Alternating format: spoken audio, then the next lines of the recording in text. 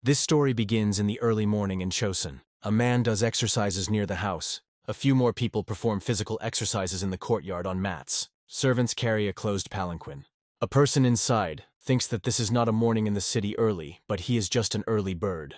Hungry, he walks along the street. Through the window, he watches how people also carefully do charging inside the house. He smiles, hearing the sounds coming from the hall for training. The guards near the gate do exercises with dumbbells. One of them, noticing an approaching person, turning Your Highness to him, asks, "He came to the morning training?" He replies that it is, and tells him to open the door. The guy performs the exercise, bending hands with dumbbells.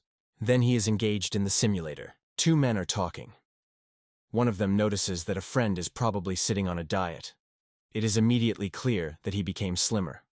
The second confirms his guess, and he adds that he gained mass, and his shoulders now have the size of a mountain. They take various poses, demonstrating the muscles to each other. Out of the corner of his eye, the guy watches them. Someone is engaged in the running simulator. A sobbing fat man complains that so little time has passed. Moving in the wheel, he complains that he was able to blow 1 hour, and according to his sensations, as if an eternity. Some sounds come to the guy. This is the noisy breath of a man trying to raise the bar. A sharp cry breaks out of his mouth. His efforts were successful. Putting it on the shoulders, the man exhales sharply. A group of guys, encouraging each other, perform squats. The prince is satisfied. The roar of the muscles of visitors is in full swing. Could there be a big joy for a trainer in a sports lifestyle? There are many different shells and simulators in the hall. Cho Yunjik, an ordinary Korean who studied nutrition in the magistracy, stands in the center of the hall. He is a full-fledged coach in a healthy lifestyle. He first learned about bodybuilding in the army. Since his service took place on the front line, the conditions were extremely difficult, and the only outlet for him was the gym there. Even my mother could not believe that her son had changed so much. Returning to college, he did not abandon the sport. Girls sitting behind him in the audience are surprised that students from the sports department attend classes on Chosun's history. During his studies, the guy is still more engaged in his body than training. Looking at him, fellow students believe that he is clearly out of place. Thanks to his efforts, he receives a certificate of instructor of a sports lifestyle of the first level. To celebrate this event, he arranges a party. That evening there was nothing unusual unless he drank 1 extra mug of beer. Before going to bed, Cho Yunjik decides to see something interesting on the internet. He finds an article in which the question is asked, "Why was the life of King Sejong so fleeting?" The guy answers easily, because he did not go in for sports. Falling asleep, Cho Yunjik thinks, "I wonder what to wake up in the morning in Chosun as a sports instructor." He represents how the rows of pumped-up guys stand in front of him. The guy is sure that he would rewrite the whole story. He believes that it sounds funny. Sitting on the couch, Cho Yunjik falls asleep. At dawn, someone's voice is heard from the house. The interest is still tormented by the cough of His Highness. There is a cry of a rooster, a shocking guy trying to find his phone. He cannot understand where this bird came from. Rising, he thinks that it seems that yesterday he went over. His gaze stumbled upon a chest of drawers, which he never had. Cho Yunjik understands that he is in Hanoka, a traditional Chinese house. He is sure that he is still sleeping. Sitting in bed, he raises his hand and freezes in bewilderment. Under the window of his room is a servant who says it is time to get up. Looking at his body, Cho Yunjik asks one question. Why? He cannot understand where his muscles went and why he again became so skinny. The guy is in a hurry to open the window, because of which the servant's voice is heard. He still cannot believe what is happening. As soon as he opens the sash, the servant repeats his question again. The guy sees in front of him an unfamiliar yard and some people in national clothes. He asks his name. The servant first cannot understand what he wants. Then he answers. His first name is Yu, and the second Suji. The guy is interested. The name of his father is by chance before? To which he receives an affirmative answer. The guy understands that now he is the son of the 4th king of Chosun, whose posthumous name, Sejong the Great. Cho Yunjik considers the information received. Having folded all the facts together, he understands that now he is a great prince. He realizes that he moved to the era of Chosun. Cho Yunjik, everything seems too real. He thinks that it seems that he really ended up in Chosun. Seeing the guy who appeared in the doorway, the servant reports on the arrival of the great Prince Junyan. Cho Yunjik thinks, since he was called Jignan, then now the period is no later than 1445. He believes that nervous in such a situation is quite natural. But he should only think with which people he will meet, how his heart begins to pound like frantic. He will meet with the most respected historical personality #1 in the Korean army. He cannot believe that he will now see the Sejong of the Great. This is an incredibly exciting moment for the student of the East-facing. He is allowed to enter. The guy delights the king's charismatic voice, but the man's breath confuses him. Going into the room, he sees an incredibly fat man who informs him that he is here, because there is an assignment for him. Noticing his surprised look, Sejong asks why he was stared. He has not yet woken up, or what? The guy is disappointed with the view of the hero, whom he represented completely differently. He knelt down in front of a man sitting on an elevation. He asks, "What's the matter?" He asks for forgiveness and says that his father showed incredible wisdom and insight in matters of government. Calling himself a submissive son, he complains that he was removing all the manners and looks ignorant, worrying about how to rather bow to his majesty. The man replies that it is not worth talking about ignorance. He notifies that since he appreciates his talents, he will give him the corresponding instructions. He wants the prince to rewrite Kanmok, a general review of events taking place in a certain period. Sejong tells him to go to Cheapenjon and rewrite in more and more letters. The guy replies that his order will be executed. Cheapenjon is an educational institution of the early Joseon, in which scientists are trained and research is being conducted. Sitting at the table, the guy thinks that while he lives here, he will have to go here at times. The young man standing at the racks with books says, "If the great prince is able to rewrite Kanmok, then everyone will be admired by his talent." The guy interrupts him, saying that His Majesty's handwriting is many times better. The interlocutor believes that he is too modest. Cho Yunjik notes that he has no problems not only with understanding of speech, but also with a letter. He realizes that the body has retained the muscle memory of the owner. Swearing the pages of the book, he thinks that the text in it is not so small. It seems that Sejong has a great vision problem. Mentally, he considers the man as a club member, and makes his own professional opinion of the coach with 15 years of experience. He believes that Sejong suffers from obesity, and his body weight index is more than 35. In addition, the king's face seemed too swollen to him. In addition, in the yard a cool summer morning, and his sweat was already flowing down his cheeks. The guy believes that, most likely, he has diabetes, or a violation of glucose tolerance is a state preceding this disease. Then everything is clear to him, like a day. Sanjon died suddenly. His successor King Mujon will also die soon. Further, the Tangjon, which the rebels will be killed, will ascend to the throne. Cho Yunjik decides that it will not happen. Crown Prince Lee Hyan, the eldest son of Sejong, and the future king of Mujon, approaches him. He says that he is unusual to see him here, because he usually enjoys hunting in the mountains.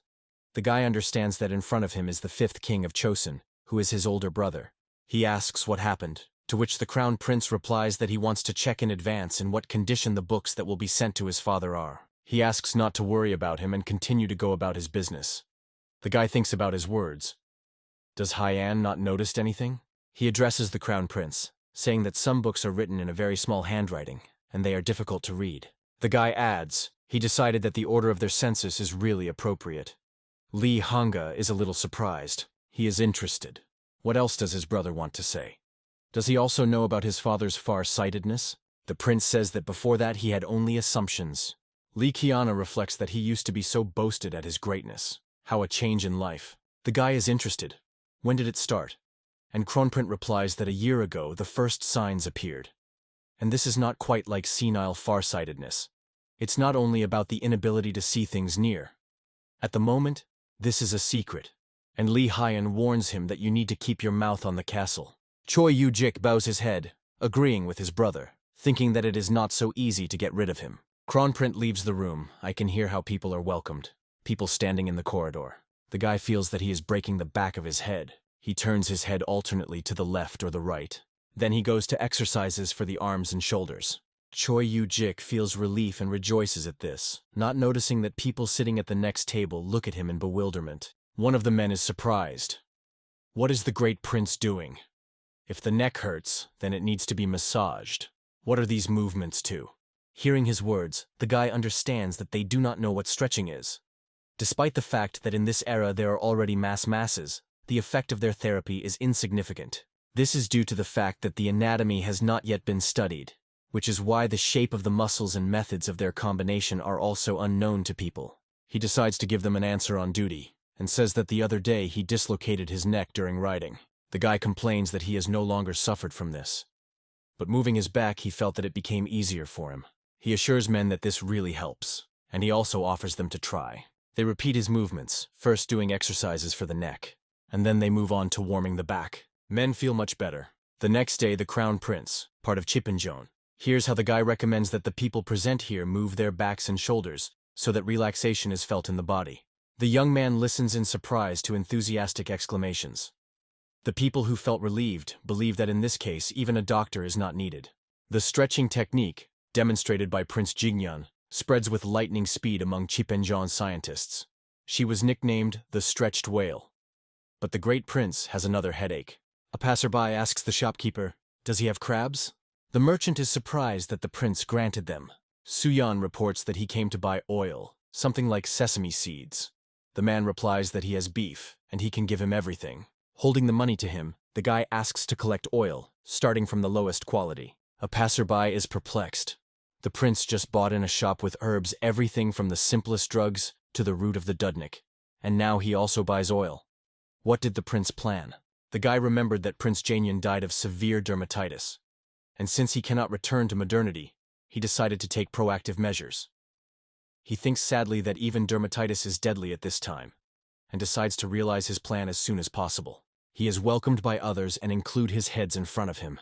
The prince's thoughts interrupt someone's voice. A woman who approached behind, accompanied by a maid, says that she heard that he often goes to this street. Turning to her, he answers, "Right, his wife." The guy explains that after a close acquaintance with some books of Chipinjon, he had some experimental ideas. The woman says that he had only done earlier, that he hunted for days on end, and now he was engaged in a despicable work. She is wondering what her husband thinks about. The prince's wife is interested in what her husband conceived? The guy finally realizes that this is really his wife. He says that he looked at the books in Chipengon and came across one interesting invention that was used in the country to wash. At the same time, he mentally persuades himself to calm down and not panic. He explains that he wants to try this invention. This is soap, and he believes that this is the most necessary thing for a person who has fallen in the Middle Ages. Even modern people suffer from skin diseases if they do exercises in unexpected clothes. And how to engage in bodybuilding in Joseon, where there is no mention of soap. Of course, this will lead to the development of even more serious skin diseases. Once, he tried to make soap for the hall in which he worked. The grandmother of the owner of the room said that she did not trust store soap, so she makes it herself. Her recipe was surprisingly very simple. In natural olive oil, she added water mixed with ash of burned rice straw, carefully mixed everything, and heated. That's all. The guy is sure that such soap can be made even in Chosun. The woman believes that if oil comes to the body, then it will become dirty. She says that she would never have thought that it can be used for washing. The prince says that he plans to conduct several experiments. If you believe the book, then with the help of this invention you can completely clear the dirty collar. It is also written that you can remove old spots. Going to leave, the woman says she really hopes for his success. The guy understands that they have a strained relationship. Prince Jinyan watches how soap is cooked. Nearby, standing a servant carefully watches his actions.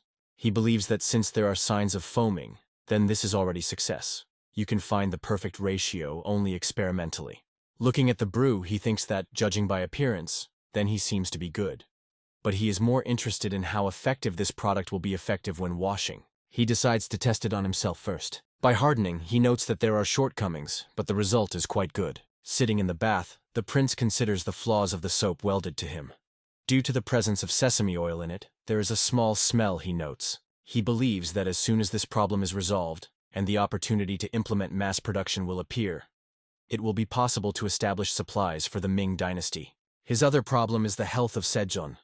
Even the king's father gave up attempts to make him engage in his body. The guy reflects on whether he, the second son, will be able to reach him. He is not even his successor. He imagines how the king says that it seems his son has nothing to do, since he clogs his head with all sorts of nonsense. And then his imagination draws, as Sejong invites him to join the struggle of Kim Chonso with the Tungus in the north, or to become an official somewhere in Murindo. Having left the bath, he continues to reflect on this problem, and comes to the conclusion that he must outwit the king at the expense of logic if he wants to cope with his obesity. The guy thinks that his own body is also a continuous problem. How can he teach someone in this form? Even the dog will have more muscles, he complains. He understands that his words sound convincingly. You need to regularly perform 3 main exercises. get to the level of weight raising 400 kilograms, and develop about 620 muscles.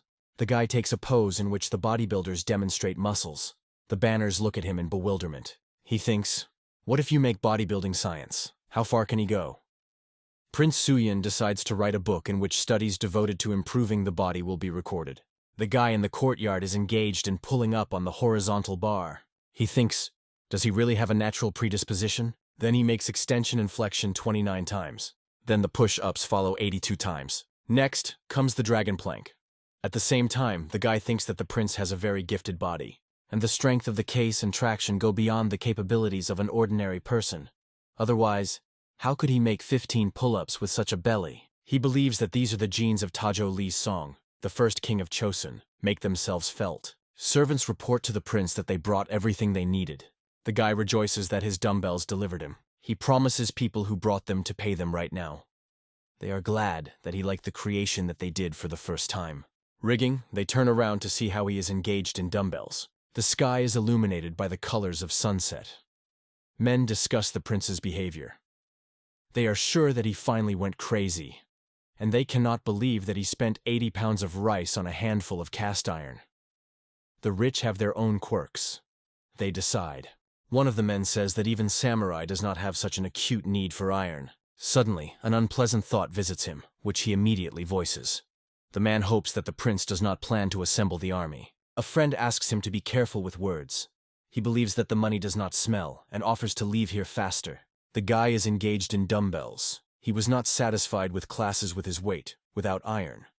And he rejoices that they finally reunited. A maid running by looking at him.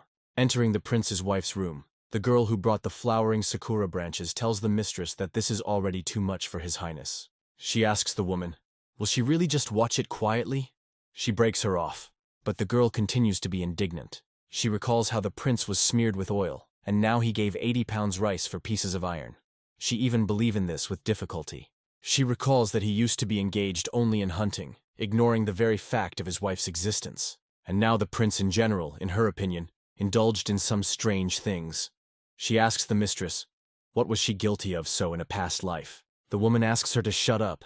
A girl who presses a bouquet of sakura branches to her guiltily looks at her. Before the mental gaze of a woman, a flowering garden and a prince with whom she walks among the trees stands. He holds out a sakura flower for her. Pink petals fall on it from above.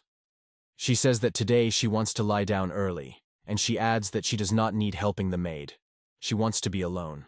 A woman sits in a bathroom filled with water with flower petals. She looks at the thing that her husband called soap. Having taken him in her hands, the woman thinks, is it really possible to wash? She decides to try once. The guy, having bathed and wiping himself with a towel, decides that today he needs to take more weight. Some kind of noise alarms him. Turning, the prince asks, who is there? From another room, a wife comes to him. She says that she was pleased with the fact that his soap really removes persistent pollution. But she believes that the smell of oil is too strong. If she will use it for washing every day, then they will begin to take it for the wife of the oil merchant. He asks, what if you use pork or beef fat? But they are equally expensive. Therefore, it is still clearly early to start a speech on the territory of the Ming Empire. In addition, in this situation, soap can become a luxury available only to the Chansky nobility. His thoughts are interrupted by a woman. She thinks that the aroma can improve if you add linden or camellia oil. The guy likes her idea. Such oil smells better than sesame and it is easier to get it. He thanks his wife. Poor coastal village. The man welcomes the great Prince Jininyan, and is surprised that he sees him in such a despicable place. The guy says that he remembers him. He was a beater during last year's winter hunting. He recalls that he then had a noble. He was all in the wounds after he lured the deer from the forest. The prince says that he does not forget those who serve him well. Although a lot of time has passed since that time, he asks to accept his gratitude. Jinyan at first thought that there would be enough simple silver, but then I realized that there was a much better option. Every 15 days he will send him 2 bottles of sesame oil, 2 bags of rice, as well as eggs, chicken, and many more. He says that a man can use this all to feed his family. He does not even know how to thank the prince for his generosity. The guy replies that he needs only one thing, so that every 15 days a man tells him information about the growth and weight of his children. The former Purer is happy to agree. The prince is pleased with himself. In 20 days, he promised to provide food support to 20 yards and began to fix the weight and growth of children. In some, the diet is based on protein, while others are on carbohydrates and fats. He represents how he tells about changes in the parameters of the physique of children and their motor abilities as confirmation of the king. He is sure that then the king will not dismiss him and will not say that he carries some nonsense. Jinyan believes that this study will probably help change the food habits of King Sejong. The guy holds out the drawing of a blacksmith, asking, "Can he do it?" He replies that he does not know how to read, but understands the numbers. "One round piece of iron weighing 30 kilograms, he says, and then he asks, "Is this not the total weight of the 3 covers of the cooks?" He is interested. The prince is going to plant them on the iron rod. The guy says that it should turn out 4 circles on each side. The interlocutor is surprised, because in total the weight will reach 240 kilograms. Jinyan replies that in the end you will need an even more powerful weight. He tells us struck by a blacksmith that it would be nice for this design to afford 300 kilograms. Then he adds that he has another order and takes out another drawing. He asks him to turn the iron plate into a rod about 3 feet long. Jinanyan is interested in whether it is possible to create Choshon, a firearm of Joseon, with the technical capabilities of this era. The man believes that the king will certainly appreciate his invention. The sun is uncontrollable to sunset. The guy, accompanied by poorly dressed young men, reflects that from the moment he occupied this body, the image of the prince has undergone changes for the better. He is sure that he is here in order to restore order. The guy draws attention to the man walking nearby, and the coach's eye is activated. He believes that the satellite has a standard physique. He timidly objects that since childhood they said that he had a heavy bone. This young man is an illegitimate son, so he could not become an official. However, the guy considers him an ideal candidate for primary tests. The prince invites him to become the first student of his path to improving the body. He promises that if everything succeeds, then he will not be equal in the whole Chosun. He is surprised and asks, how can he thank the master? The prince replies that there is no need for this, and asks him just to trust him. He thinks that the young man does not even suspect what he subscribed to. There is a voice calling the crown prince. Li Hanga, who has an extremely tired appearance, turns and sees his brother. He stands in front of him, shining with energy and health. Crown Prince believes that his brother lost weight well lately. Yes, and the upper body of his body is strengthened. However, seriousness in his eyes did not increase. He is curious why he made an appointment to him. Jinian replies that his complexion improved after he refused to hunt in favor of his new hardening method, and he needs a meeting in order to demonstrate one thing. Does Haiyan are interested in what kind of new hardening method?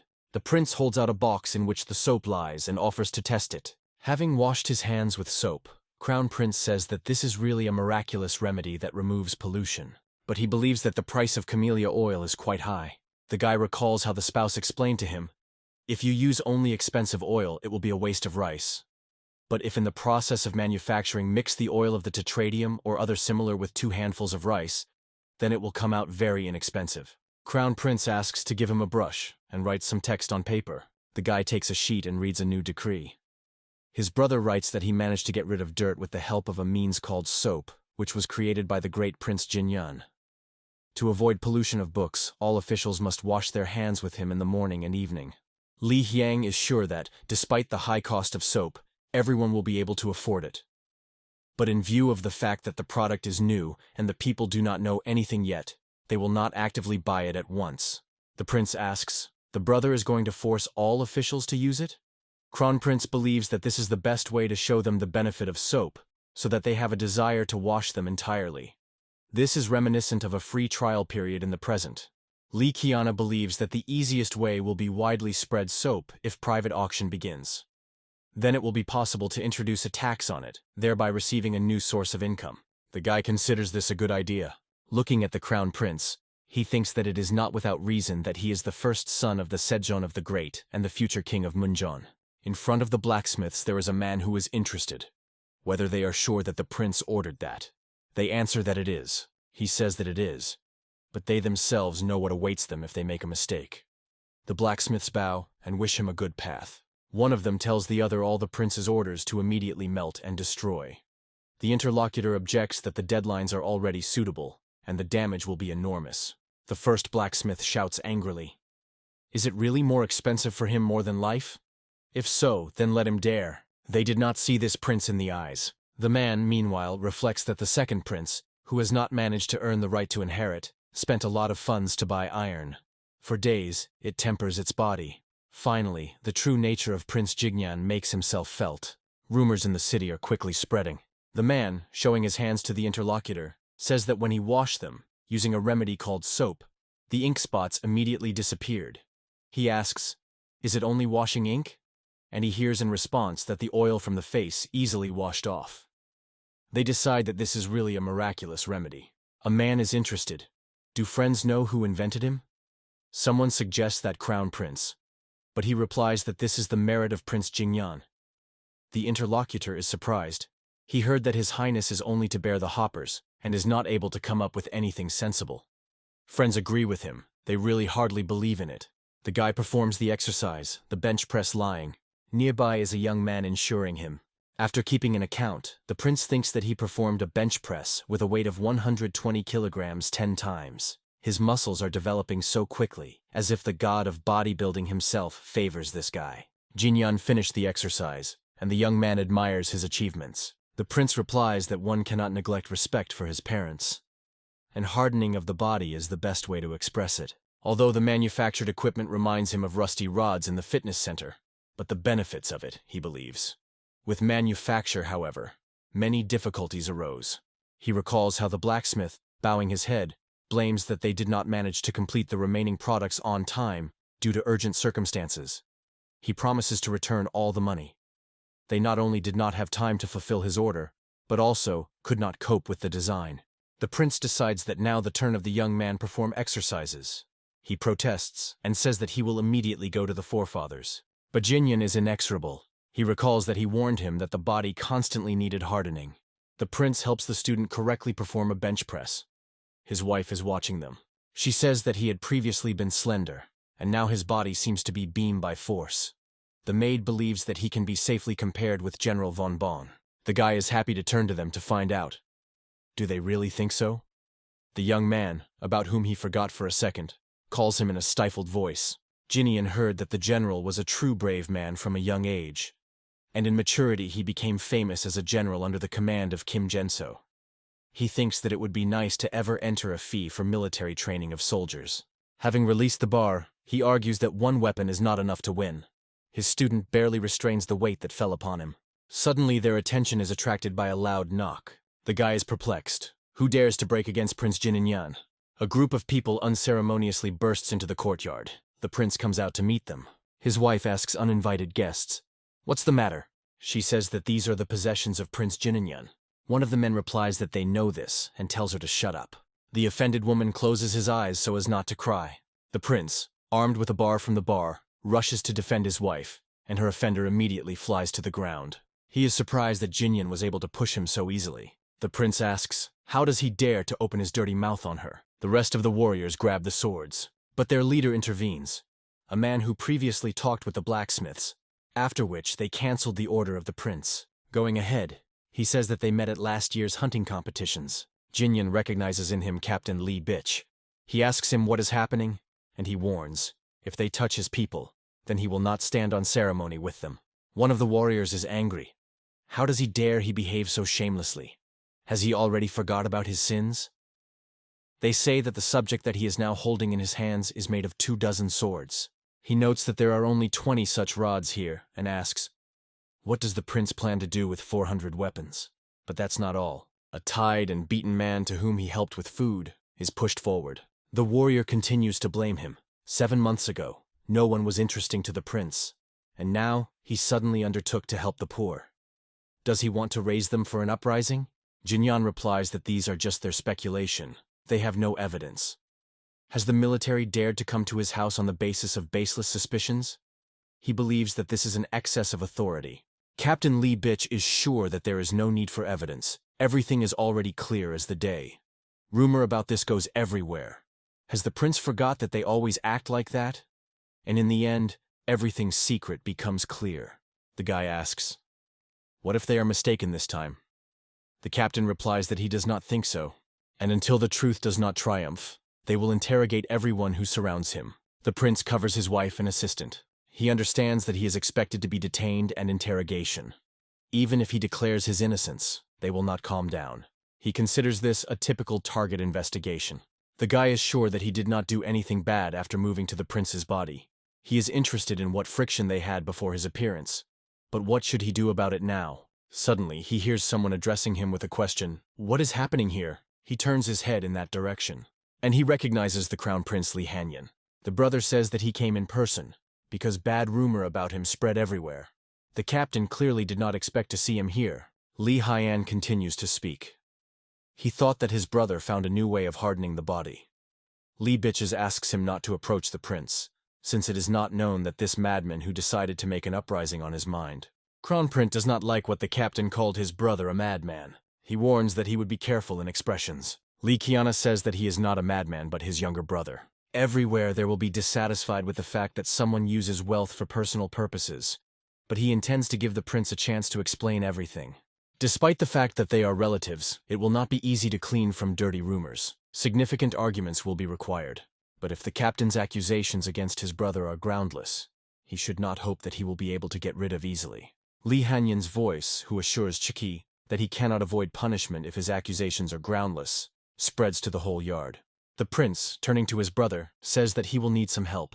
He asks the servant to bring the book. When the young man brings what he asked, the guy explains that he had a very reasonable occasion to create all this, namely, the development of the doctrine of a healthy lifestyle. Holding the manuscript of the Kronprint, he asks him to first familiarize himself with the records. He is surprised. What can be such an important book on the body of the body? Lee Hyan begins to read. Reverence for his parents is expressed in a care of the granted body. He says that this does not raise questions, but he still does not understand why so many investments were required. Kronprint asks, since his brother was puzzled by the creation of the healing method, why did he need to make how much costs? Jinyan replies that he can only explain the reason Lee Hanyan. He says that his brother is aware that their father is weakening day by day, no matter how regrettable it is. But the truth is, Lee Hanga is sure that he is so worried. He considers vision to vision a age-related change that overtook their father a little earlier than usual. But if his brother has any special knowledge in medicine, then he is ready to listen to him. The guy says that more recently, their father was tormented by a fever. Despite the cool weather, sweat flowed abundantly across his face. He tries not to draw hasty conclusions, but suspects that all these signs are the precursors of diabetes. Lee Hyan looks at his brother in surprise. He continues to speak. He thinks that the reason for this lies in the overabundance of Yang's energy, and also that the king eats too much. But since he does not have physical activity, this energy cannot be freed. Therefore, the conclusion suggests itself that its part manifested itself through a disease that struck his eyes. Kronprint is interested in. Why then did this all the help of the poor need? He heard that his brother began to supply food for their children under recording. Is this really somehow connected with their father? Jingyan confirms his guess. He managed to find out that only a few spoons of rice and eggs are enough to gain weight. His book records all reports related to nutrition and physical activity. He wants to convince the king himself of the written. Lee Hyan considers his words. He tells the captain to withdraw the soldiers. Kronprint is sure that the prince has no evil intentions, but Lee Bichchki refuses to obey. He claims that they monitor the behavior and moral principles of citizens. Their duty is to conduct investigations and bring to justice those who have embarked on a bad path. He is sure that the king will not be delighted that their rights are disputed. The man says that now competent inspectors of different ranks have gathered here. Among them, there is also a young official who has only recently passed the state exam. The captain asks, does Crown Prince really want him to simply bend before his order, not knowing all the facts? What example will he give them? He tells the brothers that he is the head of the inspection of morals, and if they want to expel them from here, then let them start with him. The captain takes the sword from the scabbard. He appeals to the Crown Prince, saying that covering someone only in fact of kinship is wrong. He is the future king. Lee Bichchkai demands that he be firm and show the world the greatness of the laws of his country. This man did not just rise to the post of chief inspector. The guy understands that now this problem concerns not only their two. The captain pulled into all this also a crown prince. Lee Hyan believes that his brother needs to clearly explain why he bought all this. The prince says that personally he will show him everything and prove his strength. He explains that the energy of Yang has accumulated in the king's body, which was reflected in his vision. But he believes that the father will be able to overcome his ailments if he begins to temper the body. The guy resembles his brother. Everyone knows that the king does not complain of physical activity, but he is sure. If you demonstrate to your father an unprecedented power, he may be interested. If you show him the force compared with the removal of the famous general of the time of the empire Jin Xiangyue, then he will probably discard his skepticism. The prince believes that if he cannot convince these warriors, then his father is even more so. Kronprint understands him. Li Qiana tells everyone to listen to him. He says that the prince is developing methods of healing for his people, and these devices were created just for this. The captain cannot believe that he uses all this equipment for training. He does not understand what the benefits of a piece of iron can be heavier than a solid boiler. Kronprint is interested in whether the purchase of all this was the root cause of the inspection, and if he is right, then why not allow the prince to demonstrate his skills in order to clear his good name? Warriors cannot believe that the chief inspector will personally deal with the check. One of them is called as a volunteer. He says that he has no equal strength, and if the prince loses, it will become obvious to everyone that he was lying. The guy begins to knead his hands. The enemy is also preparing to confront. Opponents take places. They will compete, performing a bench press with a bar. The guy explains that with the help of this exercise, part of the hand from the hand to the elbow, the chest area and shoulders are strengthened. A man is interested. Is this a matter of power? The prince replies that apparently the enemy is worried that he will win. The inspector's face turned red from effort. He is perplexed why he cannot raise the bar. The man thinks that it was much harder than it seemed to him. However, now he is responsible for the honor of the chief inspector. He tries to raise the bar with all his might. Finally, he succeeds in doing this. A friend who ensures him is glad and decides to see how the prince does it. His eyes become round in surprise. On the prince's face is reflected in the tension with which he is given the rise of the bar. The enemy says that he pretended to be strong, and now he pours tears. But suddenly he understands that the guy has completed the exercise 9 times. The assistant of the prince admires his strength. The enemy of the guy is upset that he lost, defending the honor of the chief inspector. Jignan says that the food and the number of training depends on the goal. Adhering to his own, he can raise 175 kilograms at a time. The captain and his subordinates cannot believe his words. One of them screams that this is nonsense.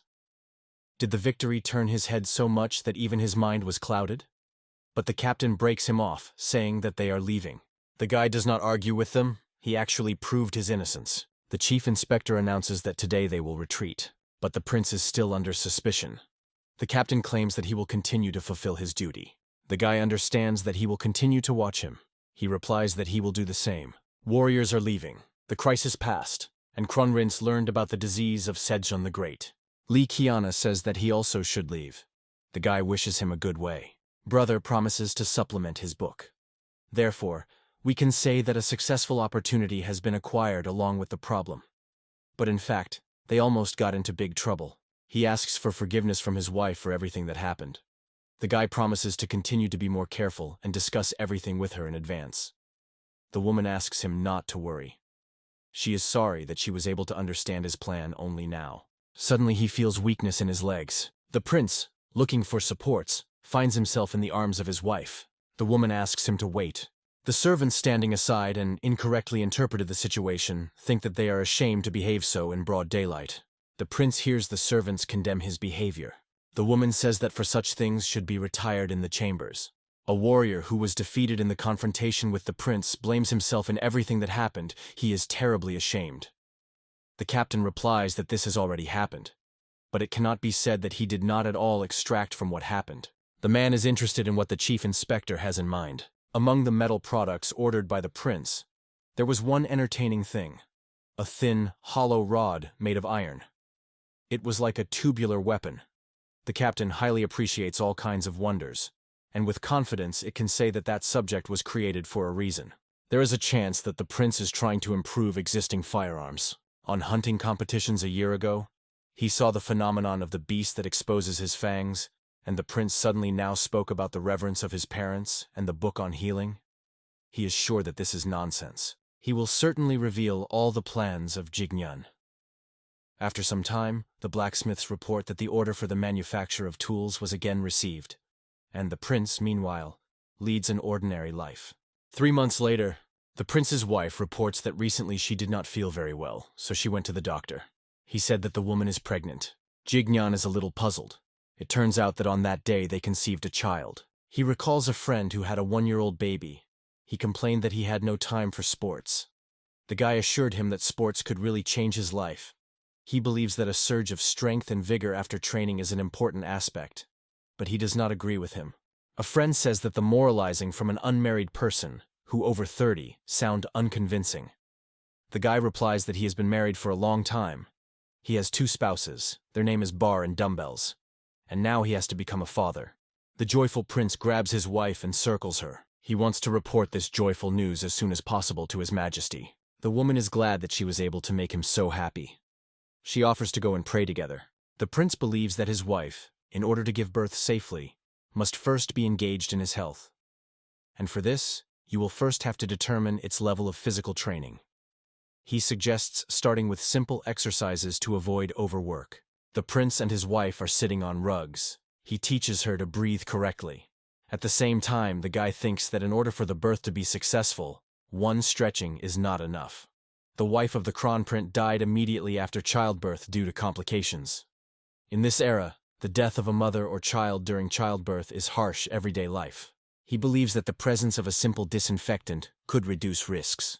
The guy decides to create it. The prince demonstrates the apparatus he made. His guest is interested. Is this a container for storing a koju? He could not even imagine a similar form in a dream. The guy says he made him. It helps to collect alcohol, and with the help of a long tube, it is cooling. The prince orders to bring everything to Juju what is in the house. He believes that after cleaning, it is necessary to check the purity of alcohol. To do this, he needs 2 circles with 1 volume of liquid. Water fills only 80% of the container. The specific gravity of alcohol is about 0.8%. If the alcohol filtered to him will be easier or heavier than water, this is a failure. Putting the mugs on the scales, he with excitement watches their hesitation. Finally, the bowls freeze. The guy rejoices that there is a disinfectant. From his move to Joseon, quite a bit of time passed, and there was no sudden reverse movement to modernity. In the prince's house, everyone is already engaged in fitness. The guy is interested in what managed to happen in his absence in the modern world, but this question worries him only somewhere deep down. It is much more pleasant for him to walk with his wife in the garden. After the birth of a child, he finally plunged into the life of Joseon. Time flies quickly. Recently, Prince Jinyan has succeeded in many ways, His Majesty believes. He says that his son came up with soap available to ordinary people, thereby enriching the treasury. He also created a means of helping to treat wounds.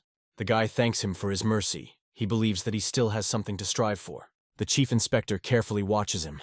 The king believes that he does not need to be modest. The captain gloomily listens to the words of Sejong, that he distinguishes 200 nannies of silver in order to compensate the prince to create soap. The king believes that the recent appearance of the firstborn Prince Jinyan is a blessing for the royal family. In addition, Madame Yun, his wife, came to his senses in a week. Does this not prove the effectiveness of his new invention? Sejong commands to continue to use alcohol to treat children and mothers. Looking at his son, the king thinks that he considered him a white crow in their family, and he suddenly matured so. His vision is blurred, and he no longer sees the prince so clearly. He gets worse, alarmed screams are heard. The king is falling. People hurry to him. The order is heard to call the doctor. In March 1438, the state of the king of Sejong began to rapidly deteriorate.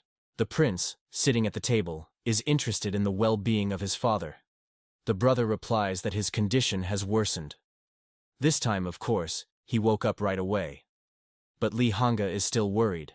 He says that the king constantly torments thirst, and his vision worsened so much that he was forced to keep books literally before his eyes. Sejong accepts a healing decoction, but he does not give any benefit, Kronprince believes. The guy asks, did his father discuss his ailments with his brother at least once? It is important for him to know whether the king mentioned something in the spirit of whitish fog or insects flying around. He recalls that his grandfather suffered from diabetes, complained about this. Li Haiyan replies that his father was complained only to the fact that he could not see the objects located far away. The prince believes that if everything is so, then the situation is not critical.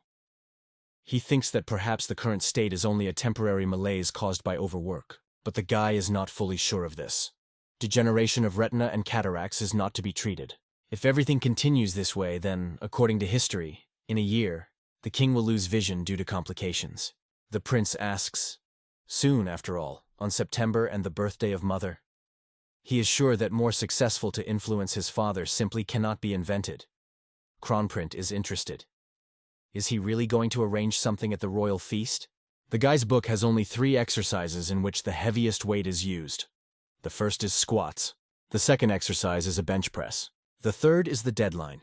Together it is called 3 main exercises. The prince is sure that by the birthday of mother, he will reach 1,000 pounds in them.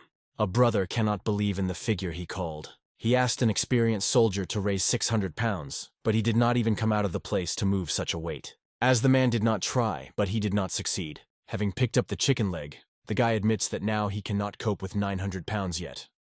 And if we talk about 1,000, then this is an extremely difficult task. But the prince believes that for the good of the father, he must master this. Kronprint replies that then he will not remain aside. The brother's book has many difficult places to understand, so he will work on the availability of presentation so that he can achieve the meaning of even their stubborn father. He believes that the prince needs to pull up in the teaching. He is surprised by such a statement. But the brother recalls that he himself wrote about respect to his parents. Li Hanga says that the book should contain at least 13 sutra, the main Confucian commandments of the Ming dynasty. And the prince, as the author, should be studied thoroughly. The only scriptures that are in the guy's memory are 4 books and 5 classic works. He thinks that the level of complexity has increased, but remembering the king who lost consciousness, he decides that this is all for the sake of the Sejong of the Great. He tells his brother that he agrees and entrusts to him. At the birthday of mother, he will raise 1,000 pounds. Kronprint promises to make his father to do with his book. He is sure that he will definitely understand everything. The brothers proclaim a toast for the health of the father. They are not embarrassed by the fact that the elder holds a glass in his hands, and the youngest, a chicken leg. The time has come to do something truly crazy. Raise the bar by 100 pounds in just 6 months. The guy is worried. Will he cope? To convince the king of the effectiveness of 3 main exercises will not work if his body is covered with a thick layer of fat. The guy and the assistant go to the foot of the mountains. To demonstrate the best from the sides of his method, it is necessary to drop about 8 pounds. He finds the most effective method for this in this era. He will help him in the mountains. He counts on the potential of his body. From this moment, he begins to engage in special training. From the very dawn, he rises into the mountains and then sits down at the books. He is unpleasantly surprised by the amount of material that he must learn. The guy recalls the words of the crown prince. He coped in 2 weeks and is sure that his brother with his special talents will manage in a week. In front of his mental gaze, does Hyang's face stands? Who is interested in everyone who is satisfied with his brother? On the table are dishes with Beijing cabbage and cucumbers, with red tofu and oats. The wife is interested. Will he really be there? She knows that oats helps to cleanse the stomach, but still, this food does not look tasty. The prince replies that on the birthday of his mother, he will have to clearly show reverence for his parents to his body. And if there will be too much fat in his body, this cannot be achieved. Jinyan says that in the name of this goal he will eat so daily. Mrs. Yoon is ashamed that she could not solve his plan. She considered it necessary to add a little salt so that tofu was not fresh in taste, but now she realizes that she had committed stupidity. She calls the servants to remove everything and set the table again. The woman tells that henceforth they check the prince's food. It should always be fresh. Tired after the morning climb into the mountains, the guy stops to rest. In the afternoon, the wife watches how he performs the exercise, deadlift. At dusk, he climbs a steep rock, and at night the prince plunges into reading. With a victorious view, he stands at the top of the cliff. Time flashed unnoticed. The guy looks at the city extending far below. The day of the royal feast on the occasion of the birthday of Queen Sokon. The royal couple sitting on an elevation looks at the performance arranged for them. Watching a man standing on a horse, the queen rejoices. She says that horse breeding has reached a new level. The vision of the king does not allow him to see what is happening in detail, but Sejong does not show that something is wrong. Kronprint talks with his brother wrapped in a cloak. He says that he is in the last line. Everyone believes that he will demonstrate his physical skills, like vague actors. He asks, did he really discuss the upcoming event with someone? He replies that he spoke with the Kronprince, that the prince intends to raise 300 kilograms. But she did not believe and got angry. He asks his brother to fulfill his plan. He is sure that then, mother will probably be interested in the doctrine of a healthy lifestyle. Li Qiana says he is very counting on his brother. The turn of Prince Jignan comes to show his skill in front of the royal couple. Dressed in a cloak hiding his body from prying eyes, The prince congratulates his mother on his birthday. While he says, the servants tearing away from gravity carry discs. The prince pronounces the words of congratulations and gratitude. He believes that he received everything that he has in his life only thanks to his parents. Servants carry several more discs, and now he wants to pay her attention to his work on a healthy lifestyle. It contains methods for improving the body. The king says that behind him a bunch of iron. He does not understand what the son wants to show them. The prince replies that he prepared a slight idea in order to repay them for their mercy. The guy picks up a metal vulture and says that it is filled with a feeling of deep gratitude. Today, he has the opportunity to demonstrate his magnificent body to them. With these words, he breaks off his cloak. Their gaze appears a perfectly complex body of the prince. On the birthday of Queen Sonko in 1438, Chosun's story thoroughly changed. And all this originates in this moment. Spectators are shocked. They cannot believe their eyes. Is this definitely Prince Jignan? Meanwhile, the guy asks for permission to start, and people incredulously examine the construction unknown to them. The guy is going to perform a bench press. This exercise is already familiar to inspectors. They recognize him and believe that the prince has become even larger from the last time. The guy raises a lot of weight. Spectators are amazed. They consider it incredible, and they cannot understand where the prince has such a silver. Having finished the demonstration, the guy says that one of the most important exercises of his book is a bench press. With it, you can strengthen the area of the chest, shoulders, as well as hands. The queen is delighted, but she does not understand a little what she saw right now. She asks, how much is all this iron weighs? The prince replies that the bar is 40 kilograms, and the plates are 240 kilograms. Altogether, 280 kilograms. Parents are amazed at his answer. He tells the servants to add discs and announces that the next exercise is a squat. The prince explains that you need to use the strength of the legs to transfer the weight to the shoulders.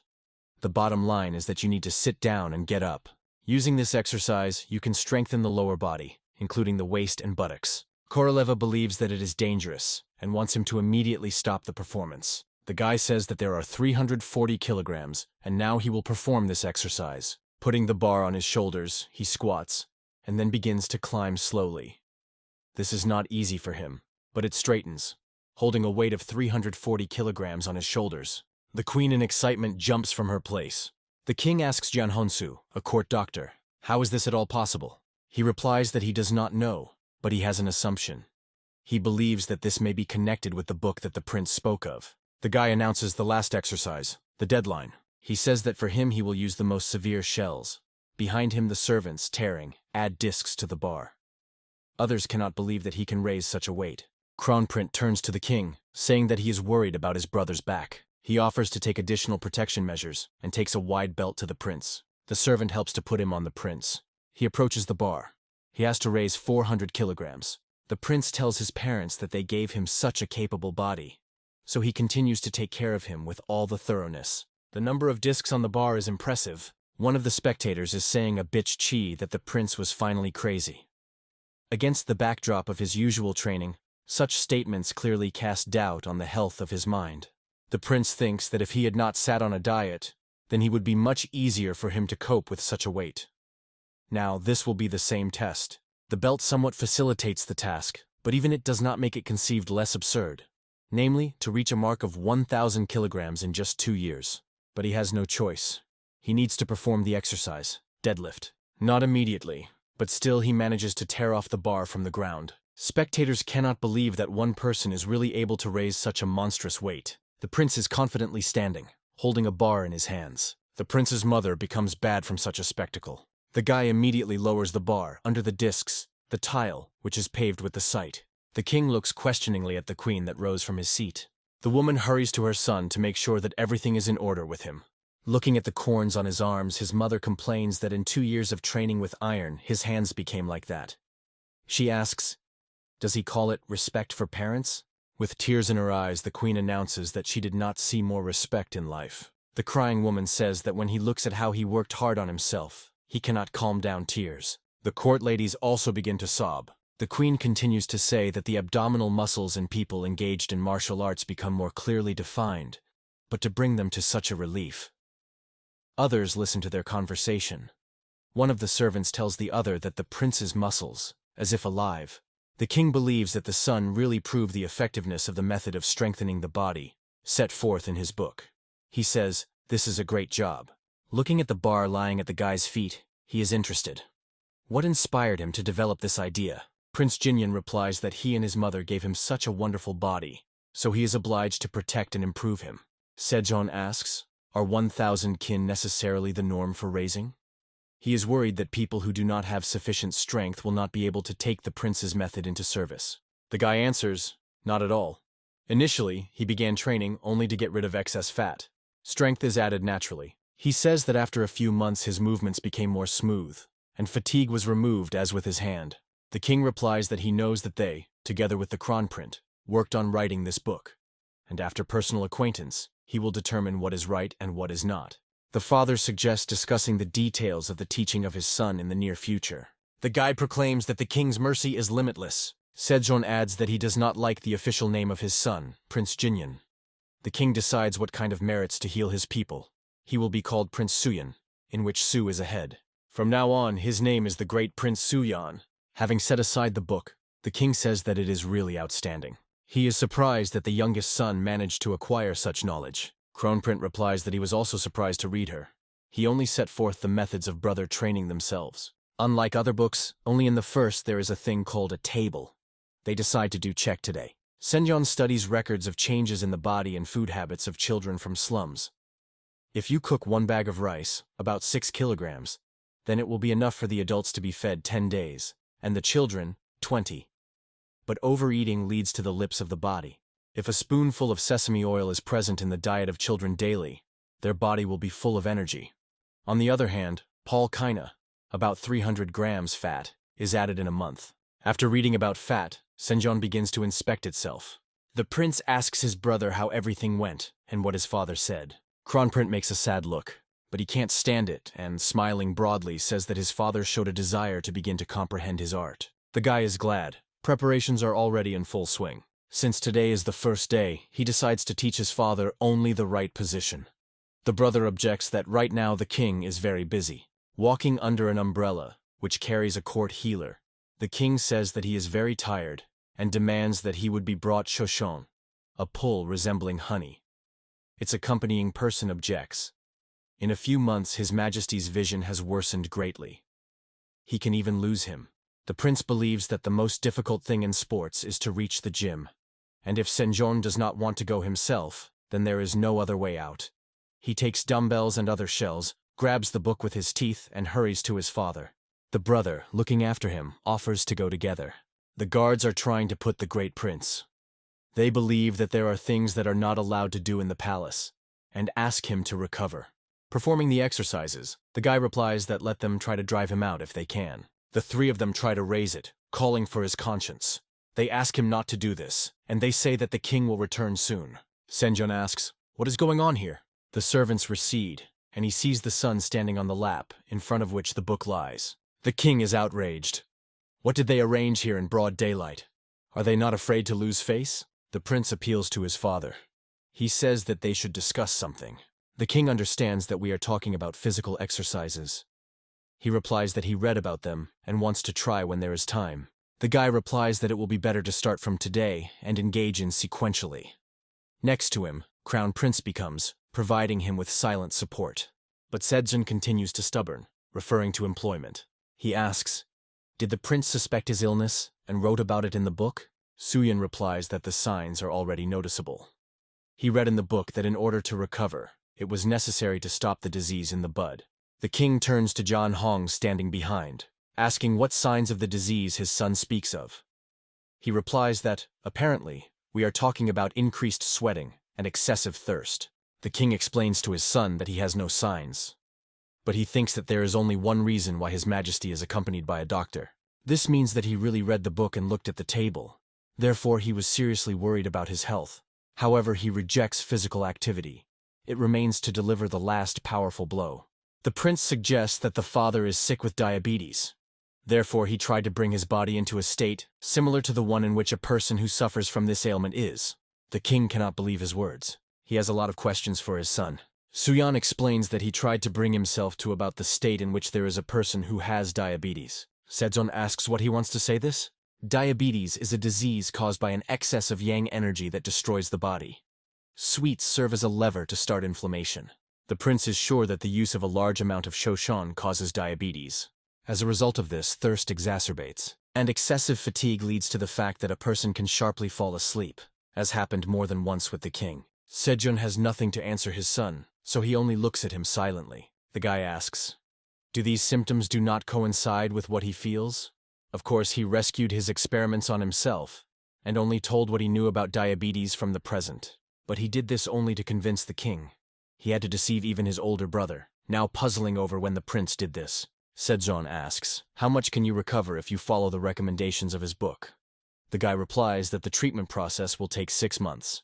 The king gives his consent, but he warns, if in 6 months there are no changes, then the prince will be liable in all severity for his deception. He agrees with his father. On the training ground, the king jumps on a horse, and the prince asks him to increase the speed. Sejun, squeezing the reins, grumbles that he is extremely inconvenient to sit in such a pose. The guy screams that he will not succeed if he will bend so. He insists that the man keep his back and straighten up. The king thinks with displeasure that he is forced to listen to this tone again. He should only bend slightly, as he immediately receives a reprimand. He asks the question, how much more is he to endure? The prince says that an hour has passed. He believes that this is enough. Sejun rejoices, and replies that he finally heard something sensible from his son. But the guy immediately lowers him from heaven to earth, explaining that it was only a warm-up. The next exercise is squats with the bar on the shoulders. The king is puffing, but fulfills the instructions of his son. The prince is sad to look at the suffering man. He gives him recommendations on how to perform the exercise correctly. The guy says that it is enough for him to fulfill it 24 times. He adds that this is in the name of his health. Then he draws his attention to the position of the legs, asks not to tilt the upper body forward. Tears begin to flow from the king's eyes. A voice is spreading above the sight, announcing that the time has come. Sejun shouts joyfully to quickly set the table. Several dietary dishes are placed in front of the sad king. He thinks in surprise that something is wrong with the texture of rice. It is more like food for horses. A man throws a spoon and demands to call a cook to him. The servant immediately fulfills his order. Sejun demands that these dishes be removed from the table and bring what he usually eats. He asks, what kind of muck did they give him? His screams are spread outside the room. He is interested in, where did the meat in the stew go? Is there only tofu and radis? The only meat that he was served is completely without oil. He could not even eat him. The prince, standing behind the doors, hears how the father demands that all this be thrown away by the horses. He decides to intervene and opens the door. The guy asks his father, did he really not like rice? He explains that in order to control the sugar level, Shoshon was removed from his diet. Profited brown rice will retain a feeling of saturation for a long time, and the tofu perfectly replaces the meat. He asks his father to trust him. This is the perfect table, and eating like that, it will definitely not become fat. The indignant king asks, what about the taste? The prince replies that perhaps he is several arrogance. But did Sejun not agree to follow his instructions within 6 months? He reminds his father that in one Confucian scripture it is said that for a noble husband, the promise is more expensive than life. The prince says that he is even ready to go on lifelong exile with all his family members at the end of their persuasion, if nothing comes of it. And the king cannot even do such a little as to observe the diet? The shameful Sejun takes on food, thinking at the same time. And who was his youngest son only? In the evening, the king sits above the papers. He says that he moved the brush incorrectly, and tells the servant to bring new paper. He immediately rushes to fulfill the assignment. The king thinks that he trained so hard that he did not even have strength left for a letter. He has been improving the body for 2 weeks, and so far does not see the results. Noticing someone's silhouette behind the door partition, he tells him to give him a night meal. But seeing a person who appeared on his call, he is horrified. In the ajar door, the face of his youngest son is visible. He says that he just decided to make sure that his father was safe. The king replies that he can go, thinking at the same time that the prince will soon come to him in his dreams. Lying in bed, Sejun reflects that because of this book, he cannot, as appropriate, to engage in public affairs. If only he had not concluded that agreement with his son, a man was lamented. But how did he know that everything would turn out like that? The guards at his door look at each other in bewilderment. One of them considers that His Majesty does not snore as before. The second says that just 2 weeks ago the king was difficult to breathe and tossed endlessly. Sejun sleeps peacefully in his bed. He dreams that he is intensely trained under the leadership of his son, and as a result he becomes a harmonious and muscular man. Everyone admires them, and he enjoys a triumph. Sejong follows a healthy lifestyle for 1 month. The prince, standing at the open door, asks, "Is there someone here?" Having gone inside, he sees a person sitting at the table who does not react to his invasion. The guy thinks he is sleeping. He notices a strange stuffed animal and wonders what is it. Suddenly, a man sitting at the table begins to giggle and mutter something. He asks the question of when he married, and he answers himself that in 1434. The guy listens in bewilderment as he says that this is the year of completion of the armillary sphere. Giggling and turning to the king, the man adds that as soon as the repair of the clepsydra with the ringing will end, he will be kicked out. Laughing, he says that he knew, and then he asks a question. Is he not a king of the king? The guy continues to listen to how the owner of the house asks the question, at what point of life he began to do something wrong? Then the man says that the king's mercy is limitless. The prince coughs slightly to attract attention. The owner of the house jumps up from the table, and, having recognized the guest, is interested. When did he come? Inventor Cho Yunjik, with whom he made an apparatus for the preparation of alcohol, asks him for forgiveness for appearing before him in such an unsightly form. He asks, "Something happened." The inventor comes from the estate of the poor, but advanced in the service thanks to his talents. He is a real genius, who has grown to the 3rd rank of public service. Being a royal engineer, he made a great contribution to the development of Joseon. In the modern world, he would have known a great scientist. The prince thinks that Cho Yunjik is very different from his idea of him. He asks the question, "Are all the scientists like that?" The guy, clutching a scroll in his hands, says that he would like to ask a man to make something. Holding the document of the vat of Insile, he adds that this is the will of the king. A man mutters the word will several times under his breath.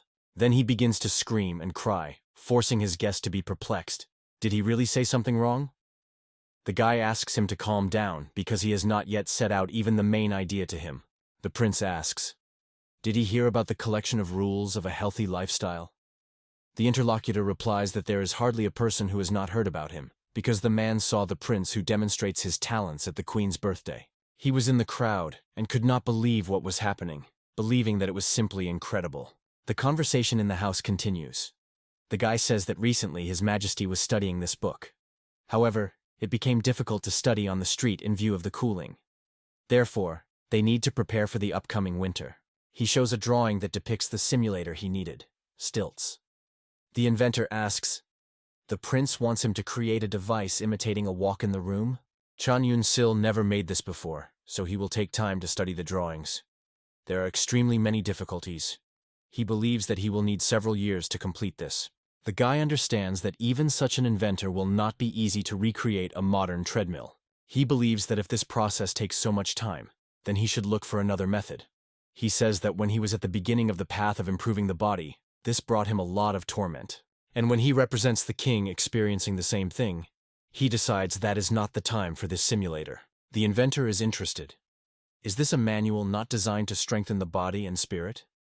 The prince replies that increasing the skill level leads to an increase in raised weight.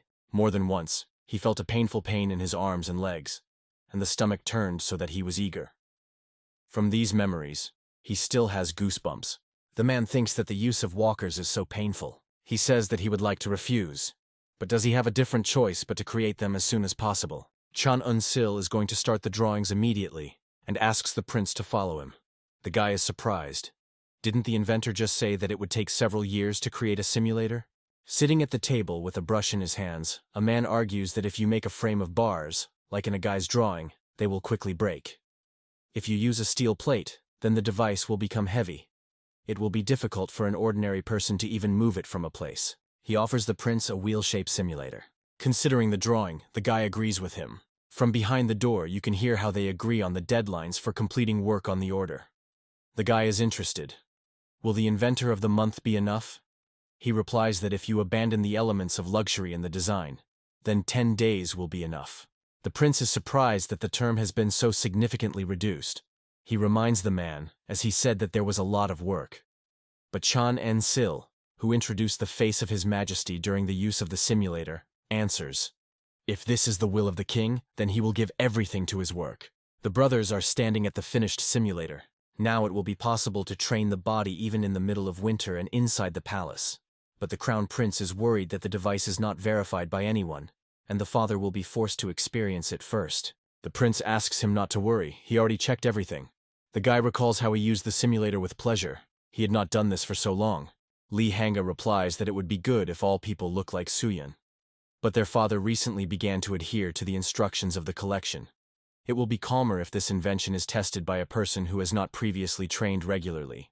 The prince, laughing, says that one candidate immediately comes to mind, who is just perfect. Crown Prince asks, "Is he talking about him?" He believes that you should not joke so much. He is just like a father. He does not tolerate physical exercises. But his brother was already inspired by this idea. From the eyes of Li Hanyan, tears flowing down. He is sure that from the moment he started, he probably has already passed an hour. But the prince objects that he is engaged in only 15 minutes. A brother cannot believe it. They continue training. Is Hyan indignant? Why should he do this bench press? Suyun says that he is sad from the fact that his brother, having similar physical abilities with him, does not make efforts to maintain his body in shape. It requires the exercise 3 more times. Kronprint believes that he wants to turn him into dust, and he notices that his brother has already added the number of benches once. The prince believes that his muscles speak for themselves. He is sure Li Qiana can fulfill his requirements. Kronprint advises him to go to the academy. There he will be taught to count correctly. Turning to the next exercise, the brother asks Suyun to tell him everything honestly. As in the case of bench press, he will add the number of repetitions again. The prince replies that his calculation method changes as soon as he looks at his muscles. If you do not work with the right mood, nothing to achieve. Brother is interested. Is there a similar calculation method in the world? Suyun notes that the knees of the crown prince gave up again, and the waist went forward. Li Hanga, crying, begs him to become a kind person, the way he was before. But the prince replies that for the sake of his brother's health, he is ready to be an evil spirit. After all, now he follows the doctrine of improving the body. Seeing the dumbbells, Crown Prince shouts indignantly. The king is engaged in the simulator. The prince says 15 minutes have passed. At first, Sejong was on the verge of breathing loss, but for a quarter of an hour, he was running. Suyun thinks that the abilities of this family are unique. The same applies to his brother, who made a bench press 12 times the first time. Looking at the inventor, he thinks that his contribution is huge. Given the realities of this era, such a treadmill is something. The inventor asked to tell him more about the healing path to find ways to improve the device. The prince reflects on the abilities of Chan and Celia. He believes that if his historical image is not taken into account, then the inventor is still an eccentric. Together, they observe the training of the king. The best scientist of the Joseon dynasty in fact turned out to be just an ordinary workaholic. 2 men are discussing the king's weight loss. One of them is worried. Is His Majesty overtakes a disease? The second says that Sejong is so tired because of his classes with Prince Suyun that state affairs have faded into the background. The interlocutor recalls that His Majesty has always said, "If a new science appears, then you need to try it out." They blame the prince. The court healer reports to the Kronprint that the king's diabetes probably progress. The body of Sejong has been very exhausted in the last 3 months. At the court, everyone is talking about it. Li Hyan believes that he is wrong. Kronprint, like his brother, began to lose weight after the start of work on his body. Their father now goes the same path. The doctor asks, "Isn't the symptoms of this disease a rapid weight loss?" They hear the courtiers talk about the fact that healthcare, science designed to strengthen the body, is not so effective, but just opposite. They want to call on to abandon her today. All conversations are interrupted by the question of the approaching person. He is interested in, what are they talking about here? Turning around, the doctor sees that the king is standing before them. The courtiers are frightened. The built-up Sejong appeared in front of them. He repeats the question, "What is the conversation about?" Previously violently discussing the disease of the king of a man, scaredly look at Sejong. He is interested in the theme of their violent discussion. Men, bowing, consider it the best to leave here faster. Kronprint turns to his brother. He says that ministers dismissed rumor that changes in the appearance of their father are a sign of a progressive disease. The prince is sure that there is nothing to worry about. The king's medical records indicate that he sweats a lot, but the amount of fluid consumed has decreased. The doctor is trying to intervene, but the guy abruptly replies to him that only 3 out of 6 months have passed. They decide to follow the wise advice of the proverb, "We will wait, we will see." The guy stands under snowfall, thinking about how quickly time flies. His former life seems to him a dream. He hears him naughty. Captain Lee Bich Chi says that he had either a light or dawn in the palace today. Suyan is interested. And what brought him here at such an early hour? The man refers to the fact that the king has recently complained about fatigue, because of which state affairs have faded into the background. So he came to lightly alleviate his burden. The prince notes that the captain is very worried about the king. He says that they are very similar in the desire to preserve the fortress of the body and spirit of his majesty. He is interested. The captain has not yet decided to embark on the path of improving the body. Whether a bitch of Chki replies that he has a lot of important things, so there is no time to be distracted by tips for healthcare. It is provided by the state treasury, so he can allow himself to give preference to his own well-being. Suyan is not very well aware of the duties of the chief inspector. However, he believes that 1 hour a day for health may well be allocated, devoting the remaining 11 cases of the state. The captain objects that even because of 1 hour everything can go downhill. He says that he only wants the king of all the best.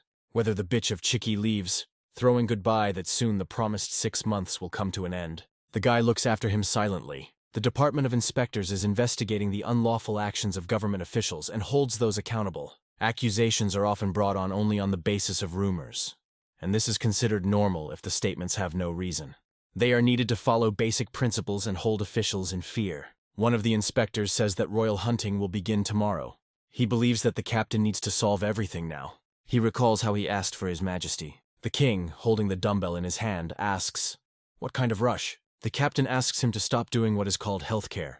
He believes that it takes time to study any discipline. However, the significance of the deeds themselves undoubtedly varies. Li Bitch Chi is sure that there is nothing more important than the state's affairs, and this book of a healthy lifestyle can wait. There is nothing complicated in it. The king replies that he has never neglected his direct duties. But the chief inspector believes that he must remain righteous and set an example for his officials. He is sure that the distraction of attention to all sorts of little things contradicts this principle. His Majesty says that the chief inspector had a problem. He is so committed to his principles that sometimes Sejong does not even know. Is it loyalty or a challenge to the king? He decides to explain to him what the true reason for his training is. Sejong tells the captain that he does everything in order to keep himself in shape and set an example to others on royal hunting. One of the accompanying Bitch Chi inspectors says that this is a huge risk. This hunt was established by the king of Taizhou. For an inexperienced rider, this can be extremely dangerous. To learn to confidently shoot a bow at a horse, even a young person needs at least a year. The proposal sounds to be placed next to the military unit of experienced veterans to prevent accidents. The king believes that if only do what to worry about his convenience, then you will not achieve anything. He is going to continue to train in order to become an example of royal hunting for everyone. The king recommends the captain to think about his own training. The hands of the chief inspector frantically clenched into fists. He says that the king's mercy is limitless. The city of Chorvon, the province of Kanvondo. Hunting day. The king jumps on a horse, rejoicing at what personally leads the hunt. He orders the soldiers to act according to customs. Sejong tells them to move as one. The courtiers are discussing the changes that occurred with the king. One of them says that he never behaved like that. The second notes that for the first time in 10 years, he sees him like that. They recall that on the previous royal hunt he rode in Palankina and did not even protrude. Royal hunting is announced open. The king rides on a horse along the forest path, thinking that it will pleasantly ride a horse on a horse with his son. Now he understands why King Taizhou so persistently advised him to do riding. Is it not useful to train your body in this way? There is a turn ahead. Suyan rushes behind. He never thought that his father would ride like this. Sejong notices a boar, and rejoices that the living creatures that are so far can clearly see. He demands that his son give him a bow as soon as possible. One of the riders asks the captain, "Does His Majesty hunt with the chief inspector?" To which he replies that the king decided to catch his prey himself. Li Bitch Chi reflects about the prince. He does not know why he hides his true face so sophisticated. But he did not forget anything. The captain is sure that Suyan is a seed of discord, which will bring misfortune to the king. In fact, royal hunting is preparation for war, and there everything happens. Thinking about the prince, he once again mentally distinguishes the word, everything. The captain, thinking about Suyan, believes that nothing good can be expected from him. He seems to be ready to make a decision. His hand squeezes the onion tightly. The second hand reaches for the arrows located in the quiver. There are cries, notifying that His Majesty shot a wild boar. The king looks at the trophy, poking around with arrows. From all sides he hears congratulations. He looks at the murdered boar and hears the courtiers compare him with the king of Taizhou. Suddenly he dismounts and sinks to the ground. The worried Suyan niches him. The courtiers ask, "What happened? Is he really injured?" Sejong laughs happily. The guy calls him again. The king says that he had never hit the target from onions before. And now, having matured, he feels all the charm of riding and shooting. The captain on a cliff looks at the rider dressed in clothes similar to the king's robe. But having heard screams and looking down, he sees that Sejong is there. He understands that he was revealed. The prince reaches out to help his father get up. Sejong says, experience showed that his book is an extraordinary method of maintaining health. He believes that his son did what was considered impossible, and now the turn of the inspectors to keep the promise and engage in himself. In response, it rushes. "It will be fulfilled, Your Majesty." The inventor represents the first simulator mentioned by the prince, the thrust of the upper block. Suyan believes that he did an excellent job. He is in a hurry to try out a new simulator. The guy thinks that for a long time, they were not seen with the thrust of the upper block. The inventor is interested in his opinion about the device he made. Suyan apologizes for getting carried away. He only wanted to try the simulator. Today is just a day of training of the back muscles, and for them, it is a right fairy tale. That is, he wants to say that this is a great help in training. Chan En-sil says that thanks to the great prince, he learned a lot of new. For example, the method of using a moving pulley. He is surprised that the inventor learned this from him. He thought that the technology of moving pulleys was quite common in this era. The man says that he also wanted to take advantage of the device, but barely lost his hands. He even trembles from the thought of what torment His Majesty will endure when occupying with these simulators. He sighs sadly, saying that nothing can be done here. The guy, watching how he smiles gloatingly, clarifies. Really, nothing can be done. He says that the next simulator will be for flexion and extension of the legs. The inventor replies that this is not difficult, so he will manage somewhere in a month. Suyan believes that he works a lot as a royal engineer. He promises that at the end of his work, he will definitely ask the king to give him a vacation. The man replies that you should not do this. He went up to such heights thanks to His Majesty, and he does not understand how to enjoy life without doing anything. He says that he pleases to see how people, including the king, recover and become happy. At the same time, he recalls the torment of Sejong. He adds that since the footing simulator reminds him of his shape with his shape, here he decides to cut off the phrase. Then, he continues to speak, grinning ominously, that His Majesty will experience a lot of pain. And this means that he will receive an incredible healing effect. The guy asks him to calm down, and thinks that you still need to ask for a vacation for the inventor. The guards believe that the great prince walks with his head proudly raised from the fact that His Majesty patronizes him.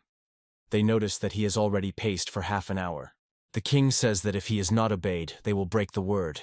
Is their word an empty phrase? The inspectors running after him reply that this is not so.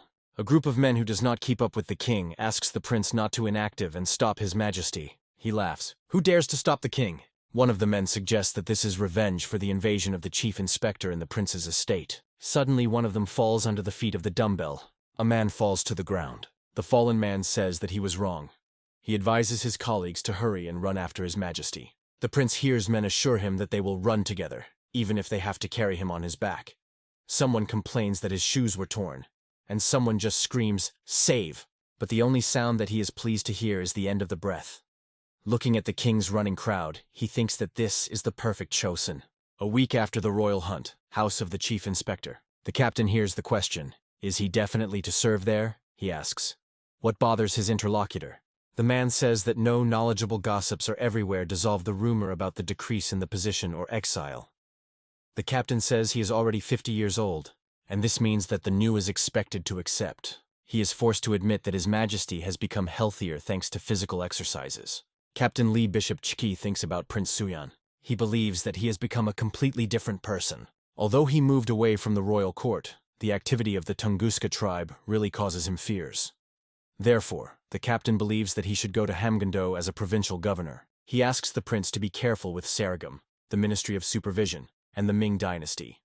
Recently, their head tested soap and bought a party numbering 100. But in fact, it fell into the hands of Van Zhen, the head of Sarigam. The captain heard that he was nicknamed a man, inside of which the evil spirit was hiding. The eunuch sitting on the sofa is considering soap. He thinks that one day, undoubtedly, he will get closer to Prince Suyan. News Channel, Special Issue. The topic of the program is Prince Suyan. On the last holiday of Chuseok, the whole family gathered to enjoy the traditional Korean game, a standing traction. Grandfather rejoiced like a child, seeing that the grandson lifted 20 kilograms more than a year earlier. And the reason why in their country the physical force coefficient is so high lies in the great Prince Sooyeon, the second son of the king of the Sejong the Great. He developed not only traditional games, but also invented soap.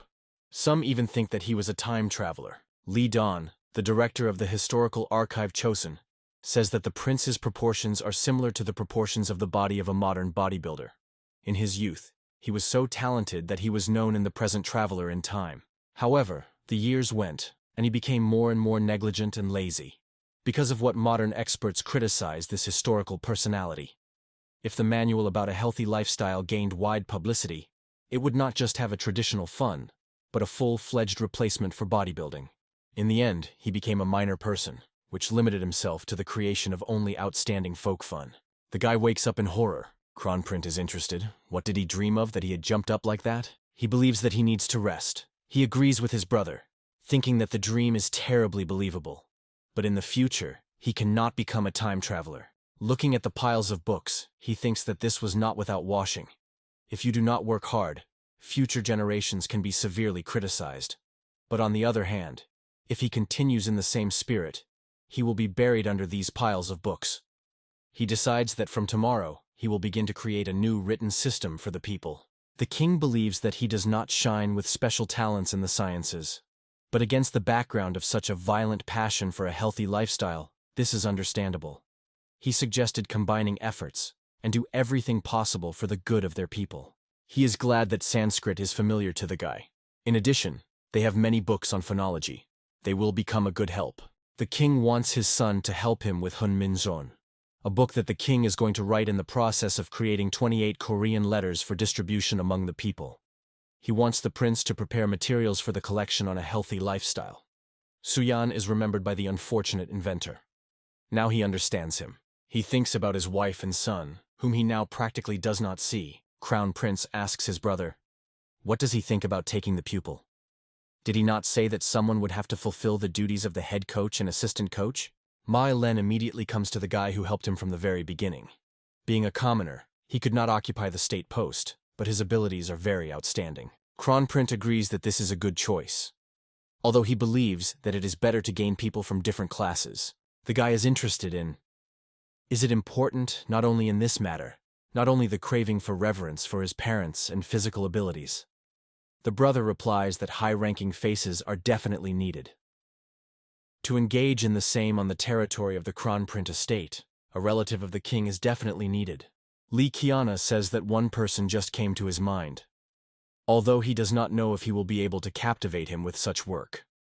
We are talking about with Sang-gun, the third son of the overthrown Kronprint Jan, who committed several corruption frauds and acts of marital treason behind the royal family. For this he was overthrown, and as a result, King Sejong the Great ascended the throne. Rumor has it that he left Sang-gun not far from his father, and very likely will go the same crooked path. With Sang-gun-hee, the third son of the previous Crown Prince Jan, asks, did his cousin call him? The prince believes that he looks good. He recalls that the young man has gone crazy because his father has subjected his concubine to severe trials. But this has not happened yet. So far everything is in order. Sooyeon asks, did he hear about the book on a healthy lifestyle? He replies that he knows that Kuzen opened a new scientific industry. He heard that His Majesty personally recommended the teaching of the moral inspectors the teaching in the book. The prince is interested. Does he want to become his student and find out all the secrets of physical training? With Sang-gun, he thanks him for the honor. Sooyeon, turning to the assistant, says that it is wonderful. He agrees with him. Ma Il-len suggests starting with a warm, up at a wooden bar in front of the main part of the training. With Sang-gun does not want him to approach him. From the smell of sweat, his head almost spinned. He asks, how does he dare to approach him with such a dirty body? Ma Il-len looks at him in bewilderment. With Sang-gun, he believes that a healthy lifestyle is commendable, but he is still a member of the royal family. He asks Kuzen, how can he go with such a low-born person? The prince, not wanting to listen to his nagging, orders to quickly start working. With Sang-gun complains that he can no longer train anymore, his legs are already numb. The prince believes that he pretends, and sets him as an example Ma Il-lena, reproaching that the cousin himself and 60 kin could not raise. With Sangun asks him to give him a smaller weight. The prince and assistant look at the young man who fell from fatigue. Suyun asks, did he not complain that all his life he was unfair to him because of his father's reputation? He says that such injustice also affected his assistant, who was born out of marriage. He asks the question, why does he treat him with the same malice with which he was poisoned by? The young man replies that he would not do this. He would have felt so humiliated that he could not continue to live. He says that he was not different in science. Both the eldest and the younger brothers exceeded him. Did he have the opportunity to get closer to the country's affairs, not to mention becoming at least an official? He spent all his life under the supervision of people who are wondering whether he threatens a throne or not. He was upset by his impotence and was alarmed by empty attempts to change something. The prince says that be that as it may, but members of the royal family should not behave like that. He is interested. Does the cousin know how terrible for ordinary people is the oppression of the nobles? With Sanguan, he says that he acted incorrectly with respect to Ma Elena, and promises that this will not happen again. The prince believes that if the incident is exhausted, then perhaps the young man will allow Ma Elena to teach him 3 main exercises. The guy says that if he can raise 650 kin for all 3 exercises in total, he will make him responsible for a healthy lifestyle in the palace. With Sangun cannot believe his words, and the prince meanwhile asks, did not the king prove the effectiveness of his method by a personal example? He believes that anyone who wants to become part of the royal court will have to know the content of the book on a healthy lifestyle, on a par with 4 books and 3 treatises of Confucianism. He reports on making a decision to call a person who teaches physical training. Suyun explains that a cousin, not him, will enter the Crown Prince Palace as a coach, and this means that in fact he will become the coach of the future king.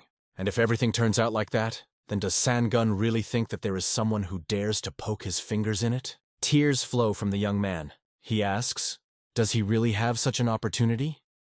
He is ashamed to admit in this, but he is even a collection of the authoritative monuments of thought canonized by Confucianism. He has not yet mastered him. The prince promises that they will help him with Ma Elenom. And since His Majesty created a new system, it will be a great help in comprehending these works by him. The new written system was nicknamed Hunmin Zhomen.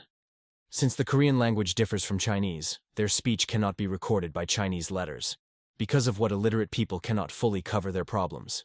The king saddened by this invented 28 letters, so that everyone could learn them and easily use in ordinary life. Sejong proclaims, let him be heard finally the voice of the people. He is sure. This will benefit the whole world. The prince's house is met by the son of Hyundon. The kid boasts that he can already raise a cat. The guy takes the boy in his arms. He asks, why does his uncle lie every time he sees him? Last time, he even asked to save him. Does something hurt him? Suyun, looking at vacationers after grueling training of men, explains, in order to become stronger, you need to go through tests. If the muscles hurt, then they grow. Looking at one of them, the boy says that his uncle is simply amazing. He always sits or lies. With Sangun, he believes that there is nothing amazing in him. Since he began later others, he has to give all the best. He advises Hyundon, no matter what science he was going to study, to start as early as possible. But he recalls that the boy is only 5 years old, so it's too early to talk about reading. The boy shows him a book and asks, does he mean this? The young man is interested. When he managed to learn literacy? The child replies that his father gave him this book. If he wants, then they can see her together. The prince proudly thinks that his son is already 5 years old, and exactly so many large and small dumbbells and rods exist. Now modernity seems to him a distant dream. In their house, sport has become a familiar part of everyday life. He watches how his wife rejoices that it is already easier for her to deal with dumbbells. Suddenly the woman staggered, and the alarmed prince immediately rushes to her.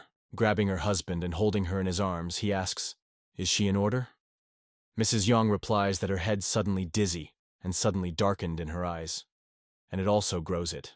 The assistant and the maid standing nearby listen to their conversation. They build assumptions about the reason for her poor health. The guy assures that this is only a temporary phenomenon. She just had blood abruptly from her head. He asks her to take a slow breath. Clutching his wife, Suyun thinks, it is good that he was near. Otherwise she could seriously suffer. He suggests that with the spread of his teachings, the number of people who encounter such symptoms is probably growing. The guy considers what is the best way to do. With Sangun wants a prince to introduce someone to He talks about a man named Hyun-gai who successfully passed a military exam and became an officer of Tonaman, one of the 8 great gates of Seoul. This young man, having heard that the prince had raised 150 kin at a time, decided to repeat it with a stone of the same weight. He managed to raise it. But in the end, he was dismissed because he couldn't straighten his back properly. The guy thinks that somewhere he had already heard this name. Suyeon discovered this talented person at the moment when his recovery was on the rise. He was a military officer who managed to suppress Lee Sie. He rose to a rather high rank. He received the title, but then was wounded. The guy and the cousin are pulled on the horizontal bar. He thinks that he seems to have been able to change the course of history. With Sangwon, he believes that Kuzan made a strong impression on Hyun-gu. He believes that such talent should not disappear in vain. The mug on the scale drops to the table. A voice accusing Prince Suyeon is heard. Hyun-gai, nicknamed the Theft, a graduate of the officers of the 9th rank, dismissed after an injury, sitting at the table with a mug in his hands, continues to be indignant. He believes that Suyeon exposes ordinary people in a bad light because of his fables. The man sitting at the next table recommends him to be more accurate with words. He heard that His Majesty personally walked along the path of the teachings of the prince. Does this not speak of the effectiveness of such a science? Clutching a mug in his hands, Hyun-gu asks not to laugh. If he comes to meet the prince, he will personally ask whether he could really raise 250 kin then. Not noticing that someone is behind him, and the interlocutor looks at this person in horror, he continues to scream about how to spread such nonsense and put ordinary people in such an awkward position. He believes that this science is not worth a good word. In the head of a wandering dog, and that is more than a mind. The prince says that it was not 250 kin, but only 150. Turning to the stunned Hyun-gai, he says that they need to talk. Looking at the man, Suyeon sees that everything was more serious than he thought. It seems that because of the injuries and frequent meals, he gained excess weight. But he heard that, despite the injuries, Hyun-gai still continues to ride. The prince says that the state of the man has worsened. He suggests that this happened due to the fact that he continued his training. Hyun-gai asks, "Is there really no way to recover?" The guy replies that there is a method, but he cannot promise a complete cure. He asks to trust him and follow his instructions. First, he offers to take attacks. Then, in order to gradually strengthen the body, perform Mackenzie's exercises. In the yard, you can hear how they discuss upcoming training. The prince says that Hyun-gu cannot cope with the big weight. These exercises, of course, will improve his condition. But he complained that back pain appeared not a year ago, but much earlier. Suyeon believes that a complete cure is almost impossible. Hyun-gai is upset by his words. He is concerned that he will not even be able to fulfill his male duty. If so, then he cannot look into his wife's eyes. When the conversation came about his wife, the prince remembered his wife, and the anxiety that he felt when she became ill. The prince is sure that this will be a great opportunity to find ways to treat various diseases. Hyun-gai asks, is he really offering him to become a doctor? But he did not hold medical books in his hands. Suyeon replies that even doctors do not know everything about the structure of the body and muscles. Therefore, there are so many people who have received the wrong appointment, like Hyun-gai. They need a doctor who will engage in recovery therapy and will understand the connection of muscles and skeletons. A man changes the opinion of the prince. Now he considers him a thoughtful person and will not allow anyone to speak badly about him. Hyun-gu trains with other men. The prince thinks that there are more students.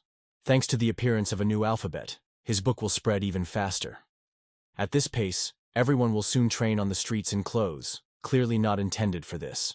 He thinks that we need such robes that will be available to everyone, regardless of their position in society. The wife shows him clothes. He believes that even a hawk suit looks good. Such a fabric is easy to get, so even if it stains or breaks, it will be easy to replace it. The woman asks, isn't the cotton fabric of commoners? There are many other fabrics, and she does not understand why he chose this particular. The guy dresses the costume, and, demonstrating the muscles, is interested in her opinion. He says that he chose this fabric because it is easier to get it, and it is most convenient to wear. But perhaps the nobles will not want to dress this, because they are not used to such a fabric. The woman says she hurried with conclusions. She sees how easily he moves in this clothing, and believes that she is really well suited for training. Realizing that the wife approves his choice, he asks her to take this suit as a sample, and to begin mass sewing. With the help of cotton, which is mainly wearing commoners, a sports uniform was created. A man sitting behind the book discovers the teachings on a healthy lifestyle. Chingwon's Buddhist temple in Seoul. Scientist Chipinjon Songsanmuna, whose creative pseudonym Meiju Xuan, is asked, was he sitting too much? The man, stretching, asks, did he really read it before midnight? Sin Bitch Chu, his colleague, is interested in, why did he suddenly have so much in his studies so much? Song San Moon says that they cannot sit, folding, while a member of the royal family gives them such a clear example. He read a little manual on a healthy lifestyle, and he liked it. He is interested in Haviji, whose creative pseudonym Tanga, what he is doing. He replies that the push-ups presented in the book do. Sun San Moon recalls that his colleague suddenly disappeared and returned early in the morning. Then he took the bath. He asks, Tange wants to run along the mountain trail, as described in the teaching. He confirms his guess, but complains that Mount Samgaksan is too cool to run over it. In this case, it is better to practice jumping jumps to warm up the body and get rid of unnecessary thoughts. Sleep San Munu. The book does not seem so amazing. In addition to the main way to strengthen the body, it in fact collects knowledge from other manuals. Tonga believes that the book, which is praised by the Crown Prince himself, cannot be treated so frivolous. Voices are heard from the temple. In the end, they decide to finish this and discuss a new book tomorrow. Yesterday's debaters are going to start discussing. Song San Moon invites the first to speak out, Tanga, who read the most books. The young man believes that the study of the foundations of physical training is not enough to save the body given by parents. In the book, the main attention is paid precisely by the process of strengthening the body, but the development of understanding of their essence is practically no. Sin Bitch Cho has not yet read the book, but having heard the thoughts of his colleague, he begins to doubt. Religious books usually contain thoughts of true sages set forth in the records. But does Prince Suyan belong to their number? Song San Moon supports him. He says that the most sure way of manifesting respect for parents is to improve their reputation. But how is the improvement of the body connected with this? He also doubts the assertion that in heat or cold, a trained body will be easier to withstand ailments. He believes that focusing on causal relationships is not something bad. However, he is worried that expensive devices are actively used in this teaching. Sinsbit of Chu heard that in the end the body is changing beyond recognition. But he was interested in how many people have actually changed so much. Tang asks, do they really doubt it? It turns out that the example of His Majesty is an empty phrase for them. He is interested. Are they trying to humiliate their king? Those violently deny such an assumption. Tanga believes that since the start of studying this book, the king is like another person. And the palace eunuch said that he became even more active than he was in his youth. One of the scientists says that, of course, not everything in this book is true, but the body is really transformed. Having paid a little attention to these exercises, they will still be able to move normally the next day.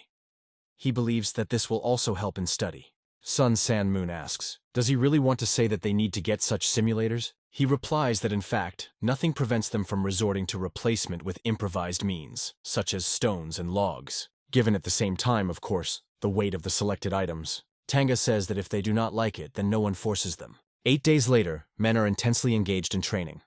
They complain to each other in fatigue and believe that there is nothing good about it. Sin Bitch Chu says it would be better if they read books. As a result, scientists are presented. Physical training changes people. Only by doing everything in series can you transform the body.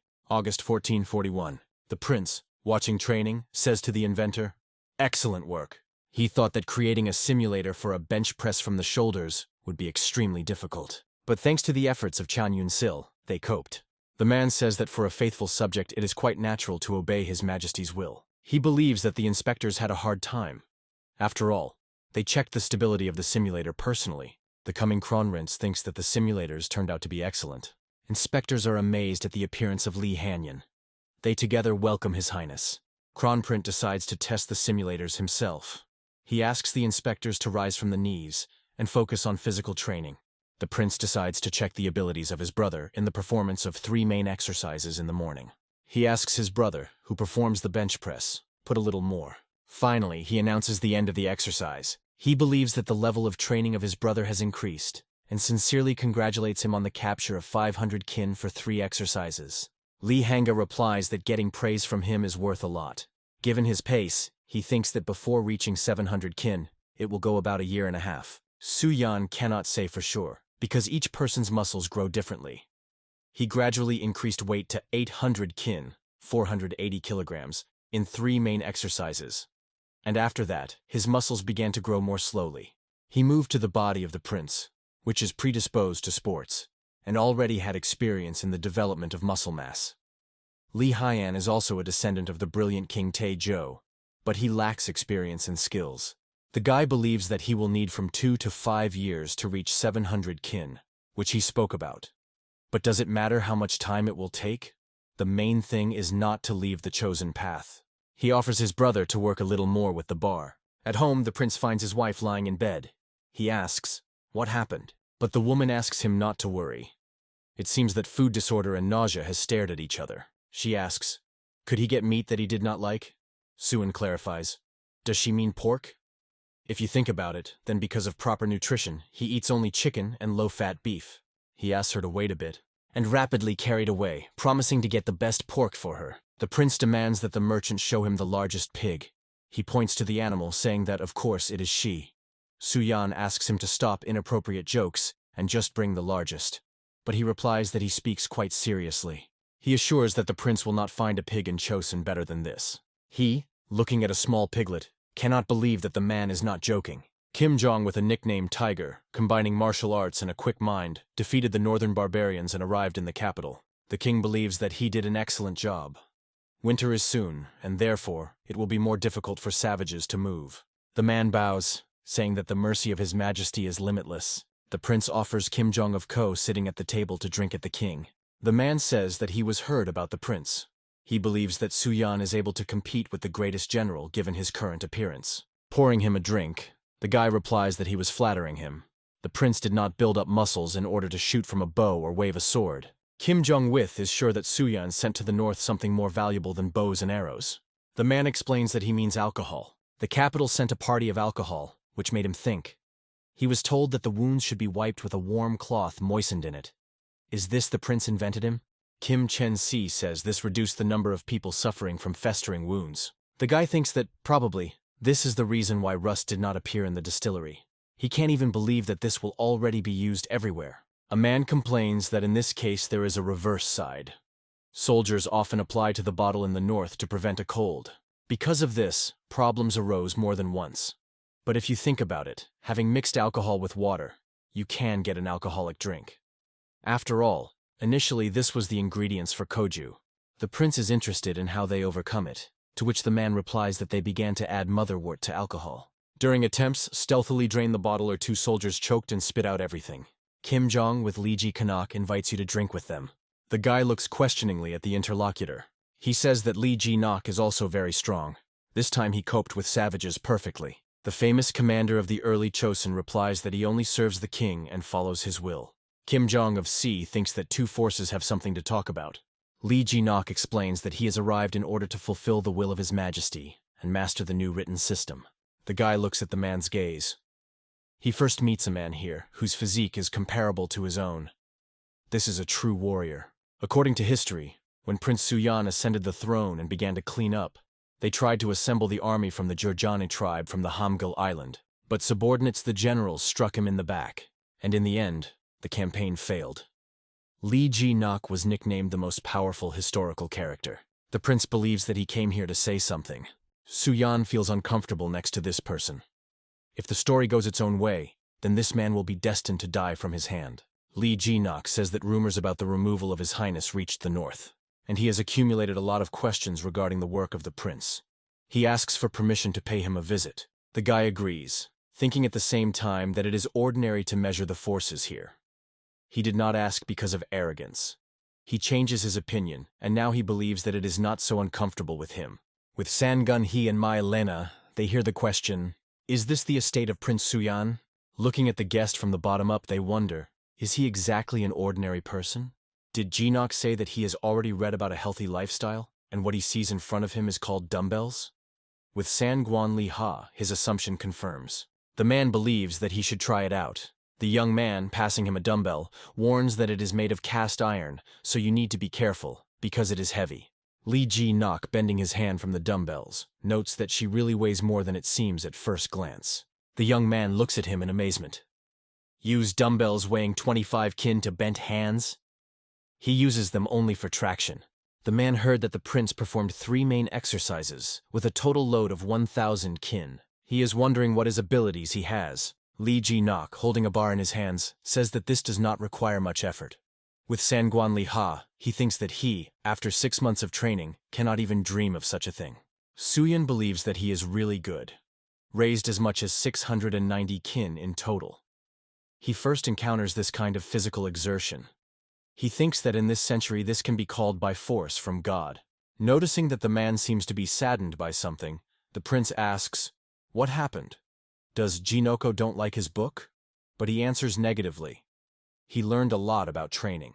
Suyeon asks him to be honest. He understands that the study may have flaws, because he conducted it alone. His Majesty said to Lee Jinoka that the prince has discovered a new method of body training. The king believes that it can be used in military training. But a man has doubts. The guy is interested. Whether Jinok believes that the teaching will be difficult to apply in the military industry? The interlocutor says that in the book, the main emphasis goes on to extension of the muscles. But the muscles that are used when using weapons are almost not developing. The prince thinks that somewhere he had already heard about it. In the modern world, they said that the muscles in bodybuilding are only for beauty. The words of the man firmly settled in his head. In addition, the general continues. The book says that it is necessary to eat meat and engage in regularly. However, ordinary soldiers cannot afford meat on a daily basis. If we take into account the current realities of military affairs, then healthcare, according to a man, is more like a theoretical science, which can hardly be useful in a real battle. Lee Ji-nok, having lost interest in the teachings of the prince, is leaving. The guy is angry. He does not know military craft. Prince Suyeon may not fought, but Cho Yunjik is a reserve soldier. He began to engage in bodybuilding in the army. He decides for 3 years to certainly create a suitable option for soldiers. The king is studying the scroll. Crown Prince asks, "What's the matter?" Sejong replies that this letter states that the Ming dynasty wants to purchase soap in the amount of 100 units. It pleases. So, it was not for nothing that they began to grow linden for its manufacture. But buyers want to meet with Prince Suyeon, the creator of soap, personally. The king does not know what the reason is, since the prince with the minor minds does not have any connections. It seems that the eunuch from the Ministry of Supervision desired this. Kronprince thinks that everything is in order. The brother of all of them has the widest horizons. They decide to send Suyeon to the Kingdom of Mines as an ambassador. The prince watches training with Sangun Lee Hee. He says that the young man began to train a little more than 6 months ago, and is already raising 500 kin. He believes that he can become a master at such a pace next year. The cousin replies that he has not even reached the level of the crown prince, so he is clearly far from the master. The young man tells Suyeon that he had previously wanted to get in concubine. But then he focused on a healthy lifestyle and surrendered. He thinks that he needs to try again. Others are worried about the fact that he still has no children. He says that he chose a daughter from the family of Mr. Yun Ham Nan. The guy thinks that in this era, offspring up before 20 years old. If the young man was 20 years old and he still has no children, then it is reasonable to take a concubine. Sejong the Great was also concerned about it at one time, since his firstborn appeared only at 23 years old. The guy thinks that he will not believe with Sangun Ha if he tells him that his father will soon put his hands on his new wife. Suyeon says that he wondered from the Book of Change, and if the cousin takes his second wife, someone can bring down the misfortune in his family in the form of a certain crime.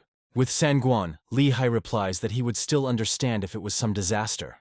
But a crime? The prince asks. He wants to know how to prevent it?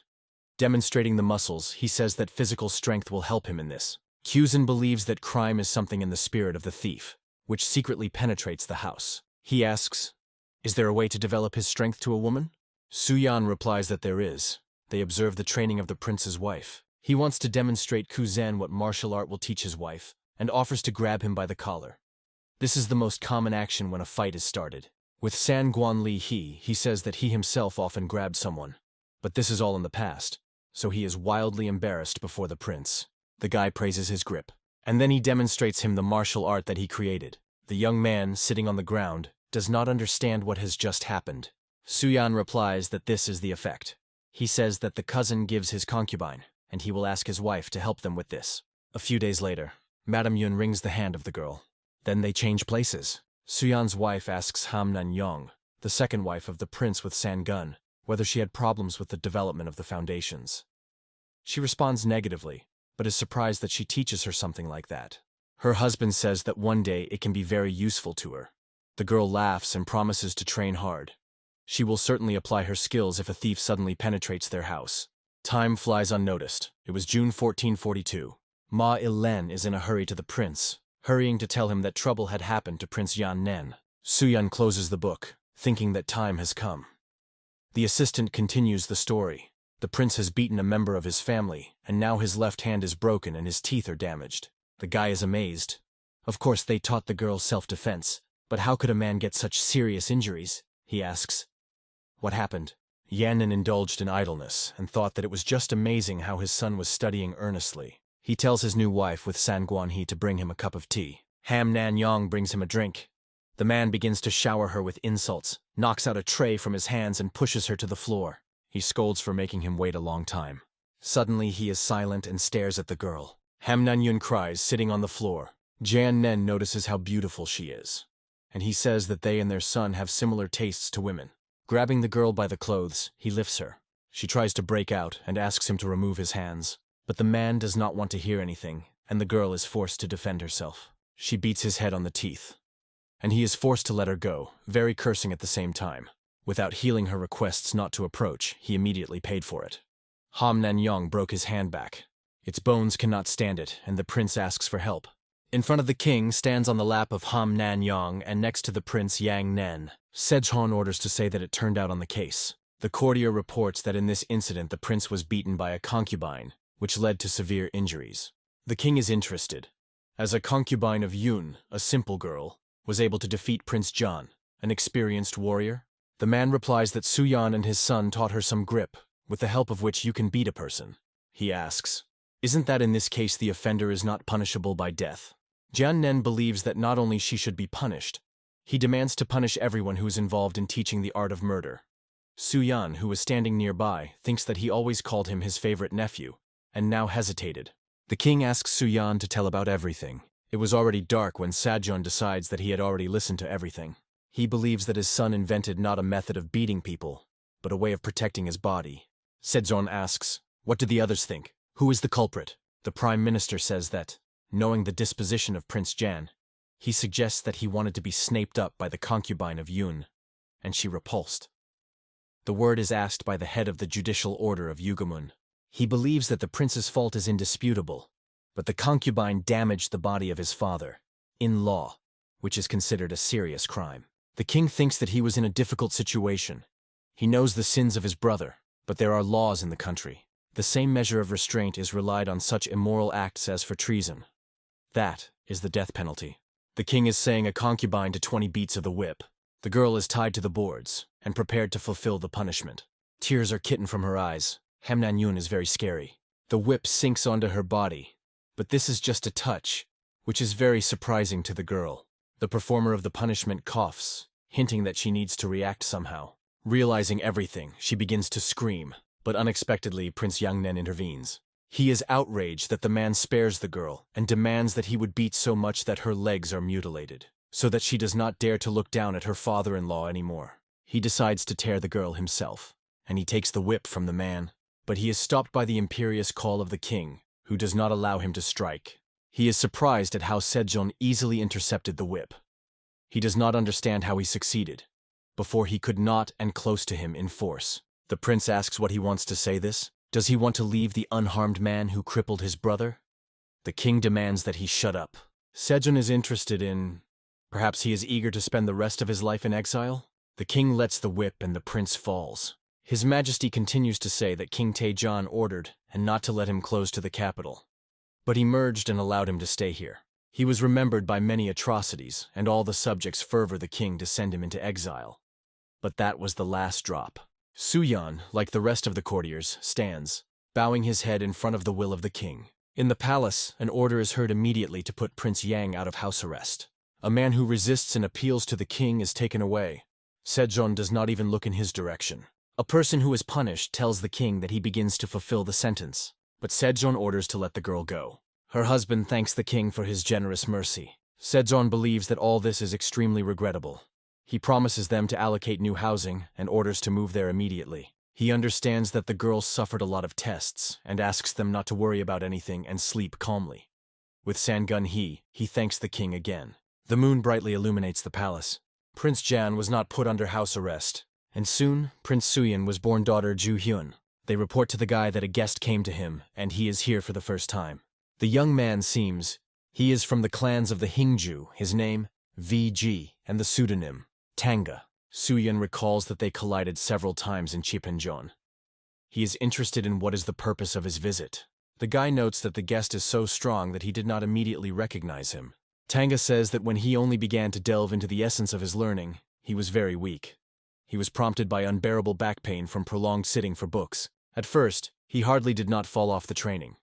But over time it became easier, so he came to thank the prince personally.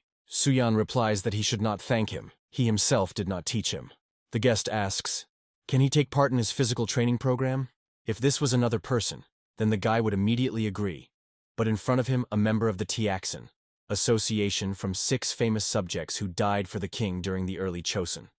Haviji is an outstanding scientist. If he suddenly replaces the kind of activity, then the country will definitely lose a lot. The prince is worried that such a gifted person wants to step on such a difficult path. The guest asks him not to worry. He believes that the knowledge of his comrades is many times more significant. He thinks that all of them can be considered outstanding scientists. The prince clarifies, does his guest want to become a coach? He answers in the affirmative. He already informed him of Majesty that he wanted to leave Chipijon. Ha Vai welcomes everyone on the training site, saying that he is a new student. The prince says that although he has already begun his way as an official, he still has a lot to comprehend, a lot in the hardening of his body.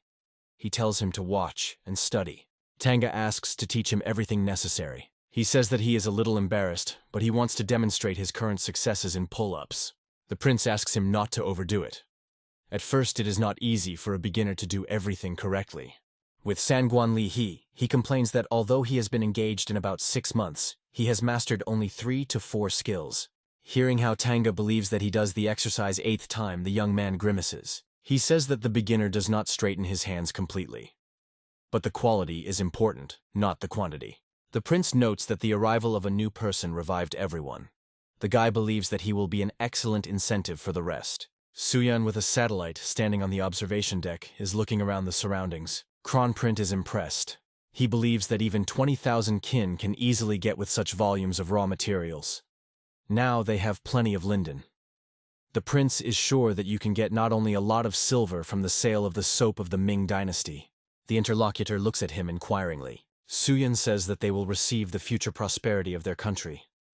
It seems to be the beginning of the prince's journey to the Ming Empire. The king, sitting on the throne, tells Suyan that he had recently heard that a man named Hyungu, nicknamed the Theft, managed to heal his lower back due to the path of hardening his body. He is also impressive that his son recognized the disease that even the royal doctor did not know about. Sejun believes that for a worthy service to the country, he is entitled to a reward. The guy thanks the king for mercy. His Majesty tells his son that he has an assignment for the prince. Before going to Tonchus, he asks him to meet with Prime Minister Huan Ha, who asked for a resignation last month. Standing in front of the gate, Suyan recalls how his father said that the man wanted to leave the post because of his lower back and tired eyes. Of course, if the point of no return is passed, then they can no longer do anything. But the king believes that it will be good if the son looks at him at least once. The servants, noticing the guest, shout that His Highness is here. It seems to the guy that they behave strangely. The servant conveys the words of a 70-year-old prime minister, who is not able to talk himself. Such an important guest arrived, and he is in such an inappropriate form. He continues to say that the old man would gladly fulfill the order of the king, but after 70 years, he could not really be enchanted. His body began to decline.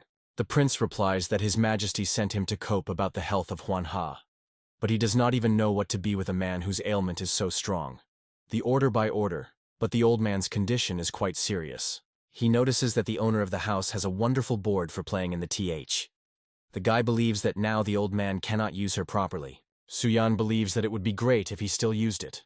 Putting his hand on the board, he understands that it is warm. Suyan suggests that the old man still plays in the 13th. All that the guy can say is that the aging process is irreversible. Instead of the healing method, he wants to tell how to gain control of his body. Kavanha believes that the prince is very kind, since he tries so for the sake of a weak old man. He regrets that his body still cannot be corrected in any way. The guy sits in front of the table with a treat, and the servant continues to bother near the owner and speak on his behalf. Huan Hu regrets that His Majesty has no honor to see. The prince hopes that the state of the Prime Minister will improve. He says that for health it would be indisputably good to warm the room. But you should not overdo it, otherwise the effect will be fatal. The servant is embarrassed when he hears that in the room it is so hot that even the board for Go warmed up. The prince adds, as if the Prime Minister still played him. The old man does not feel comfortable. The prince, saying goodbye, leaves. Su Yan reports to the king that Huan is not deadly. However, treatment here is almost impossible, since we are talking about the natural aging of the body. He believes that if they started 10 years ago, it would not have reached this. Sejong regrets that this did not happen. The king thinks that if the Prime Minister began to take care of himself earlier, he could have engaged in state affairs 10 years longer. If he had strength, they could discuss more things. He believes that the most correct way would be to begin to learn physical training from youth. The king is interested in the students of Su Yan. The guy replies that he came across very diligent daring. Sejong talks about what recently saw with Chen Ko. The man also thinks that it would be nice to create a system of preparing soldiers that they are serving in the north. The prince replies that he understood him. Father is interested in his plans regarding the trip to the Empire of Ming. He asks, "Is Su Yan going to visit the Khans after stopping in Beijing?" The guy answers in the affirmative. They stop near the pond. The king says that he heard that he was planning to ride on Nanjing, and then turn into a boat in a boat.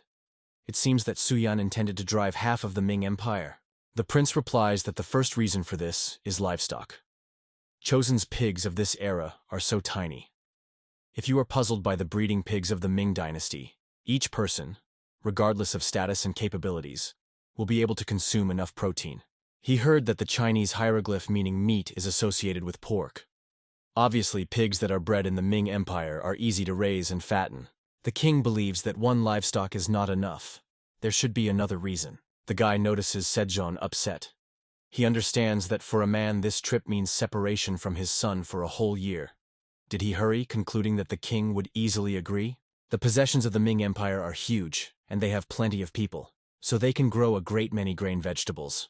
The guy explains that after gathering the crop, they will call in Nankin for books. The king replies that Nankin is the oldest city with a long history, so there are probably many rare books. He asks. The prince expects that the head of Sorghum, who invited him, will help him in this. The prince answers in the affirmative.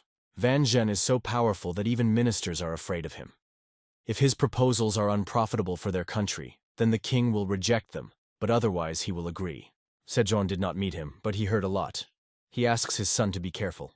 The king, reminding of the recent birth of his granddaughter, asks, "The prince has already discussed everything with his family members?" Su Yan answers, "Of course." The prince, standing near the ship, says goodbye to his wife and children.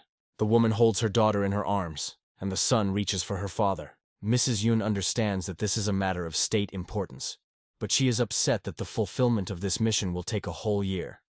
She asks, "How can you miss the celebration on the occasion of the first anniversary of his daughter?" Su Yan recalls that their conversation has witnesses, and asks her not to discuss this topic in public. The woman believes that this is too much, even for His Majesty. The guy tells her that everyone is looking at them. Kronprint asks his brother not to worry about his family. He promises to look after them. Su Yan thanks him, and he says that he is looking forward to their meeting upon return. Li Haiyan calls him a cunning, who threw all his work on him and freed the court inventor. The prince says that he heard that this was his first vacation in 15 years.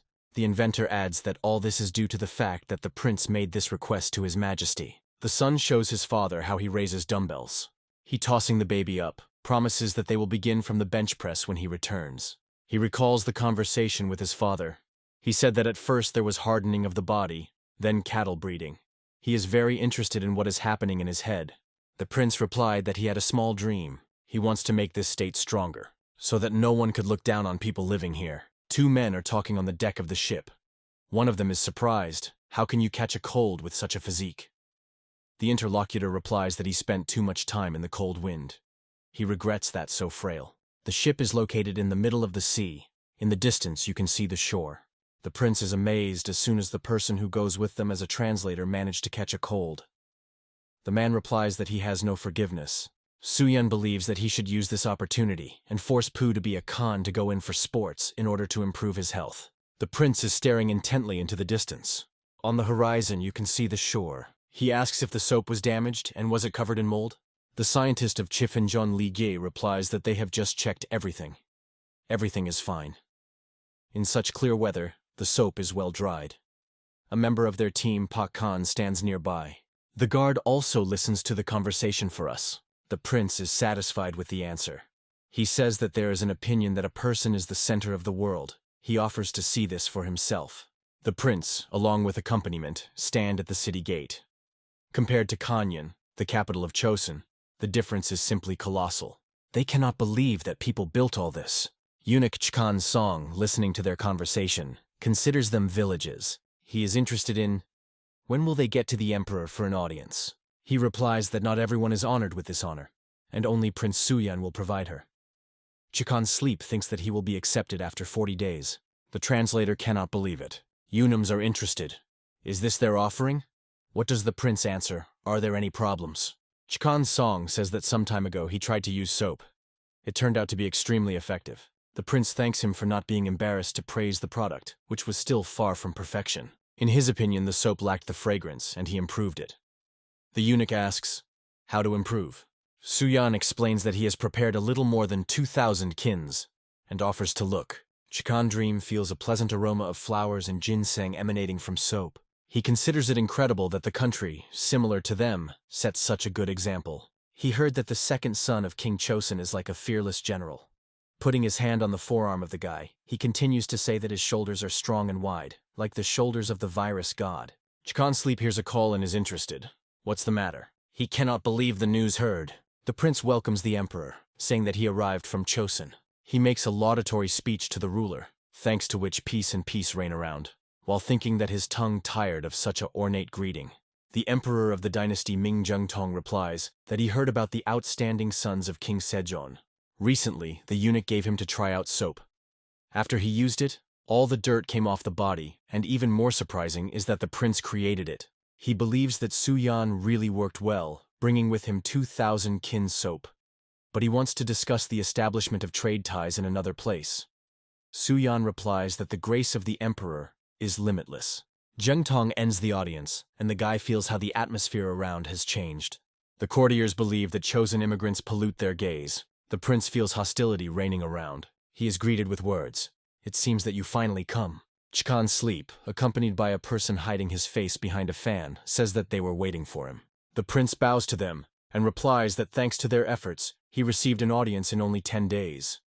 Their descendants will sing this event. The eunuch asks, does he know who he is talking to? Soo-yeon replies that according to the rumors that have reached them, the sorghum is led by a person whom the ministers called the Father. A man with a fan says that he had heard about the second son of King Chosun. Apparently, it is not deprived of ingenuity. The eunuchs tell the prince that thanks to the soap brought from Chosun, after the bath they feel as if they were born again. And they are surprised by the amount of soap with which he granted them. When asked, how much did they cost it, the prince replies that everything depends on the ingredients. A piece of soap with ginseng costs 10 a fry, and with incense, 6 fans per kin. A person with a fan says that it turns out, 1 kin costs about 1 nan of silver. The prince answers in the affirmative. The interlocutor asks the question, how is it made? The translator thinks, what a shame. He intends to steal the secret of manufacturing because he considered 2,000 kin with an insufficient gift. The prince says that first, algae from the island of Hamildo are gathering and dried. A person with a fan is interested. Can he share it so easily with him? After all, in fact, this is its main product for trade at this time. The prince replies that as a representative of the kingdom, he only fulfills his duty and remains polite. The interlocutor says that after introducing the ban, their volume of production of marine products became insignificant. He is sorry, but he is forced to ask them to create more soap in his Chosun. He is interested in, is it possible to increase production and bring them as many incense as possible? The prince asks, how much would they like? Hearing the answer, 1,000 kainov, he is very surprised. The interlocutor says that the quality should not deteriorate. So let them increase production gradually, as far as possible, and not to the detriment of the final product. He adds that usually when the deal is concluded, representatives of the parties should look at each other in the face. Opening his face, he says that his name Van Zhen. Van Zheng, eunuch sorghum, is glad that the transaction passed smoothly. He is interested in, does the prince need something? He is ready to help everything he can. Suyan replies that he arrived in the Empire Ming to bring their products to them. The interlocutor asks, what if he asks him to give him 50,000 linen right now? Will he be able to do this? The guy is amazed at the name number. Mentally, he reassures himself. Once seeds of grain crops and cattle will be much more valuable than money. The guy replies that he can only thank him for his mercy. Joseon will try to do everything possible to send more soap to the Empire Ming. Van Zheng believes that this is also not bad. He will make sure that the prince's trip in the empire was like the smoothness of the sophisticated of the silk. Guests leave them. The translator believes that he can understand why the eunuchs are so interested in flavored soap. To the prince's question, why? He replies that in the Ming Empire, unlike Joseon, even a penis is cut off with eunuchs. And because of this, they smell bad. The guy immediately thinks that eunuchs to gain muscle mass is much more difficult. The translator believes that their problem is not this, but in the fact that they cannot control the urination process. Illusions and flavors are nothing in the face of a caustic smell. Now the prince understands why they need so much soap. The next day, on the street there is a harnessed carriage. The delegation, led by the prince, is met by a group of men interested in, are they gentlemen who arrived from Joseon? The head of Sorghum ordered them to take care of their convenience on the upcoming trip. The prince is delighted with the wagon provided by him. He is interested in, is it not the emperor's son who himself travels on her? The guy asks, can he use it? The interlocutor replies that the one in which the emperor's son travels is twice as much as this. The inventor who pees out of the carriage window is struck by the fact that the wagon overcomes 150, about 60 kilometers per day. He is asked to close the window. Satellites of the prince scold dust, which is the same everywhere, that in Joseon, in the empire. Suyan agrees with them. He thinks that roads with proper coverage appeared only in the 20th century, if you do not take into account ancient Rome. The translator turns to the prince. He asks, what is the guy doing? He is interested. Does Puchkan not miss the faces of his mother and father when he comes to another country? A respect to their parents is also manifested in the fact not to give themselves concessions at such moments. It is impossible to neglect the body that they granted for a moment. Suyan points to the interlocutor that a huge fold of fat is peering out from under his belt, and despite his age, he already has a triple chin. The guy recalls that he got sick during the trip, and when they went ashore his legs were so tired that he could not walk. Even if the translator passes quite a bit, then sweat pours into 3 streams from him. Shortness of breath begins. He is interested in, does Pu Serik Han think that it's time to change something? The man is practically crushed by reinforced concrete arguments. The prince says he has something for him. To the destination, the city of Chanyan, 1,500 remained. That is another 12 days. He believes that they can spend this time with benefit. The translator categorically does not want to change anything. Chang'an, 12 days later. The prince says that it was not easy. He does not even know how to pay for services.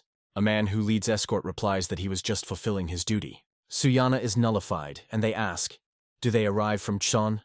The head of Sorghum has already contacted them. A high-ranking official Chanyan says that they have come a long way and invites them to relax first. Foreign guests serve food. The inventor says that I have never seen such dishes. The prince believes that it looks like a strange noodles. A man sitting with them at the table explains that this is called daosyomen. This food appeared during the reign of the Yuan dynasty. Trying the next dish, Li Gi says that the pork in the noodles was excellent, but the beef is terrible. He has a feeling that he was eating a cow that died due to malnutrition and improper feeding. He grumbles that you cannot cook dishes from such meat. Looking at empty plates, they believe that some kind of mistake should be occurred. After all, everyone agrees that the pork tastes wonderful. Li Ji thinks that if he had eaten such a pork every day, then she would never have come to him. Beijing, the capital of the Empiremen. Eunuch Chkan's song says that they came to lead from Chanyan. He reports that the guests were provided with maximum cordiality. Is there a reason why he cares so much about these insignificants? Van Zheng replies that he once decided to become an eunuch because he had not a penny for his soul. And then he set out to rise to a position that would allow him to give someone 50,000 liang. The eunuch squeezes a silver ingot in his hand, worth 1 liang, 37.5 grams. He casually throws him out the window, and then he monitors his flight. The eunuch of Soragama says that he wants to know what the second son of King Chosen is standing in practice. Considering the impressive sizes of the pig, the prince, along with the satellites, cannot believe in its existence. Suyan thinks that in front of him is such a huge individual that she can easily compete with a wild boar. But Klikov is not visible. It means that this is definitely a pig. The owner says that his pigs in just 2 years reach a weight of 200 kin, 120 kilograms. The prince asks to cut off a piece weighing 1 kin so that they can make sure of the quality of the meat. The translator says that even if they simply bring this pig to them, it will be in great demand. He does not understand why Suyan is worried. The guy believes that they should be careful with the fact that they will take it to Joseon. Isn't it better to compare several types? He thinks that if you take different pigs indiscriminately, then they simply mix blood, and as a result they will receive either fish or meat. Empire Minutes, the city of Luoyang. Travelers believe that there are no less people here than in Beijing. They notice some strange people, and the prince says that in Kanyan it is difficult to find people who hunt like. Here you have the famous Empire Ming. The translator considers their speech strange. He clearly hears that Joseon is being discussed, and tries to understand what is about. The merchant, showing some pill, promises that if people make a purchase now, then their body will become the same as the Prince Suyan. The translator reports that these villains sell the name of His Highness. They offer ginseng tablets, supposedly bought from Suyan, and claim that if they take them, the body will become as strong as His Highness. The prince thinks that only a month has passed since their arrival, and the rumors have already scattered. The translator asks Suyan not to do stupid things. But he, exposing the torso, rushes forward. The guy says that raising a noise is like staining his father's honor, and he only wants to show his muscles. A man advertises his goods, promising that when taking 1 tablet, a person will feel a surge of strength, and if you eat 100, you can get incredible forces. He claims that he sells the best ginseng-based medicine that they received from Prince Joseon himself, who visited Beijing. Pointing to the Gramila accompanying him, the man claims that he just accepted 100 such pills. People incredulously listen to the fraudster. When Suyan appeared, he says that another tanning appeared here. People are enthusiastic at his body. The merchant says that he does not know where he came from, but if he accepts only 50 tablets, he can become a real strong man. The prince replies that he does not need pills. He says that he wants to fight his friend. The man believes that he does not need to take medicine. The guy is interested in how a merchant claiming that he had acquired pills from Prince Joseon will not recognize him. The fraudster shouts indignantly, "Who is he and why should he recognize him?" The guy, playing with muscles, decides to introduce himself. Hearing that in front of him, the prince himself, the merchant, extinguishing. His friend rushes at Suyan, but he is ready to attack and boldly meets the enemy. Thunder is surprised. He is more massive than the prince. How can he restrain him? Cutting off the man from his feet, the guy replies that his muscles are stronger. He stands over a defeated enemy. The prince advises Gromil to raise first 1,000 kin in 3 main exercises, and then compete with him. Running fraudsters shout that they made a mistake. Accepting the most profitable pose, the guy demonstrates the real crowd of the real muscles of Joseon. A man standing among other people says that he needs paper and ink. He is going to cut a new statue of Buddha in Lunmin, and take the prince's body as a basis for this. Only in this way can he convey the greatness of the deity. His companions are in a hurry to the guy who were absent at that time. They ask how things are moving. He replies that it is too early to make a decision on what kind of pig will be brought to Joseon. And then he is interested in their opinion about this. The scientist found several old books, but they are rather dilapidated. He wants to first send them to Joseon. His companions found several varieties of seeds, but they are not sure whether they will take root with them. Suyan says they have worked gloriously. The prince grabs the book and joyfully asks, "Is this a new chronicle of Pache?" Great copy, he believes.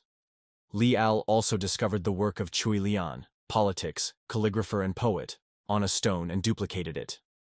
Suyan asks to let him look as soon as possible. The guard thinks that still warriors are very different from civil servants. He does not understand what these gentlemen find in such books. But hearing that they are considering a book about General Han of the times of the Kingdom of Chu, he asks him to show him. They collected enough crop in Luoyang and moved on. March 11th, 1443. Stop in the middle of the great Chinese channel Hunza. The prince with a retinue is examined by a chastra ship, one of the largest ships in the world. The Chinese are chocolate and cherish him, like a beloved child. Liga says that even in the Min Empire, there is only one such ship. It was used on expeditionary purposes for the command of the eunuch Yung Sun. Suyan wants to visit the shipyard on which this ship was built when they get to Nanjing. The translator notes that 3 months have passed since their arrival in the empire. The prince agrees. Time flies quickly. He has already missed his family. Meanwhile in Joseon, the king asks the Kronprince. Recently he has been working on small arms. He answers in the affirmative. Sejong is interested. Does it not serve only to intimidate people? He would not want to think that his son was wasting his time in vain. Lee Hanga replies that he decided to make a weapon that shoots much further than usual. If the soldier will carry it with him, then he will be able to strike from afar. Sejong says that in the north, the man at whom they shot woke up the next day intact and unharmed. Although everyone said that he was supposed to be dead, this is all due to the fact that small arrows were used against a person dressed in leather clothes. But if they shot a lead bullet, then the armor would definitely not save him. Kronprince is trying to find new methods of applying the form, which Suyeon took as a basis for the bar. Chanun-sil sits at a table with a mug in his hands. He thinks that he had been waiting for this vacation for so long, but in the end he cannot throw his majesty out of his head. He asks, how is it better for him to please Sejong? A passing employee of the tavern thinks that the visitor is strange. He talks to himself. A scarecrow sitting in front of him, which previously stood in his workshop, believes that he is ridiculous. The man asks him to stop and offers him to drink with him. The guy with a tray recognizes the inventor and asks, for what reason did he come to them? He asks him to give him a fried herring. He brings an order. Having tried the fish, the inventor says that she has some strange taste. Was she really spoiling? Probably, she was lately marked. The employee is justified and offers to bring him a salad of spinach instead of fish. The inventor asks, the herring has deteriorated due to the fact that it was protected with marinovka? He recalls how the prince spoke of alcohol. If you treat the wound to them, it will easily heal. And if you do it a couple of days after its formation, you will have to suffer from pain for several days. Chan Yun-sil is interested. How many days to this herring? The man replies that she lay at the bottom of the boat for 2 nights, after which she was prepared. The inventor thinks, in this case, will she not last fresh for 15 days if she ripped off her belly and immediately plow it? On the ship you can hear the command, use a water lifting mechanism to immediately raise the network. The network lifted by fish. Chan In-sil prompts to lay out the fish, cut it to her belly and salt. He believes that the already known mechanism of the thrust of the upper block is perfect here. The inventor looks at the catch. The fisherman is interested in, if you marry so quickly, will it really be suitable for another 15 days? Chan In-sil responds in the affirmative. The interlocutor says that for the first time in 30 years he sees such a catch. Usually when catching hundreds, the ship is already overloaded, and then 1,000 fit.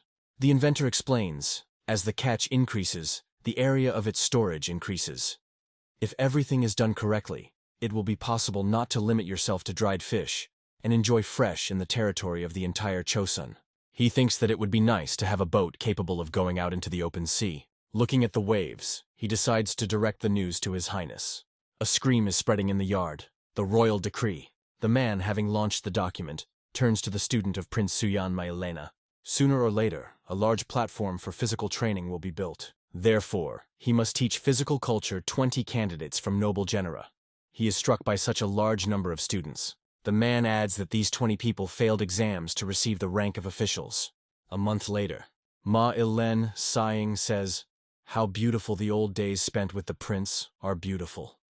He asks the question, how can he master the task set for him? With Sangwon Lee, he believes that he finally realized how difficult it was for his cousin to teach him. Ma Il-len believes that when the interlocutor gave his instructions, the student's eyes lit up, and when he tried to teach them something, holding a book in his hands, they did not even lead them with his ear. With Sangwon Lee he says that everyone who fails will be sent to Hamgildo province, located in the north of Joseon. He believes that Ma Il-len still does not realize his position. He represents how the prince asks a question. Do you say that everyone went to Hamgildo? At the same time, Suyeon believes that it is also cool enough here. His Highness offers to warm up well. Ma Il-len says that he will no longer be able to look at the suffering of students and common people. He believes that those who lack perseverance in training should take up the bar in order to harden his will.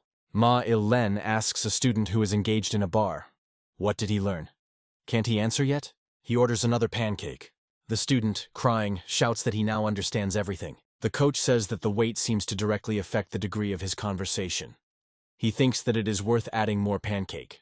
Ma Il-len fulfills the promised. He encourages the student, saying that he cannot lose. Having gritted his teeth, the young man consoles himself with the fact that he will not be the only one who will pass through it. Everyone who comes after him also learns the truth through iron.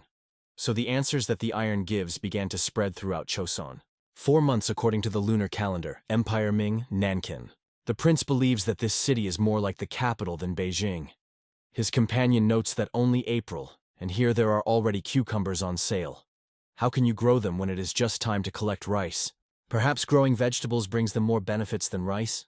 Suyan thinks that the agriculture of Joseon is holding on to grow rice. Their lands are devastated due to the invasion of the army of red turbans and Japanese pirates. And the country had no choice but to engage in the production of long-kept food. But he plans to achieve the same revolutions in the future. The prince and his retinue decide to try the local cuisine. Throwing money on the table, they complain of hunger and ask to fix it as soon as possible. The owners are surprised by their generosity. They put a dish with fried carp in front of them. Then they bring a fried pig. They boast that all the bones are separated in the preparation process, so they can enjoy the dish. Next follows the soup with the sea turtle. Here it is. The true taste of the Empire Ming. There is simply a whole sea of amazing ingredients. The tired hosts literally lie down. They hope that the Joseonists appreciated their delicacies. When the dishes are empty and everyone was saturated, the prince makes a decision. He believes that it is time for them to meet someone. After the meal, the prince informs his companions that they were going to meet. Nankin Chonskaya shipyard. The prince tells the man that they came on one question. He believes that a new porter came to him. He thinks that with such a physique, one can be moved by one or two. The guy seems to be surprising and confused with the interlocutor. The man says that he almost committed a terrible crime. Suyan reassures him, and is interested. Did he design the ship for the expedition of the eunuch Yongkun? Shipbuilder Ban Kilju answers in the affirmative. He says that for expeditionary purposes, a ship was built with a displacement of 280 tons. Then he did not suspect that this would be his last achievement. No expeditions were carried out, and demand fell on such ships. After that, he began to earn a living by the construction of small merchant ships. In any case, for the master, it is natural to strive for grandiose achievements. The prince asks, did he build something else besides that? The man says that during the development of shipbuilding crafts he learned a lot. Shipbuilding is his passion. The Cherapatch ship and Kansen are the most famous in Joseon.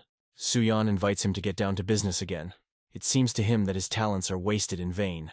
Ban Kilju clarifies. The prince invites him to move to Joseon and build ships there. He thanks for the honor that the prince gave him his proposal. The man believes that the true purpose of a man in the construction of ships and conquering the oceans. Suyan asks him to go to Joseon and build smaller ships there. The prince thinks that all the masters of his business are the same, and invites him to look at one picture. A sailboat is depicted there. Ban Kilju says that he has only one sail and somewhat cheerful. This is a small fishing boat. Suddenly, one detail attracts his attention, and he asks, pointing to a lifting mechanism. What is it? The prince explains. On this boat a catch is 4 times more than on the usual one. The master agrees with him. The guy continues the explanation. To pull out the network using a crane, you need only one mast. Ban Kilju is not sure that he can create a similar boat, but he will definitely cope with individual elements. Suyan answers. If a small boat exceeds a large ship, does this not speak of the skill of its creator? He offers a man to think carefully before they left for Joseon. The guy invites him to come in 10 days if he decides to join them. One of the farms in the vicinity of Nankin. The prince, considering cabbage, thinks that this is just a unique copy. There are many leaves on it. It is large and at the same time very tasty. If you marinate this, then it will be possible to eat it all winter. He suggests that this is a great-grandfather of modern cabbage. The prince, not sparing money, buys seeds. Standing by the corral with pigs, Suyan asks how much the owner raised a pig. He replies that a little over a year. He says that the largest of them weighs 240 kin, 144 kilograms. In Joseon, the pigs, which are raised for a couple of years, reach only 70 kin. This one clearly wins in size, the prince thinks. He asks to sell them 100 piglets. The owner replies that this is quite difficult. Suyan answers, if the price seems low to him, then let him call his own. The owner promises by tomorrow to prepare females and males of the Eamon Black Pig along the gold section, 8-2. The guy reflects that their journey through the Empire Min is coming to an end, and the funds given by the main eunuch of Sorghum are already running out. He understands that this amount is easy to get from the export of soap, but he is worried that he has no idea what he thinks about. However, He must overcome everything in the name of Chosun's prosperity. The prince has reported that Ban Kilju came. He was surprised that so much time has passed. He believes that talented people gather in Chosun. Suyan asks, "Did everyone collect things?" Pointing to the books, he says that there are more than 400 books, so he asks them not to waste time. He believes that it will not be easy to fit all this so that there is enough space and people. His companions say that in a fair wind they will get to Shandun, the provinces in the east of China, for 6 days. The translator reflects on what reaction their gifts will be called. The prince believes that there will definitely be a crowd in Chifenjon. A servant is running to the king, screaming that trouble had happened. He reports that excitement began in Muache. Sejong says that he was just about to break the record in the standing thrust, and he prevented him from. He asks not to bother him in trifles, but then he is still interested in what's the matter. The servant reports that the gentleman returned from the trip. The king believes that this is good news but cannot understand. What is the excitement? The servant reports that the escaped pigs sowed chaos. The king asks him not to panic because of a pile of piglets. He objects that they reach 240 kin by weight. He manages to surprise Sejong. Screams are carried on the street. "Grab it!" A man who caught a pig says that this is a whole boar. He is surprised. Where did she get such a silver? Screams in vanity due to scattering pigs continues. A person stands opposite the angry pig. Having closed his eyes with fear, he screams that she wants to attack him. He is trying to run away from the animal's attack, ready to rush. But his legs are braided, and he falls. Suddenly, someone's hand tightly squeezes the tail of the pig and raises it up. Prince Suyan, now holding 2 pigs in the hands of 2, says that his year was not in Chosun, and they are already defaming his good name. The king, looking at the pigs, tells Suyan that with such a harsh form and a cool Norov, they are more like wild animals. He holds out a bunch of grass to the animal, continuing the conversation with his son. The pig chews grass, and Sejong says that it is terribly hungry. He believes that in the future they will not have to worry about pigs, because they are so large and mobile. And when the animals have already decided that he could be trusted, he orders to submit the most well-fed from them to the festive table. The prince reports that he brought many books, since many of them were irrevocably lost, but most of them are dedicated to agriculture. The king believes that the Ministry of Providence and the tax department will add work. Sejong tells his son that he did a great job and can safely say what he wants to get as a reward. He replies that traveling around the Ming Empire, he noticed something. If they use the same methods of agriculture, then this will undoubtedly affect their lifestyle. This will help solve the problem of unbalanced nutrition, as well as acquire skillful masters. The king meets Ban Kilju. He says that the man has come a long way to come to them, and promises to dispose of to be placed in worthy conditions. The prince believes that a man will definitely come in handy, since his devotion to his craft is undeniable. In the courtyard of the estate, students meet Suyan. The guy believes that Ma Len showed himself perfectly. He replies that being a teacher is by no means the same as being a student. In the hardening of the body, the origin does not play any role. This is the doctrine of the honor of their parents, and nothing more. The prince thinks, was his assistant really ignored due to origin? He knows how to deal with it. He announces that from that moment on, the Lins will teach them differently. Suyan says that this method is called CrossFit. Repeating the same type of exercise, students can get pretty bored, and switching between different ones, they will be able to get rid of depressing thoughts. When he was in the Ming Empire, he came up with an exercise called burpee. The students rejoice that they will finally get rid of the piece of iron. If you do not need to lift weights, then they are ready to perform the exercise at least 100 times. Laughing, the prince says that he is pleased to see them so enthusiastic. After 20 repetitions of the first exercise, jumping through the log, then swings with weights weighing 20 kin, and then squats without additional weight, and all 20 times. Suyan says that they can repeat this cycle twice, relax a bit, and then make another such approach. Pupils are interested. Will this workout end on this? The prince answers in the affirmative and adds that it seems to be approaching a powerful hurricane. Pupils complain that they are tired and can no longer perform exercises. One of them says that he will be sick now. The prince makes a frightened look. He invites him not to restrain himself and continue after he will tear him out. He did that too. The students look sorry, throwing the book on the table. The prince says that 6 months have passed since the beginning of training, but their preparation is still bad. He tells them to open books and focus on teaching. By investing in a useful occupation, they will protect themselves from embezzlement of them in vain. One of the students asks, "Is it possible to read in such a terrible state?" The prince and his assistant unanimously answer, "Of course." The young man is delighted. He examines copies of the manuscripts of the great Cho Yunjik. Looking at a large number of books, he understands that there is a lot of interesting things. The prince says that there are still works of the authorship of Yan Xun and Yan Zhenqing. The young man believes that he must master this wonderful handwriting. Crown Prince notes that the great Prince Zhan Pian would not mind being an ambassador for another time. The young man agrees with him. He really wants to visit the lands of the descendants of Confucius. The royal couple is very pleased with the results of the passing trip.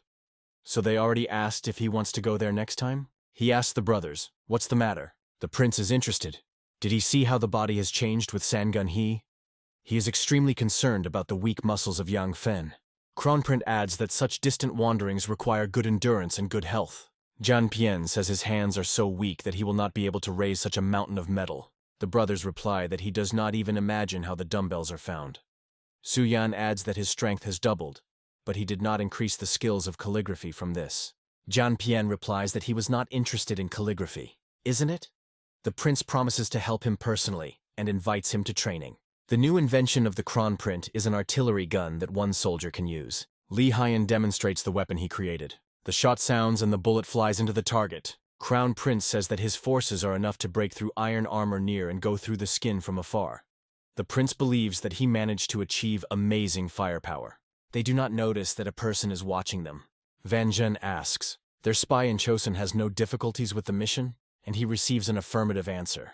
The eunuch believes that the prince is very talented and inventive, given the past experience with soap. He wants him to be immediately informed if Suyan invents something that Empire Ming has not yet seen. For a written message, he promises to pay 5 linen. And for the drawing of the invention of Van Zhen is ready to give more. The cost will increase depending on the list of details.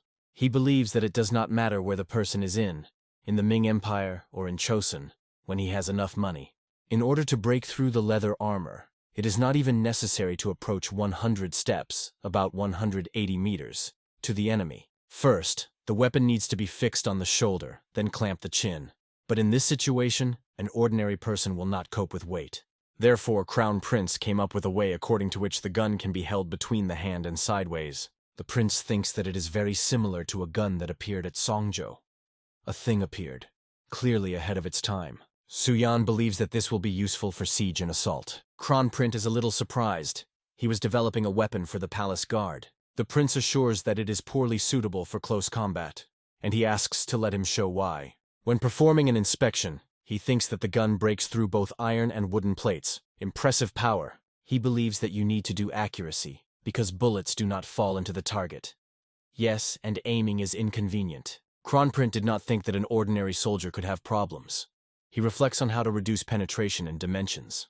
He asks his brother, "Are there any other ways?" Suyan is heard a rustle in the bushes, and it turns sharply. The person who peeps after them hastily retires. The guy thinks that perhaps he was just heard something. They again return to the discussion of sights. The brothers turn to Ban Kilju for help, who made the drawings of self-shoots in the Ming Empire. He says that he is just improving his old self-shot. Suyan wants to take a shot to show his brother what the essence of the problem is. It is carefully aimed at the crossbow. The arrow falls exactly on the target. Crown Prince understands what he wanted to tell him. Accuracy improves when the eyes and weapons are on the same line. Moreover, when hovering the barrel with one hand, it would be very difficult to breed another fire. Thus, it is easy to miss the moment of approaching the enemy. In other words, this weapon is difficult to use in a mobile battle. Suyan wants to solve the problem by combining 2 types of weapons. He tells the master that his self-shooting can wait. He offers to postpone it and join their development. They are accepted for work. Already a few shots from such a gun will lose his strength and injure his face. The master offers to stretch the wooden beam back and attach to the shoulder. A metal helmet can be damaged, so you need to change the direction of smoke. He wants to attach a dagger by the end of the barrel in case of an emergency. 3 months later, March 2nd, 1444. The king says that today his sons will present a new gun. He ordered to collect military officials in the palace. Sejong believes that the princes have prepared well. He is sure that their works are not in vain, but he is afraid that their sample will break. Suyan and Li Haiyan are completely confident in success. Kronprint prompts to cook weapons. The soldier pushes gunpowder. Li Haiyan notices that he needs a little more.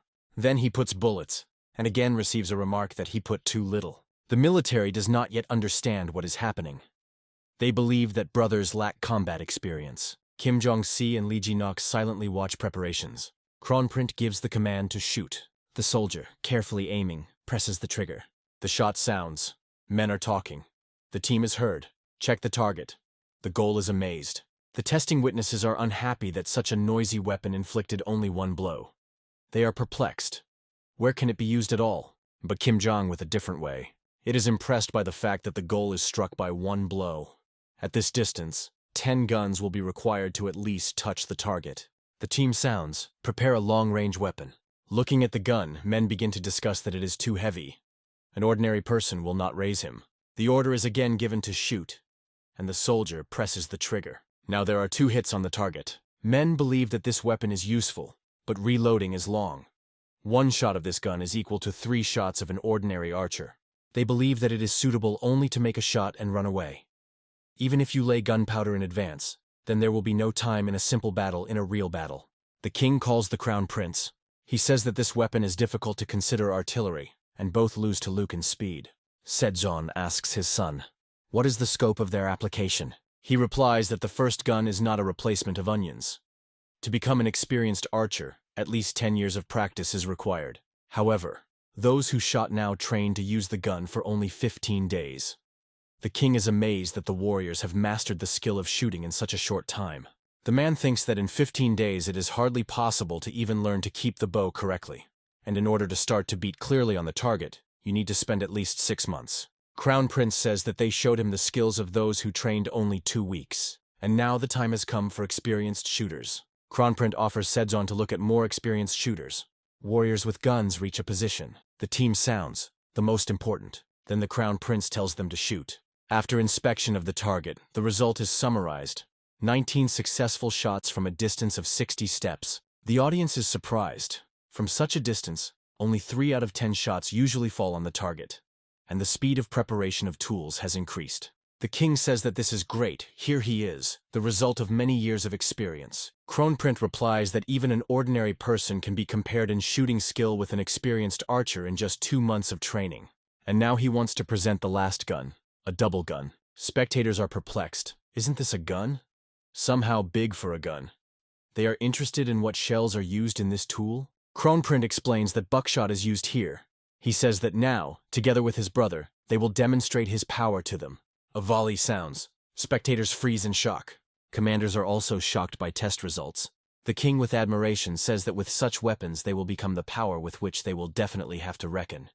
It can be very effective both against wild animals and in the fight against the savages of the north tormenting their lands. Crown Prince thanks his father for praise. Empire minutes the residents of Vangenia. The eunuch, studying the report, says that they are already a firearm on the shoulder. The man standing in front of him asks, he will command the spy to copy the drawings? Van Zhen believes that you should not do this. Even if their person succeeds, he is unlikely to be able to convey all the details of such a complex device. He believes that the best way to understand something similar is to touch it with your own hands. The king walks in the park with Suyan. He is afraid that difficulties may arise with the mass production of their weapons. He asks what kind of difficulty. Sejong replies that he received a letter from the Ming Empire. The reason for this was rumors about a new invention from Joseon. The emperor was extremely interested in this topic. He wants him to be sent samples as a sign of respect. The king believes that we are talking about their guns. Suyan is surprised at how they managed to know about it. He believes, since the letter says about the samples, then perhaps this is not about the guns themselves. The king agrees that such a probability exists. But if you send them something else, and later they will know about guns, then this can lead to an exacerbation of relations. They can be suspected of intentionally concealing this information. The prince believes that they purposefully picked up the words that way. He understands that the only one who can do this can be Van Zheng. He offers his father to send them 2,000 silver coins as a tribute. Sejong believes that this is too much. Usually they send no more than 500 per year. Suyan is sure that in these circumstances this will be a wise decision. Empire minutes Forbidden City. The eunuch is surprised to hear about the sum of 2,000 coins. The servant reports that 500 of them will bring the third prince of Joseon this year. He adds that a small country from the outskirts does not dare to resist the will of the emperor. He asks why Van Zhen used the word sample in a letter. The eunuch explains, if Chospon sent something else in return, then there is a certain secret plan. In this situation, They greatly risked to fall out of disgrace and run, at least, to increase the size of tribute. The eunuch believes that King Chosun turned out to be a very prudent person, so such a scenario does not threaten them. And since they have such difficulties with the satisfaction of their request, this can become a successful opportunity to get something more valuable. He wants to get the second Prince Chosun as a hostage. Van Zhen believes that when someone does not want to listen to your words, then it can always be reasoned by force. The axe cuts in two turban. A man nurses a man chopping firewood. Calling him he is interested. Did he hear about the last news? The interlocutor replies that if he has in mind the announcement, then he could not make out what is written there, since the style of writing is poorly familiar to him. The man reports that on February 5th next year, the capital will gain volunteers to teach military affairs in some new teaching. He believes that it sounds suspicious. With the slightest mistake, there is a great risk of link to the far north. Continuing to do their own business, he says that since the capital's people are recruited, then they will train there? The man says that, according to the rumors, the teaching was founded by Prince Suyun. Hai thinks that since it is a recruitment for the capital, it means that this is the same as training for the role of a palace guard. He is not even really trained in literacy, so something is clearly not for him. The man continues to convince him that there is no question of such an announcement, and the set is not only for noble gentlemen. He thinks about his words. The interlocutor adds that according to what was written, it's enough just to name your name. It is also said that it is desirable to have a strong body and strong will. He stops working. He is interested in another question. Those who achieve success will be able to receive a pardon for their families? Winter, snow falls. On the porch there is a gentleman who speaks a poorly dressed boy, standing in front of him on his knees that he showed generosity, letting him with money into the city. But he knows what will happen if he dares to escape? The punishment will undoubtedly be severe, and instead of him his father and mother will be carried. The guy thanks a man, and says that during his stay in Kanyan, he will pray for the well-being of his parents every day. Hundreds of young people throughout the country, regardless of their position, united a single belief that, having a strong body, they have a chance to become a warrior in the service of the king. And they rushed to the capital, where the great Prince Suyun was waiting for them. February 5th, 1446, Nodal Nara.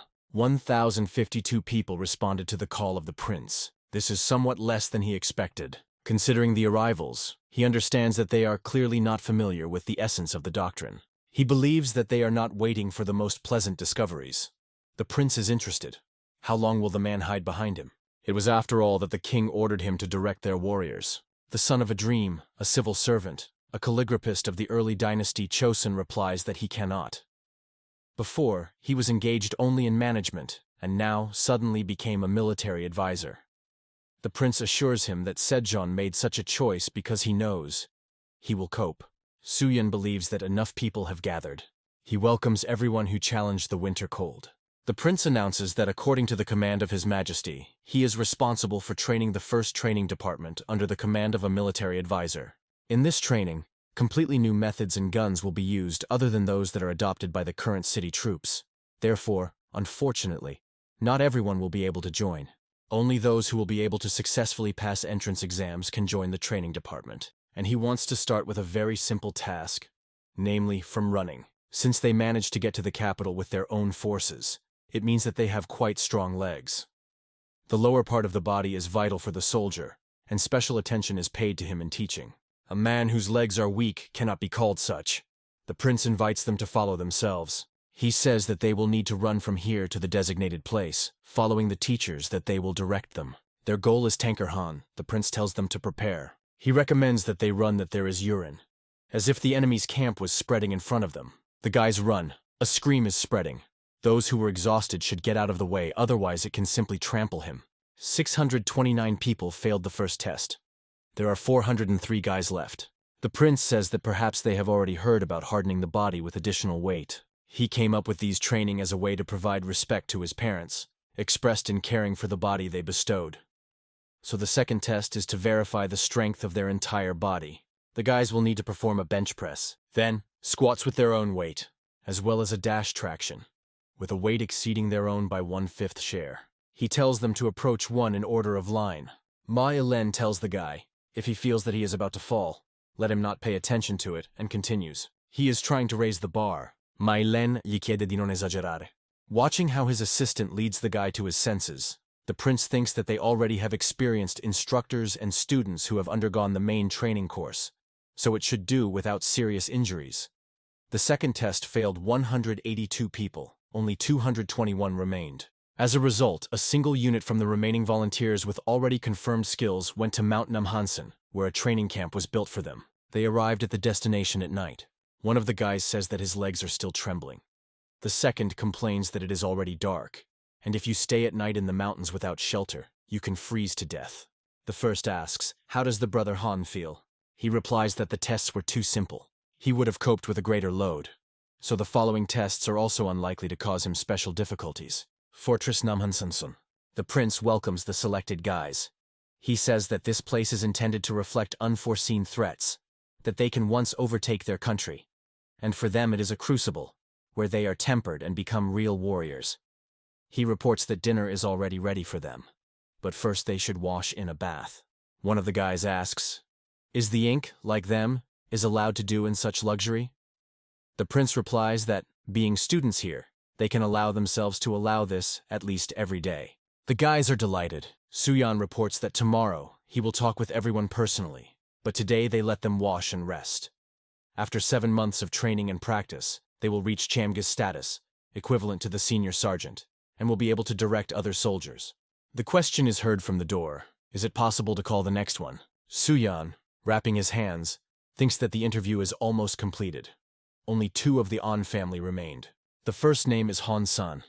He was a slave in Kanvando, so he arrived here in the hope of changing his position, the prince thinks, looking at the modest look of the guy. He asks, "What led him to this path?"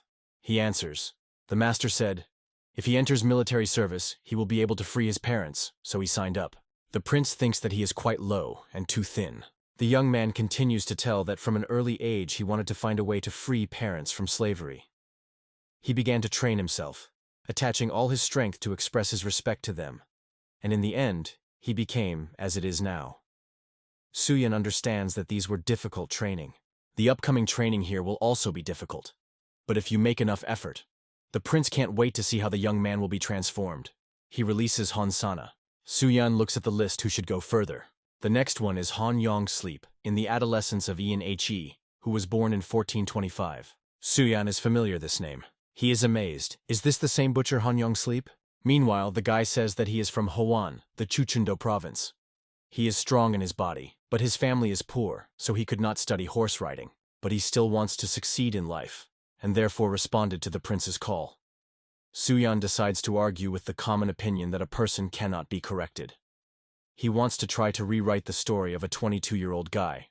He asks, does he realize his role here? He replies that if someone is needed who should keep these homeless people in the bridle, then he is ready.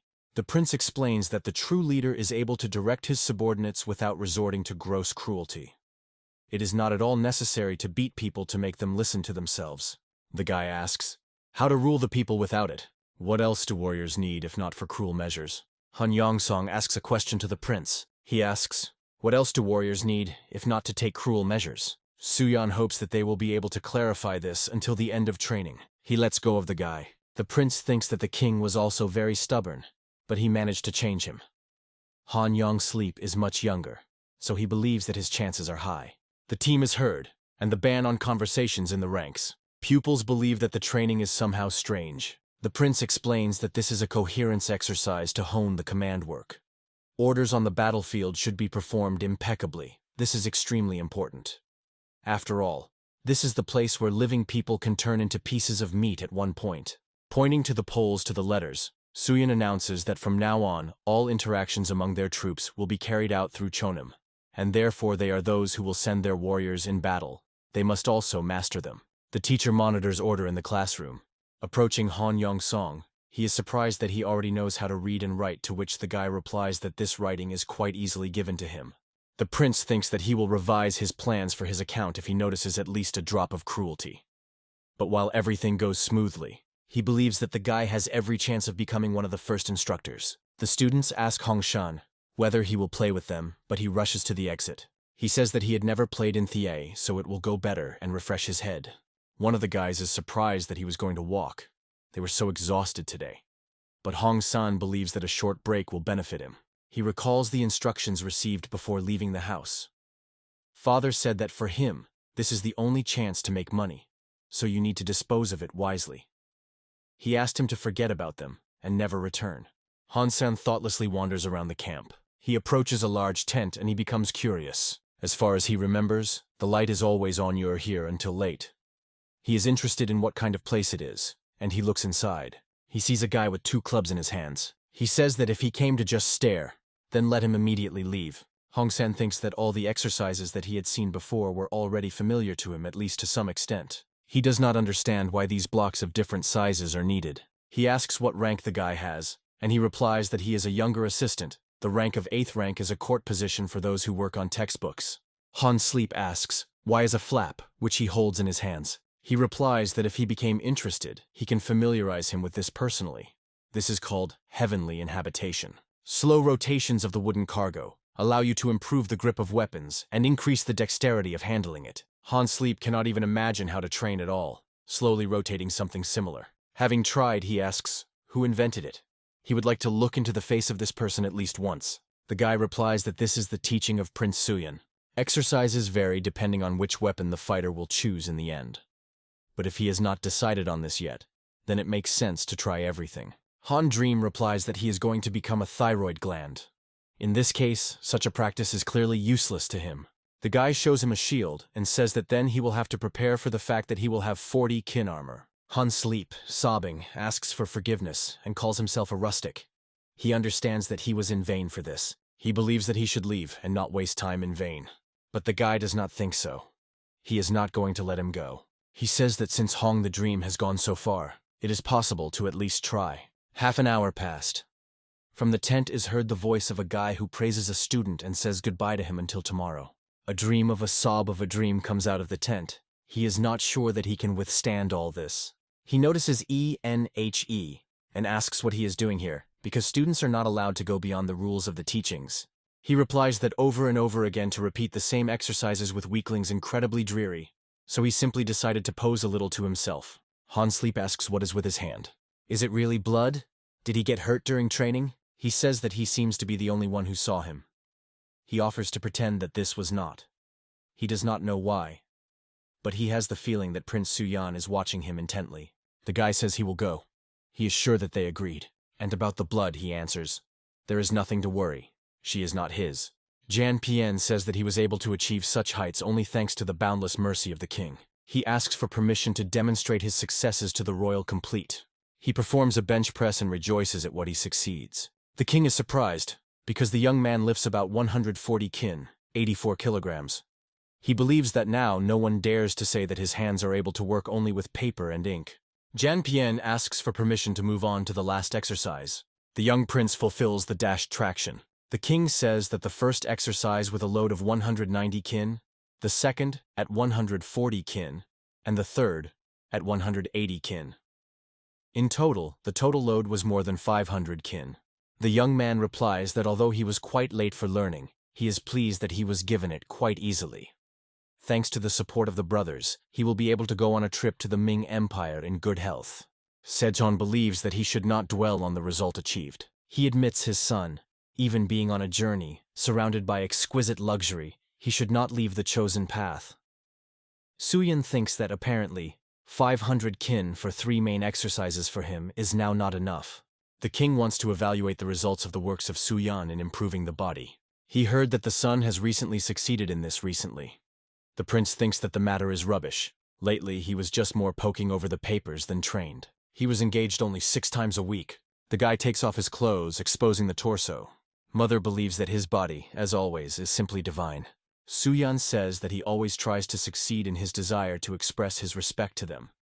He decides to start the first exercise with a load of 440 kin, 246 kilograms. He successfully raises the declared weight. The second subsequent, with a load of 330 kin, also does not cause any special difficulties. The prince surprised this at first, but the body that he landed in was really striking him. Raising a similar weight with such muscle mass is truly impressive. Sejong thinks that his son did it again. Such a huge load inspires him with awe.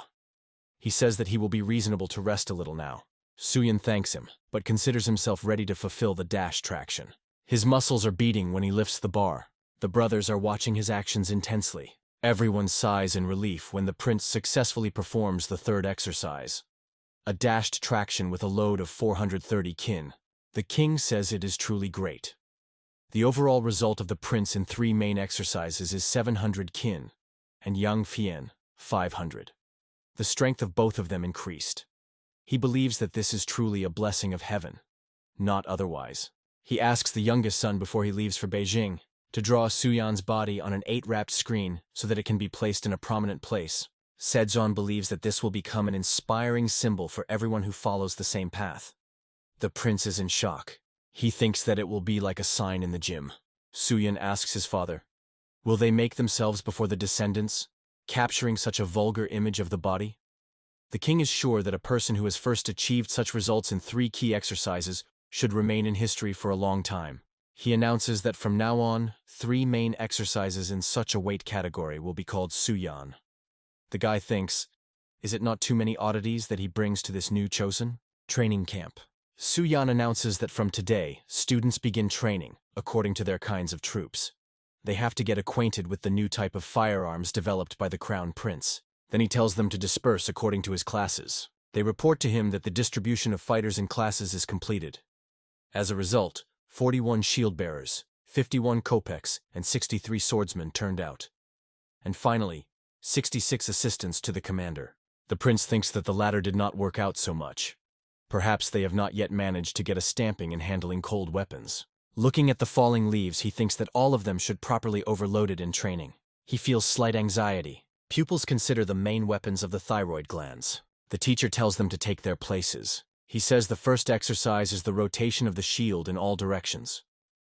One of the students afraidly asks, does he mean exactly those shields that they distributed to them? The man orders to stop talking and get down to business. The prince thinks that at first it will be very difficult for them, but now it is necessary. They settled on this form of shields for several reasons. Firstly, to increase the protection area. Secondly, for a more successful opposition to the enemy's frontal attacks. After all, it is not known where Ming will decide to try the guns received from them, and sooner or later it will happen. So you should prepare. Observing the training, he thinks that only the strongest of the students can become thyroidists. The rifle could not break through these shields at a distance of 100 steps. They had to increase their strength and, accordingly, weight. Watching one of the guys, he thinks that he will swear every day. And where does it take strength from? He hears the teacher calling this young man by name. The man asks the student, did he consider approaches? The prince recalls his name and is surprised. Is it Honsan? Pupils consider weapons. One of them clarifies, is this a longsword? The teacher answers in the affirmative, but in fact it is Michomdo, an analog of the Japanese Basento, a 2-handed shaft weapon, the length of which is 2.4 meters. He adds that his weight is about 15 kin.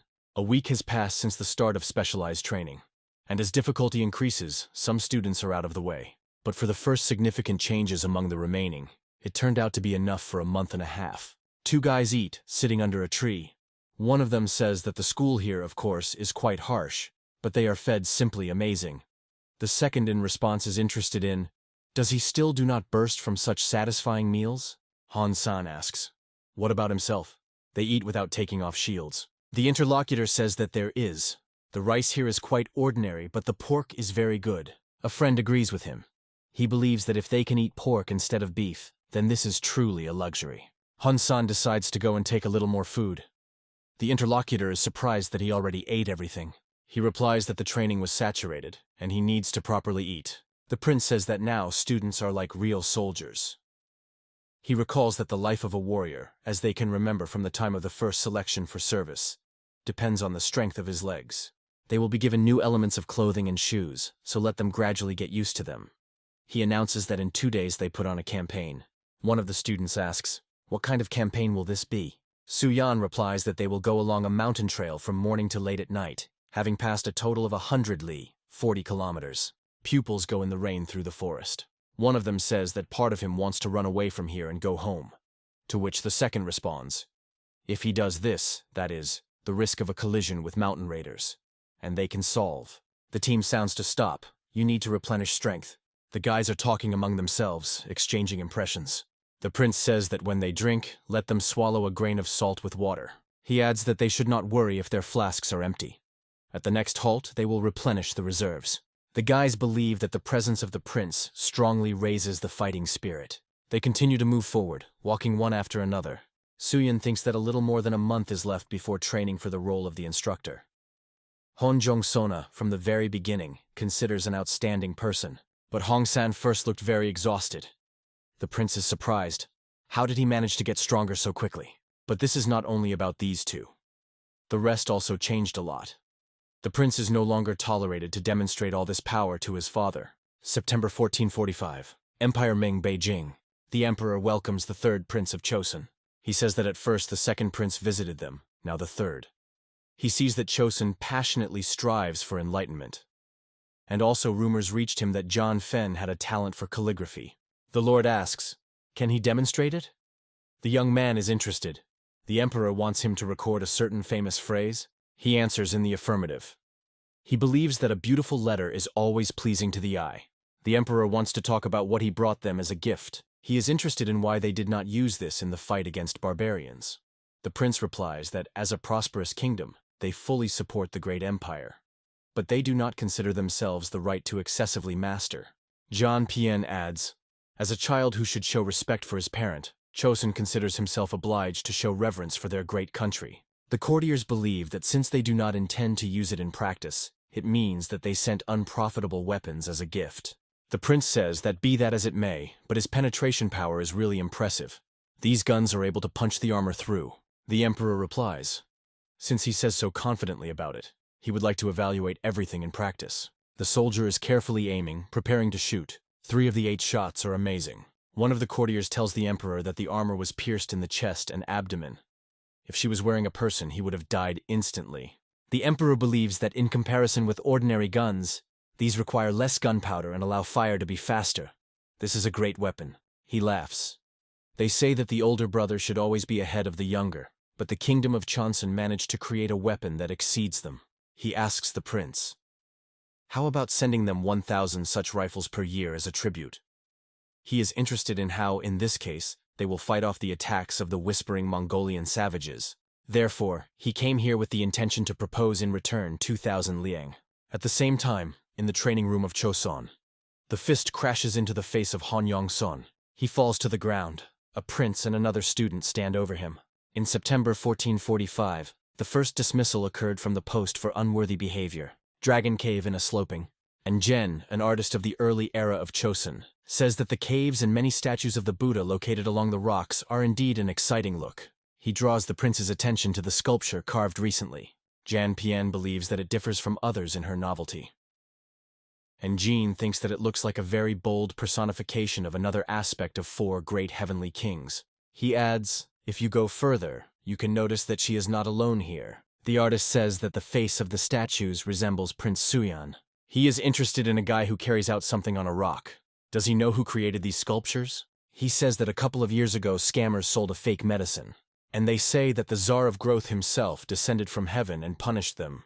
It seems that since then the image of the stone statues of Buddha has changed somewhat. An Jin asks, is this not the funny story that Prince Soo-yeon talked about? He is interested in John Fen.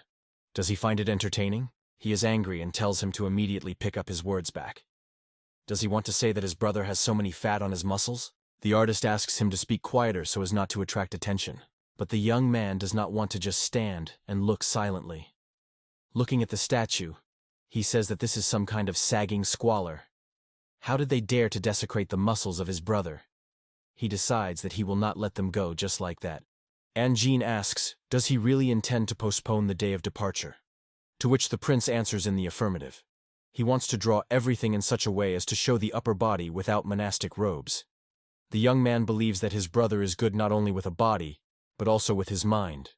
Therefore, he wants to portray him in the image of Bodhisattva. A few months later, the prince, with a sigh of relief, says that the first sketch is ready. The artist believes that this statue has a special dark aura in comparison with the other. It is very reminiscent of a black dragon who is ascending to heaven. Thus, Empire Ming acquired a new Buddha statue called the Muscular Bodhisattva, which became a new attraction of Loyan and inspired numerous sculptors. September 9th, Chunyan. The day of graduation of students. The team sounds, set aside. Then, welcome His Majesty the King. The guys greet Sejong. The king says that, looking at how harmoniously they move, he understands that training was successful. He believes that they will become a model for all warriors and set an example to subsequent generations. In order to repay him to majesty for his great mercy, they will work until they turn to dust.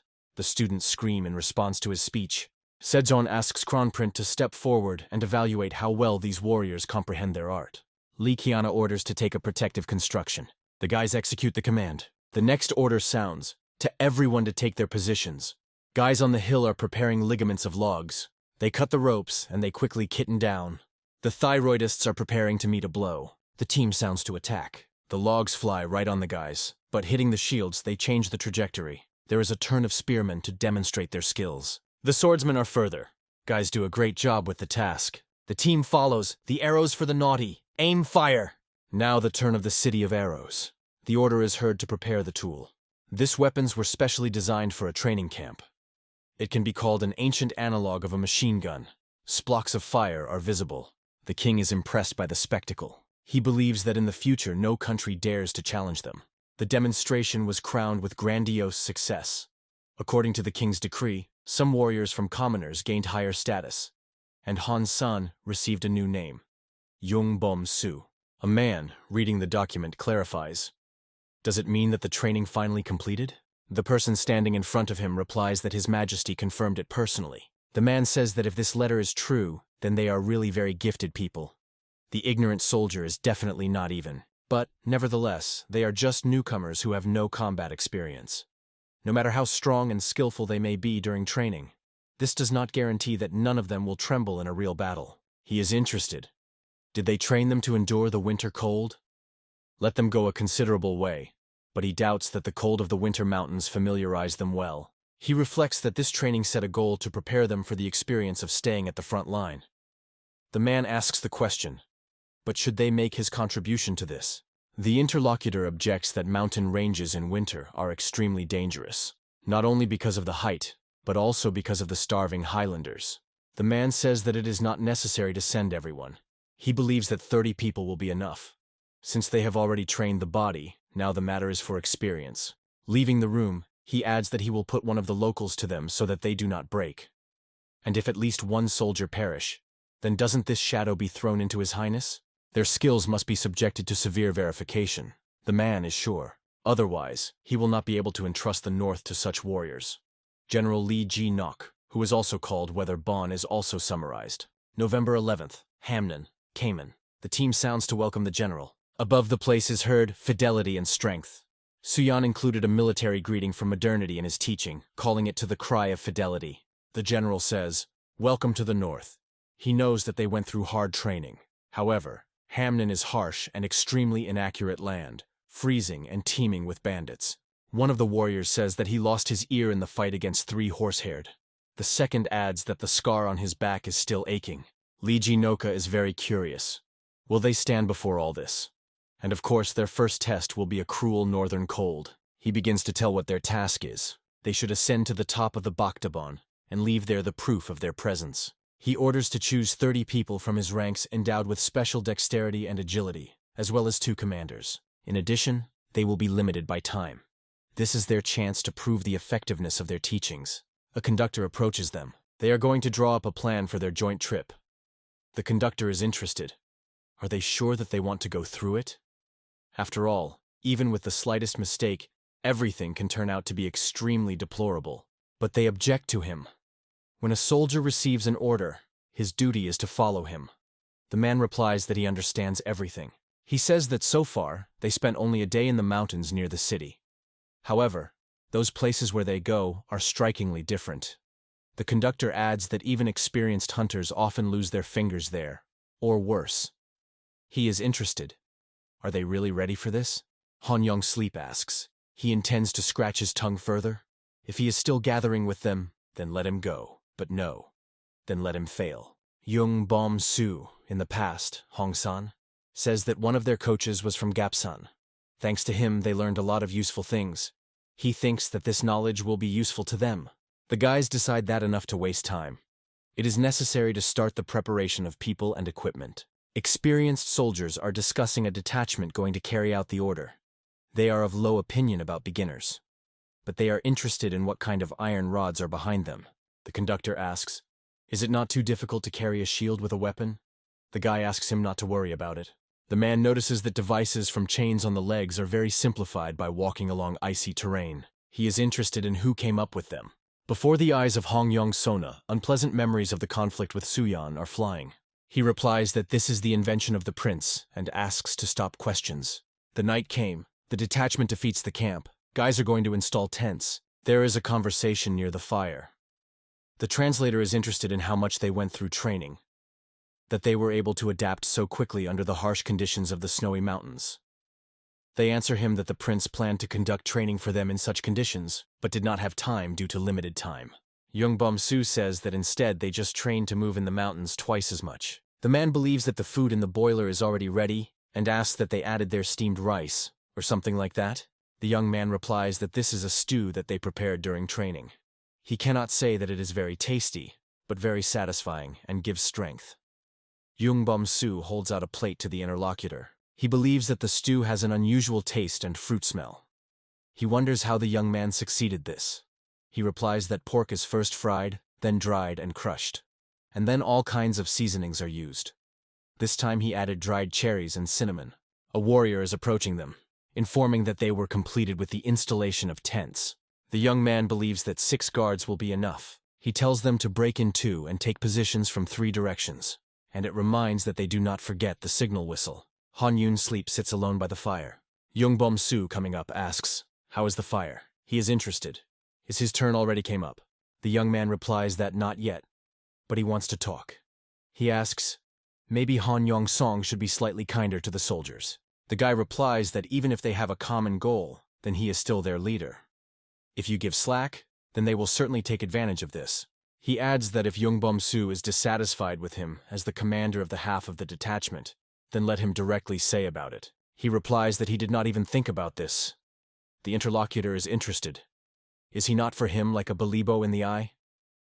Hong Yong-dream accuses the young man of then reporting to the prince that he left the camp. He asks, was it easier for him to sleep after that? Yoongbom-soo is trying to object to something, but the guy cuts him off. He says that the time for the change of guard has come, and warns the young man to be careful. Another time, he can first stick a knife into his back. The next day, the detachment continues its way. They reach the top. The conductor says that there are many descents and rise to these mountains on his account, but for the first time he feels so easily here. One of the guys is interested. What is wrong? Dark clouds are approaching the northwest. The tiger is watching people. Han Yun-sleep gives the command to go down. He orders to demolish all tents and prepare torches. He understands that being in the mountains under such circumstances is extremely dangerous. There is a warning commander about the danger of an exclamation. But the guy himself already notices a tiger rushing at him. He grabs the sword and hits the predator that pursuing him in the chest, but he only manages to injure him. Yoongbom-soo hurries to his aid. Under the blow of a powerful clawed paw, he substitutes a shield. Sticking, the young man slides on the ice. Warriors are in horror watching what is happening. 2 commanders, opposing a huge predator, together with the beast, fall from the top of the mountain. Suyan commands. The second position, 8 repetitions. Touching the heavens with your feet, remaining on earth. 31 repetition. Pupils cannot believe in a named figure. The prince orders to set aside conversations and perform the exercise. The guys execute the team. Suyan says that his legs must be kept straight, and he will wait until they do this. Watching the guys, he counts. Finally, the score is approaching 30 alone. The prince, laughing, asks a question. How many times he was forced to repeat the same number. But the next minute, he asks the same question already in angry voice. Frightened students answer, 60 twice. The team sounds again. The post number 2, 8 repetitions. Touching the heavens with your feet, remaining on earth, 62 repetitions. Yoongbom-soo tries to rise, not believing that he survived. Han Yong-sleep, who is nearby, lying with his eyes closed, mutters something incoherent. Yoongbom-soo is trying to bring him to his senses. The guy opens his eyes, but continues to lie in the snow. Yoongbom-soo believes that they are somewhere halfway to the top. It seems that the branches of trees and snow help to soften their fall. He asks, can Han Yong-sleep go? He replies that his bones seem to be intact and is interested. How many are they already lying here? Yongbom-soo hopes not for a very long time. The guy gets up and offers to return to the rest as quickly as possible. Yongbom-soo notices the blood on his clothes and asks, is he injured? They are trying to find their detachment. Hong Yong-sleep goes ahead. His partner, leaning on a stick, waddles behind. Yongbom-soo can no longer go. He tells the guy, to get a chance to increase, he needs to return to the camp within the next few days. So he better go forward, and here he will take a little spirit. Han Yong the Dream turns around, and for some time he looks at him silently. Then, pointing to traces in the snow, he says that the tiger is still somewhere nearby. Is he going to rest despite this? He assures that he will be in order and asks him to go forward. Han Yong-sleep thinks that because of the wound, the young man will still be only an obstacle. He replies that he will do as Yongbom-soo wants, and he will go forward, as he said. Han Yong-sleep is leaving. The young man, sitting under a tree and clutching a gun in his hands, thinks it is good that he sent Han Yong-song forward. He waits, because the traces looked fresh. Looking out of the tree, he sees a tiger. The young man did not think that they would face him like this.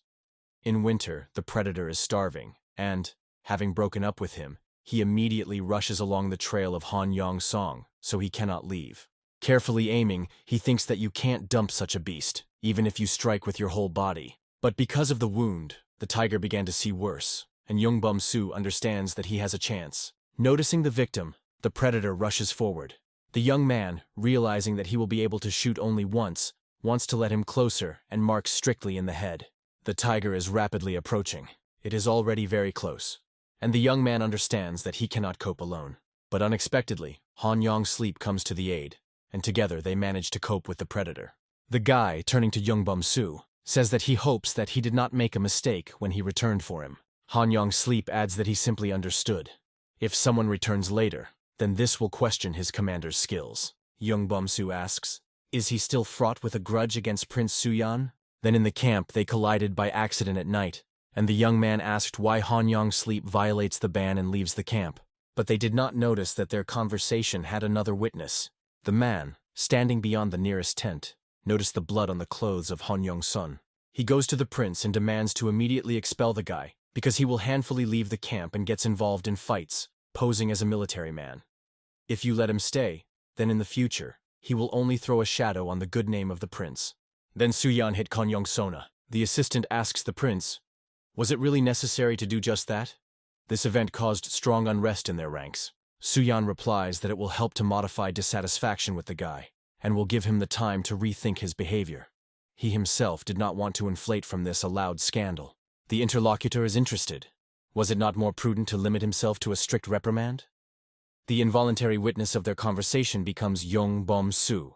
The prince says that Hong Yun-sleep is a very proud person, so this most likely would be even more redressed.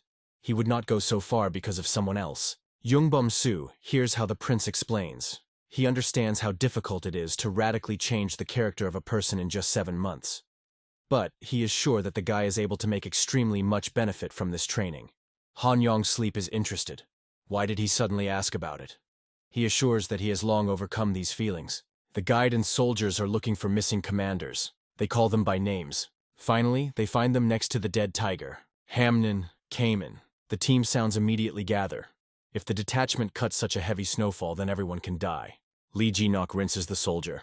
The man who approached him says, if they are now at the very peak of Bakdalbon, then the snow there probably reaches the waist. Even if you go immediately, then... He does not agree to the end of the phrase. The general believes that if they die in vain, then it will be entirely his fault.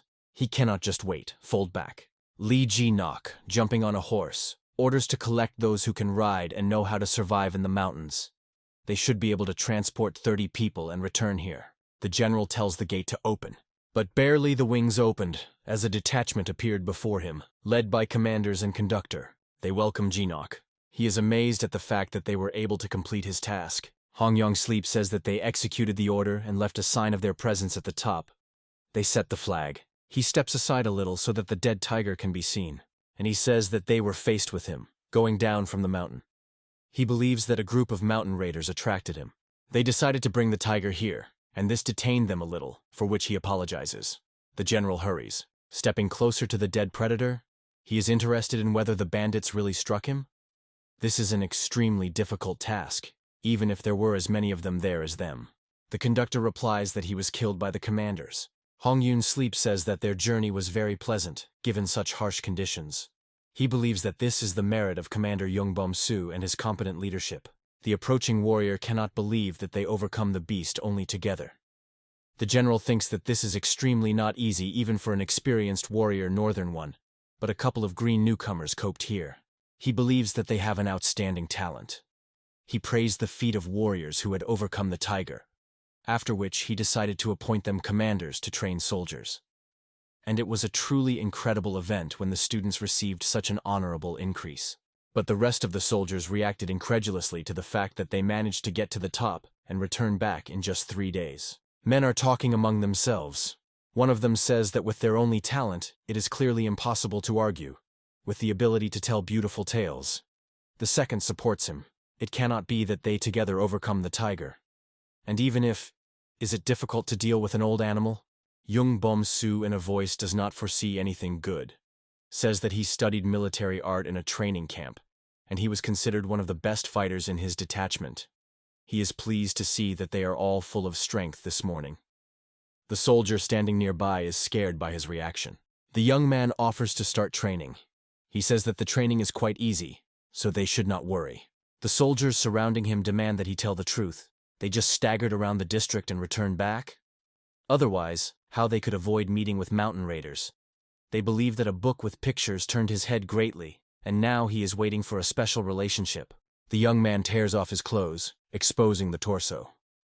Men do not understand what is happening. He shows them a trace of the wound that he received during a clash, asking if they have any other doubts. Although he diligently tempered his body, the scar still remained. If it was even a little deeper, and his guts would fall out. The soldiers silently look at the scar. The young man continues to say that the tiger, of course, also paid a high price. After all, he deprived him of his eyes. And the second bit on the way from the mountain. Men are in horror listening to his story. Yongbom-soo confidentially tells them that he heard that it was considered a kind of exquisite food. He regrets that they did not have a chance to learn this wonderful taste. Men consider him completely reckless. He says that if they still do not have enough tooth, then let them take the stick. Those are afraid. Will he beat them? The young man replies that he is going to show them how weak they are. He tells them to approach in turn and try to break through his defense. If he drops the shield or falls, he will award them with a 5-fold portion of rice. His words make men come to life. Men believe that ration does not happen superfluous. They decide to unite and attack the young man. A few hours later, all the attackers lie on the ground. Yongbom-soo is interested in, are they ready to follow his instructions? One of the men asks. Does he want to drink with them to start? But the young man prefers to start training. The team sounds, the pose of 2 8 repetitions. The mournful exclamations of soldiers are rushing over the mountains. The empty bragging does not cope with the hardening of training instructors. Meanwhile, the great Prince John Payen returned from his journey through the Empire Ming. According to the results of this trip, Chospon gained considerable success, safely resolving the issue of tribute in arms. John Payen first hastened to meet his father. The king is satisfied with the work done by his son. Suyan approaches the young prince with a greeting. He is interested in the results of his brother's trip. Jan Payen talks that he managed to talk with the descendants of Confucius about the culture of food and body. He holds out a scroll to his brother, saying that he has a gift for him. Having launched, Suyan sees a picture of the grotto of the dragon moon. Jan Fen explains that now they have a special connection with him. So, when he goes to the Empire next time, let him visit this place. He says that he erected a new statue there in his honor. The young prince complains that those sculptures that were there, at the time of his arrival, depicted the magnificent muscles of Suyan with the monstrous excess fat. He could not remain calm, seeing such a plain interpretation. Suyan is interested. Why is his brother so delighted by his muscles? But he is very flattered, and will certainly somehow visit there to look himself. In the courtyard there is a voice of a servant, notifying that someone from the palace had arrived. Suyan, training with his son, is surprised by an unexpected visit. He says that His Majesty seemed to be going to hot springs with the crown prince. He asks the guest that he led him to them. Before him, with tears in his eyes, Lee Hongvi, Danjdan, is the son of a crown prince. The son of his older brother arrived at the house of Prince Suyan. When asked what brought him here, the boy replied that he would like to listen to his journey to the Empire Ming. Is it true that the ships there can pass through the mountains? Suyan replies that they can pass along the rivers flowing between the mountains. Li Hongvu asks, how do they manage it? The guy says that initially the first great channel was built by Emperor John D from the Sui dynasty 800 years ago. The boy listens with interest about how the ruler brutally exploited his people, capturing lands along the Wanhe and Zhangjian rivers. Suyan says that it came to the point that people crippled themselves, just not to fall into slavery. GPN Diana, a mentor by education, recalls that the time has come for classes, and Li Hongvu needs to prepare for the lesson. Suyan notices that the boy begins to smoke. He asks, does his training determine the crown prince? Can he also work out with him a little?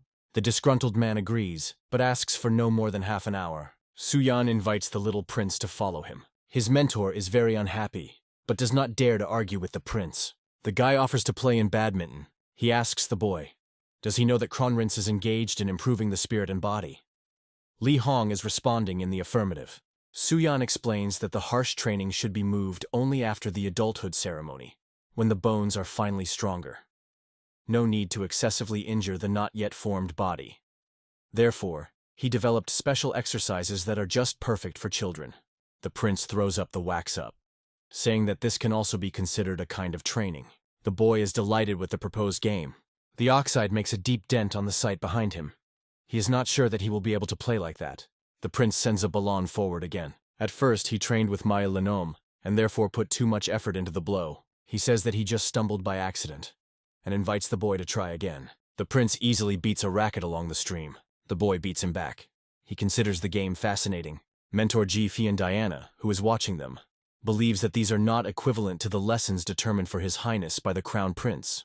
Suyan understands that, upon returning from the sources, the Crown Prince will probably want to check what his son learned. He can understand the desire of a man, because he is also obliged to demonstrate qualitative results. He says that work on his body is also training. If you include a little badminton in the schedule, this will undoubtedly become a valuable contribution to the prince's formation, as it will help him in the future. The guy asks Jifian Zhang, isn't that a lesson? He is forced to agree with him. The prince invites the boy to try to repeat his movements. He believes that if you do not go through all the stages of training as it should, then it will be as pointless as trying to learn all the teachings of Buddhism without comprehending the basic foundations. He invites his son to join them. Hyundon happily agrees. He takes the racket and includes in the game. Li Hongvi is also passionate about a new occupation. Mai Len, standing aside, calculates glasses. The mentor believes that it is time for a little prince to return home. The prince suggests playing a little. The man objects that he is just a servant of His Highness. He doesn't need it. But Suyan is persistent. Li Hongvi, whom the guy drags by the sleeve, believes that this is already too much. Kronprince will be clearly very disappointed to learn that the young prince missed his classes. After some time, the mentor, enthusiastic about the game, gives instructions to the little prince. Suyan believes that today it seems that his guests are pretty exhausted. Madame Yoon calls her son and husband to have dinner. The prince offers her a little to practice badminton. He considers him useful for women. The wife replies that paying attention to improving the body is undoubtedly important, but it is too late and it's time to have dinner. A little later, the smiling Madame Yoon argues with her husband because of a light stacked, and claims that her counting is correct. Will the popularity of badminton be limited only to this? Kronprince tells his son that he heard that he frequent his uncle's house, and at the same time I missed a lot of classes. So today he is waiting for a big catch-up, and it is better for him to prepare for this. The boy says that the time of the lesson is approaching, and Kronprince, with a racket in his hands, checks what he learned. And after Zurit Suyan for developing a new exercise, he did not show him primarily to his older brother. Is it really badminton to become the only allowed drug in Chosun? Representatives of the nobility quickly picked this fashion, but ordinary people did not lag behind them, and thus a new folk fun appeared in the country. The emperor is interested in the successes in the manufacture of rifles and the number of weapons made. The courtier reports that Chosun sent 3,000 and another 8,000 on the tide. The emperor asks, what about heavy rifles? The man replies that the volumes are the same, but because of the weight, soldiers are too out of force, wielding them. In response, he hears the proposal to give them out only to the powerful warriors. The ruler adds that soon they will have to use them to conquer the Dala, northern Yuan. Vengen, eunuch Soragam, replies that all the commands of His Majesty will be fulfilled. The courtier clarifies, does it mean conquest? The emperor responds in the affirmative. He wants to use this opportunity to deal with these arrogant upstarts from the northern Yuan. Camp of gunsmiths. Sejong, turning to his sons, says that after a series of failures, they still managed to improve their rifles. Kronprince replies that this is Suyan's merit, because without that detail he would not succeed. The prince does not understand what we are talking about. The elder brother says that some time ago the axis on the walker's simulator bent. Therefore, there was a need to make a new part. Sejong asks, "It turns out that they found a way to somehow reduce the amount of heat while maintaining the shock power." The prince answers in the affirmative. He reaches out to the fabric behind which the weapon is hiding and continues to explain. Kronprince was engaged in the simulator when the axis broke, and then the idea came up with how to achieve improvement. At first, the trunks were cut and dragged by the disciples. However, no matter how much power is in their hands, it is still limited, which often leads to defects. Performing the same actions many times, they inevitably begin to make mistakes. The king asks, so they decided to let them go early to give them the opportunity to work on their body, and also with additional benefit. The prince thinks, does the crown prince want to say that they agreed to finish the work earlier in exchange for sports? The king says that he and his eldest son also had a special passion for this simulator at one time. The prince asks the master, what about the method that he illuminated them earlier? He clarifies, with the smelting of bilateral trunks, manufacturing two halves of the barrel for further connection. The man replies that he tried, but they can't stand it and hundreds of shots, becoming unusable, so he preferred this option. Brother tells Suyan that Mr. Jim also put forward a lot of ideas. The guy thinks that this man, of course, is smart. But having taken this technique into service, it will be easy to achieve a performance of 2,000 rifles a year. The prince clarifies, do they want to say that guns with soldered trunks will soon be abolished? To which he receives an affirmative answer. Due to the range of defeat in combination with the power of the shot, the current light rifle requires cutting notes. As a result, too much valuable material goes to the manufacture of one unit of weapons. The new prototype is less costly on resources, and it is much easier to produce. Therefore, Kronprince has no doubt that as soon as the artisans gain experience, they will begin to spread this method of pulling out the barrel. The prince asks his father, is there a certain special reason why he decided to devote increased attention to the issue of building up weapons? The king replies that at the beginning of this year a decree was issued in the Empire of Ming. It says that in the near future they intend to punish their arrogant enemies and recommend that they cooperate with him. Suyan clarifies, is it really a question of Dalj about the natives of the Yerzeni tribe? Are they not in alliance with part of them? Sejong replies, there are rumors that recently they have been behaving more and more defiantly, and Ming decided to teach them a lesson.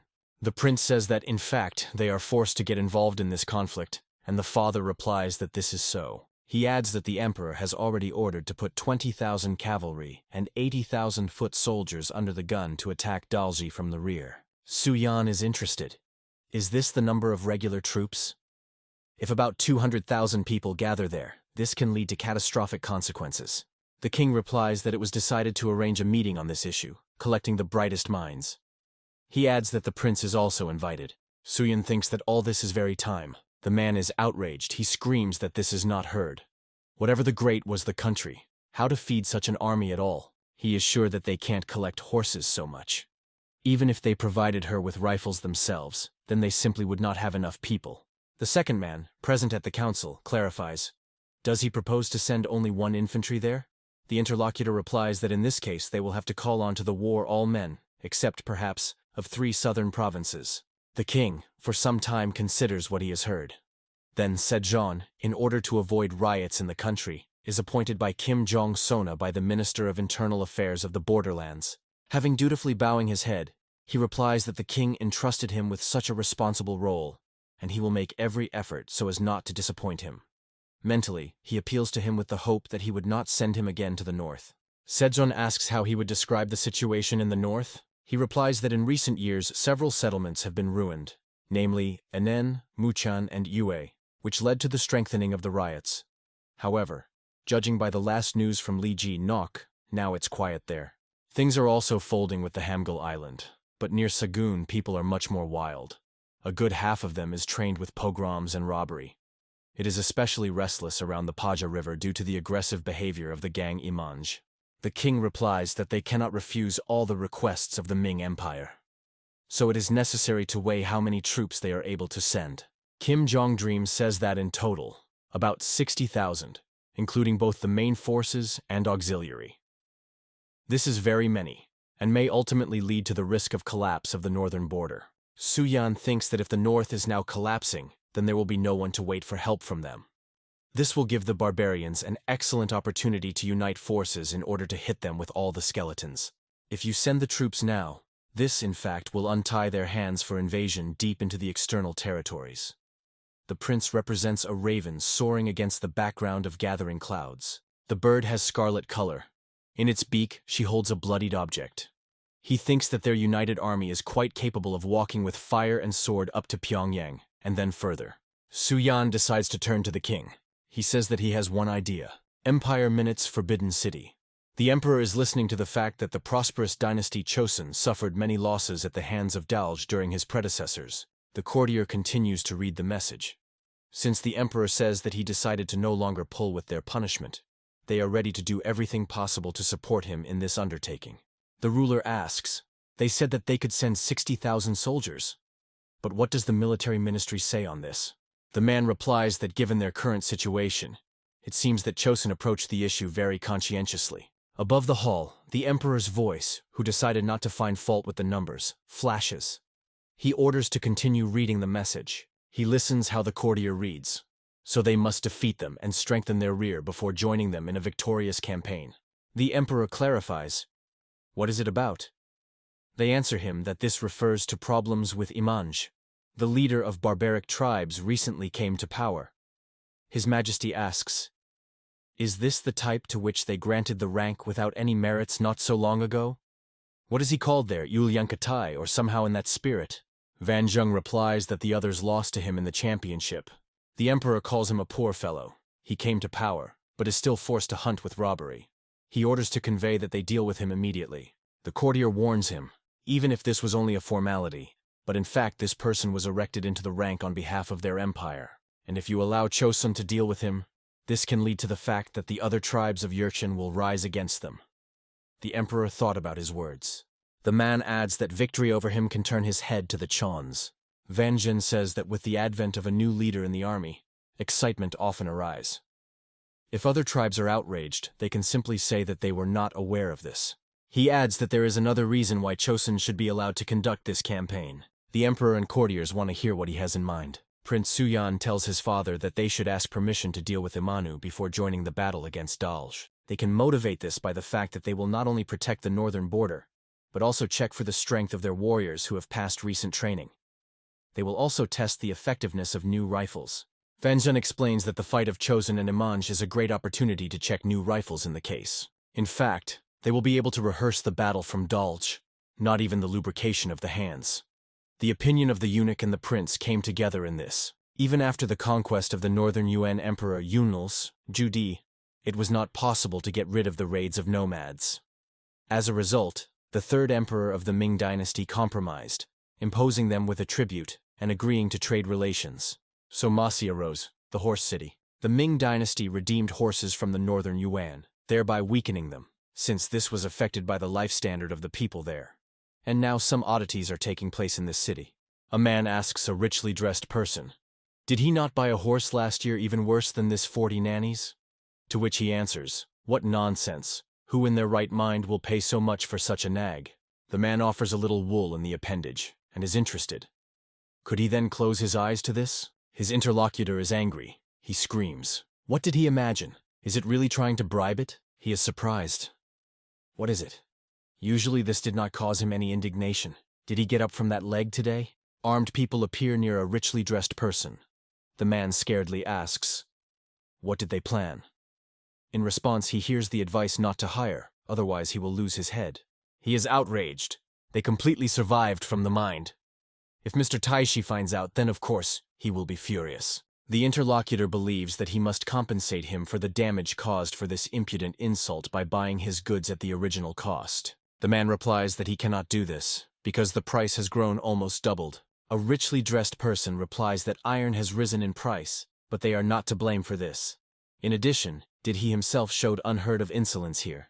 Some man tell the vassal Oirat, a noble official, Alec, what he had just heard from a familiar military man that this happened due to the fact that Chospon is buying too much iron. He replies that it cannot be. Such a small country purchased so much iron that it was so shocked by the market? He decides that this must be thoroughly sorted out. The residents of Khan Taishi, voice is heard from the tent. Alak says that the Ming dynasty violated the customs unilaterally, starting to cut them. Khan asks, is it because of Joseon? Its fist with force drops to the surface. The Sen Taishi, the Mongolian Khan, is angry. Why are these descendants of Kor who asked them alms, can justify themselves? One of the men present during the conversation asks him to remain calm. Khan wants to send a messenger to Joseon. If they kill him or drive him away, then they have a certain conspiracy of a couple with minds. If they accept him with open arms, it means that a chill of enmity ran between them, Taishi believes. A few days later, Hanyan, Joseon. The man reads the message. We, Oirata, are direct successors of Dawan, as well as you, Joseon, receivers of Kor. The ancestors connected themselves with special obligations to each other. Therefore, they are interested in how they look at them to continue this tradition, because they are practically brothers. Suyan is furious. To continue the tradition? From the moment of the expulsion of the Yuan dynasty, not even a century has passed since the Korean peninsula. They annually took with them hundreds of noble girls, enslaved their people as many as thousands, and the losses in the battles of the Great Wall are generally innumerable, because the recruitment of the soldiers there was almost non-stop. Those who actually turned almost the entire country into slaves dare to call themselves their brothers? The envoy standing at the foot of the throne of King Sejong says that recently the Ming dynasty reduces the volume of trade with them, provoking the deficiency of everyday household utensils. As a result, their people are starving and resorting to extreme measures, mastering leather pots to cook food. Suyan thinks in other words, they want to coordinate with them the opening of a new trade route. The courtier, standing next to him, says that it is necessary to tear out his filthy tongue right now. He personally knew 4 women stolen into slavery, who were condemned to the fate of wandering souls. The man believes that it is necessary to accomplish revenge and kill him immediately. Suyan explains, if he kills the messenger, succumbing to rage, this will bring them all only trouble. He is sure that the king has some kind of plan. Sejong tells them to send them 1,000 bags of rice and 50 iron pots. The courtier asks him to drive him away from these vile araples. The messenger thanks the king for such a generous gift. The prince is interested in the father of this decision. He asks, was he already ready for such a turn of events? The king replies that without this it would be too easy for them to convict them in alliance with mines. The prince understands that in this way he covered their rear. Sejong says that he won only a little time for them, since soon they will still find out the truth. They need to hurry to deal with Imanju until that moment. Kanga, North Joseon. The 2 military are talking about the fact that for 30 years they have not seen each other. One of them complains that he is an old man. Military advisor Kim Hae-dream hopes that this is his last campaign. He heard Lee Ji-nok adopted recently developed methods for teaching fighters. The inspector of the Central Military Directorate Lee Jing-soke says that these savages have mainly cavalry, so they will have to reckon with the infantry. The interlocutor partly agrees with this when it comes to steep mountains, but on the middle, Chilmas terrain, the cavalry can just be very effective. As he understood, among them there is a lot of all sorts of rabble, which they gathered, passing through 4 provinces. Lee Jing-sok says that, in the end, by no means every day they have a trip to the campaign. Kim Hae thinks that this wretch will definitely not miss this. For a long time he did not see him, and he is interested in how he looks now. A man is interested in the interlocutor. Is he still not at the wretches with his brother? He replies that he is so hidden in Nachibib that it is difficult to find an approach to him. Kim Hae says that the interlocutor himself is like this. Blood is not a water. His brother went a long way in confrontation with the Highlanders, and he heard that his warriors were proud of their commander. The military council is discussed. Sending troops is scheduled for the first day of the 6th month. Lee Jing-sok believes that at least thousands of these savages are overcome. This will not help them much if Imanja survives. He will retreat, regroup, and make up for strength, uniting with other tribes. The proposal sounds to divide the forces in 2 and take them into ticks. Lee Ji-nok says that the right army will remain in Shenyang, sending intelligence to the north. And the left will have to advance to the maneuver from the intersection of rivers and strike east from the current position of Imanj. Lee Jing-sok heard from the leader of the tribe, who agreed to take off to cooperate that the gang of Imanj had already crossed the Paja River and hid deep in the east of Gevon. Kim Hae says that if they do not be able to break them from one swing, then they will be able to retreat and dug even deeper, and then it will be almost impossible to grab the leader. Everything is clear to him with the right army. but the left will have to overcome 600 leagues in steep mountains. He is interested in how much it is at all.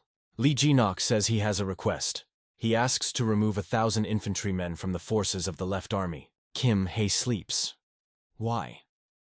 He does not quite understand the meaning of this redistribution, because these fighters will not be clearly superfluous.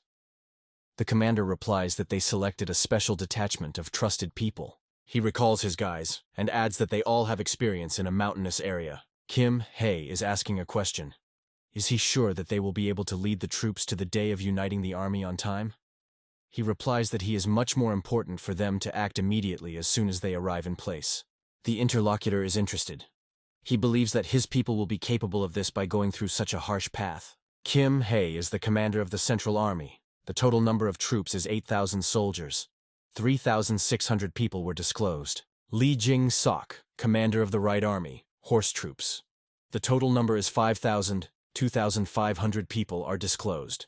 Lee Ji-nok is the commander of the Left Army, infantry. In total, 4,000 soldiers, 1,400 people were discovered. On June 1st, according to the lunar calendar, the three armies advanced on a trip to Imanj. A man who looked into the distance is reported that Chosen's troops moved across Widge. He is interested in a person who brought this message. Are they already on the doorstep? Crossed the river? He replies that it is. He says that he heard about this 4 days ago, so he has no doubt that they had already managed to cross all the abstract. One group of troops, the cavalry heading for Shenyang, the second, has already passed Widge. And there is also information that infantry detachments are also moving to the north from Kanga.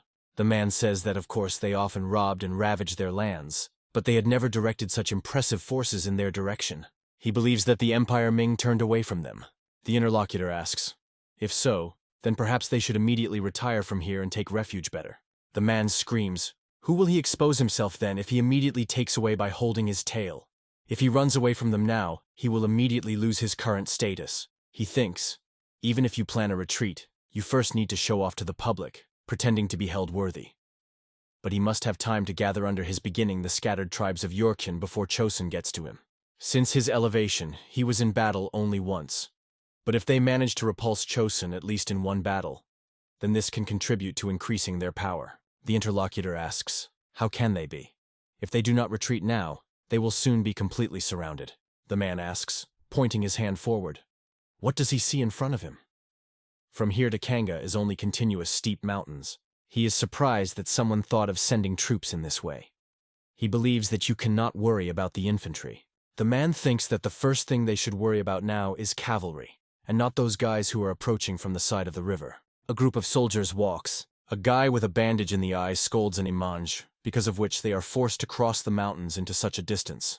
He says that it will be necessary to cut it into 256 small pieces. Yongbom Su is surprised by such an exact amount.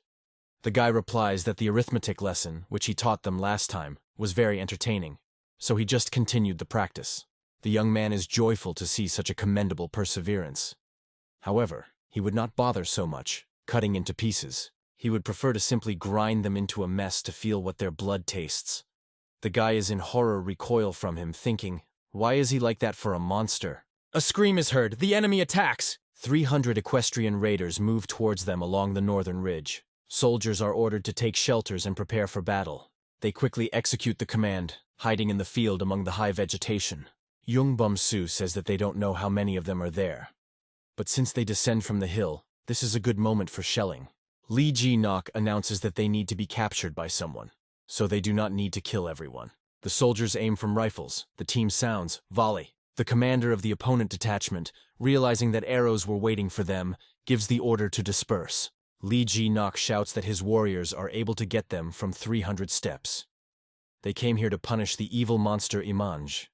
Those of them who agree to indicate the path to him will save life. In response, he is advised not to grind nonsense and threaten to remove everyone in the blink of an eye. One of the opponents considers it funny that they hope to overcome 300 warriors with some miserable bunch of shooters.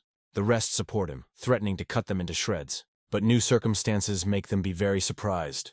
In front of Li Ji in a kneeling pose is a man who is ready to serve him by faith and truth. He believes that if it were not for the evil tyranny of the Imanj, they would not have to connect banditry. The general is interested in whether he understands correctly that the road through the main tract takes 3 days, and 4 through the mountain path. The man replies that this is so, but the villain Imanja does not doze at all, and if they move through the tract, they will be immediately discovered. Lee Jinok says Young Bom Su. If you form a detachment from especially clever soldiers, you can overcome a mountain pass in 2 days. He tells him to collect all the fastest. A man warns that they use this path only when they are in a hurry. The road is not easy. He laughs that for the incomparable army of Joseon, this will be the same test, which is furious to the young man. Lee Ji-nok says that 2 days later they will reach the main camp of Imanj and gives the command to be advanced. The man decides to introduce himself. His name is Zhang, and others understand that he is from Joseon. Around the same time, the positions of Lee Jing-soka are on the positions. The rider says that another horse broke his leg, which should be expected from such a time of year. This is clearly not the best period for mass military transitions. The second believes that do not rush too much. Even if Imanja tries to slip away, in the end he will still wallow in the mud. Lee Jing-sok believes that the left army has no better things no better than them. He thinks why only his brother took over such a painful burden. The man believes that there is no honor in this, and calls his brother a stupid stubborn. 2 days later, June 13th, south of Mount Selene, Lee Ji-nok says that they have made a very difficult path, and is interested. How are the rest there? The warrior standing nearby trembles with fatigue. The general manages to give everyone an additional 5 portions of rice, since the transition turned out to be very long and heavy. The warrior is interested. What should they do now? What gets an answer to? First, you need to wait for the arrival of the rest. The man says they are too stretched, so they can very soon notice them. The approaching soldier notifies that they have a big problem. The bandit that they used as a conductor disappeared. They willingly led to his skilled game. The warrior believes that he is already on the way to Imanj, so it is extremely dangerous to stay in place. The general replies that now there is nothing to be done.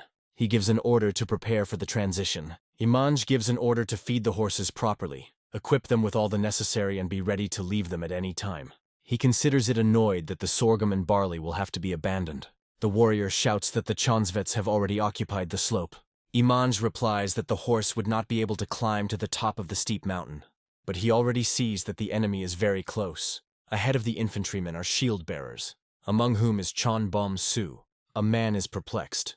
How did they manage to climb here? He jumps on the horse and tells everyone to prepare for retreat. He believes that if they got here, then their forces were clearly exhausted.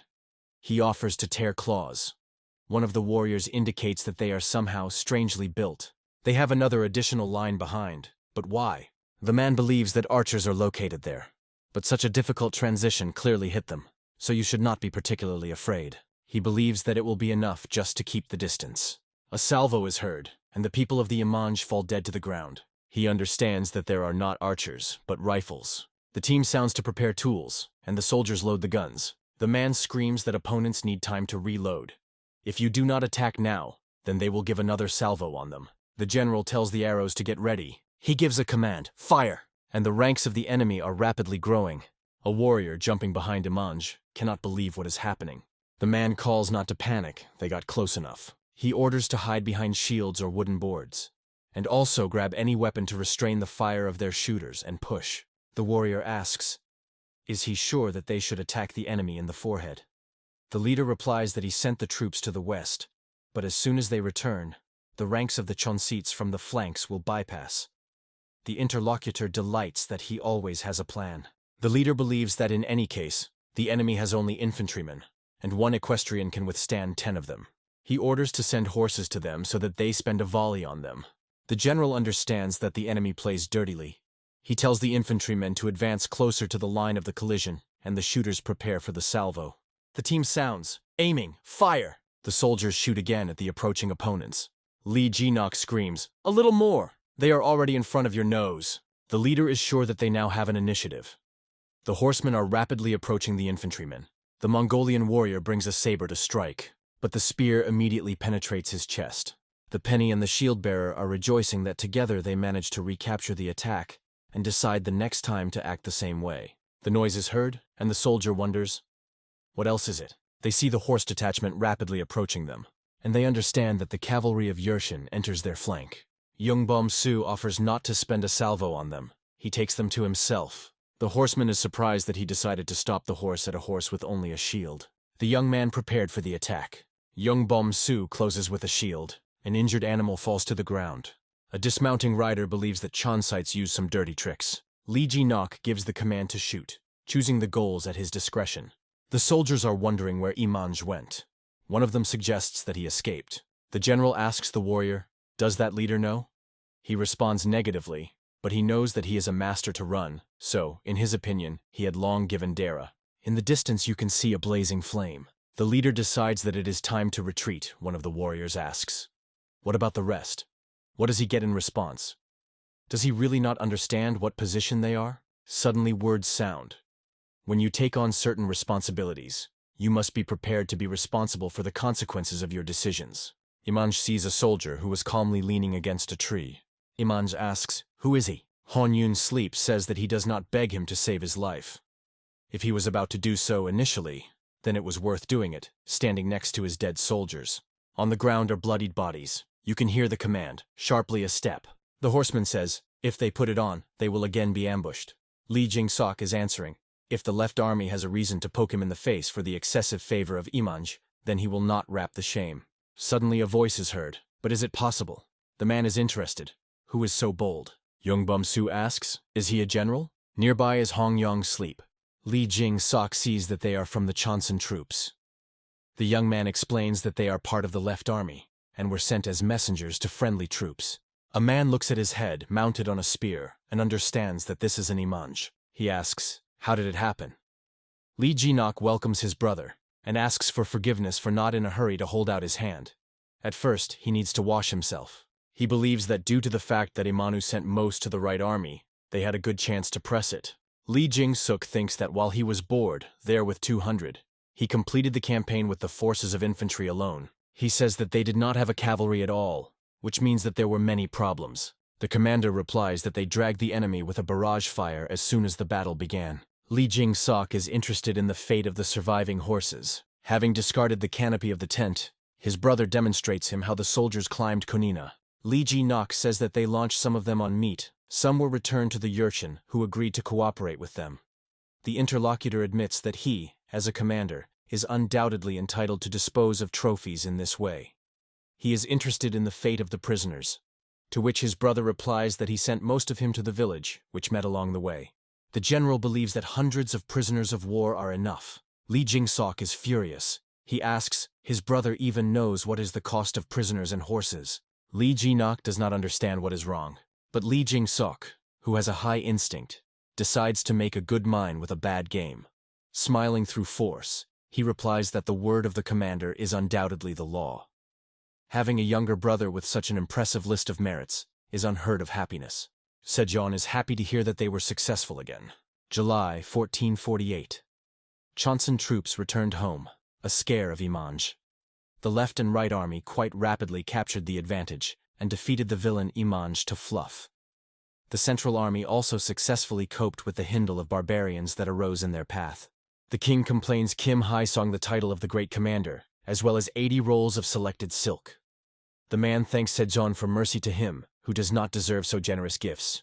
Lee Jing-soku, who made a considerable contribution to the victory, having pulled over part of the forces of the Imanj troops, thereby providing substantial support for the central army, is also raised in rank. Now he is a military official of the second rank.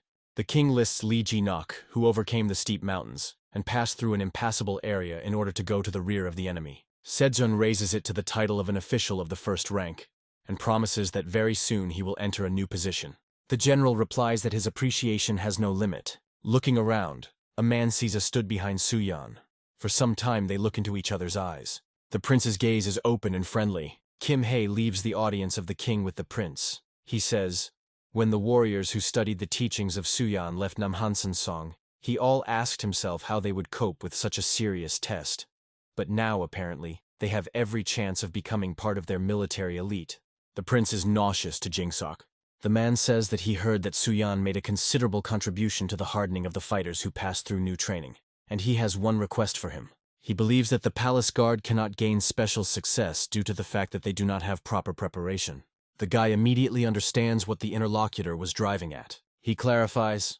The general hints that he would like him to take up their retraining. Lee Jing-sok says that the need for cavalry does not always take place, and over time, Their skills can finally dull. He asks Suyan with all his heart. He thinks about his words. He understands that the number of horses granted as an honorary tribute has decreased.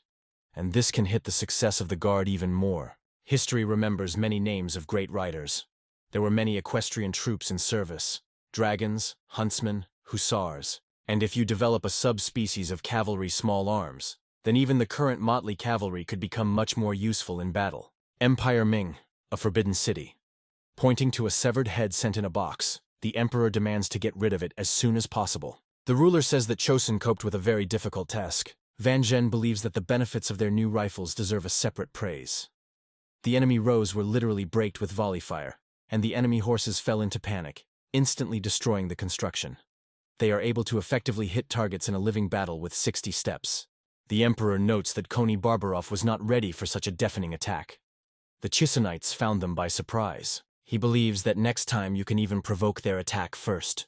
Even if they do not climb into the rang, the confrontation with them will still deplete them, one way or another. And such a moment will be ideal in order to finally walk along them with his conquering exercise, the emperor argues. The courtier asks for permission to make one request. He says that Joseon's experience clearly proved the usefulness of new guns, and it would be very prudent to first teach their warriors to possess them to fully before proceeding with the conquest. The emperor asks, what will happen if one of their soldiers is captured? Will they not be forced to direct their own weapons to them? The eunuch believes that this request is quite justified. To get used to the sounds of shots, every soldier must personally make at least 10 shots. The courtier mentally scolds the eunuch. 10 shots, and immediately into battle. Did he think to save on gunpowder in order to appropriate the remaining funds? The main camp of Asen Taisha. The angry screams that reproach Chonsons are heard, and threats addressed to them. The saber dissects the air. Khan asks a person standing in front of him. He needs his head only for beauty? What did he tell him? Having put the blade to his throat, he says that the envoy had to go to Joseon and agree on everything with their king. But in the end, he so easily led his nose towards their handouts that he returned, without agreeing anything. The man is trying to justify himself by the fact that when he visited them, it was not at all like that there was a certain agreement between them and Min. The man standing behind the Khan asks him to calm down. Taishi tells the messenger that he will die. Having lowered the blade, he adds that once he had already deprived someone of his life by negligence, but the fate of Alec will be decided depending on his merits in the upcoming war. And if he admits at least one more mistake, his blood will paint the earth much earlier than Chonskoy.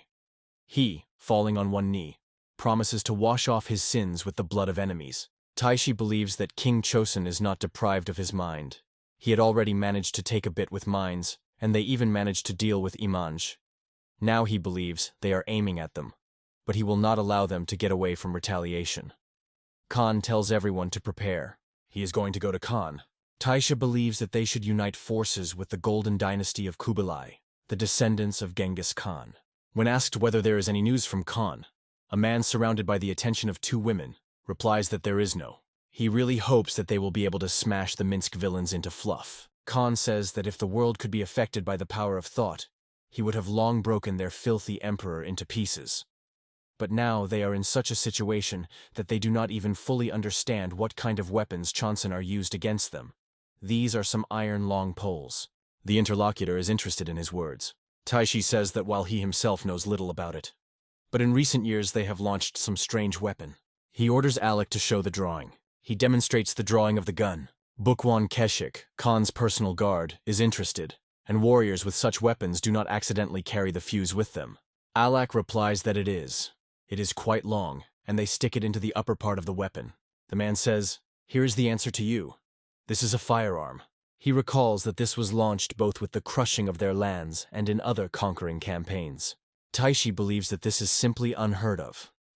In fact, we are talking about a portable gun, which is able to carry in his hands only one warrior. He heard from the elders that the penetration power of the iron balls that they shoot, stronger than a shot from a self-shooting. In addition to penetrating power, these things are, in fact, a figurative artillery, so they make a rather loud sound when firing. During the conquests of the Song dynasty, the sounds of such guns were like the rings of thunder. This caused many problems with horses, as they were very scared. Taishi is interesting how loudly noise such a small gun. The man says that the voice of one person may not scare anyone, but if a whole 1,000 is together, their common cry will be quite capable of shaking a whole plain. He invites him to guess how their horses will react, hearing a one-time salvo of thousands of such guns. He believes that this will be like a thunderous retire that shakes the air very close. Taisha asks, "What if the weather is windy or rainy?" The interlocutor replies that now he knows why they do not like to attack first, and sit out behind the walls of their stone fortresses in the rain. Khan believes that if the problem is only that the horse is scared of loud sounds, then you can simply plug your ears. The man says that this will nervous, making her less obedient. He scolds the rummage, and believes that before his insides will burst, then they will come to something sensible. The woman silently dealt with her business, listening to their conversation and melting the stove. An explosion is suddenly heard, and it is thrown by an explosive wave to the side. Alak scolds her. Who puts wet logs in a roasting? Doesn't she know that they can shoot? The Khan, thanks to his words, has a certain thought. He is surprised that he did not immediately think about it. It's just like during the reprisal of Khan Kubilai over the Zhen dynasty, when they blew up a bamboo to scare away wild animals. The man asks. He wants to say that there is wood that can explode when burning. He begins to speak, but at the same time still reflects on something. The interlocutor cannot be patient to get an answer. Taisha tells Alec to get bamboo. He bows and answers. It will be executed. The man asks, all they need is to hit mines the first? Khan answers, not quite. While he is busy showing a mine, Khan will strike the chansets. On guard Kanyan are 3,000 warriors from among the guards. 1,000 of them enters the service only 10 days a month. They are called Sanban, senior guard. The remaining 2,000 are called Kaban, junior guard, and carry the service tirelessly. They earn a living, doing black work and various instructions. Prince Suyan asks. They want to say to him that this is true, even if you collect all the soldiers available in the capital? But here, after all, 400 will not be typed, he complains. Kim He says that they did not convene everyone, and besides, many could not appear, hiding behind apologies. Suyan replies, if the guard adheres to such orders, then the question arises, what is happening in their country? The interlocutor agrees with him. To see the guards with such and is really depressing. The prince tells the soldier to expose his blade, and he tries to fulfill his order. But Suyan is able to quickly master his blade. He is surprised by his weapon, because according to the charter, the length of the blade should be at least 1.5 elbow. He asks, where did he get this sword? He replies that he took him at home from the kitchen. They were so suddenly convened that it took him a little by surprise. The prince angrily squeezes the blade handle. Enraged Kim He shouts indignantly, how did he generally undertake to drag this battered collapse here? He considers it unacceptable. The salary of those who are not able to contain their equipment and the weapon in the proper form will be cut. He completely shares the views of the prince. Their minds and bodies rusted through and need a noble cross. And let only someone not be able to overcome her. The next day, a white sandy beach at the Yanchkvar crossing. The prince asks the advisor to Kim Hai Sona, who are these savages? He replies that these are representatives of the northern tribes who were attended by Imanj. As he heard, they arrived to express gratitude to them. His Majesty ordered their power to demonstrate their power. Suyan asks that they can show them when it comes to training guards, whose skills are not even pulled to the average level. The advisor believes that there is no reason for concern. There are enough of the wild steps for his guys. He is sure that even ordinary workouts will look in the eyes of the detachment, at the head of which is the manchiation of the Chunshan from the Odoli clan, a member of the Herchigenya alliance, is very impressive. The leader himself at that time says that King Chosun is famous for his generosity, expressed by gifts, but to demonstrate to guests the training of his cavalry is something that he certainly did not expect. His companion believes that there is nothing to worry about, while Chospon in their right mind. You cannot be afraid of the threat of invasion of them on their part. Manche Chunshan believes that this is just a showdown to dump them from the idea of hunting with robberies on their borders. He believes that, judging by the appearance of their commander, this is a completely experienced military leader, which gives the case of believable. He recalls that the king who founded Choson, Li Sli Ge, was famous for his skill in onions and was an outstanding commander. The interlocutor believes that the prince is a spilled dream Ge. Manche Chunhan thinks that they can see this if they observe them for some more time. The great Prince Lim Yang, the fourth son of the king of Sejong and Queen Sokon, says that he did not spare himself in training, hardening his conscience. He explains to the soldiers that he will first show them the simplest foundations. And even if this is not on the shoulder, they are not worthy to be part of their cavalry. He tells them to watch carefully. Limjan jumps on a horse. He makes the horse jump over the barrier. Then it shoots in 3 arrows from the bow. All of them fall into the target. He says that now the soldiers have seen everything and will be able to repeat. There is no better way to confirm their understanding. Guys are in shock. And he considers it basic foundations? Lim Yang says, if they cannot cope with this, then there is nothing to encourage them for. But warriors behave extremely awkwardly. Suyan and Lim Yang are watching their attempts to repeat the actions of his younger brother. The young prince is sure that he even coped even in childhood. Suyan thinks. He found to whom to lie. Suyan demands attention. He says that now it seems to them that they are weak. However, the power streamed in them once before. They softened due to neglect of training. Distributing the torso, he invites them to look at his body. Suyan believes that if they become at least half and are also good, no one in the world will stop them. Encouraged warriors are sure that since the prince was able to, then they will be able to. Manche Chunshan, watching what is happening from the top of the cliff, believes that students are just leather and bones compared to the body of the prince. His companion confirms, they are too miserable. He is sure that there is nothing more to look at. In the evening, in the tent of Manche, Chunhan is exchanged by his opinion with their accompanying people, who believe that the skills of the writer who taught students surpass even many of their writers. One of the men says that it seems to be the king's son, and if he replenishes the ranks of the military leaders, then this can become a threat to them. Their leader believes that the prince's body really looked very impressive. His close one says that this is not a joke. The guy owns the bow no worse than the legendary Dream of Gay. Manche Chunshan asks, do they remember Gabelcho? Looking at the burning bonfire, he clarifies that we are talking about a special detachment of formidable warriors under the leadership of whether the Dream of Gay. Many leaders, including Montium, were brotherly or stood under his beginning, united in the face of a common enemy. And if Chospon revives this tradition, raising a new generation of Gabelcho, then they may very well try to impose their power to them again.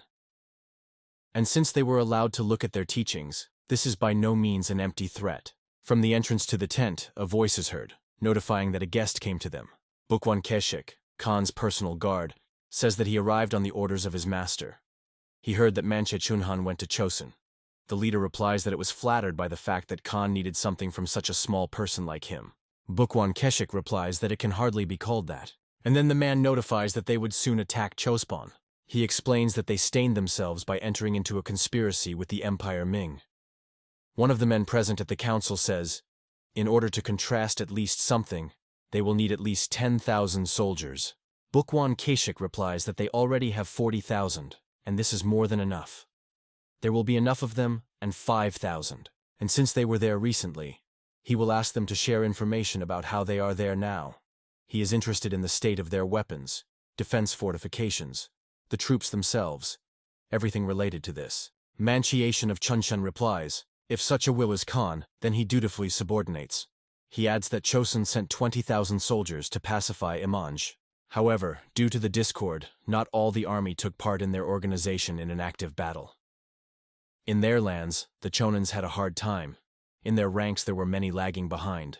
Manche Chunshan says that they saw it all themselves, since they helped them as guides because in fact the king invited them. The book Keshik is interested in. How did the Chonan people manage to defeat the Imanj with such a draft? The leader replies, there are rumors that Imanj was tormented by a strong fever, which is why he could not retreat in time. He lasted in this state for 4 days, only thanks to his resistance. The guard believes that picking up a fever in the summer is a great failure. Manchiation of Chunshan adds that at the moment he will not be able to provide the requested 5,000 soldiers. The letter Keshik is sure. If he connects all his tribes, then they will probably have enough to collect so much. The leader replies that he is right.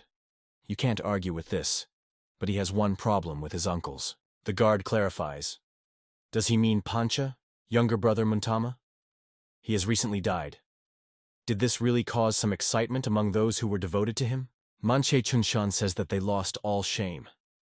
He barely holds on to not drive them away as soon as possible. Bukwan Keshik decides to entrust him with the role of auxiliary troops and supplies, but he should not even think about the share of trophies. The close leader thinks that this is a big blow to military pride. Manche, the Chunshan agrees. but he hopes that in response to his limiting honesty, Khan will also not conceal anything from him. He asks, all this campaign is only to take the eyes?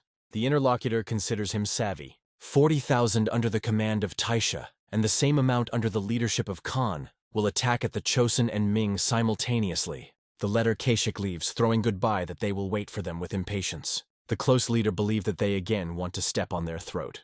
Manche Chunhan tells him to cook a horse to him. He urgently needs to at Joseon. Standing at the foot of the throne of King Sejong, the leader says that recently the personal guard of Khan Keshik Bukvon came to him with a message. He announced his intention to go to Chospon a war, and ordered him to join their army as auxiliary troops. In addition, apparently, they plan to attack the Ming Empire at the same time. Sejong says that since he knows about this, he agreed to participate in this war. The leader appeals to his mercy, and says that he was forced to bow his head in front of the messenger of Khan at that moment to survive. As Suyan managed to understand, if they do not obey, then this will turn into a war for the full destruction, which will expose Joseon the risk of total ruin. Kim Hin Sleep tells the king that in that unlikely case, if Jurjani unite with the North Yuan, this can lead to the formation of a grand army. As soon as they build up strength, it will be extremely difficult to stop them, even connecting the most experienced commanders. Sejong turns to Manche Chunshang. It turns out he told them about it because he wants them to take them under their defense in the upcoming confrontation. He asks to try to understand him, because the life of his relatives at the stake, as well as Sejong in his rule, he first of all takes care of the good of his people. The king offers the details to discuss later. In the meantime, let the leader come back to himself and continue to pretend that to prepare to fulfill the request of the book. Kronprint, Prince Suyan and Minister Kim Jong with he is waiting at himself. The minister believes if the tribes of the northerners are drawn into this war, then it will be very difficult to finish it. Sejong asks. He hints that it is worth considering the option of defeating mines. Even if you do not talk about a crushing defeat, they will suffer a clearly bad damage, Kim Chen Sleep suggests. He suggests that, perhaps, Yurkin found a certain way to counteract their guns. Sejong carefully listens to his speeches. Kronprint believes that they can think a sudden attack during a rain. Although an experienced military leader will not start from something so inconsistent, the king is sure that having strong troops at his disposal, any excitement can be repaired. He tells Suyan to focus on training Yang Gaps, a soldier who served in the provinces of Pyongan and Hamgyong. He orders the minister to hold a review of the troops that will be sent on a campaign, and then go to Shanyan. The horsemen expect the order of the military leader. Khan Taisha, turning to them, says that, according to his assumption, people gathered here are united by a common resentment against the Ming Empire. He himself is eager to tear the throat to their false emperor for all oppression. Khan says that they have already forgotten the exploits of their great ancestors and dare to neglect them dismissively. Standing in front of a numerous army, he believes that they are no worse than ancestors who once overcome many barriers, and as a result of those who managed to gain a foothold on the central plains. Distributing the blade, he says that the first place on which they will strike is the Gate of Tiden. Taishi himself will attack them. Khan's troops are already ready to invade Joseon from the east. Together they will be able to lower the mines from heaven to earth, trampling them into the mud. The warrior, who is next to him, says that he could not even think that the tribes would respond to their call with such zeal. Taisha replies that this was worth expecting, given how many mines to them drank all the mines. He is sure that soon their enemies will reap the fruits of their short-sightedness. The courtier reflects on why there are so many bamboo people. Did they really decide to replace them with pots to cook rice? Van Zhen believes that they are preparing for the siege. If you fill the bamboo with coal and butter, then this is enough to burn the security post. Standing at the foot of the throne, he is inclined in front of the emperor. Van Zhen welcomes his imperial majesty. He heard that the emperor commanded to complete the preparation for the invasion of North Yuan. The ruler replies that he will participate in the campaign personally, so all the highest and middle ranks will also be obliged to attend the battlefield. He was informed that Joseon would appear to defend Shenyang. Is this not a sign that they are worried about the likelihood of their invasion? Exactly, like signs of excitement about their own well-being, says Van Zheng. He believes that if Yurshin enters Joseon through Shenyang, then it will be extremely difficult for them to expel them. Other anxieties abruptly recede when their own greatness is at stake. The emperor considers the sword. Raising him, he says that it may not be superfluous to bring the king of Sejong to his father's house, in order to dispel their excitement. Van Zhenya had an idea. Not so long ago, His two sons visited their country and learned a lot. The eldest son is undoubtedly the heir to the throne, but the second is probably suitable for the war. The courtier believes that even if we are talking about the dynasty, her son has no reason to fight for them, even if there is a union. Directing a sword at him, the emperor asks, "There is no reason?" The Lord says that his will is the will of heaven, and the reasons are also determined by them. He orders to immediately write down his words. After that, a messenger was sent to Chospon with the imperial decree. Prince Suyan from the ruling Chosen dynasty must necessarily come to a military gathering in order to capture the emperor in all his greatness. Sejong cannot believe that he seriously asks to send Suyan for such an absurd reason. He considers this a flagrant disrespect. The prince, laughing, asks, "Is he really worried that there is no horse that will withstand his weight?" The father replies that we are talking about the role of the messenger is not a military leader. Sejong explains that the prince will not go into battle personally. It will be enough to sit out quietly in the camp.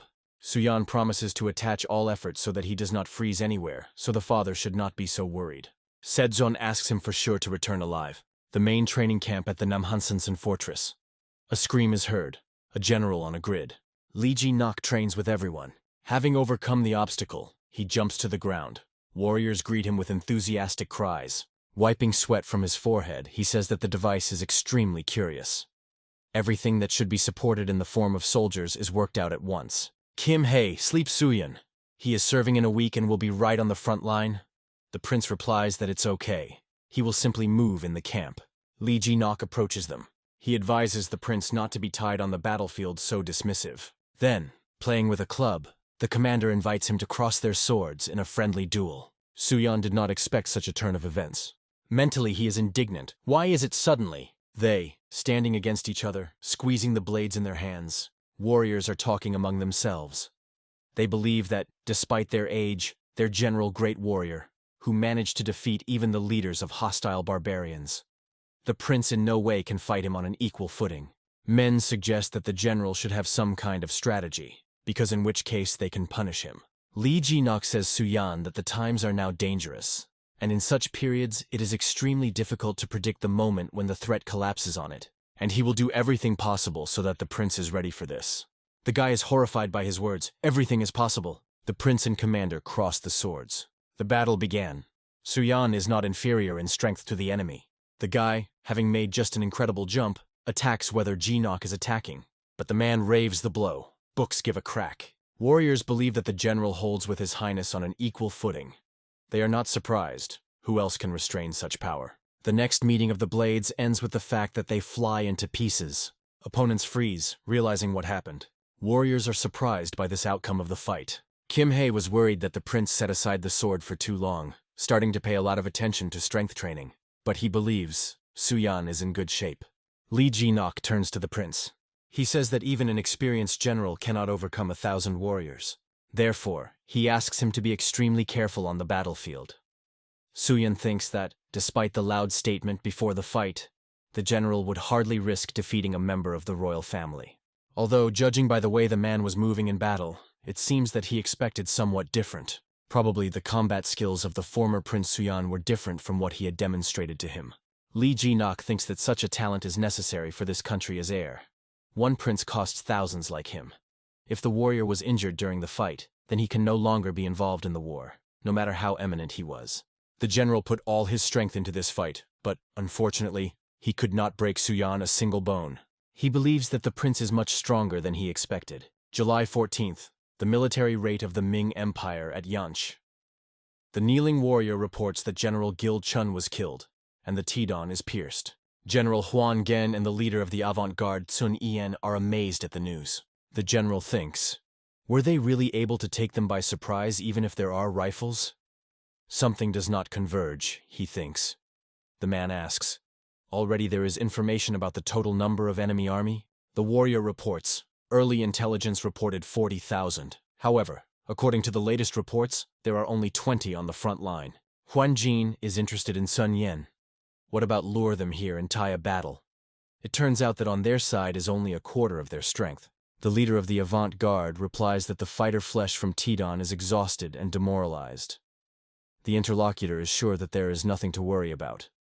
Shots from guns are frightened by enemy horses, and the fighting spirit of their warriors will decrease sharply. The general believes that they only need to hold out until the emperor arrives. A scream is heard. The enemy goes on the offensive. The team sounds, cook spears and guns. The arrows are talking among themselves. One of them asks a friend, "Did he add gunpowder?" He replies that he is in confusion, and offers him to do this first, and then he will repeat after him. The leader of the avant-garde, scolding them for slowness, orders to immediately prepare weapons for battle. The leader of the Mongolian warriors orders the archers to shoot. He wants to provoke opponents to a salvo. The man advises to aim as far as possible and not try to beat aim. He wants them to simply fill up the arrows of enemies. Archers perform the command. The emperor's soldiers are given an order to change their position. The team sounds, rifles, fire. The soldier is afraid to shoot. He doubts. How did he add a little gunpowder? But it's too late to do something, and he is forced to press the trigger. The bullet flies right into the leader of the Mongol army, but she could not break through the metal armor of a man, already mentally farewell to life. His associates are surprised. After all, they shot at him from the gun, and he was safe and unharmed. The man mockingly responds about the weapons of opponents. Someone is interested. How is he? Looking at the bullet, Bayan replies that this is just a lead ball that hit the armor and stuck in it. The cavalry is rapidly approaching. The emperor's warriors understand that the enemy goes to a breakthrough. One of them advises the other to pour more gunpowder and press the trigger, but he acts extremely ineptly, and as a result an explosion occurs. The gun explodes. The soldiers do not understand how it happened. Another explosion is heard nearby. The battle begins. The army of the emperor suffers heavy losses. The horsemen ruthlessly deal with foot soldiers. Bayan calls for warriors not to spare the sword, trample, cut and burn. The leader of the avant-garde tells us a panic. He asks, "Why arrows in the rear?"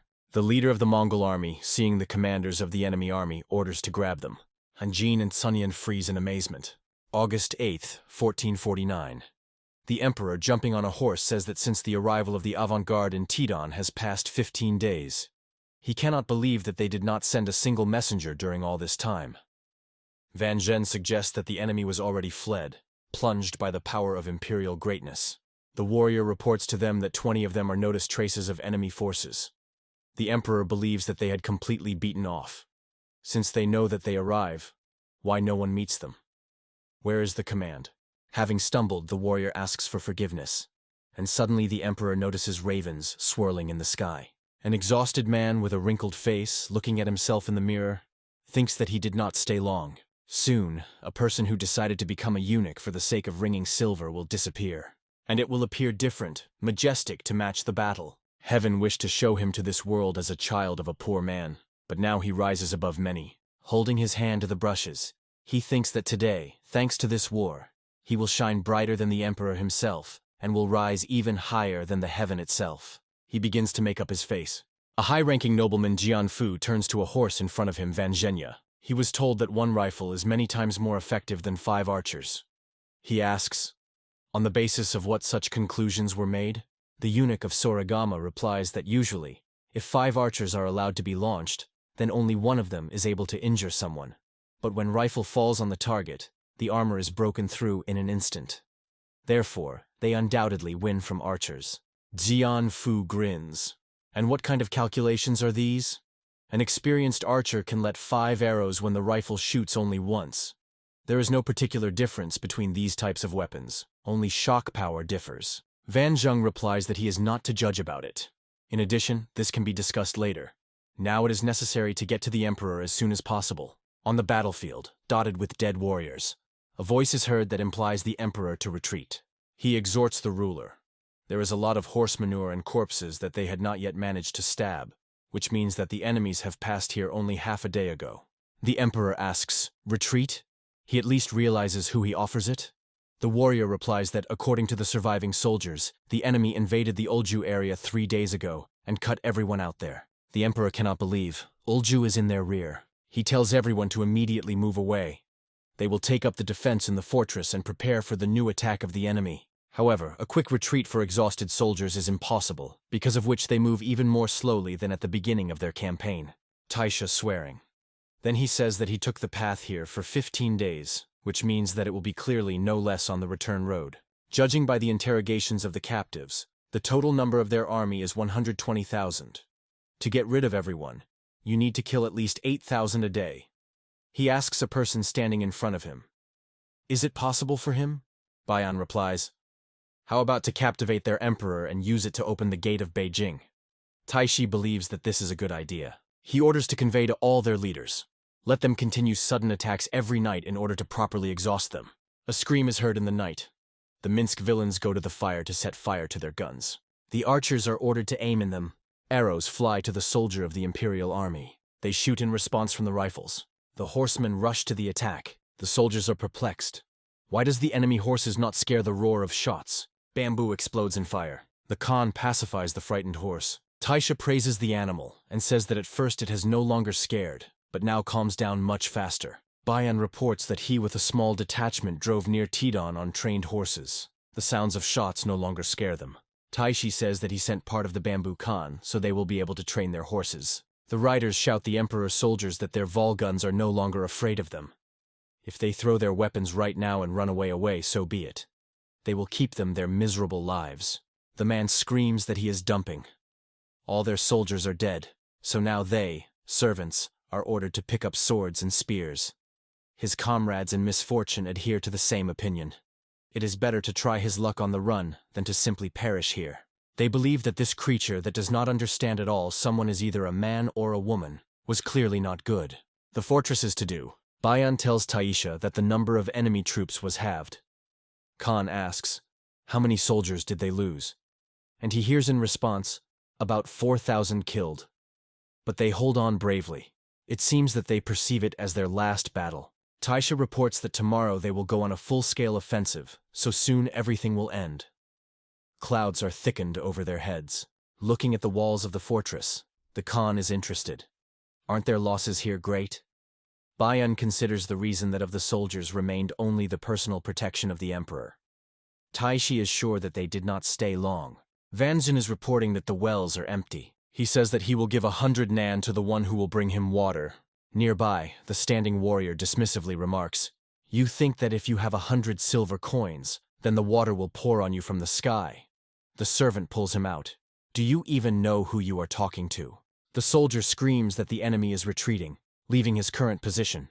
He believes that reinforcements are already close. The ruler rejoices. He believes that it is precisely he is in a hurry to save him. The military leader warns that this is a trap and asks the emperor to prevent himself from fooling. He is sure that their reinforcements could not arrive here so quickly. The eunuch of Sorghum says that their army has probably reached the positions of enemies and began to push them. He advises the emperor to hurry to move to the Great Dragon Hall in order to protect the integrity of the imperial press. The military leader is sure that this is a trap. Van Zhen accuses him of doubting the greatness of their troops. He threatens that if he dares to say such nonsense again, he will lose his tongue in an instant.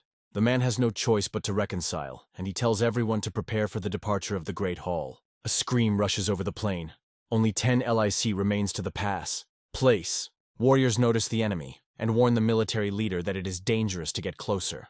Van Zhen tells part of the soldiers to let the emperor be able to retreat safely. The general scolds him. He is sure that they hold out for a couple of days in the fortress. Their reinforcement would take off the siege. He believes that it all went somersault because of him. The eunuch calls them useless creatures, and throwing coins, says that it will make them more accommodating. He promises, if they provide them with the emperor with a safe departure, then he will give them 200 times more. But the coins thrown right in the face of the coin are interrupted. Van Zhen, which fell to the ground, insults the general, not believing that he dares to do so with him. The man replies that no matter how much money he has, his life is not for sale for them. He only knows what to think about money. The eunuch says that he only fulfilled the will of the emperor. But the general tells him to shut up. He takes out a piece of soap, asking, is this his beloved? So let the heaven and earth attest to the manifestation of its courtesy.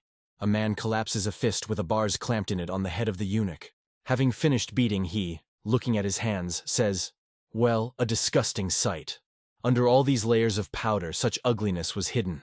Then, throwing coins to the ground, he adds, I return it to you. Use for pocket expenses. On August 23, 1449, the eunuch Van Jin met his destruction.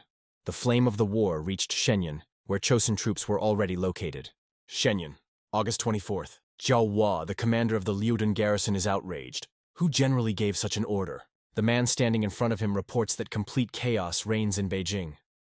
Generals Ben Pu and Jem announced a hasty collection of their troops to prepare for defense. He should also take measures immediately. Zhao Wei reports to Prince Suyan and Kim Hei Sonu that an urgent message was received from the perspective of His Majesty. They managed to undermine the spirit of Daljites, but many warriors received serious injuries, so now they need support for their troops. The commander believes that it would be glorious if Chosun troops filled the missing soldiers here. They compensate them for the cost of placement. The prince considers his words. He believes that the commander is hiding something. Zhao Wei replies that Chosun is completely devoted to him, so why should he conceal something? Suyan is sure that if everything were so smooth, there would be no cases of flight among their warriors. He asks the commander to be honest, and gives the floor that it will remain purely between them. The man replies that their main forces suffered huge losses. Most of the experienced military leaders are killed, and the emperor, judging by rumors, is driven into the trap and captured by the enemy. However, 100,000 soldiers are already marching to protect Beijing from Huaibei and Huanan. But they must defend him and hold out at least until their arrival. Kim Hei thinks if the enemy will advance through the same tactics, thanks to which he has already defeated the 200,000 army, then this can turn into big problems. The commander asks, they will be able to keep the defense of Shenyang? The military advisor replies that they are about 10 days before these leads are scattered everywhere, and if until then they will not be able to push them away, then Churjani will rise and pound them with all the abstract. They believe that they have one way out.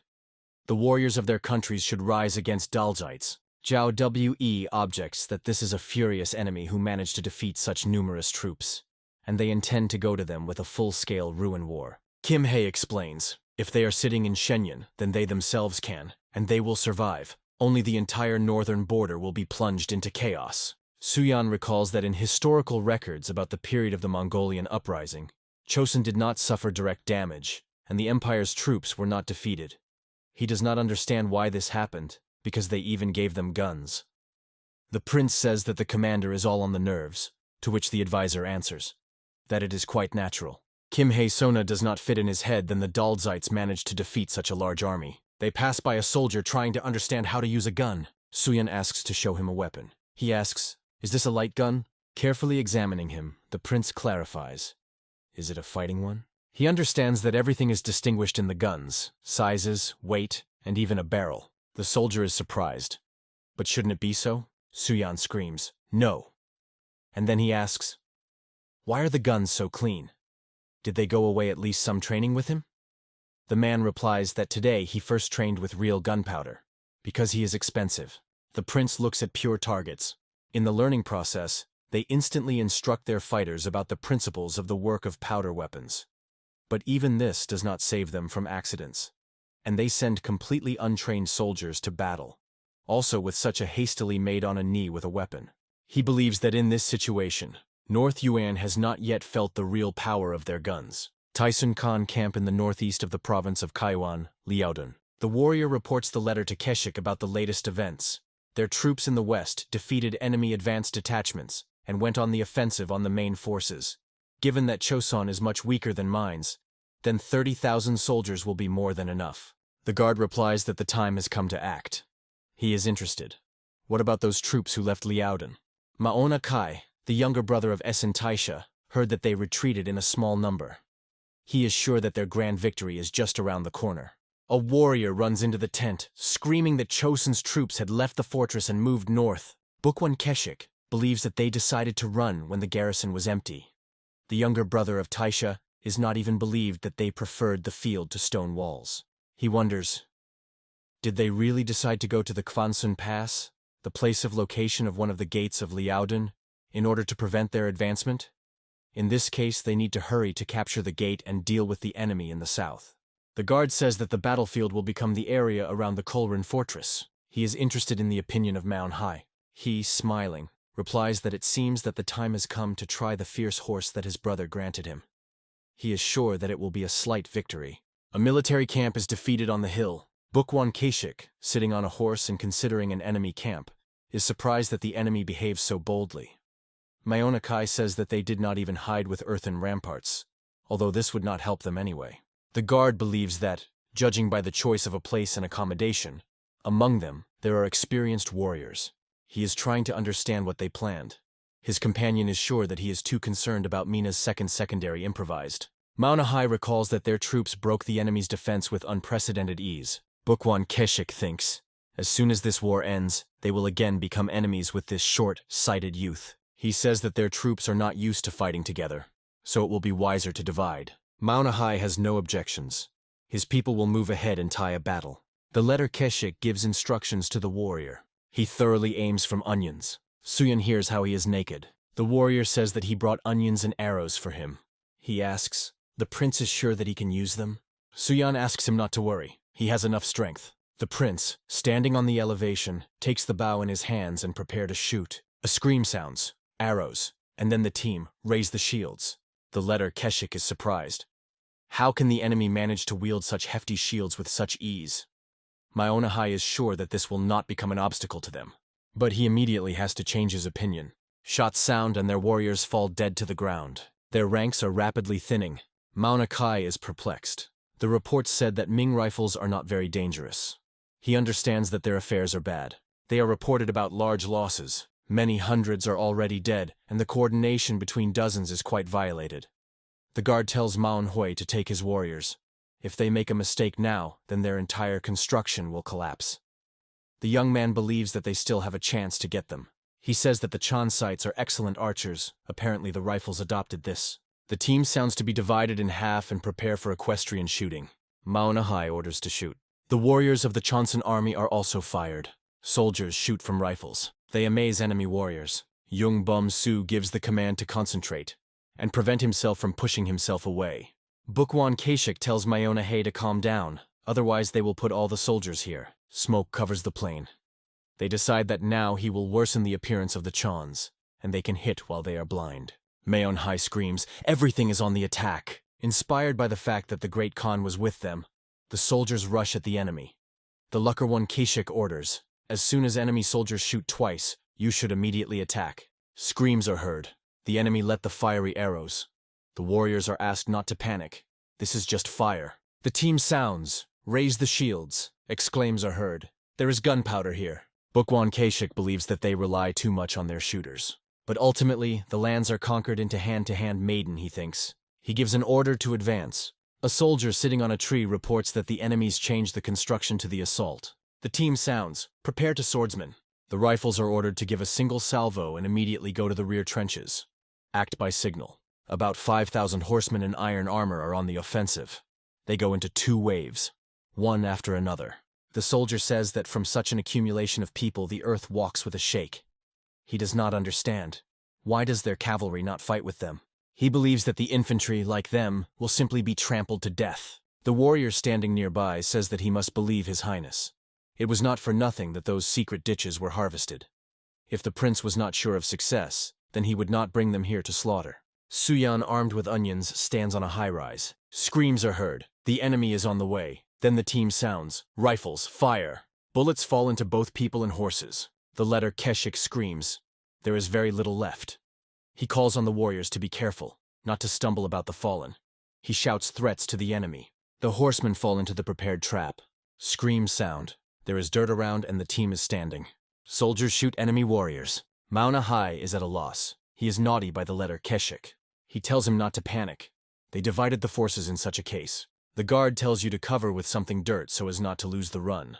Warriors hastily carry grain, hay, and other improvised means. Bookwan Keshik says that Chisonites decided to resort to dirty tricks. He promises that he will personally go along the heads of those smart people who came up with it. The soldier reports to the commander that the enemy is trying to cross the ditches with mud, covering them with grain and straw. He says that their horsemen are just one jerk of their positions. Kim Jong replies that they will also send their cavalry to their flank. He orders to prepare barriers for shooting. Then the order should be prepared to cross the handle. It became almost impossible to keep the line. The pressure of the enemy was unrestrained. The shields trembled under the weight of strokes. The riders rushed on them. The hoofs were hit in the ground, and the shields crashed from the collision. In the hands of enemies, bloody swords, each of them took more than 1,000 lives. The battlefield turned into a meat grinder. The body on the body, death did not distinguish the face. One of the riders, sitting on a horse, threw No doubt this rat fired from behind the shield. On the ground lay a man, silent, confused, did not know what to answer or at least say. But will anyone listen to him? Will they give at least a chance to justify? I didn't even think to say. At that moment he was just preparing to meet death. And only the real miracle in the image of the one he knew saved his life. He immediately ordered everyone to gather and keep positions until the last. "We must stand!" he exclaimed loudly, waiting for reinforcement. But when he was distracted by the words, he opened himself to blow. He was thrown off his feet and came only much later. "Master Chon, do you hear me?" the young man shouted, leaning over him. The boy's face was covered with numerous scars, like a battle map of his past. The guide tried to bring the Master Chon to his senses, but it was at that moment that the swordsman encroached at them with the intention of killing. But the sword saved them. The blow stopped something else, fast and unexpected. The lightning movement fled the air, leaving behind only whispers of steel. He appeared, confidently holding a spear as a wall between death and allies. The commander explained strictly, "In panic to lose himself means to condemn everyone." Yong tried to justify himself, murmuring that it was just a little stunned. "Then come to your senses, here either you or they," the commander briefly cut off. Meanwhile, there was already an archer on the hill, a great prince, like a shadow above the field. He was crying to retreat. A random arrow could cut off his life. But he only squeezed the arms of the bow. Rage boiled in every movement. "How can I retreat when my people die? I will show them what a stiffness is," he said decisively. At this time, two riders laughing, insulting the chosen warriors. One roared that he would kill everyone, but did not have time. His friend pierced his comrade. The spear pierced the chest of the rider. All the superiority with life disappeared. The enemy immediately realized where it was flying. Death rushed to them with the accuracy of the hunter. All the views instantly directed to where the prince stood. It was from the other side that the kopya arrived. The glitter of armor became clear. There is not a simple warrior, but someone is really dangerous. One of the commanders announced, "The one who brings his head will become the hero of this day." Everyone in the eyes broke out the thirst for murder. Everyone wanted to put the prince first, and they lost one of their own. The copy interrupted his way up. The enemy turned out to be unpredictable. Instead of arrows, fired the spears just from the bow. One of the riders became angry even more, stopped the horse and prepared for the attack. The prince stood tense like a string, feeling the threat quite nearby. The enemy had already approached close. A few meters separated them. The advantage of the enemy was obvious. The horse gave him speed and strength. Their views met, like a duel before the first blow. Meanwhile, panic began below. Someone called out, "Let's fall. Faster. Now open fire! All on shelters!" The following warning came. Who could where he could? He hid there, escaping from the fire. "The gun is ready," reported the general. He ordered the command to wait for the fire. At this point, the general sharply orders everyone to storm enemy trenches immediately. His eyes watched a rusty horde, which was coming directly on them. There was no retreat. "The smoke is dispelled. To open fire," said the team. The guns were already ready, charged and directed in the heart of the enemy. Every fighter kept the weapon firmly. The moment of truth was too close. And then the command cry came. "Fire!" A terrible word that changes everything. And behind him, even more terrible consequences. Death, dust, cries, and destroyed bodies. Even those who looked from above, the ants crawled on the skin from what they saw. "Continue shooting!" someone exclaimed without stopping for a moment. The general calmly, though with pain, watched this horror without any emotion. Finally, after a moment, "Stop the fire!" briefly and without hesitation. The losses were terrible. They could not even be counted. The general hoped that the next enemy would be able to overcome the great prince himself. It was only necessary to believe that the prince would be careful and stand in battle. Meanwhile, the same man stood silently, looking at the mountains of bodies in front of him. There was no doubt in his eyes. He was going to destroy the enemy who stood before him. The goal was clear. A warrior with a bow, a copy, and a deadly look. The bowstring is stretched to the border. He firmly kept the bow, without drawing his gaze from the target. The arrow was targeted directly at a horse racing on him with all force, and the cold words broke out of his mouth. "You will breathe now, a mock." But was the rider ready for the bow would be about to break? And what does this giant arrow at a frantic speed fly right at him? Absorbed by anger, he did not even notice a deadly threat. There is no thought about defeat, just a blind confidence in victory. But instead of the triumph, he saw his own death, lightning and relentless. Witnesses were all around. The commander fell dead, without any chance. The great prince destroyed him. And this victory caused an explosion of joy in the army. Meanwhile, another warrior heard the death of the commander. It was only necessary to disassemble the remains of enemy force. He was rage. He believed that he needed to mix urgently with the enemy cavalry to avoid gunfire. But it was at this moment that something hit his armor, sharply and with a force that stops the heart. "What is the devil? Why hell should we retreat?" shouted the warrior in the spring. Khan was well aware. If the Chosen are losing, other tribes would no longer respect them. But it was just as clear. It is necessary to move away until the infantry still retreated. Otherwise, shelling on the crossing would become a disaster. "Light arrows! Fire!" commanded the man near the ammunition, focused and decisive. And at the same moment, every arrow broke out, ready to turn into a burning death. "Team Dana, shoot!" The arrows break into the air, flying in all sides. The Khan looked at the Chosonians like real beasts. They did not stop, fired again. He even thought that one of his people may be beating among them. The general understood that only through the cunning plan of the Grand Prince managed to avoid mass loss. But as soon as he discussed it with the fighter nearby, he heard the exclamations. "This horse is warmed. Great Prince, careful," came from the crowd. At this point, the horse raced just on him, angry and uncontrolled. He struck his head with such force that he flew straight into the prince's body. The horse was squeezed because of the death of his rider. He did not understand where he rushed. And this was horror. This creature was much more powerful than a regular horse. Everyone saw the prince defended himself from an angry horse, and in his eyes he was reading, the opponent was worthy. Although it is not a person, but the battle with this beast gave a real combat hobby. He defended himself and thought out the plan, how to conquer unmanaged force. Even a fool is clear. It is simply impossible to lose here. And then he made an incredible, threw the front hooves of the horse on his shoulders, having tightened the muscles of the forearm, tightly squeezed the horse's leg. Then, like a beast in the human body, he threw his horse far from himself. Someone already wanted to warn the prince about the danger. It could be deadly. But he understood, either now or never, decided to finish it immediately. Leaning to the animal's ear, whispered, "Your owner is dead." "Come on, give up," added with a sly giggling. It was extremely strange to watch this side. Is he trying to strangle the horse with his bare hands? No one believed. "Otherwise, you will not call it." But the horse heard an ultimatum. Either serve the new master or die here and now. And this fierce muzzle made a choice. He leaned his nose quietly against the prince's hand, like a sign of humility. He really managed to tame this crazy, unrestrained creature. The prince smiled and gave him a name. A good thing that means Black Baron. A smile of victory appeared in the prince's face. This trophy was special. The results of the Battle of Cholern. From 28,000 Choson soldiers, 1,400 were killed. 700 were seriously injured. 4,000, easily. Of the 30,000 Jersanians, only 1/3 survived. It was a stunning victory of Choson. According to the memoirs of the prince who reincarnated in this world, Tyson Khan had to die at the hands of Essen Taishi. But what does everything change and someone else is killed? In the meantime, Khan retreated, squeezing his teeth. It is not time to die. He looked around and asked, "Is that all who could go away?"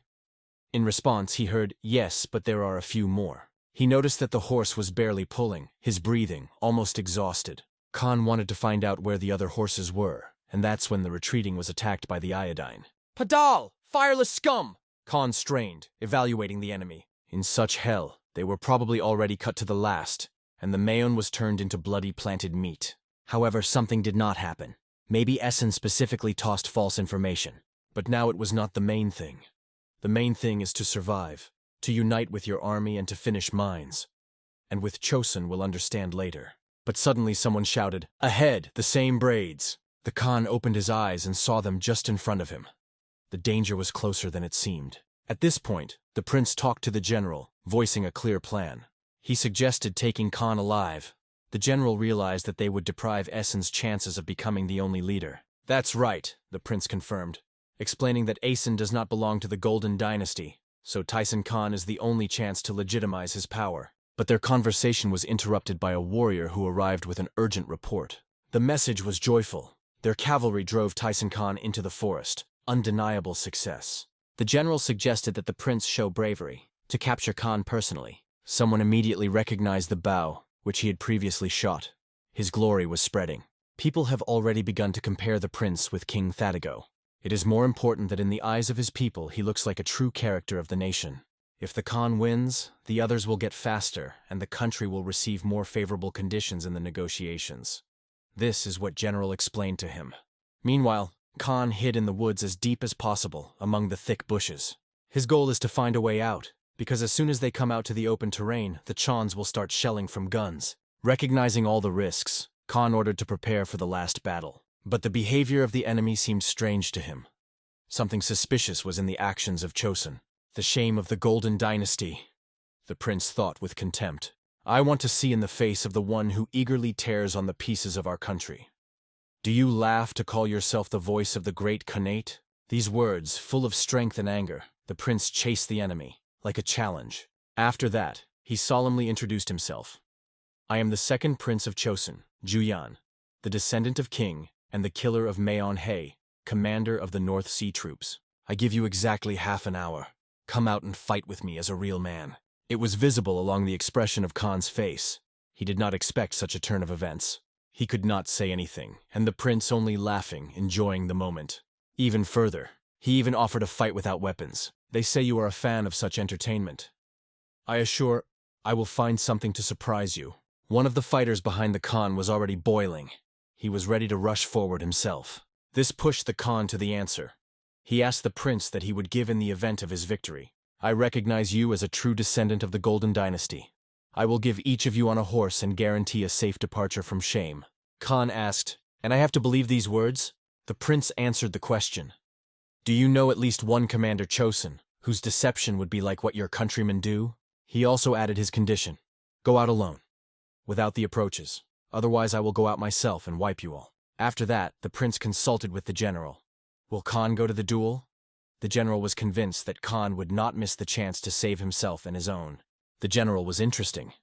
Where did the prince come from? It was a Chinese technique where the fighter patiently defends and waits for a counterattack. The prince replied that the style originated while working on the curriculum, and worked out more for relaxation between workouts. In a fist battle, of course, you can use cunning, but it is always a force against strength. Their conversation could last for a long time. But it was then that the Khan came out into the arena. The one who sought to see his enemy face to face for a long time finally stood before him. The fighters kneaded. Khan even dropped his outerwear, preparing for a duel. Under the clothes were the body of a real giant, a massive, heavy, hardened in battles. But his rival did not concede. The prince's muscles were like a rock, and it was not superfluous. Khan's warriors shouted to him, "Break the spine! Show strength!" In the meantime, the prince reached for armor. He also began to undress. All the warriors were silent immediately. Silence became more noticeable than a cry, because what opened his muscles under the armor's eyes caused a shock, and the words, "Let's see what the finale will be." Khan was rushing forward without thinking. He managed to grab the prince at the first moment, but for the prince, it was a game. With a light smile, he took a delight for his waist, as if not a fight, but a dance. Then he grabbed an instant movement Khan under the blade. The capture became a trap. In a moment, the giant was already flying. The prince began to throwing it through himself. Raising the enemy over his head, he said coldly, "Scry, broad of the storm." And here the Khan, as if the boar after a stroke, lay stretched on the ground. "Get up," the prince threw. "That's all I beg. Or do you want me to be you so to Joseon himself?" Gathering with the spirit, Khan was raised, and his warriors were still shouting, "Soak this brazen in half." But the screams subsided as the prince grabbed Khan by his neck. The delight was called stranging bar, and it was deadly. It was a classic technique of resilting, to raise the enemy for the throat and to crush on the ground. Again the prince said calmly, "Rise." This time, Khan flashed in a fury. He rushed with a new force, crowded with anger. But the prince did not even strain. He caught his hand like a child on a fun. The hand, which he dared to hit his fist, the prince grabbed him. It was a violation of the rules, and now the time has come. And there could be only one punishment for this: death. And then Khan stood on his knees, broken, humiliated. In his eyes, tears shone. Not from pain, but from powerlessness. He lost this muscle mountain, this monster in the human likeness. And he lost so shameful that even tears and snot could not hide the defeat. He shouted in a full voice, "I recognize the defeat. Lost, honestly." The prince addressed everyone. "Look, it is the victory of my body, not the spirit, but the strength." And he thanked only one, the king who gave him this unbreakable gift. His posture was more like a dragon than a man, a formidable and majestic. And in honor of his loud victory, he became a pose of the black dragon. Soon the command was reported by the news. The enemy was defeated. This meant one thing. The enemy's forces were now separated and morally broken. In this regard, the prince was asked to prepare for future negotiations. But at first he decided to visit where in the dark he was in the dark. The prince went to Khan with the words that he may not have to hurry. After all, no one wants to die voluntarily, he added calmly. Even if you spare me, you will still be sent to some nameless island to live in shame, Khan suggested. But the prince answered differently. Just accept our conditions, and you will go free. I will keep the words. The great prince ordered the conditions. The first is to recognize Chosun's victory and pay a ransom, 5 horses for each captive. The second is that in the case of a trading agreement with Chosun, you are obliged to support it with your best. Third, if your Koinkushans decide to attack Chosun, you should immediately announce the race. The fourth, you should take Chosun representatives on each Kurultai with royal honors, and this representative should be not lower than the position of first rank. From the Khan heard his eyes on his forehead, he decided that they just got crazy. The first 2 requirements can still be understood, but the royal honors of a stranger on our council, and even someone who is neither the king nor the prince on the right of inheritance? He did not believe heard. Khan boiled the rage. He almost drew from the insult. The prince reminded him that he was in Beijing. 200,000 army was broken there, and the emperor himself was hostage. In other words, Khan was in a full mess. The Essen he had hopefully suffered a devastating defeat. The prince finished. Even the current success of Khan is only a deferral. Ultimately, everything is doomed to failure. The reason is simple. The mines have got too long. In Nanke, a large reinforcement is probably collected, and that is why the prince came to one logical conclusion. Essen no longer sees the ally in the Han. He wishes his death. After the hard, the Khan eventually agreed to the conditions, but asked to enter the point. While alive, he has the right to call his troops at any time. The prince accepted this requirement without disputes. Khan asked when he was released. The answer was 15 days. He remained annoyed. To sit tied to the pillar for 2 weeks did not suit him. The news of Tyson Khan's death will reach Essen no earlier than September 14th. But if the one who is already considered dead will return after the 30th Essen knows exactly that Tysoon was negotiating with Chosun, and whatever its origin, even belonging to the Golden Dynasty will not save. This will no longer be ignored. First, it may be a lull, but the Mongolia will soon be covered by a real civil war. September 17th, 1449. The forces of the warriors were on the verge, physically and morally. It took 15 days to break through Gyeongguvan and Chachengguvan. The losses near Beijing have already reached 250,000, and with the imperial troops, more than 550,000 killed. But where does the hell come from? So much fresh reinforcement arrives. It was the main question, and he still had no answer. One of the warriors, all in the blood, already on the verge of death, looked the enemy directly into the eyes. "You will never invade the Forbidden City," and in a moment he fell dead, giving his life for these words. Meanwhile, Taisha listened to the report. A new army came from the south, about 100,000 fighters. It seemed to him that they already had more people than they had arrows. The indignation boiled. He remembered the rumors of Chochengongvan, 80 million subjects. It looks like it is true, and every 5th man is a soldier. Tai was aware that the enemy gains soldiers faster than they can kill them, but I didn't know how to win this war. The news from the Hoid tribe came. They have suffered severe losses and are preparing for retreat. This only confirmed that the enemy quickly captures firearms. Their skill can no longer be underestimated. Even the last hope, the pressure through the captive emperor, did not produce. When Taiha threatened to cut off his head to the emperor, the enemies did not even shudder. The younger brother of Tuna, Ken, Cheese, even laughing. "Our emperor? What are you meaning? He's here." From how quickly they appointed a new emperor, with their absurd methods, Taisha clenched his fists from rage. He was advised to find a reason for retreat. But Taisha saw a great threat in this. The hasty escape could turn into a trap. In addition, they reported new alarming rumors that have been spreading in recent days. It was said that the Chosun army, having defeated in the area of Liaodun, returned even a great Khan. Now they were afraid that they were winged with success. They rushed to Karakoram. Hearing this, Taisha could not stand. He stood sharply. Revenge of Khan and Karakoram protection became the main goals for him.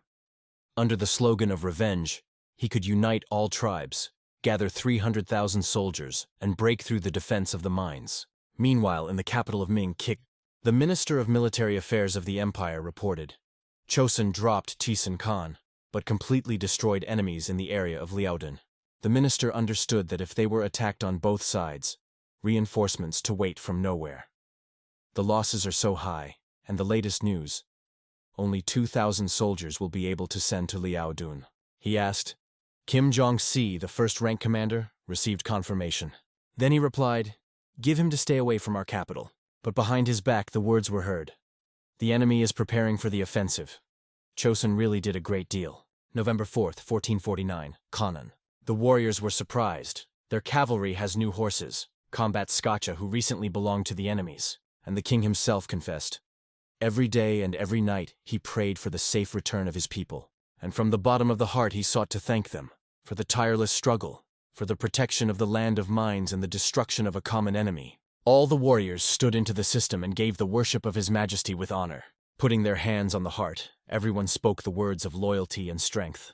For his faithful service, His Majesty announced the awarding and encouragement of their merits. Kim Jong-seo was appointed to the post of Right State Advisor to the first rank, and received the title of Hero of Loyalty and Courage. Kim's son, the commander of the Central Army, was increased by the title of Minister of First Rank. Lee Tsinok remained the commander of the Right Army. His merits compensated for the identified shortcomings. The prince, listening to the awards from the outside, was aware that the Tyson Khan was officially missed. But Nok took responsibility. His stubbornness and dedication were unbreakable. "You will not change anything." His Majesty moved to the next part of the ceremony. He did not forget about Prince Xiang, gave him possession of 1,000 kiol. "Your mercy is boundless," said Xiang, and the king, smiling, called him his son. When the evening came, "It is time to lift the weight," so it was made. Dumbbells, kettlebells, rods. All this brought a real pleasure. But the guy who was nearby was worried. His Majesty was too exhausted and begged for a little rest, but he could not stop. "My brother defeated the enemy leader, and now they will want to see their ruler's body first." Even lifting 200 kilograms in 3 basic exercises, 100 more than most military officials, he still sought more. 8 years have passed, but you cannot stop. You need to work even more. But their conversation was listened to, especially the words, "I will train even more." What is behind it? I wanted to understand. But for the king, these were the most pleasant words. They pleased his heart. At night, the king was accompanied by the streets, quietly, with respect, and he delved into the thought. When did his sons grow up so much? And it was at this point that he realized, now Chosun's fate is in their hands. The prince was in a strange place. He did not understand where he was around where the world disappeared. Ants suddenly ran through his skin. Cold and anxiety filled the body. He felt something soft under his foot. It was the body of a dead warrior. Looking back, he saw dozens of such. The dead lay everywhere. Right in front of him, a skeleton from which the worms crawled, cutting away the remains. Suddenly, this skeleton stirred, inserting a knife into his stomach. "Feel my pain," whispered the net through his teeth. At the same moment, the girl's voice, a cry in reality. "Beloved, what is with you?" She lay on it on top, shaking out of fright. His condition was reminiscent of post-traumatic shock. He could not be reached. She realized that the medicine was not eventually acting and suggested to try another potion. In her eyes, a deep mourning glowed, like a bottomless well of compassion for him. But suddenly someone else appeared in the room.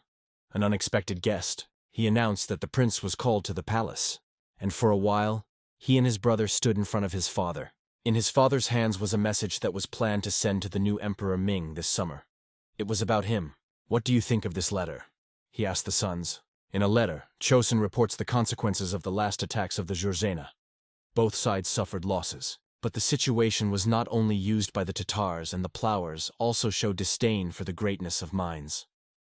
"We ask you, Your Majesty, take decisive action about Liaodun and expel the enemy from there. If you place a permanent garrison of 100,000 soldiers in Liaodun, no attacker will even dare to look in that direction." And Chosun himself swore allegiance to the Ming Empire and promised to eradicate the threat of Joseon. Here's what was just read out loud. The older brother asked the words. At first glance, it is a gesture in the face of mines, but there is a hidden content. And the second prince understood the essence briefly. The letter is said, "The losses are caused by a shortage of people, so we ask to relocate the population there to strengthen the troops." But the older brother tried to explain. "If you relocate 2 million there, it will only be damages for mines." The father agreed. Liaodun is a poor land, and even tossing Jurichanas, the only thing that can be grown is galleon, and except for horses. Ming will have to feed the population itself. If you relocate 1 million people, you need at least 4 million bags of grain every year. 4 million is the annual income of all Chosun, the older brother exclaimed. Do they imagine what costs it needs? And yet, the placement of so many soldiers in Liaodun will become a real knife near the throat of northern Yuan. Their attacks will not stop. As a result, Ming will not receive any benefits from Liaodun, the second prince summed up cold. But if the Ming is suffering, the father said, then we will have to share this burden. They will definitely decide that Joseon is also obliged to contribute. After hearing the explanation of the second prince, his father agreed to take into account their opinion. But he added, there is something more important that he must tell them. I am already 50. I'm tired. I'm no longer able to manage the country. Therefore, on March 30th, I will pass the throne to the heir. To hear that is now a real shock. But his father was convinced that he would find another important thing for himself. It would be a new set of laws for the country. He even came up with the name, the Great Code of State System. The eldest son pleaded to think of him, because he can be at least 20 years of life ahead. But his father was solid. It was the set of laws that he has a priority now. He then turned to the second prince. His request was personal and important, having gone on a year on a pilgrimage to all 8 provinces.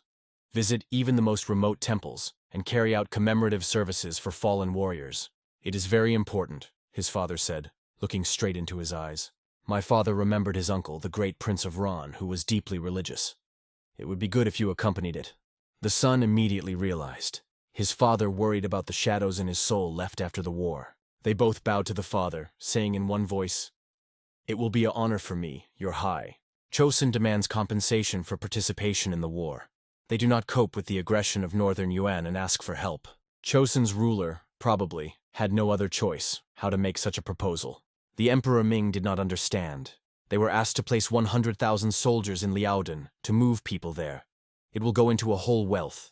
The real problem is the cost of resettlement. The Emperor addressed his advisors. Tell me one. Given the fact that Liaodun is tearing up, will Joseon handle them? The answer was sharp. It is impossible. These tribes live a robbery.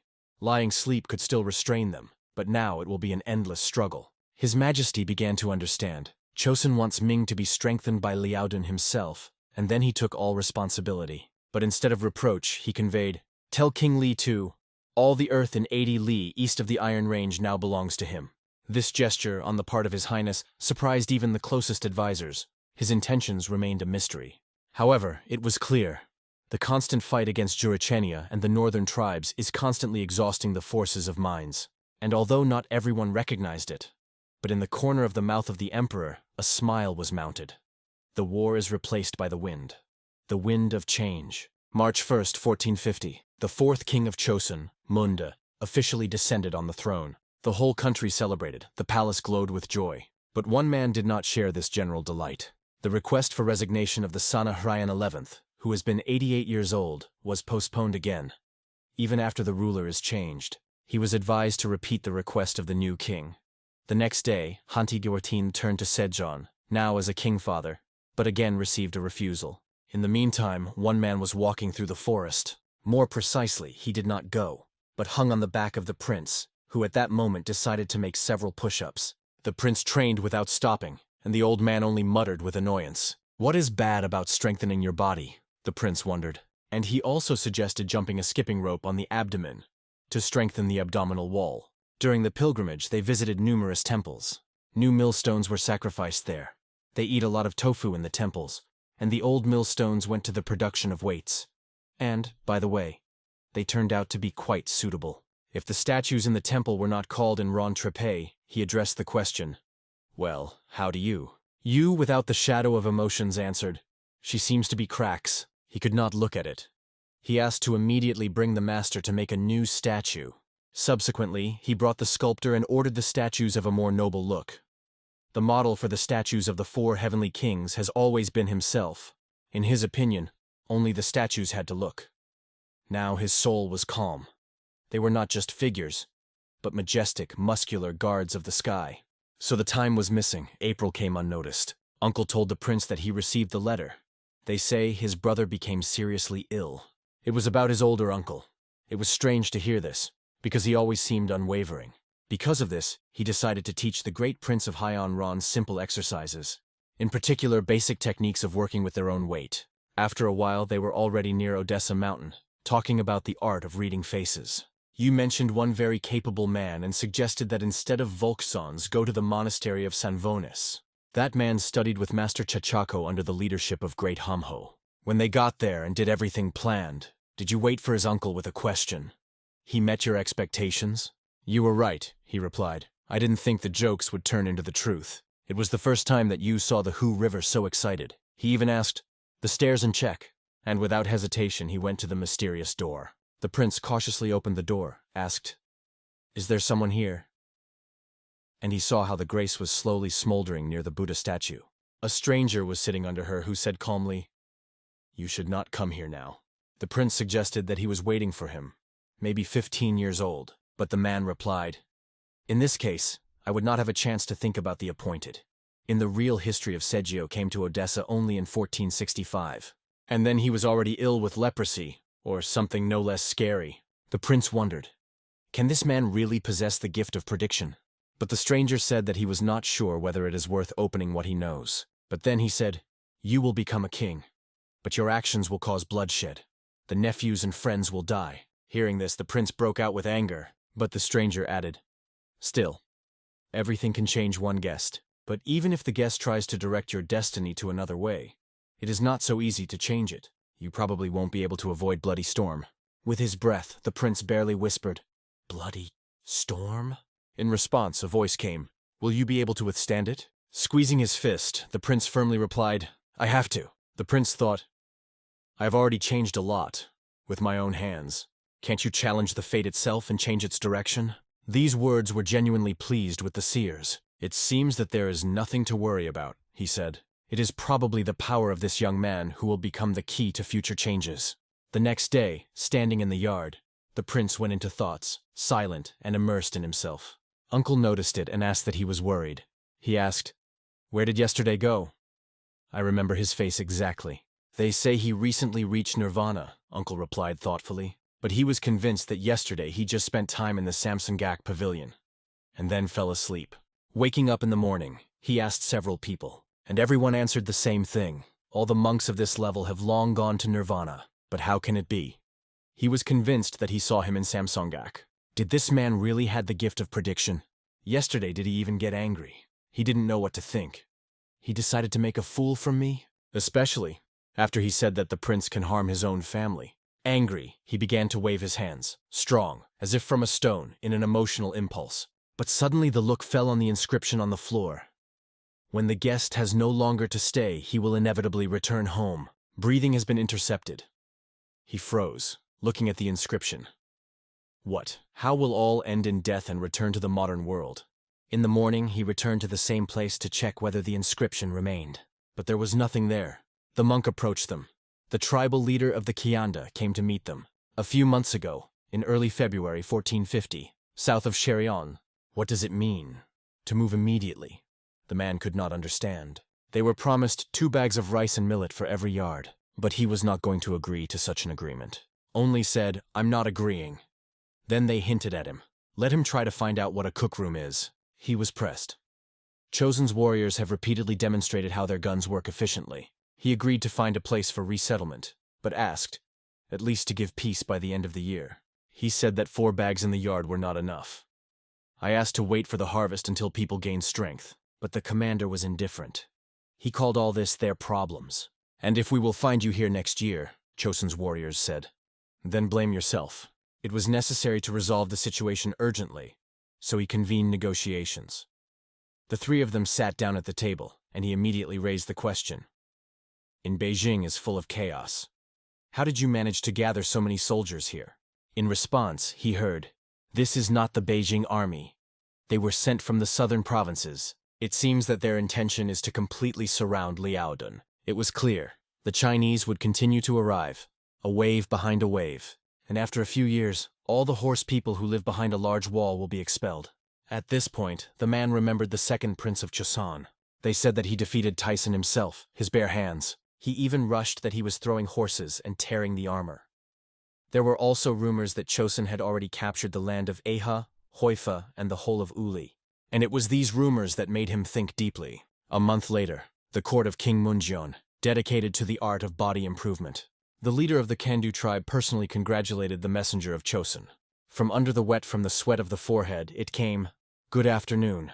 And right away, the question, "Do not want to join Joseon?" The leader did not understand where he was at all and what it was. He was explained. It is a device for hardening the body. He was invented by his younger brother, the second prince. He did not have time to get away, as he was immediately offered to try. He was put under the bar, seriously and without jokes. "Lift your chest as if you want to push your bar up," they told him. He tried, tightened his muscles. He was incredibly difficult. Up, down, without stopping, without relaxing, the body burned. This bar weighed 122 kilograms, the weight of 2 adult men. "And my brother raises 345 kin is 220 kilograms, the king added with pride. The leader was overwhelmed with a trembling voice and glitter in his eyes. "Your brother? Do you mean the great prince of Suyan?" Who did not hear about him? "You want? I'll meet you," the answer came. And nowadays on Mount Odessa, near the monastery of San Vanez, Buddhist ritual took place. Despite the rumors that Buddhism was oppressed in Joseon through Confucianism, the sincere devotion of the Buddhi prevailed here. It was striking. They climbed up all day, and they didn't reach. The path was grueling. Without withstanding tension, he asked, "How much more? How much to go?" "We have almost come," we replied. "Look forward." His feet were smiled. He just fell to the ground, seeing it. The shock pierced the whole body, from what he saw such muscles. He was in front of him, in all his beauty, majestically, like a heavenly warrior. He waited for him. He could not pronounce a word. He froze in front of a great prince, like a living myth. But in the end he gained courage and bowed, expressing deep respect. The prince reached out to him and said kindly, "Get up." At that moment he really seemed to be a god of war, majestic and unbreakable. Already a little come, they were in the yard. "Your body is truly majestic." "And do you have?" the North asked. Juyan remembered that those who have mastered the teaching of body improvement, just over 200. And those whom he personally taught, without officials, more than 5,000. From these words the bald was read. It was amazed. He immediately thought, if you learn from this man and pass the knowledge further, so soon all the Joseonians will become real strongholds. In the North, power is the truth, the answer to all the questions. I may have missed my chance, but my son should not repeat my father's mistake. And with this thought, the North addressed the prince. "Can I become your student?" Suyan replied, "After the autumn Buddhist ritual I will talk to His Majesty, and there will certainly be permission. From the very thought that will become a student of the king's brother." He almost sang birds in his head. Of course, he thanked. And the prince reassured him, "If your son is realizing the art of body improvement, he will surely become strong, because the leader is one thing and sons are a new story." In fact, the prince discussed everything with the king. The conversation was that these people were illiterate, unfamiliar with Confucianism. "Will they be able to grasp the teaching of body improvement?" someone asked. "If you accept their sons to study, their descendants will essentially become our people," the king replied. It was the main argument of His Majesty. "The 10-year-old guy who will come to us will first study Hangul and Chinese writing, and then 3 to 4 years body improvement. Such education will not pass without a trace. It will leave a deep mark. It will even be necessary to organize a state exam for them. And the brother king will create a separate category for the North. The body of the North. Together with the spirit of Joseon, it is an ideal."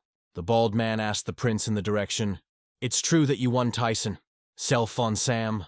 The prince quietly began to tell how everything really happened.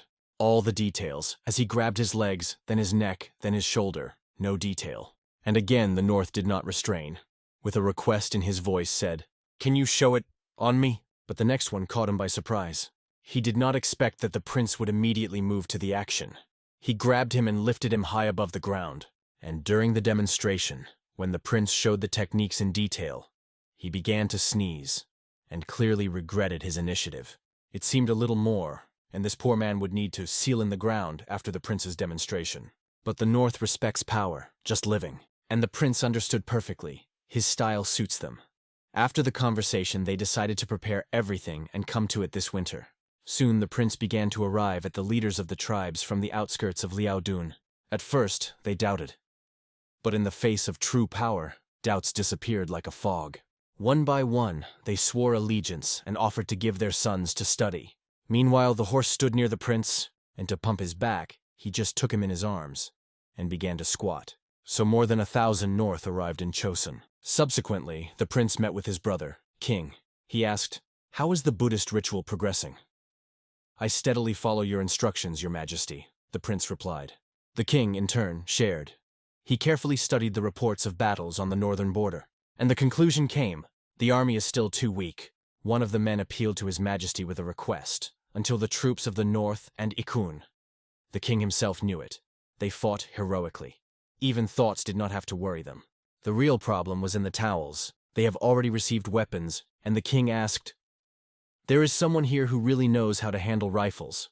A voice came, "Weapons are created for warriors." But the king was different. Wince and guns are used in battle, but few people really know how to treat them. He began to explain that the preparation for the shot consists of 7 stages, and asked if they could master them the first time. That is why the king wanted to select some of the towers from the training building and create a new military structure, the Mud. It should have about 500 people carefully prepared. The prince saw his chance in this. Finally, the time came when the king, a real fan of firearms, truly woke up. At this point, he turned to his brother. "We have to set more ambitious goals." Already on the street, there were conversations. The king argued, "We have funds received from the mines." The prince added, "Horses sent Tisan Khan are already used to our conditions. We will have a lot of combat hoods soon." Meanwhile, the king, during the conversation, he was engaged in strength training. The prince noticed that his results have improved significantly. "Everything thanks to you," thanked the king. "Your advice to change your diet and train daily? Invaluable. But if we are here too, call me just your brother." "It's disrespect," the prince replied briefly. "If you want me to call you brother, first lift 1,500 kins, or at least 1,350. The king tried to charm. "I just hoped for it." But the prince answered seriously, "My current results in 3 base exercises, 1,350 kin, Your Majesty." After these words, the prince just laughed warmly, sincere, brotherly. But it's time for a serious conversation. The king was worried that people would not have enough to teach all the north who would arrive. But the prince had a candidate, an educated man, without a drop of greed, who does not hold any position. Ideal for teaching the heirs of the northern leaders. His name is Khan Socheon. He lived in the modern Kancho County, southern Pyeongan province. He was already sent a royal decree. But he was not going to read it.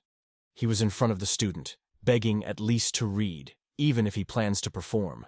The young man was named Kimi. Kan was angry. He was expelled from Songgungwan, and now, they also put a decree? The indignation covered him with his head. He was so angry that it seemed like all the anger on the student. He covered with his hands. But Khan was not going to beat the student.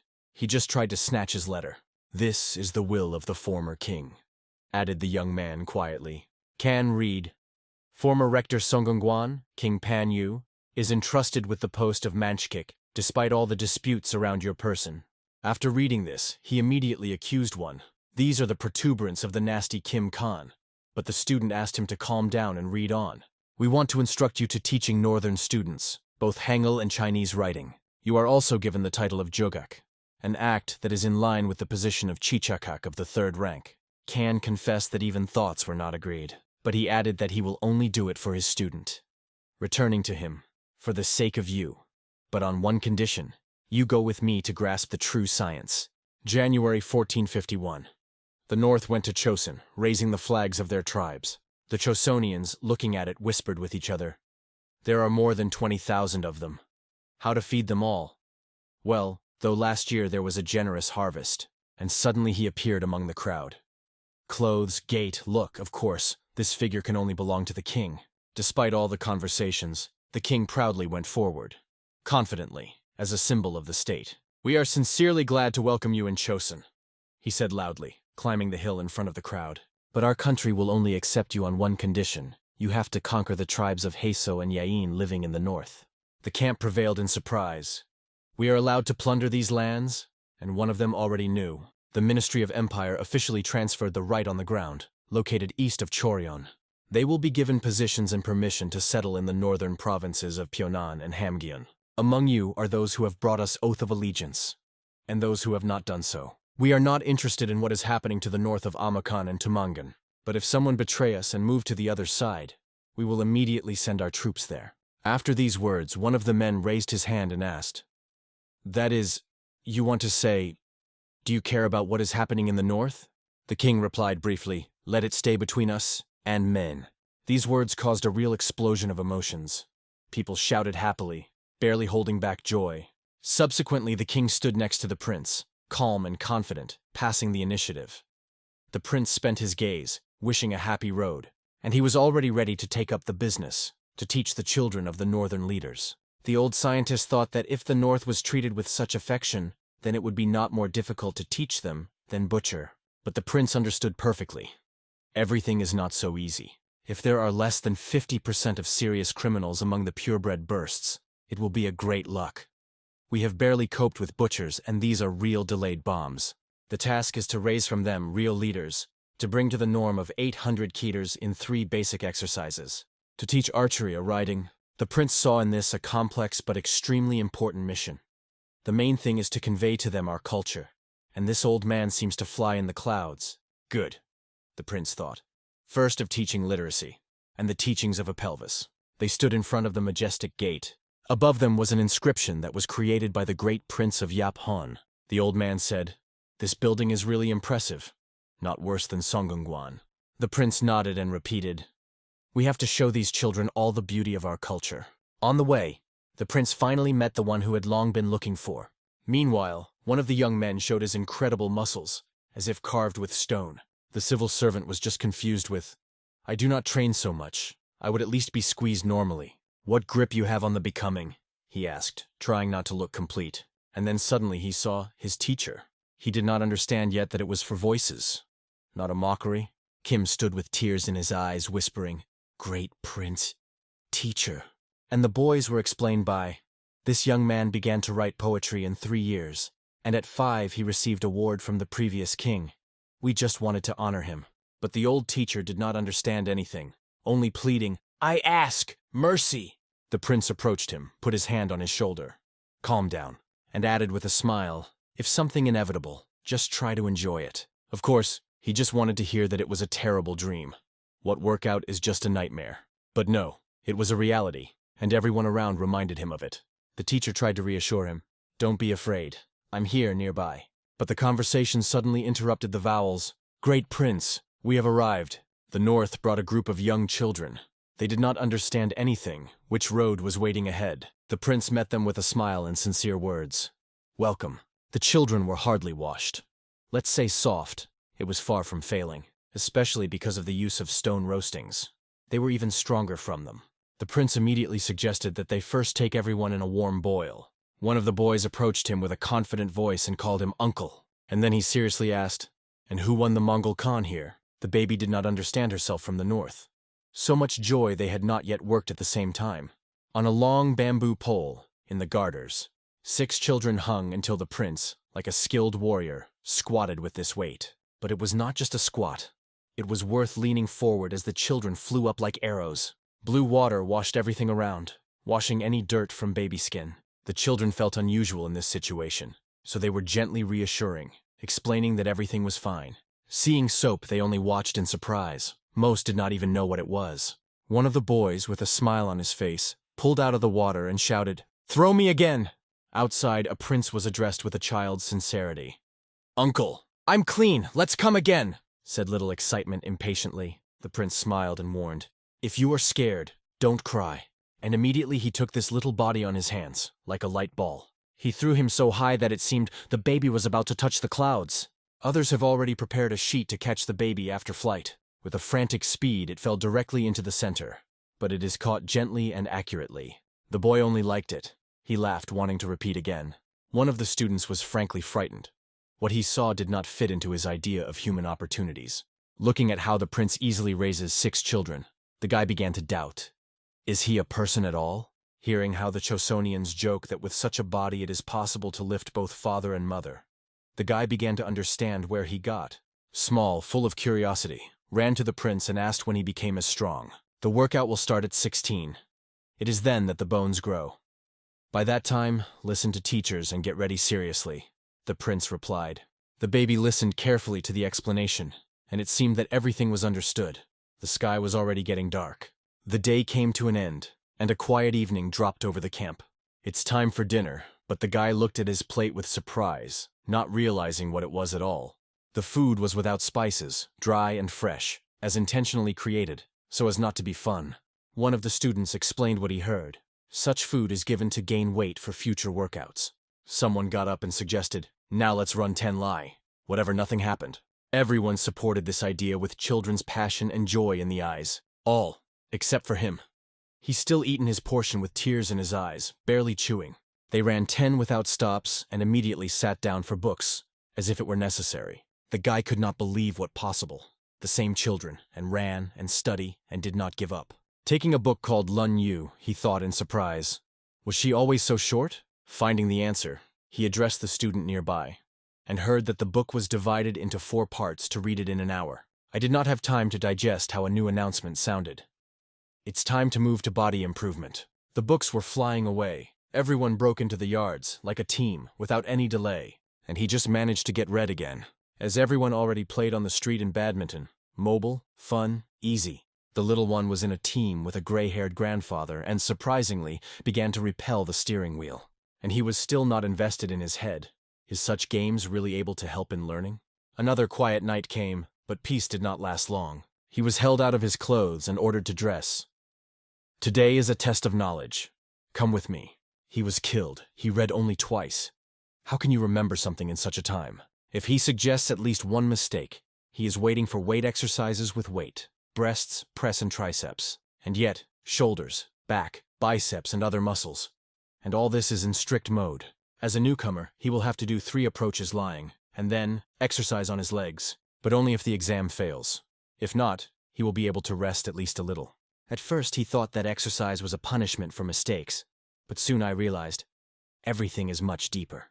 On the street, students lined up in a row. In front of them stood the old book in his hands, ready to check. The old man read the passage and paused, waiting for someone to continue. One of the students loudly and clearly reproduced the right line as if he read from memory. Did he really remember the whole word for word? But even more strange was that the beginner suddenly remembered these words, although the day before he considered it impossible. It was at this moment that His Majesty, the king, who was revered by everyone, was in the palace. He came to him, with repentance and a request to allow atonement of ancient sin in front of the crown. The king himself approached him to support. He saw how difficult it is to stand without risking health. The whole of the 11th began his confession. It all started 11 years ago when the king was still a prince. He remembered how he brought a boy named Han Saint, saying that he was an illegitimate son.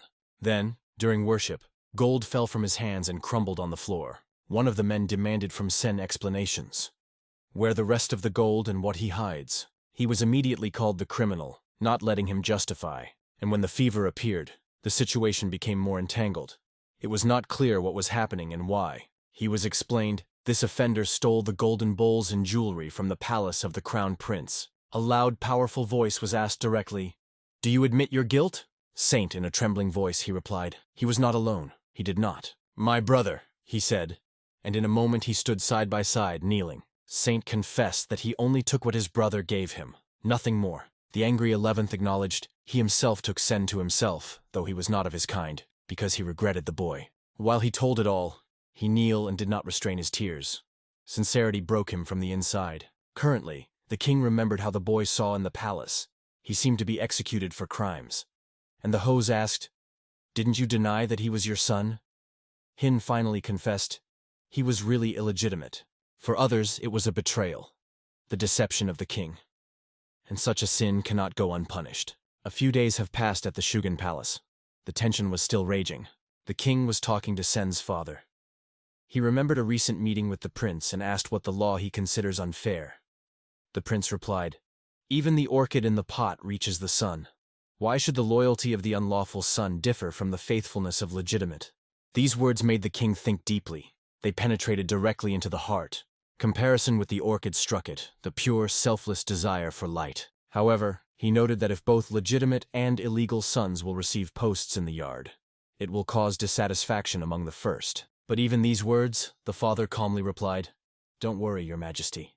Hanohi sincerely repented in his deception and begged to abolish the law that humiliated the rights of illegitimate sons. Perhaps it is because of the example that his father reminded the king and agreed to review his decision. The high was mentally sigh of relief. He was sure that it was now completely free. But suddenly the king said, "You will go to the palace of Sugen and ask for forgiveness from the former king."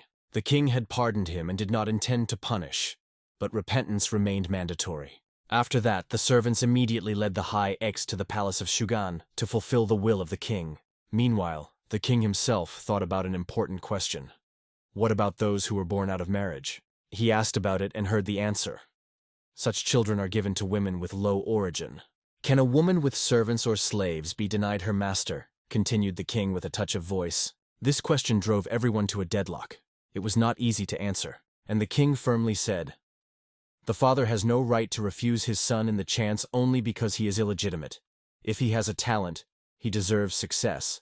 However, in order for such a son to be able to pass the state exam, he will have to serve in the north for at least 2 years. And if he is born of a slave, the service will last for 5 years longer, with a special contribution to the northern population." As a result, the king was ready to give them a chance to master the doctrine of improving the body, which teaches respect for parents, and warned, "This book will soon become a mandatory study in the state exam. Having mastered it, it will be possible to apply for high positions." Once the discrimination of the illegitimate sons, it's time to discuss this injustice. Is it not necessary to cancel the law by which children born of slaves automatically inherit the mother's status? They have to follow the status of the father. Otherwise, it is not equality, but a brand for life. The old man wondered, if the ban on high posts for such sons is already abolished, the law on inheritance of status is a trifle. So in Joseon, 2 old, unfair laws were abolished. A new justice began from a new era. Meanwhile, Hani Shi arrived at the Sugan Palace and asked Sejin to release him from his post. But in response he heard, "You need to create a new era, laws that give freedom." He did not reach the desired one. The Hun was forced to stay in service. After the morning meeting, it was approved. Training in body improvement today, with a focus on running. The prince warned everyone, they will run down to Hebi, and do not hope it will be easy. One student complains, after each race, their feet hurt. The other advises to wear maturi, traditional Korean shoes. Each problem has its own solution, and so, with new forces, they moved forward. On the way, they bowed to the Grand Prince and the Minister of Finance, with respect and respect. Everyone wished good health, because it was brought up among those who were raised in honor. The Minister of Finance recognized a familiar face among the students, a scattered and a little awkward friend. He sincerely hoped that he would not be noticed among all, but fate decided otherwise. However, they did not make fun. The prince only strictly advised to stay closer to Sip. "Bring the criminals," said a high-ranking man's mouth. The prisoners appeared, tied with thick ropes, depressed and frightened. They begged for mercy, assuring that they were condemned unfairly. "So, did you disgrace yourself in the exam?" The king was angry with the king's angry voice. In response, only tremor and attempts to explain that everything happened because of a misunderstanding. Then the king commanded, "Bring the witness!" and silence lay in the hall. The defendants did not expect such a turn. They were anxiety. And here was the same man who had to tell the truth. The former student was summoned and asked to tell the details of what happened. Swallowing saliva, he gathered with the spirit and began his story. Once he was visited by a manager from the Chichue family, one of the influential Yanban families. He started a conversation with the question, "Are you a student of the great prince of Suyan? They say you are smart. Teach one, slave." At first he didn't even understand what it was. How it was, to teach a slave? The manager explained, "The slave is called Hook, and he must undergo training." Now, pointing his finger on one of the connected ones, he explained, only later he found out. The sound was not a slave. In fact, it was a Christian named Cho. Hardly the scientist said it as the accused began to beg for his majesty, justifying himself and declaring that he was here to nothing. The scientist was angry to the edge. This arrogance was already crossing the borders. There was a weak body in Cho, and he could not perform the exercises properly. He just slept and evaded any responsibilities. And how could such a lazy man at all take the first place in the Concha exam? It's just impossible. And now he explains that he won because the rivals were weak? The king immediately thundered, "Tang out!" And the hall froze in silence. It became obvious. They made a conspiracy with the Yanbans and gave a Christian for a slave. All the excuses were no longer interested in anyone. Now it was only necessary to be pleading about the mercy. In the eyes of the king, it was a real shame for the whole Hundog system. The month later, in the Sugan Palace, the atmosphere was completely different. 2 brothers were sitting at the table, the king and the prince next to them, their father. The king reported on new measures to stop any abuse of the law on the inheritance of a rabbi. The prince heard about it for the first time. He was shocked by news. With his mouth open, he watched his father with his brother rejoicing in changes, clapping each other in his palm.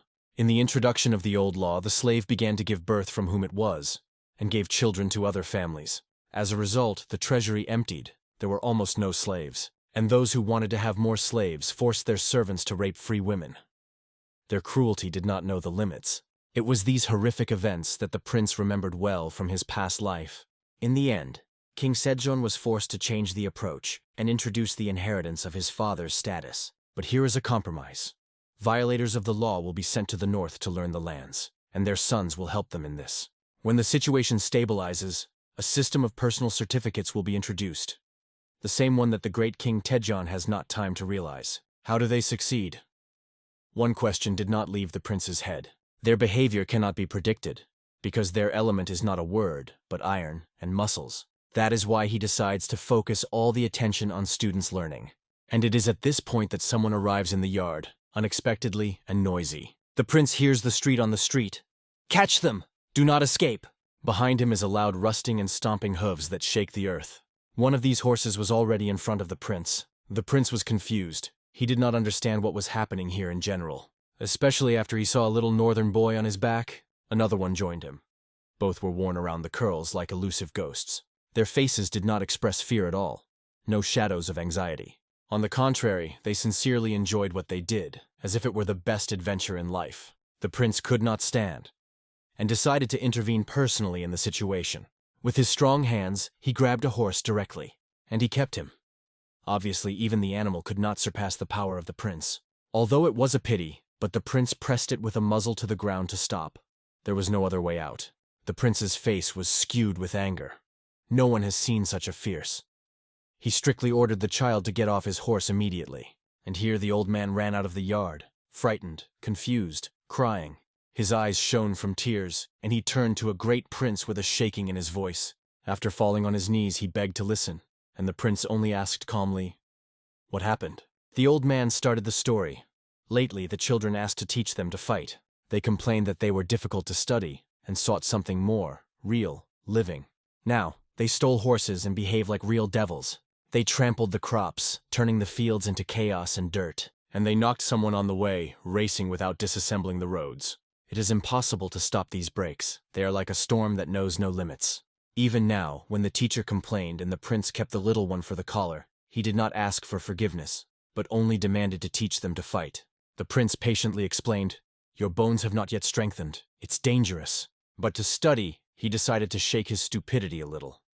But even then, the little one did not give up and argued that they were smart and capable. The old man complained that it was impossible to cope with them, and the prince only spread his hands in response. He did not know what to do with them. The prince understood. Future talents simply overvolted, and they urgently need a discharge. That is why one very interesting memory has fallen in his head. He mentioned the traditional Korean style of struggle. Neshirin is a bright show that demonstrates the strength, power, and grace of a well-trained body. Something like the intelligence. An ancient street theater filled with movement and emotions. It was a real Korean representation, with dance, battle, and theater in one. At first, the children thought that it was a harsh struggle, but quickly realized it is a fun theatrical performance. The prince justified, "This is the best way to cheer you up and relieve tension." He called a few boys closer and whispered to them just in his ear. From what the hair was heard in those hair, the intrigue was serious. The former king and the great prince of Hyoron arrived on the celebration of Chuseok. Seeing the yard, they were amazed.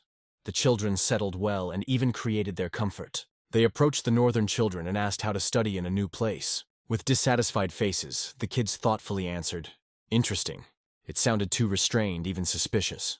But at this age, everyone says they do not admit what they really like. Today, Prince Juyan had to show Nesserin's own vision, and everyone was looking forward. For two children, it was something unclear.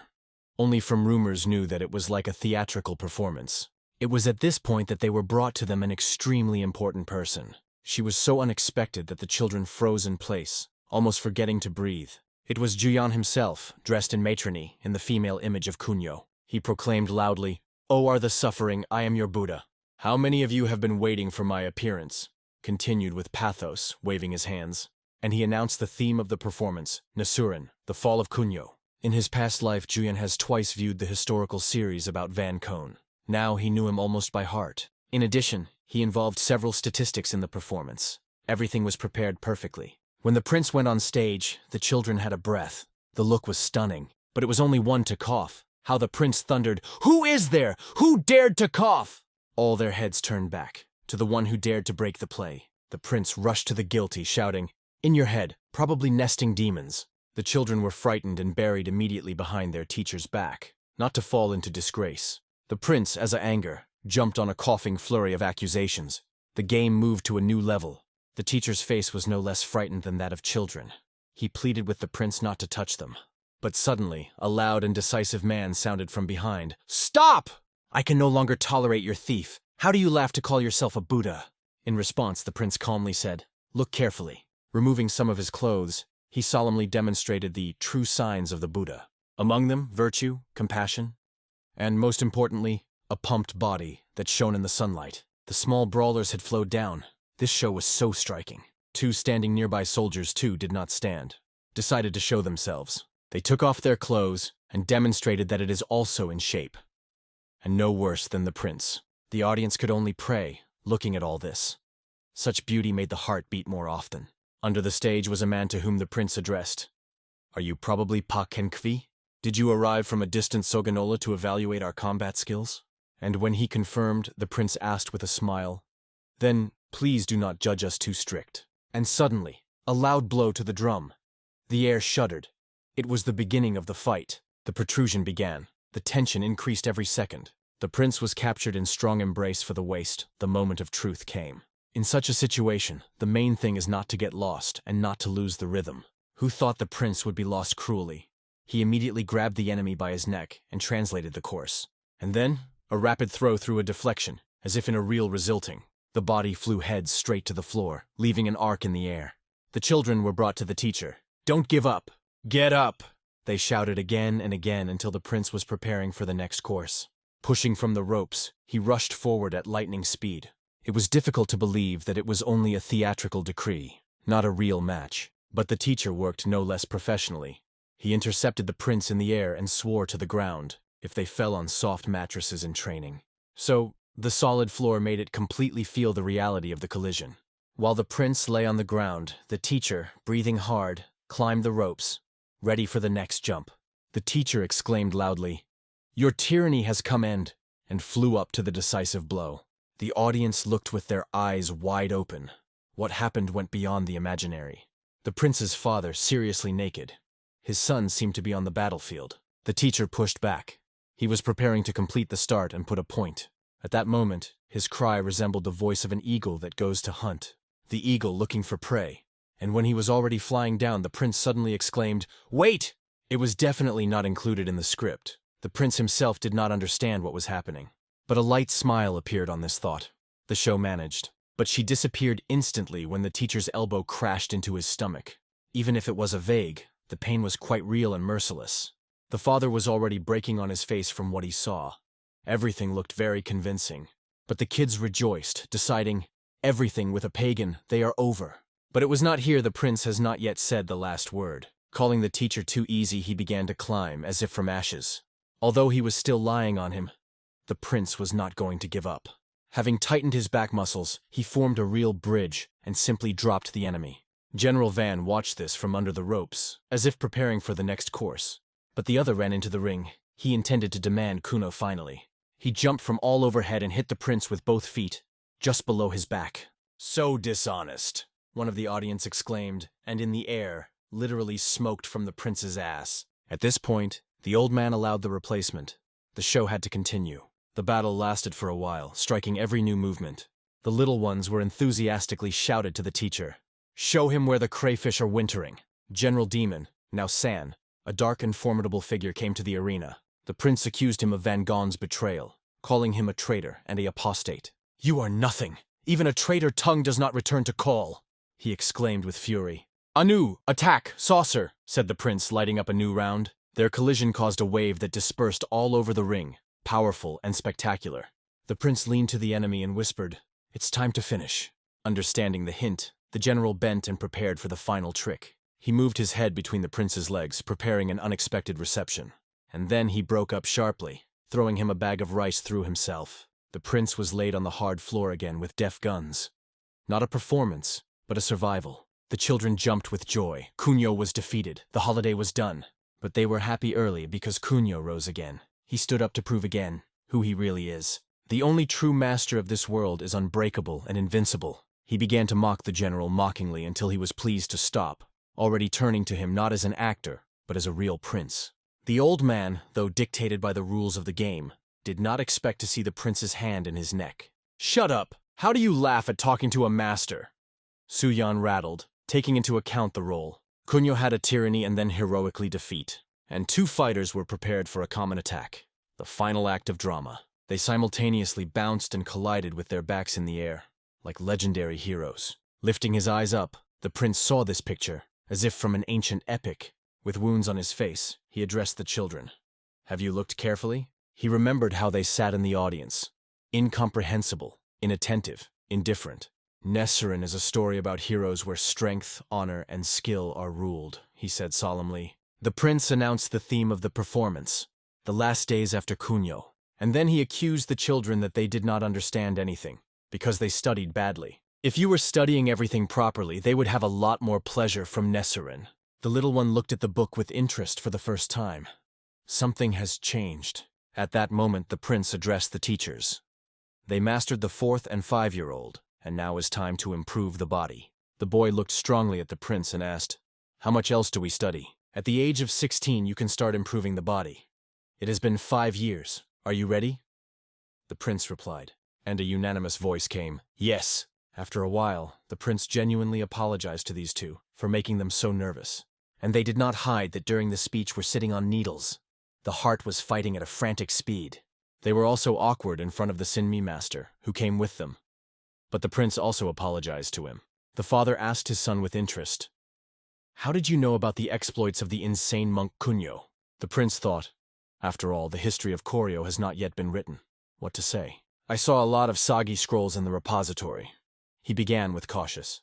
"I mixed Sagi with legends to create my story," the prince confessed. The next time he was already planning to arrange a battle at a boasting, but while keeping it secret. The next morning during the official assembly, someone read a letter in which it was reported.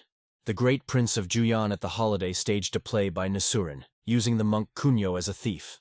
The letter was read by the king himself.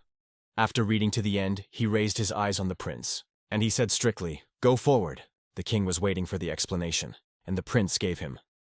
"Your obedient servant of Juyan showed difficult self-confidence due to lack of knowledge."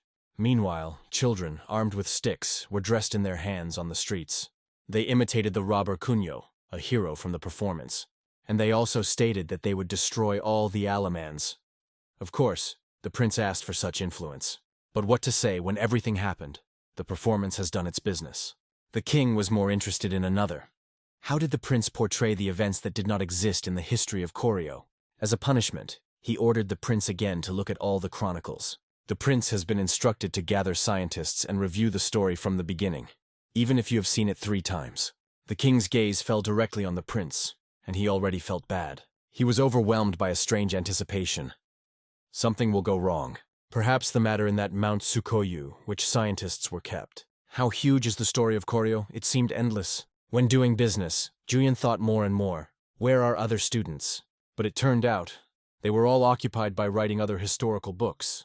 And here the prince covered memories from the past life. For a graduate of the Faculty of History, this was not a problem. 2 years of maximum, and maybe 1 is enough, he said with fire in his eyes. Scientists have only been surprised to look at. Such confidence looked a little suspicious. These books have not yet been completed, they explained. They are at the stage of verification. First primary sources, then secondary sources. The prince nodded and said, "Good. First, sort the material, and then rewrite the text." When the prince said it, he easily touched the shoulder of one of the scientists, a gesture that preceded the storm. He seems to have forgotten about the improvement of the body, plunging into books. But it is not necessary to worry. The prince was already preparing to help and restore their shape. It all started innocently, with light warm up, without a hint of rigidity. Meanwhile, on the East Sea, one man was on his knees near the board of the ship, shaking with the waves. Was it so well in the south? "Why do we go north at all?" he muttered. And the other asked, "Isn't it easier to send a 5th set there?" He heard in response, "It is impossible to send newcomers who have just finished their studies." But the friend denied. and we once quit the Shanbei-san and fought with the spirits of the mountains. His friend, barely alive, asked, "Wait a little. To the Tumongan River is not far more much faster than on foot. We will be still in place soon." He sighed, dreaming of the land under his feet, the northern border fortress of Varian. The leader of the Kando tribe, and Guji, in the sign of loyalty, was awarded the position of an official of the 6th rank in the preparation of military forces. His new duty was the protection of the fortress Porn under the order of the king. Taking the document, Guji bowed low. "I listen and submit." The king gave him not only powers, but also generous gifts. Even the cows were sent, and 9 carts to the top of the stuffed supplies. "You do not have to engage in agriculture. 2 months later we will send food," they said. After all, he heard only one thing: relax, live, and live quietly. The man himself could not believe. Did they really treat him so generously? Just as he left, the children tried to calculate the stocks. One boy with a stick brought the numbers on the ground that he dictated. Particular attention was attracted by heavy iron cauldrons. They were struck. 40 arrows! The guy exclaimed. But for the second time he was wrong. In fact, the arrow was 51. Apparently it is not yet able to count. One of the men approached, took the guy by the hand, looked, not realizing that it was, and then he just took and tried to bite, as it should be expected. Immediately began to spit out with disgust. A few more men approached them. One of them, the elder, said they had already arrived at the construction site. Realizing that Guji is the main here, they asked, "Give some workers. We do not have enough people." He ordered the guy to gather everyone who was able to work. When the team gathered, trees were chosen together that can be cut down for construction. Guji began to understand. This position is not just formal, but really responsible. A few weeks later, already on construction, Guji came to check the course of the work, and he was reported.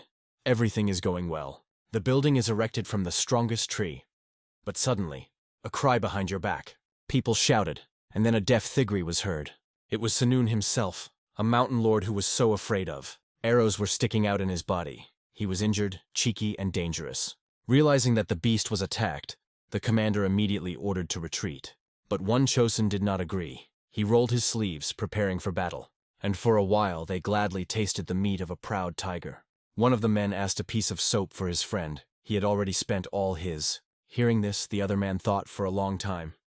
Too seriously for such a simple request. It seems that Mr. Manhwa has forgotten to explain. Soap is not food, and a means for washing. One such piece costs 3 sakarjas, not hot bread. But in response, he was jokingly suggested to try himself. A few days passed, and the man, after swelling, decided to swim. But near the river, he noticed several children who had already clapped in the water. More strange, the water had an unnatural white tint. The mystery was revealed when Mr. Tandy exclaimed, "Oh, what a freshness!" The stream has long suffered from a soap invasion. Water became like foam soup. 2 months later, a letter came from Apexodon. Until the children were able to read, one of the men read aloud himself. "Mom, Dad, I have all well." Tears appeared in the eyes of the first words. "I don't yet have 16, so I am not engaged in body improvement. But I look like other guys playing in the condition. And I dreamed that once become as strong as they— no, like the great Prince of Huan." Completed the little letter with determination in words. Behind the excited parents, a man stood and explained Tangan, who was delayed. A cargo from Kyeonvon arrived late. He knew, from Kyeonvon to them, only 3 days riding or mountain trail.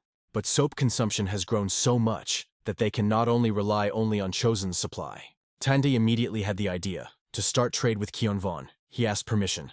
"Of course, just behave quietly," they answered with a smile. So in the region, trade began to flourish, a new era of exchange. Even the tiger skin was put up for sale. A trophy is worthy of attention. The merchant offered only a third of the value for her.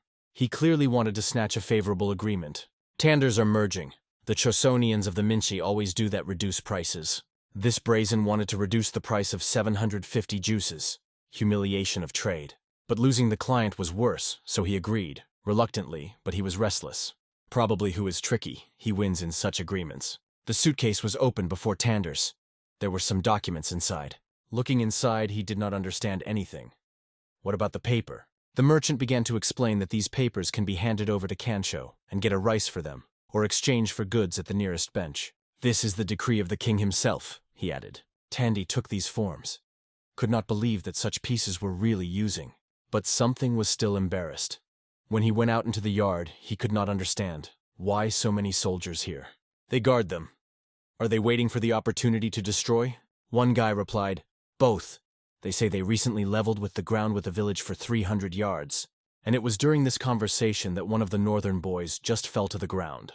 The soldier sat on it and asked, "Did you break the sword?" Of course, it was clear that it was not going to kill him, but the situation remained very tense. Meanwhile, on the outskirts of Aguji, Little pursued the deer, shouted to someone, "Run faster!" But who did he drive? The old man, who is barely on his knees, is not able to go normally. Asked his grandfather to return to the village. The guy himself rushed forward. A few days ago, the same old man was hunting and saw a familiar landscape. It was severely excited. He remembered. This spine, this trail, they are familiar with him. And soon he was convinced of his assumptions. This is the place where their tribe once lived, is no doubt. He later told Tande, mentioned the old settlement. He also talked about a distant relative, who was attacked only for friendship with Chosun.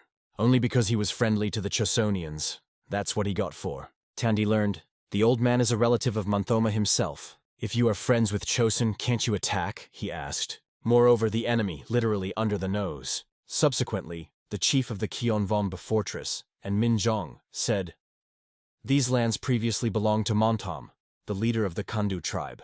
Tande explained to him, if they move at least a little north, Old Chokap will immediately attack, and Chosun will not protect them. Too far, too slowly. But Menjong also reminded the words of the king spoke during the appointment ceremony. Your task is to conquer the tribes of Hesso and Yain, who live in the north.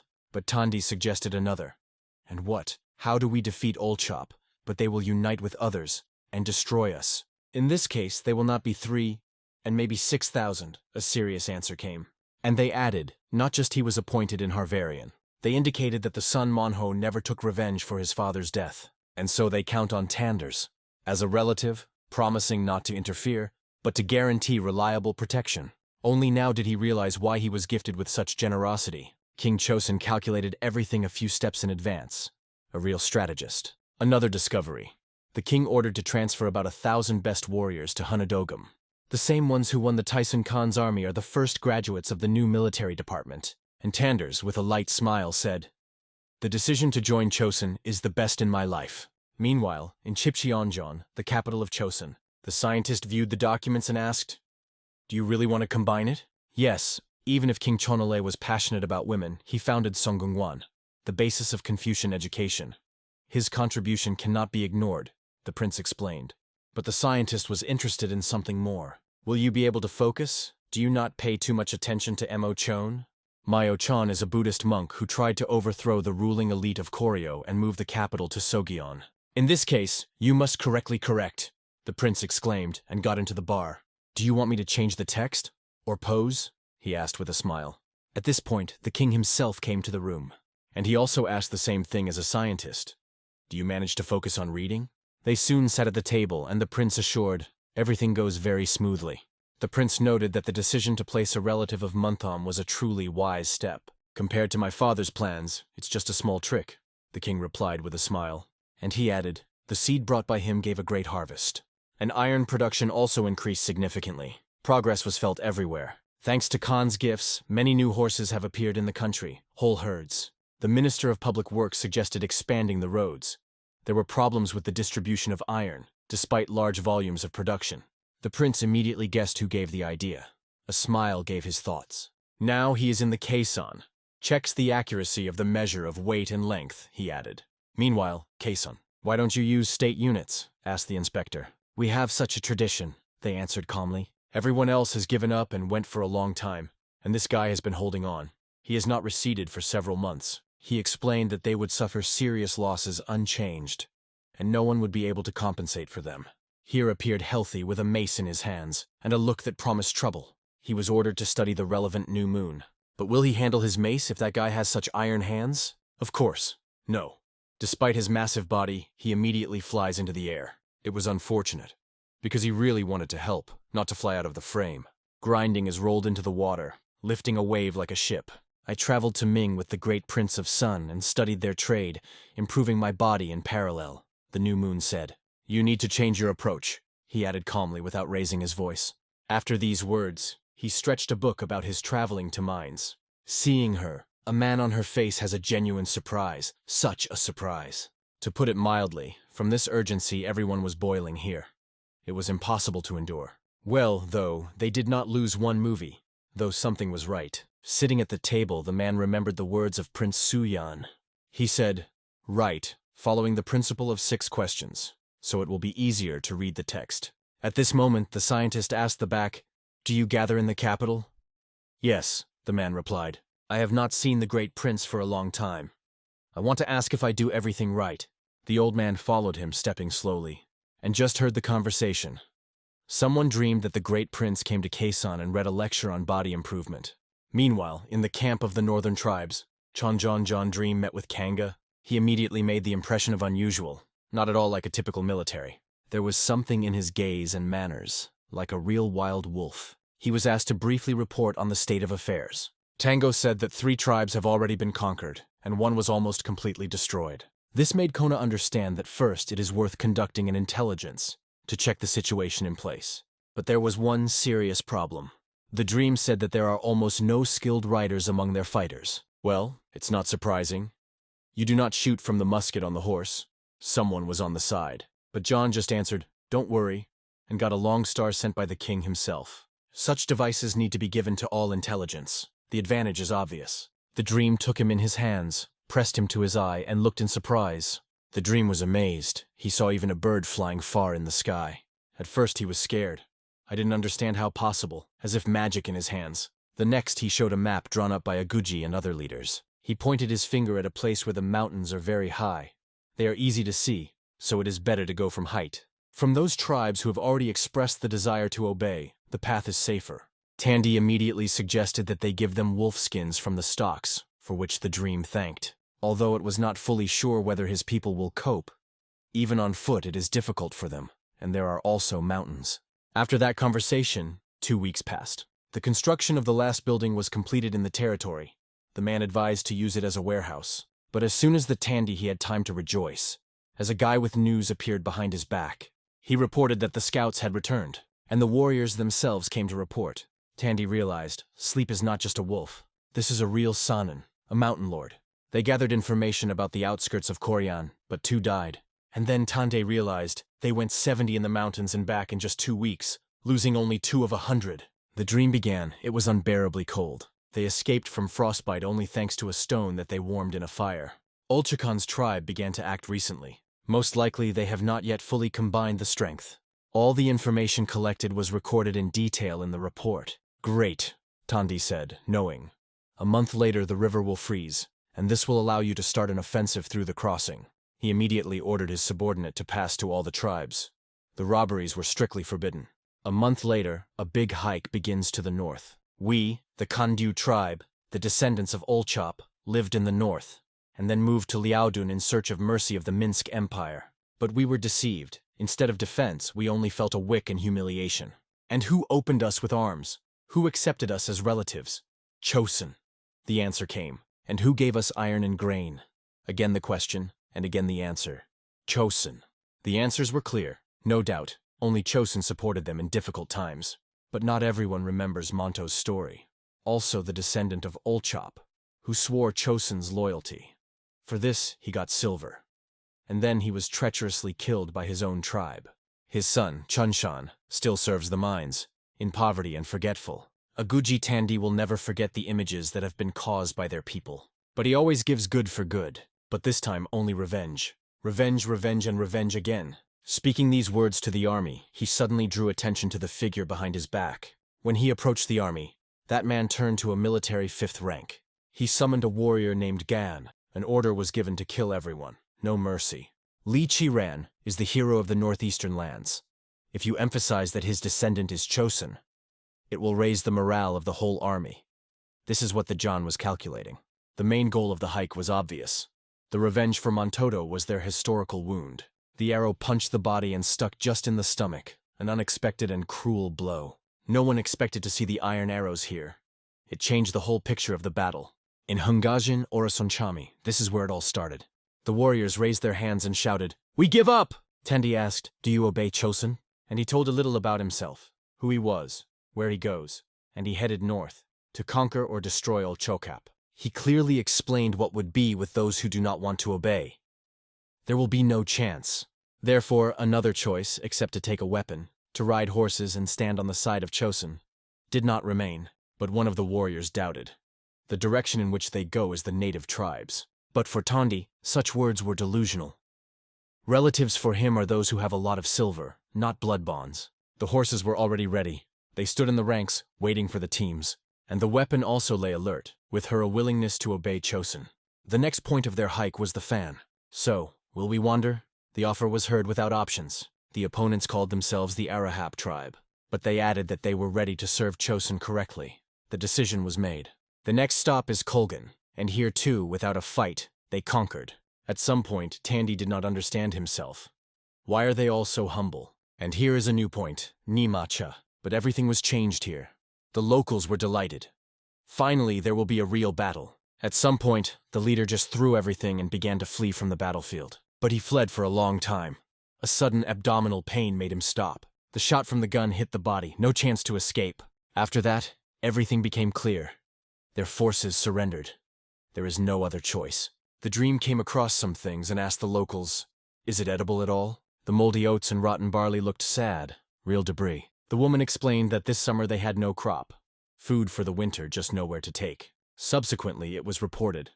According to the testimony, someone destroyed their whole harvest. It turned out, the leader of the tribe bees, who lives near Koryan, seized all the reserves of grain, and at the same time he does not share with anyone, keeps everything for himself. Because of this, the warriors of 6 conquered tribes, they eat more ordinary, like hungry wolves that have not seen food for weeks. And now it became clear why they were so eager to obey.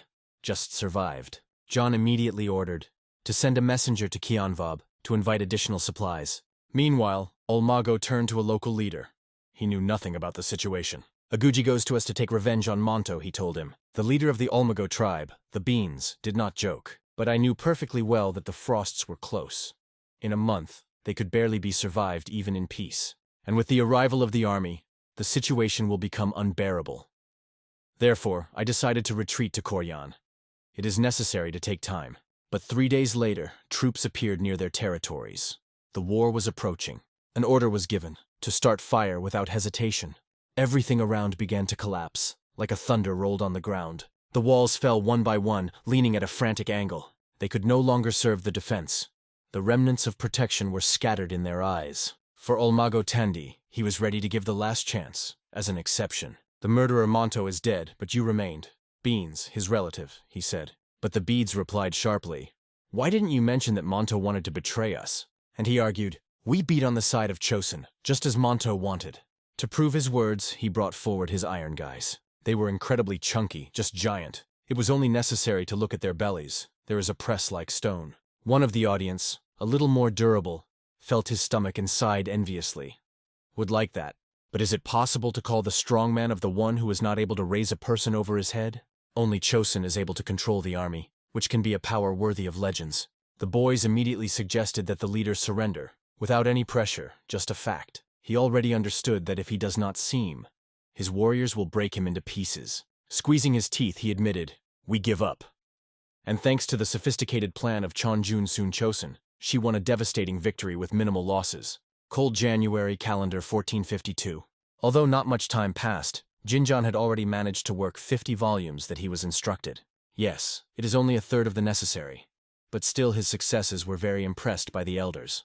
Moreover, good news from the north has recently received. In the last battle of the Chosun army, only 8,000 people subjugated 2,000 families of Jurchezhena. And she smashed 1,500 families of the 8 Olchop, which belonged to the Beats.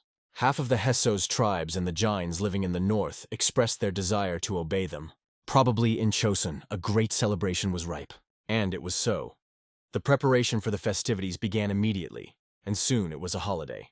The army entered the city, leading the conquered tribes, and everyone understood that the last combat campaign ended in success.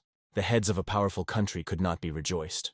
Li Han spoke joyfully with the subjects who gathered in front of the palace. The head of the army came from the back to the most valuable prisoner, and pushed him into his back, to the legs of Li Han. It was the same man who killed the vassal of their country, Monto, also invaded their territory, and tried to raise a rebellion against the legitimate rulers of these lands. Moreover, he resisted the latter and refused to obey, to admit his guilt for the done. However, now that he got caught, it was no point in evading. He thought he was ending that no one would be able to forgive such a cruel betrayal, and would have a death in torment. But the ruler's face suddenly softened, and he announced the sentence. The warrior would be exiled to the island of Tamna, and spent all his life there. Whisper and surprise spread between the soldiers. This was the power of the character of their ruler, to whom all the subordinates could not get used to. He listed all the crimes of the beings so that the leaders of the leaders would know what was waiting for them in the event of disobedience. It was not only an act of pardon, but also a strategic course. Among all those present, though the outrage was in many, only Aguji found what to say. He had one request for His Majesty. He wanted the ruler to give him the name of Chosen. Getting a new name is like swearing in Chosen's loyalty. Therefore, the ruler gladly agreed. For his dedicated service, he called Aguji, name of Chonchun Neville, and appointed Kenvun Bu commander. In the eyes, even tears made joy and gratitude for their new life. He worshipped Li Hyana and promised to serve him truth and faith. Other Jurchas the ruler sent to the south and forced to breed horses. Then the guy appointed Li Menjan commander of the second-rank army. And the soldiers who have shown themselves will be assigned higher military ranks.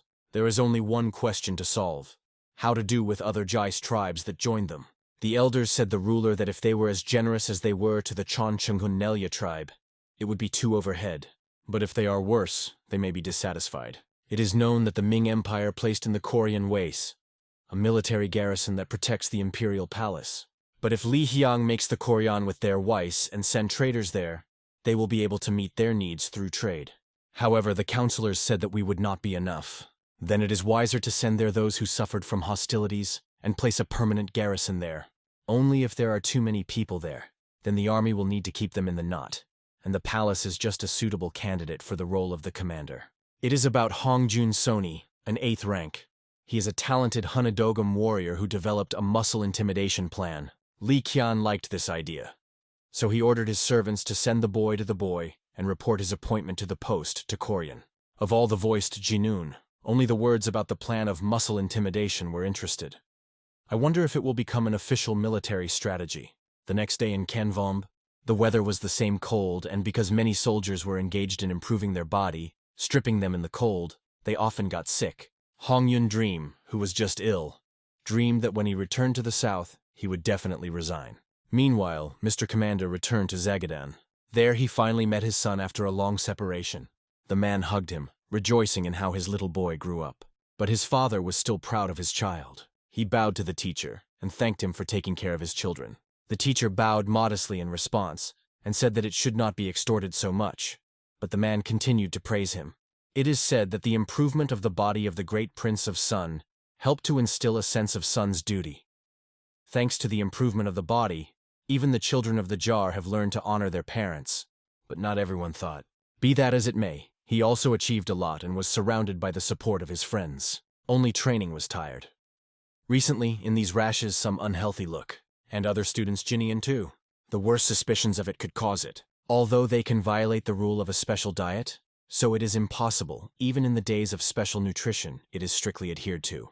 He was ready with even greater enthusiasm to engage in the physical and mental state of the SIP. Not only in the yard, but also the room was quite cold from the tricky wind, which made it through narrow cracks in the walls. Despite this, people in the department work properly, unlike some. Jinian, as always, was only interested in one: to stretch the bar and stay in good shape. This was noticed by his older brother when he found the younger one in his workout instead of work. And he was not very pleased that instead of focusing on watching core history, Jinjan again spends all his efforts on class. The guy happily told him that it was necessary for his muscles to remain in tone and not reduced. The brother did not respond to this statement and instead told why he came. He thought that the most faithful way was to turn to history and find out whether the records of the Jin state founded by Jarzen were preserved. It is said that at the beginning of the Chosun era, few people knew about the existence of Parhe.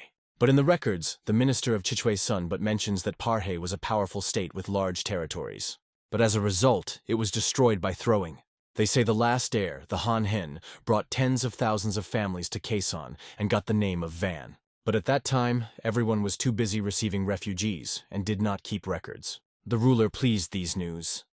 He said that he would send a helper to his brother, who will watch the history of the core instead, and let Jinjan go to Quezon and find records there about Hen's Guan.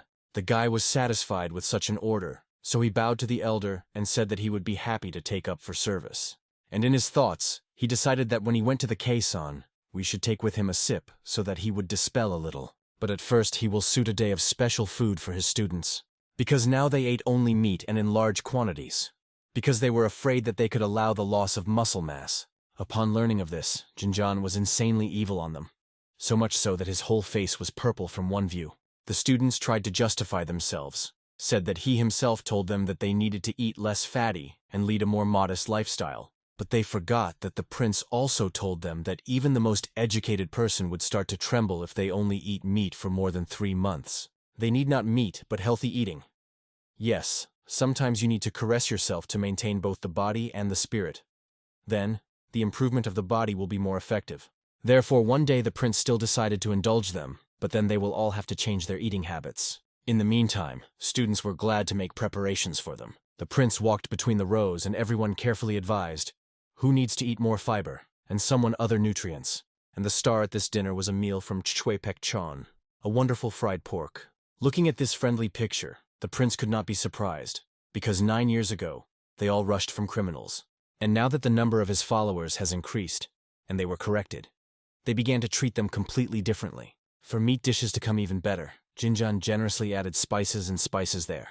And everyone was grateful to him, because at their time black ground pepper was comparable to true silver. It is good that the prince is rich and can afford to take care of their students. While everyone was busy with food, the prince told her son that he would go with him a month to Kaison. And it argued that they have been engaged in body improvement for a year, so there will be something to learn from them. The guy refused. He said that he had already learned a lot in Zakshadan, but the prince did not want to hear the devastation. So he promised the boy that it would not be difficult to reassure him somehow. Only the ominously cunning face with which he spoke about it was not at all confidence that the trip would pass for him calmly. Meanwhile, on the Tumangan River, Mr. Hoon's colleagues got out on the river to replenish food. They tried to step on the ice, and he was quietly shaking under his feet. It is good that it turned out to be thick enough so that the warriors did not fall into ice water. On the way, they condemned that the cold in such a frost is not so easy to cure. But if the guy would rest and lie in warm, then it is sure to recover. And also that these seems to be able to do all but agriculture. They catch fish, making wells in ice with hot stones. And the black earth on Mount Chundoksan was still found. Assistant advisor and Ken Chan arrived at the same place to check how things are in the tribe, but faced something unusual. The leader of the Hunchun tribe named Kosina reported that they found something unusual when they were extracted on the other bank of the river. And Ken Chan was surprised. The earth is so cold now that he would not even take it. Kosin explained that they heat the earth with bonfires and then dig. But during the work they found a stone, but not simple, but treated. The advisor to the advisor suggested that some old building could be buried in these surroundings. Kosin said that where they mined the black soil, there are pits, and in each of them, they found such stones.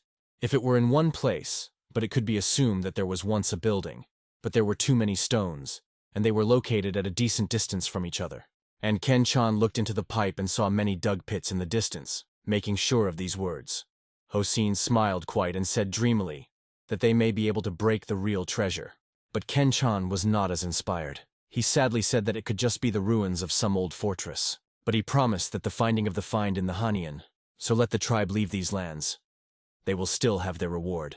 The leader did not insist on the continuation of the excavations, because he was quite pleased with the quick award for effort. A few days later in Chipchenko, a man arrived at the office by order of the king to help Jinjun with watching Kore's history. Mun himself entered the apartment. He was a Saganwan, that is, a royal mentor. Jinian heard well about the talents of a man as a scientist, so he happily congratulated one of the 6 ministers. He was also a glad meeting because, it turns out, a lot has learned from Prince Suyan. Recently, the reputation of the young prince has increased, and many envy him. According to the story that the guy studied at the university, before the movement, he had to become enemies with a dream.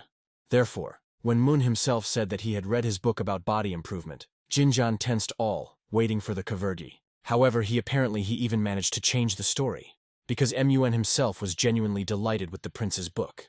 And thank God for the dream of Mon himself is one of those whom the guy would like to see among his officials. At this point, the archive entered the sun. He came with Kensando to pick up some books. He greeted the great prince and his new assistant. The news has come to Jinian that the student returned from Kaison, and now checks the condition of the granaries in Kensando. Since the prince also ordered to go to Season, and the king sent him an assistant who will help him watch the core history, you can go on the road. These son told the prince that body improvement was really popular in Season. But there are still strong prejudices of the past. And those who want to achieve a high position are treated differently than in Hanyan, more cruel and rude. One of Siniana's colleagues said he has a friend in Quezon, Kan Monkve. He serves as a goalkeeper there. These son even saw him. He was small in height and weak physique. He was difficult to improve his body. Now the prince realized why in the letters from Quezon nothing was said about Kan Monkve.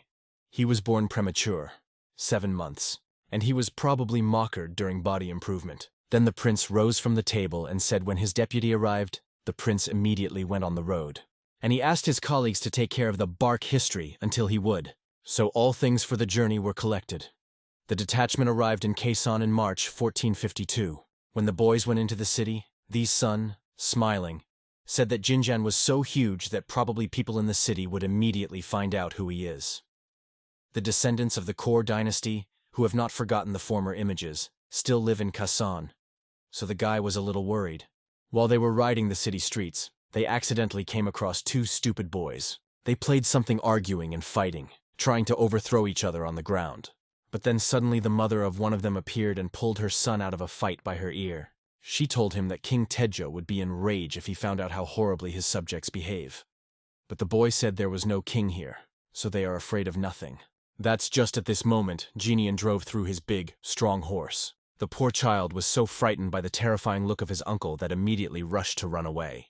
Be that as it may, let the boy's behavior seem strange, he did not sharpen his attention. Soon enough they arrived at Yusuba at Quezon, where the ruler of Quezon, Kikon. He was very happy to see guests, and while they were talking, the guy couldn't help but notice that from the corner they tried to watch several palace guards. He immediately realized that they were his fans, so he threw out the top of his clothes, exposing his torso and hands to show his muscles. And the warriors, like devoted fans, actually surrounded him from all sides. After a while, he still had to be alone with the ruler in his office. He learned that according to the records, the Hanhen joined the service of King Tejo and got the name Van Ki, but finding his descendants will not be easy. For 2 years, King Sejong destroyed all the mention of the Kori dynasty. He burned all portraits of kings and kings. They also buried their statues, so finding traces of descendants Van Ki will be very difficult. Suddenly, Khan mentioned that they recently brought a man named Cho Udi, who claimed that she was of the Van. The king appointed him the deputy head of Sunjeon to continue the tradition of rituals of honor, and he suggested that the boy meet him. When introduced, Jinian asked the man about Van Ki, but he, unfortunately, knew anything about it, and at the request to look at his chocopo, and was completely angry so that hell saliva was flying. Chokpo is a traditional pedigree book. The anger of a low, funny man only laughed at Jinian, and he still learned the location, though not a Chokpo, but a family tree of a royal family. It was immediately clear that the UDJ was not going to help them at all. In the evening of the same day in Kandokun, Jinian told the student about the failure in trying to get information and said that it seems difficult. The day seemed difficult, so Jinjan was going to work only a little with a barbell at bedtime and then lie down. The local rods were easy enough for him, so he provided a sports equipment to his student. And he was going to engage in those rods that sent his subordinates here in advance. But they did not have time to start training as they heard someone's call for help. As it turned out, one of those carriers shouted by dumbbell Jinian shouted. He shouted so much because he grabbed one iron disc, realized that it was too difficult for him, and no one was going to help him with his colleagues. On the contrary, they were very pleased that the man could not hold even one pancake. Therefore, laughing, they added even more weight to his hands. And they almost fell out of laughter when the man, without holding heavy weight, fell to the ground. But in vain they were playing with the tool of the great prince. When he came and saw it, he was February. But not because his things were used for abuse, but because the boys used their success in improving the body against a weak person to humiliate him. Those instantly apologized to him and quickly took up the unloading of the cart, so that God forbid, not to get from the prince even more. And Cho Uzjin began to bow to the prince in his feet with huge thanks. Then it came to Jinian that this low, thin man and the one he discussed with the ruler. It was the same Khan Mainquay. He was very awkward because of the current situation. But Jinian did not even discuss what was happening, but asked the man whether he was engaged in the art of body improvement. He said he tried, but did not feel his body a little stronger. Therefore, Jinian decided that he would take his own physical training, because it is very important in a new business, to maintain diligence to the end. The man was not fulfilled by the guy's motivating speeches. It was what he always dreamed of, but what he could not achieve on his own because of many factors. Also, warriors laughed at Manhwa and said that he, with his physical data, would not last 3 days in the body's improvement classes. That is why he cannot pass the exams even at the age of 30, and remains only a goalkeeper. Xianyan noticed how bad the man has control of his own emotions, so he thought for himself a tick that he would need to do it too, and take him under control. Very special control, and to help get out of this hellish circle. The next day, Jinian agreed with the local followers of his training to conduct joint training. They could exchange experience and learn a lot from each other. Jinian first introduced the local Mr. Young. He studied the sciences under his leadership, so he will help local with physical training. And then he gladly announced that a new concept will soon be added to his body improvement program. It is necessary to write the doctrine that all bodies are different, but it should not prevent anyone who wants to start improving themselves. Depending on the nutrition and lifestyle, different people develop muscles differently. This is called a stable muscle mass. Persistent muscle mass improves nutrition, reduces the risk of disease, and most importantly, it supports health. Suddenly, from the crowd, Manhwa spoke. He heard that the followers of the Tao used the method of continuing life that meant the use of mercury. At first, he thought that the Grand Prince also spoke about this mysterious doctrine, but it was a bad thing. Manhwa immediately thought how to train effortlessly, only on drugs. But Jinian was a supporter of an exceptionally healthy lifestyle and honest training. He told the boys that when he worked on his body, he thought about his father. He moved a lot, ate a lot of meat, but never touched any medication. Manhwa was a little awkward, and said he now realized that the prince was actually in mind. Therefore, Jinian no longer postponed the start of training for later and announced that it was time to start the class. Mr. Yun soon noticed that the prince was paying special attention to 2 soldiers, and asked if he was. Jinian told him that he was especially closely monitored by a guy who is a younger year-old in Pajadan, because he is the least experienced. He also watches more closely at the man who was the oldest here, and became a leader through his physical data. Mr. Yu said he tried many times to make the younger one, but as a result believed that everything was in vain. He categorically lacks persistence. That's just at this moment the guy grabbed the barbell and perfectly performed the bench. His movements were perfect. No excesses, and the back draws a graceful arc. The guy modestly said that he has not enough experience, but thanks to the tips of Jinian, he had a very good technique. But the con of the Min Bove things did not go so well. He grabbed with both hands for a heavy bar, but could neither move it nor lift it. Soon he managed to lift it a little over the ground, but it cost him a great effort. Mr. Yu ran up to him and told not to pull the barbell so sharply because he could bend and harm his health. The man said that he was engaged in improving his body for 7 months, but during this time he did not see this bar. According to historical records, Main was born 7 months, but that does not mean that he had poor health, because for example, he calmly tolerated alcohol, and even a good riding.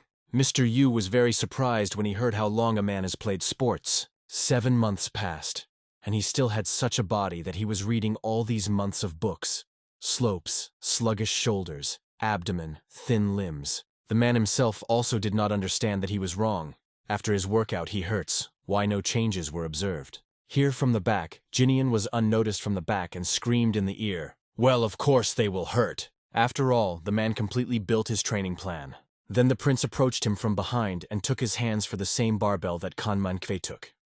He said he would keep the barbell, and let the man just move his hands.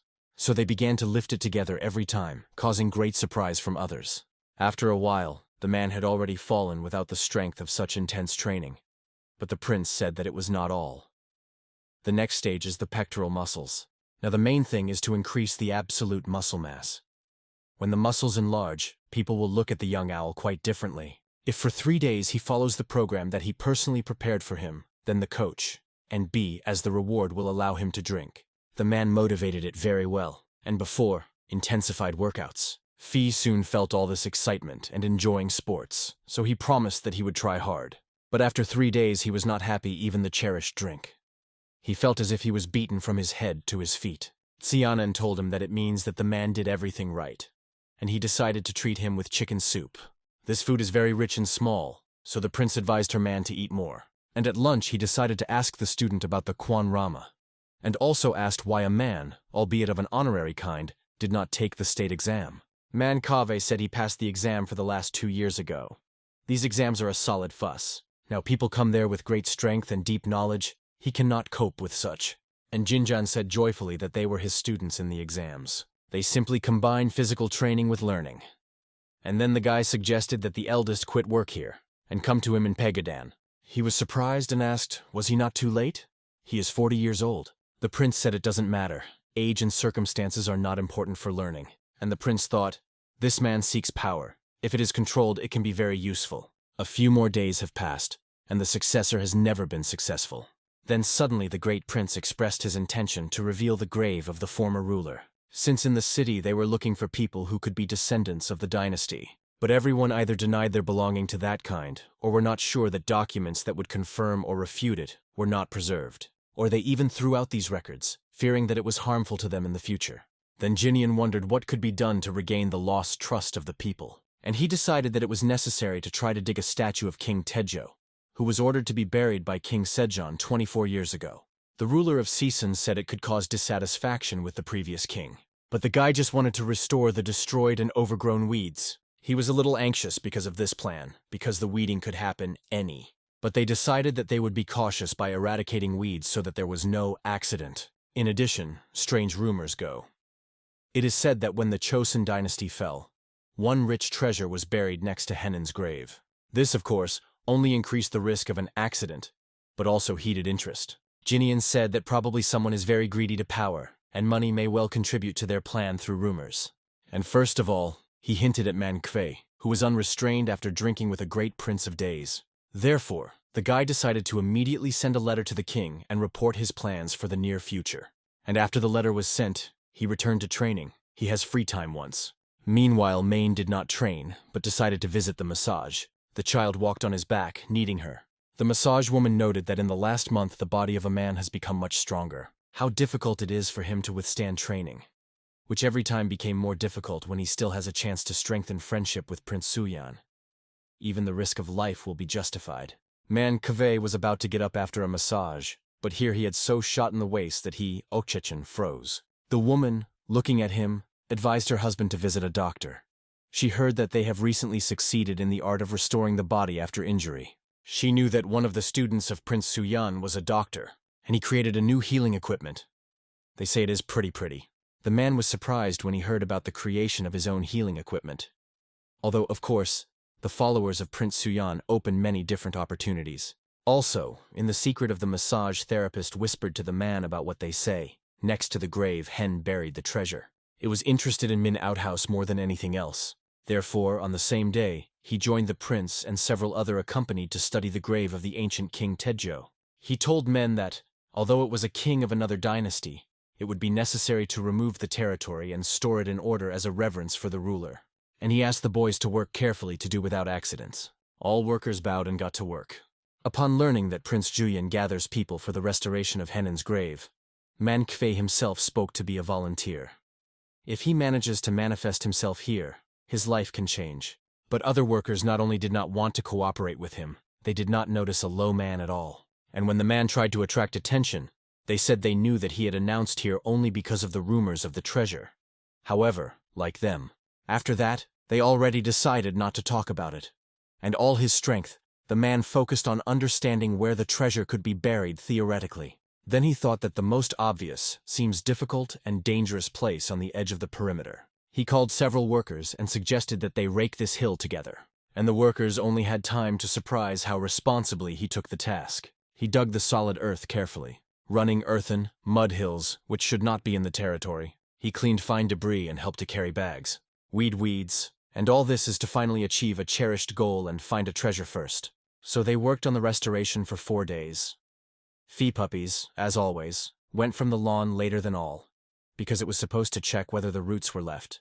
Everyone was already going home to rest, and he dug everything, studied the territory for treasure. In the evening on the 4th day, he noticed that the land in one of the areas was a different color, and was also different to the touch. Since he understood that he was not able to cope with this work on his own, he agreed to help with his colleague. They agreed that if they find a treasure, they will be separated in half. Therefore, Manhwa found a place where it can be buried, and his partner will have to dig it. If it is there, of course. Therefore, a man enthusiastically began to dig a place that a partner pointed to him. But the pit was getting deeper, and the treasures were not visible. Manhwa stood side by side, and his eyes were full of hopes. He believed that the treasure was about to appear on the surface, and they really found something buried in this pit. But it was not a treasure. but a buried statue of the emperor so much sought by Prince of Huan. The night was already coming, and Main KVU with his partners continued his work. They decided to pull this statue to the surface, so they tied a rope to it and carefully lifted up the pit. Only their actions could not be noticed, and soon the guards came to this place, thinking that some bully had got into the grave. Fee puppies began to look back on all sides to come up with what to do and how to distract the guards of the guards. But suddenly, an angry little Cho Yunjik came from his back like a small, evil dog. The Grand Prince at that time was calmly resting, enjoying a moment of silence when nothing foretold trouble. But suddenly his sleep was interrupted by a loud call, so sharp and insistent that he immediately opened his eyes. He went out to his faithful servant and asked in a cold voice what exactly had happened in the middle of the night. The servant anxiously replied that thieves had broken into Hyeonan and desecrated the sacred place. Hearing these words, the prince only smiled slyly, for in his thoughts flashed, finally they were caught. In a moment, he and his retinue, wasting no time, galloped on horses toward the violated place. When they arrived, he confidently strode forward with a torch in his hands, calling the criminals miserable scoundrels. The prince found the first of them and like a beast grabbed him, fiercely biting his ear to break his pride. The man cried out in despair, "My face, save me!" against the backdrop of stunned accomplices who did not know what to do. Loudly and authoritatively, the Grand Prince addressed everyone, asking what madness they dared to commit here. He thundered, outraged that in this sacred place, where the great king rests, such sacrilege was committed. One of the jesters, kneeling, begged for mercy, justifying himself that he had only accidentally made a mistake. But as soon as these words flew from his lips, the prince's fury flared up and knew no bounds. He began to beat the poor wretch cruelly, until thick dust rose into the air. At that moment, the prince took a deep breath and exhaled, as if trying to restrain his own anger. The so-called thief sat bound on his knees, and his servant, weeping, asked the great king why such a burden had fallen upon him. He tried to explain that they had only become victims of the treacherous deception of the Li family. The prince sharply looked at him and asked if by this family he dared to mean himself. Frightened, the man hastily replied, "No, of course not you, my lord," lowering his head. Then the prince inquired where he had learned that the statue truly belonged to the great king. In response, he heard that such a story had once been told to him by his own grandfather. Once this statue was kept in a monastery, and only it had a golden headdress that distinguished it among all. The prince pondered, not understanding how it had ended up here, and suggested that perhaps Sejong had hidden it. Then he turned to the servant, reminding him that he had always stood for honest work, and asked how such a thing could have happened. The servant, wringing his hands, begged the prince for forgiveness and mercy. The prince placed his hand on his shoulder and gently asked him to endure a little. Then, leaning closer, he whispered in his ear that he would come up with something to save him. He, not believing his own luck, began to bow low, thanking for the mercy. But even the most experienced intriguer must always have time-tested means of caution ready. Therefore, the prince decided that first they needed to head to Yusubu to find out the truth. On the way, he led these unfortunate ones, and people came out of their homes to humiliate them, angrily asking how they dared to desecrate the statue of the great king. It came to the point where one of them began to beg the prince to assign him a punishment in the form of exile and relocation along with his home. The prince coldly explained that he must understand. If the matter is resolved here and now, he would be expelled all the way to the distant northern gate. But for this miserable man, such words seemed only a trifle, a small sacrifice. For anything seemed better to him than staying here among humiliation and hatred. Several days passed, and they finally reached Yusubu, where all roads now led their fates. There was a man who, upon hearing about the desecration of the statue of the great king, was collecting gold to repair the cracks on it. But the damage was too extensive. The repair required significant resources, so he, bowing low, appealed to the prince with a request. He pleaded, explaining that the statue of the great king had always been considered a symbol of the beginning of rituals at the Lantern Festival, and asked for help to restore this tradition. After listening to him, the prince calmly said that he would call to this place Wang Wuji, the descendant of the magnificent Hyojon, and he himself would lead the rituals during the Lantern Festival, so the locals should no longer worry. However, the prince himself also had a request, which he expressed immediately after this. In response, the man handed him records of genealogy and several book volumes collected through the efforts of one scholar. Thus, 2 valuable books came into the prince's hands: History of Parka and a collection of Sunguk's texts, as well as History of Jonggan. Although there were few, their significance was priceless. But in a moment, he noticed another book, which he had not immediately seen among the rest. His gaze immediately sparked with curiosity. Before him was the genealogical book of the Wang family, a true treasure. The prince could not fathom how this man had managed to obtain such a rare and important item. He sincerely thanked him, for now he could finally feel some relief and allow himself to relax a little. Several days passed, and the consequences of this strange act began to manifest. The man who unearthed the statue of the great king suddenly realized what he had done.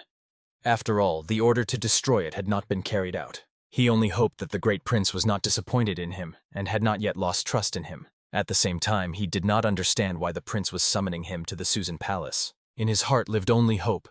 If this was truly the order of the great prince, then perhaps the punishment would not be too severe. Later, his foot stepped on the land of majestic Hanyan, where the further fate was decided. He was met on the spot, but since the prince had not yet arrived, he was offered to wait a little. During the wait, he noticed a strange old man nearby who stood out among the others. The elder approached and asked if he was from the Han Zhongju clan, looking him straight in the eyes.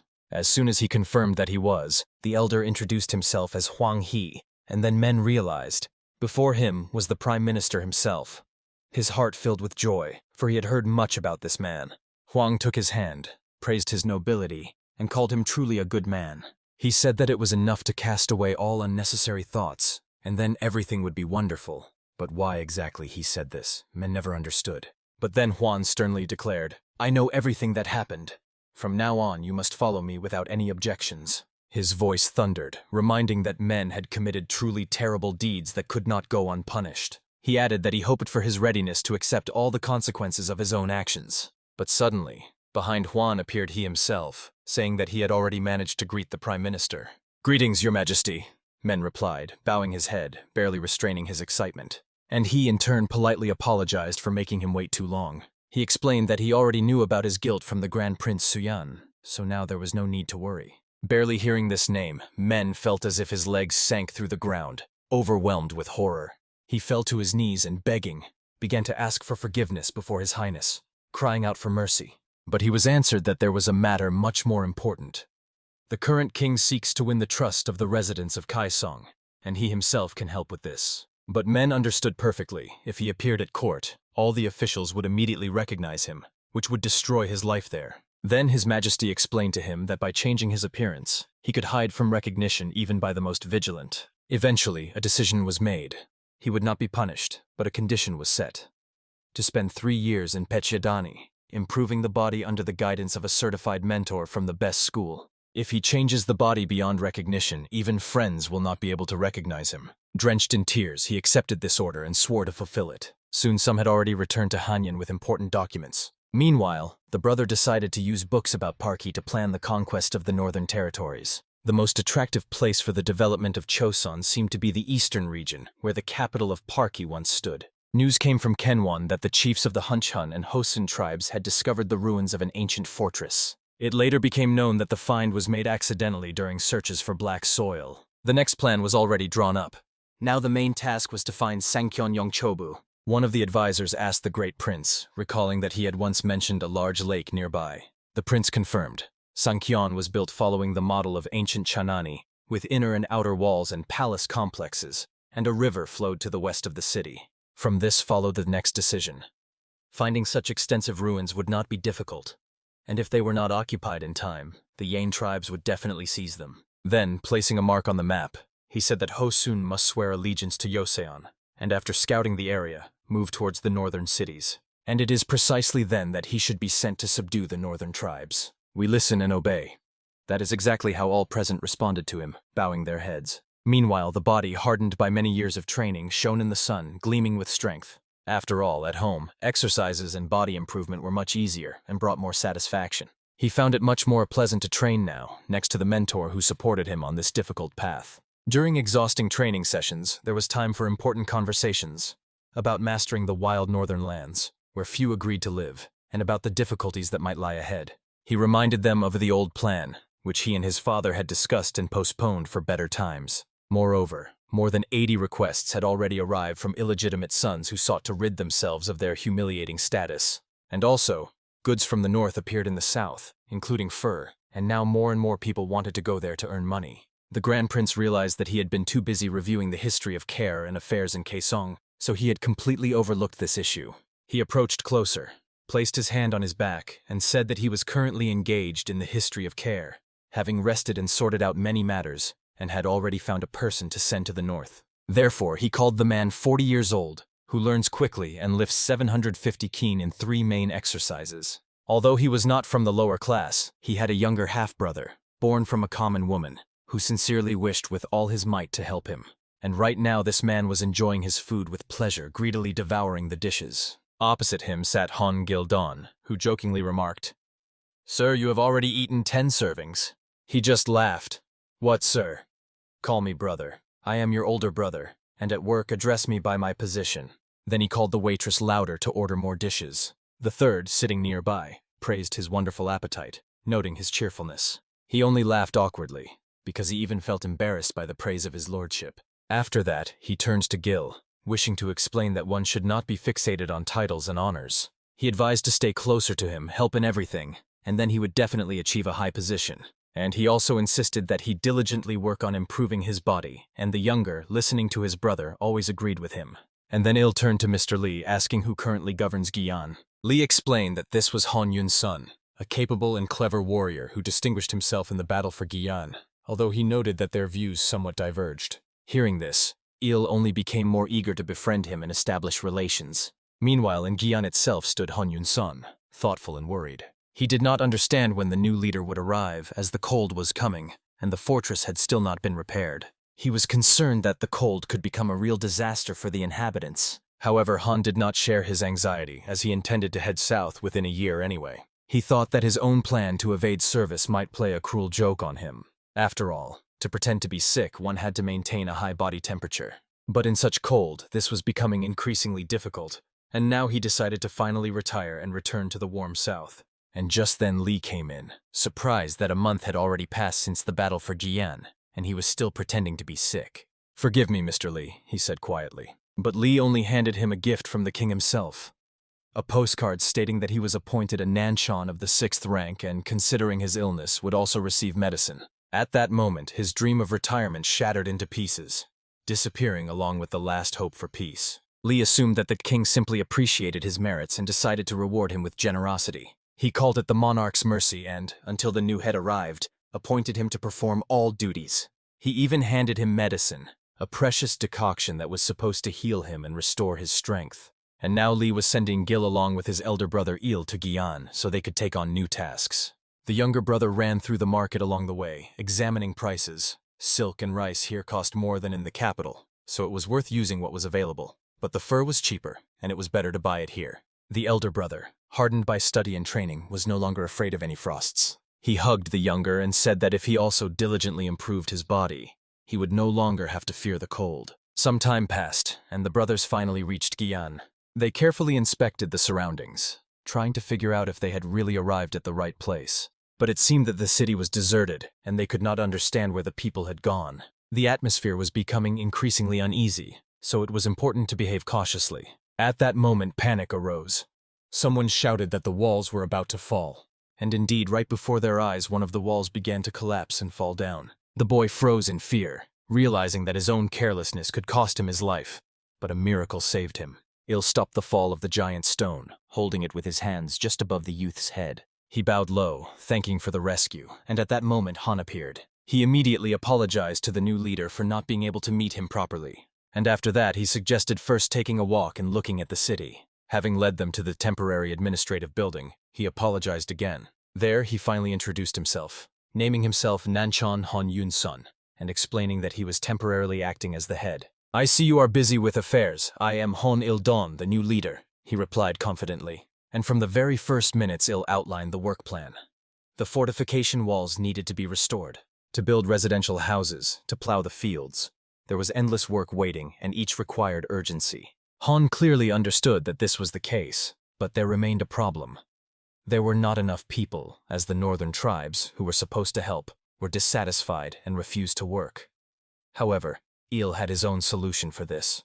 To Han, it sounded strange and even a little incomprehensible. But Il was certain that through learning and exercises, any difficulties could be overcome. They gathered in the yard, where Il had already appeared in new attire, and workers stood before him. "I understand that you do not know how to properly plow the land, so I will teach you an effective method," said Il. The workers just looked at each other, not understanding what difference the method could make, and considered it a pointless trick. Then Il took the tool in his hands and spoke the same words once said by the great Prince Suyan, engraved in his memory. Swinging, he added that even simple physical labor can bring benefits and strengthen the body. With the first powerful strike, he drove the tool into the ground, as if breaking a path forward for himself. Then he turned to his younger brother, Gil.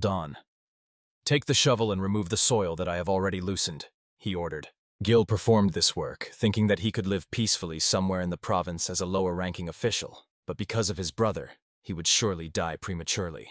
The work flared up like sparks from a strike on dry wood, and everything moved in the rhythm of the count. 3-4. The workers watched and marveled. Everything was happening at an incredible speed they had never seen before. Il constantly emphasized that this was not just labor, but another method of hardening and training the body. He ordered the younger one standing behind him to concentrate his inner strength and direct it into the work. "Do you really want to keep doing this?" Gil asked, almost with tears in his eyes, barely holding back exhaustion. But in a moment he found himself on the shoulders of his older brother, feeling his strength and power. The workers, looking more closely, realized that this was the same technique that Nanshan used in winter. Han was also watching all this, thinking that at first Il seemed to him just a strong man. But now it turned out, he had also devoted himself to perfecting the body. And yet Han believed that such methods were hardly acceptable for teaching and management. He approached the new leader and said that just plowing the fields was not enough for real work. He also added that if he continued to act by such methods, he would have to constantly control the northern people. But this was exactly what Il desired. Han did not understand how one could rely only on this, since he had other duties to the community. The workers listened to their conversation, not understanding what was happening between them, and even thought it was a real quarrel. But Il had his own proposal, which he voiced the very next moment. "I have many matters to attend to, so I will appoint a temporary person in charge, and that will be the one who lasts the longest against me," he said. To Kon, this sounded strange. He could not believe that Il wanted to resolve such an important issue through a game. Meanwhile, Il stood in the middle of the yard, waiting to see who would be the first to dare to face him. The workers only whistled nervously, fearing that the choice would fall on one of them. Yet a brave man stepped forward and asked, "May I try?" Il responded with a light, confident smile. "Of course, come out." "Get ready, we begin," announced Kon, taking on the role of judge. Il instantly snatched the ball from the opponent's hands. His movement was so fast that no one even had time to blink. The speed was such that a sharp slap sounded, like the crack of a whip. After the first defeat, the ball immediately ended up in the hands of the next one, ready to test his fate. But meeting the leader's gaze, he already understood. Entering this game was a big mistake. Now Il calmly waited to see who would dare to become his next opponent, carefully looking into the crowd. Meanwhile, Kon had already begun to think a little differently, since at first he considered it all just a senseless game. But gradually he noticed that Il evaluated everyone's preparation, gave advice, and explained what kind of training each of them needed. And yet Kon did not abandon his opinion. The game remains a game, no matter how seriously Il took it. The head of the district always has many duties, and Kon could not understand how Il was going to choose assistants relying on such a frivolous method. Could it be that governing these harsh northern lands really seemed to him just a kind of game? At that moment he was literally lying face down on the floor, exhausted to the limit, his body refusing to move from fatigue. Il stood over him and calmly noted that this boy had a bright and strong head. "But there is one but," he said, leaning down and sharply grabbing him under the belly. In a moment, the northerner's legs lifted off the ground as if he had been uprooted. His body began to twist in pain, for Il's grip was incredibly strong and merciless. All the others, turning pale, only watched this spectacle with horror. Without explaining anything, Il released him and authoritatively ordered the next to step forward. However, unexpectedly, the one no one expected to see volunteered. It was Juan, who decisively declared that he himself would face Il. The challenge was extremely serious, but Il only smiled because it was to his advantage. And now two hardened bodies stood opposite each other, ready for the clash. Juan warned that he was not at all a simple grain like the rest of his opponents. But Il could not wait to see with his own eyes how strong this opponent was. The judge's voice sounded, and the command "start" set them in motion. Il pursued Juan, trying to snatch the ball from his hands. The opponent turned out to be surprisingly agile and nimble, avoiding his grasp. But even for such speed and maneuverability, Il had his own plan. He sharply changed the height of his movement, lowering his position and closing in on the opponent's body. Grabbing him by the torso, he sought to test whose endurance would prove greater. After all, a fight always shows this best and immediately makes everything obvious. They collided in such a way that they raised clouds of dust, as if in the center of a storm. The others knew well that Nanshan was a tough nut to crack, yet they were still surprised. No one could even imagine that he was so strong and enduring. Il invented this game back in childhood, inspired by a traditional Chinese game similar to football. His younger brother would never have thought he would see someone capable of resisting the elder for so long, and now the body of one of them slammed headfirst onto the ground with a crash. For the boys watching from the side, it became a truly terrifying spectacle. And at the same time, it was captivating, extremely interesting for everyone. The strength coming from the leader's hands was felt in every movement, incredibly tangible. Han felt such a powerful pressure on his hands that it became clear he would not be able to break free. Then Han suddenly found himself flipped onto the other side, trying to free himself from the heavy grip. The guys on the side thought he had broken free and was about to regain balance. However, it was an illusion. Il never lost control over the match for a single moment. Han, however, desperately kept in mind that he could not afford to lose authority. After all, he held the title of the best warrior in these lands, and that title needed to be defended. This made him shout loudly, announcing that he was getting back on his feet. But would he really manage to lift that heavy body that pinned him to the ground? Feeling such resistance, Il admitted that he had indeed underestimated his strength. However, with a cold, eerie voice, he said that this was far from over. His right hand firmly grabbed the ball, leaving no chance to the opponent, and his foot found the most stable support under the body to use it as effectively as possible. Pressing with all his might, he tried to snatch the ball from Han's hands. The next moment, a force exploded, and a sharp jolt threw Han backward. His body flew several dozen meters, breaking through the ground and leaving a trail behind. You wouldn't say from Ilya's face that it came easily to him, but he spent a lot of strength. Han was also barely standing on his feet. His vitality and persistence were seriously broken. The judge raised his hand, announcing the end of this exhausting duel. Meanwhile, night fell outside and a full moon shone in the sky. The long-awaited time came. Dinner after a hard day's work. Since everyone worked well, the leader ordered horsemeat to be prepared for dinner. He himself refrained from the dish, observing a fast when only certain foods are allowed. The rest enjoyed the dish, sincerely rejoicing in the tasty food after exhausting training. At that moment, Ilya admitted that Han turned out to be a true rival who made him give his all. "It's so cold here that you probably won't sweat like this again," he remarked, not understanding why Han was so concerned about the frost since he was supposed to be from cold regions. He only briefly explained that in this place the cold is so fierce that even urine freezes as soon as it touches the ground. "And how can one survive the winter in such a fortress, in its current state?" he asked. Thinking it over, Il suggested combining leg training with a useful task, carrying stones and strengthening the walls. The younger brother addressed him, first calling him brother, but quickly corrected himself to headmaster, recalling that he used to build administrative buildings. He immediately took the initiative, asking to be entrusted with this task.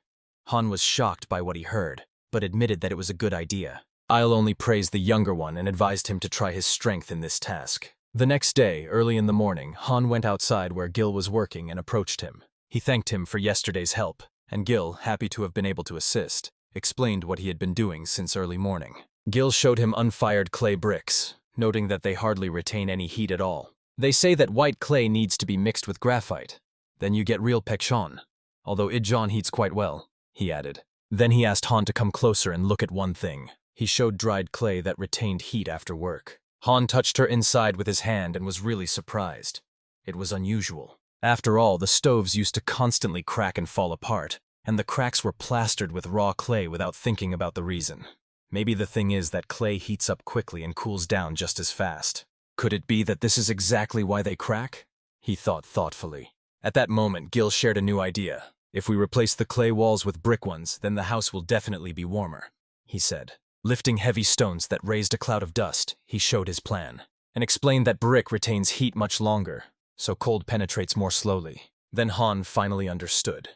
If a regular wall cracks, it will have to be rebuilt, but a brick one can simply be patched up. Gil admitted that he was not completely sure of his correctness, but if brick protects from summer heat, then it must work in winter too, so it's worth trying. Having listened to him, Han wondered if they were really brothers, since the younger turned out to be much more clever than the elder. "Master, what did you want?" he addressed the one standing nearby. And soon they both, with Gil, stood before Han, and the younger explained that he had made an agreement with the stonemasons from Kisan. They agreed to use bricks for construction in order to implement the new idea. At that moment, a conversation was taking place between him and the Grand Prince, which carried special weight. The prince muttered to himself, "Oh no, not this," but outwardly maintained composure and responded with a restrained, "Understood." The interlocutor explained that he was still working on determining the punishment for the old official. The Prime Minister trembled with fear and begged for mercy, understanding the seriousness of the situation. He was given a detailed account of the situation that had arisen earlier and all its circumstances. It was at that moment that the Grand Prince thought of making token one of the more just forms of punishment. When the conversation was over, they decided to stretch their bodies, as long work with documents is exhausting and causes pain in the back and neck. The Grand Prince insisted that he relax and took the initiative to help him himself. However, the interlocutor was still interested in where the prince was leading regarding the punishment of the Prime Minister. He explained that token is now considered an extremely severe punishment. It includes corporal punishment and exile to penal labor. And it was precisely because of this that he tried not to appoint him too often. The prince, however, proposed another way: to create prisons where prisoners could work, receive care, and at the same time be re-educated. Thus, they would have a chance to truly reform. But the premier was worried that excessive labor might undermine their health. The prince objected. Work could be organized so that it would not harm the body, and reminded about the experience of musket manufacturing. Imagine that they walk with walkers, not dragging penal chains. They will avoid dirt and frost. This will even be a benefit for them, he added. Thanks to the advice and support of the Grand Prince, the premier felt much better and calmer. During lunch, the prince even suggested what this new idea could be called. Yet the main question arose: who would agree to work in prisons and re-educate criminals? Then the Grand Prince remembered his students, who had considerable experience working with children and even with the Severians. It was decided that these young men would willingly take on the re-education of prisoners. However, the premier also reminded the prince not to forget about his own family. His eldest son, Hyun-don, was already due to undergo the Wonbok ritual and soon get married. The young man had just turned 16 years old. He had already been offered several candidates for brides, but after the war he was too depressed. It was precisely because of this that the family decided to refuse the marriage arrangements at that time. The prince recalled that among the proposals was also the daughter of Chancellor Sun Han-hwak. And now, after some time, he came again to bring up this topic in conversation. 3 years had passed, and he asked if the Chancellor's daughter had found a worthy husband. He explained that his daughter had asked for more time to study and did not want to marry yet. The prince well understood that the Han Chinese faction had lost its influence, and now he no longer dared to oppose. If he were still afloat, he would undoubtedly have offered his 14-year-old daughter Hong Wei as a wife to the heir to the throne. And it was during this conversation that the great prince was addressed by his own son. The father asked him to greet, as this man could become his father-in-law. He immediately emphasized the young man's strength, marveling that at 16 he was so strong, but the prince stopped him. Don't exaggerate, for he has not even begun the path of body refinement yet. Then the father inquired why he had come. The young man explained that he had made a relief impression of the surface, and he handed the sheet he was holding to his father.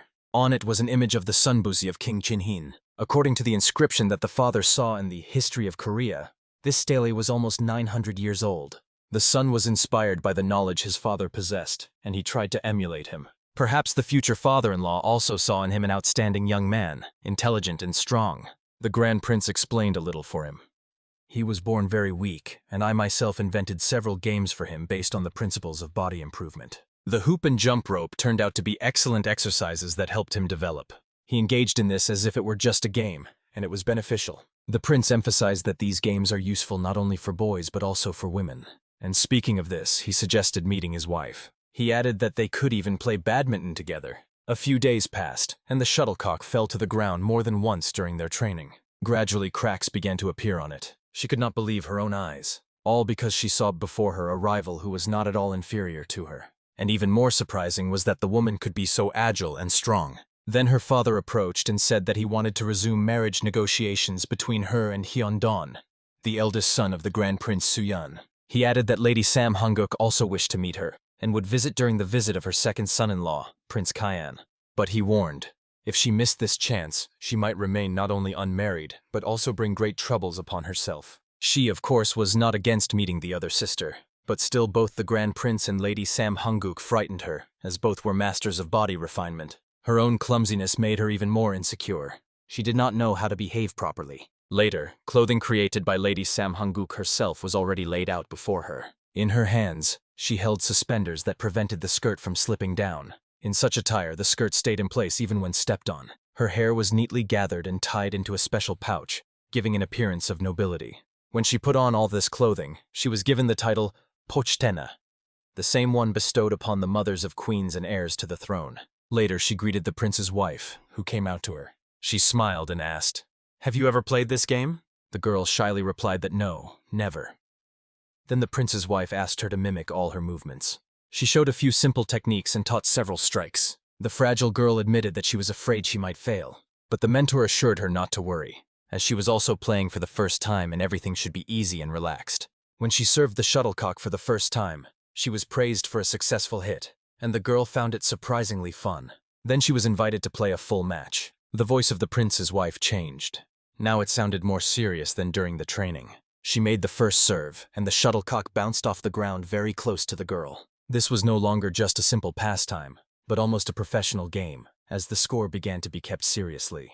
Now we will play to 21 points, the prince's wife explained. I won! Wow! The girl exclaimed with a sparkle in her eyes after her first success. For her, this game already seemed extremely interesting and fun. At first, she was convinced that sports were difficult and boring, but now she understood. It can be exciting. That day, her smile shone as widely as it had not shone for a long time. At some point, the shuttlecock flew high into the sky. The woman made a professional step forward. She jumped so high that the girl was even frightened watching it. With a powerful strike, the shuttlecock was directed straight to the ground. Where it fell, a crack remained right next to the girl. She could not even imagine that a woman could play with such speed and power. You play quite well, she noted, addressing the girl, and added that this was exactly the reason why she had to try even harder. Now it became clear. Until now, the woman had been consciously yielding, and now the score gradually reached 5-3 in favor of the girl. Then the score changed, 5-6, and then 5-9, and it seemed that the woman was playing almost with her eyes closed. The magical smile disappeared from the girl's face, giving way to tension and anxiety. The woman was preparing to execute her signature shot. Although it was a usual move for her, each of her simple shots was extremely difficult to return. Suddenly, an electric current seemed to run through the girl's leg. She stopped, thinking, not this. But gathering the last of her strength, she still pushed off the ground and jumped to return the shot. She acted until the very end. This spectacle was truly impressive for all the spectators. The shuttlecock hit the racket's net directly. She managed to return it and sincerely rejoiced in her small victory. But already the next moment the same pain pierced her arm. She could not understand the cause of this strange pain. Suddenly she lost her balance and fell to the ground. The judge immediately ran to her to help, and it was then that the girl realized that Lady Sam Hanguk was testing her future daughters-in-law.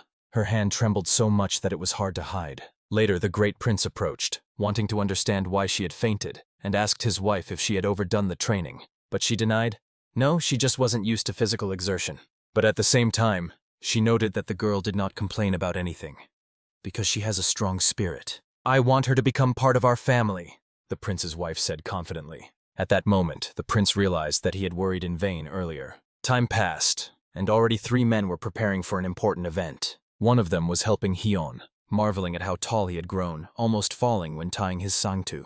He himself could not understand when he had grown up so quickly. Soon the prince himself was standing nearby, observing the ritual. The boy was to be given a new name. It was chosen by his uncle and approved by the king. Won-gun reached adulthood. From now on, he received the name Chang Won-men. He was told, be worthy of your father.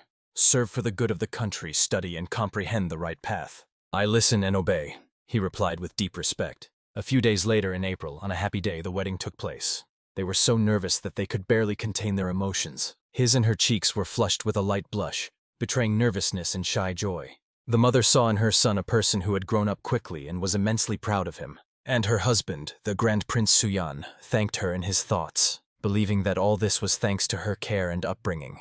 And what am I to do with my son? He said, standing nearby. The prince reassured him. Don't worry, he will have many paths. The main thing is to make choices wisely. Meanwhile, the newlyweds were already imagining their future life together. The Grand Prince felt calm, knowing he had such a daughter-in-law. Moreover, he understood. In another reality, she could have become the Queen of Yin, and he hoped their customs had not frightened her too much. At that moment, he said to her, body enhancement strengthens the organism and makes life easier, so do not perceive it as a heavy burden. She, in response, sincerely thanked them for their kindness and support. Then she asked for permission to read their book about body enhancement. But she was immediately explained that there was one problem. The book was written by a man, and it was intended specifically for men. It contained only exercises for the male body, and he taught women individually. Therefore, it turned out that there were no general exercises for women there. The girl, however, believed that there must be a way out, as she had heard. He himself developed a whole system of body improvement. She almost begged him, as she really wanted to grasp the basics of this science. All right, try, he replied, smiling more broadly, and thought that he needed to quickly write down all the exercises he taught men and create a separate book for women. Soon from the place where she began training, cries were heard, because she had to do stretching, and even the assistants were surprised at how stiff she was. With such flexibility, it is not only difficult to improve the body, but one can seriously injure the back, especially when lifting heavy objects. Meanwhile, the boys stood under this house, and the great prince again plunged into thoughts. Whether he would manage to write a new book while his son was very worried about his wife. But suddenly a man approached the prince and informed him that the king himself was waiting for him. Of course, the prince hoped that nothing serious had happened, but the unexpectedness of this news made him wary. And soon before the king, they were all amazed by what they heard. They were asked to increase the number of ships that could enter the port of Tsushima Island. The prince did not understand why, since according to the Kei Treaty this number was limited to 50 ships, so why did such a need arise now? The Kei Treaty was concluded earlier because the inhabitants of Tsushima Island, settling in Busan, engaged in plundering. Because of this, the daimyo of Tsushima was allowed to send only 50 ships to Joseon, and fishing quotas were also introduced. Strange, thought Suyan, because history states that the Kei Treaty was in effect until the reign of King Chungjong. Then the king explained. Once ginseng was sold to them at twice the price because the harvest was too large, and they feared a price drop. So 100 ships is just a pretext. Their real goal is to restore and expand ginseng trade. Tsushima Island was only an intermediary. In reality, someone in Japan wanted to obtain their ginseng. The king firmly believed that behind all this stood the head of the Uchi clan, one of the largest feudal families in 15th century Japan. It was he, Uchi Norihiro, who created the problem. Allegedly, King Chungjong said that he demanded lands in Yahello, claiming they belonged to his ancestors. At that moment, Chungjong noted that they did not even have a map of Japan. Sukchu's son was supposed to bring the map, and then Suyan remembered. At the time when he was supposed to do it, he himself took her with him to Min. Now it is clear why there is no map. He even suggested dealing with the insolent Japanese by force, as the former king once did. But it quickly became clear that their army is now in the north. Of course, they looked at him as if he were a fool. Suyan, seriously thinking, suddenly proposed, just give ginseng along with the seeds as a gift. Meanwhile, the ruler of Tsushima was confused. He did not understand how it happened that because of the one who was now kneeling before him, everyone learned the true price of ginseng. Ginseng was now sold at half the price, and the Japanese wanted to trade directly. This ruler was So Shigemoto. So understood. If they do nothing, the trade will go directly, bypassing them. In the end, they will be left without profits and simply die of hunger. He ordered this young man to go to Joseon and gave him one last chance to fix the situation. Warning. If he is defeated, he will have to commit seppuku. Meanwhile, they moved forward riding horses, night spreading over the road. Next to him sat Shin Suk-chu, who arrived as a translator. Well-built and confident in the saddle. That is exactly how he described him to himself. Suddenly, the words of the official he had met earlier surfaced in his memory. The real mistake was that the ginseng was sold not by the court, but by someone from the north. When he asked what he meant, he heard, "Better find out about this from another person." And he was sent to Hanyan together with Shin Suk-chu. Late in the evening, they finally reached their destination. He was struck by the huge house, and he kept thinking, who is this military commander from the north who wishes to see him? Barely entering inside, he immediately asked 2 questions. What?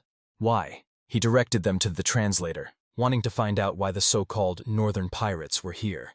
But the translator strictly forbade calling them that. These words instantly caused a wave of indignation among the present northerners. They approached the boy, directly asking if he hadn't been beaten up for a long time. But at that moment he came out onto the street, and the northerners immediately fell silent. The great Prince Suyan personally invited them. He apologized for having to call them out in the middle of the night, and he explained that apparently his gift was misunderstood. The boy did not immediately understand what was being talked about. The prince continued, "Did I not send 180 horses of ginseng found in the mountains?" And heard thanks in response. But he waved it off, saying that gratitude was not needed, since this ginseng was exchanged for sulfur and copper, from which gunpowder and cannons were made, which greatly helped in the campaign to the north. At the same time, the prince thought he had to look like a simple-minded strongman, but was not sure if he could play this role. But the great hero really behaved so convincingly that he scattered the northerners in different directions like unruly children. The boy felt that the prince was capable of solving any problem even without sulfur and copper. Already entering inside, the prince said that the subjugation of the northerners generally went more or less successfully, but there were too many of them. They had to fight even with the Mongols, and when the supplies ran out, the ginseng was sold. This was done secretly, so the court knew nothing. The translator carefully conveyed every word, and finally added, "In Japan, the Mongols are called Mikuri." He was instantly filled with surprise, because the Mikuri once defeated the Kamakura shogunate. Why then did they fight with Joseon? The prince began to explain. Such were the circumstances. They even captured the Mongol leader Taisun Khan, but he escaped one night. The boy was completely confused. He could not believe it, for their own sufferings from the Mongols were still fresh. The prince, however, wanted to find out what their current losses were. "We received huge profits from the sale of ginseng," they replied. "But now we are constantly being robbed, and other tribes want to trade directly with Joseon. In that case, either all of us will be killed, or we will die of hunger," they concluded. At that very moment, he knelt down, pleading for help from the Grand Prince. He smiled in his thoughts. "Oh, you got caught." But he said aloud sympathetically, "I am very sorry that you had to face such difficulties." And he added that he has one idea capable of changing everything. "I will give you ginseng seeds, and you will be able to grow them yourself. I will meet with your shogun and personally deliver these gifts to him. I will go to Japan as Jongsin and give all the ginseng to the shogun, and with the island of Tsushima we will continue the usual trade." The boy blossomed with joy, a broad smile lit up his face, and he kept thanking. The prince only replied, "No need for such gratitude." "But I don't even know how to thank you," exclaimed the one. The prince only replied, "I don't know myself." And in his thoughts he added, "It's still too early." Meanwhile, events were already moving to Nanzenji, Kyoto, Japan. "Father, stop pretending to be a monk. It's time to speak seriously." Ming and Joseon fought against the Wokou. Ming lost, and Joseon, though with difficulty, won. "Are you saying the mighty Ming state is now asking Joseon for help?"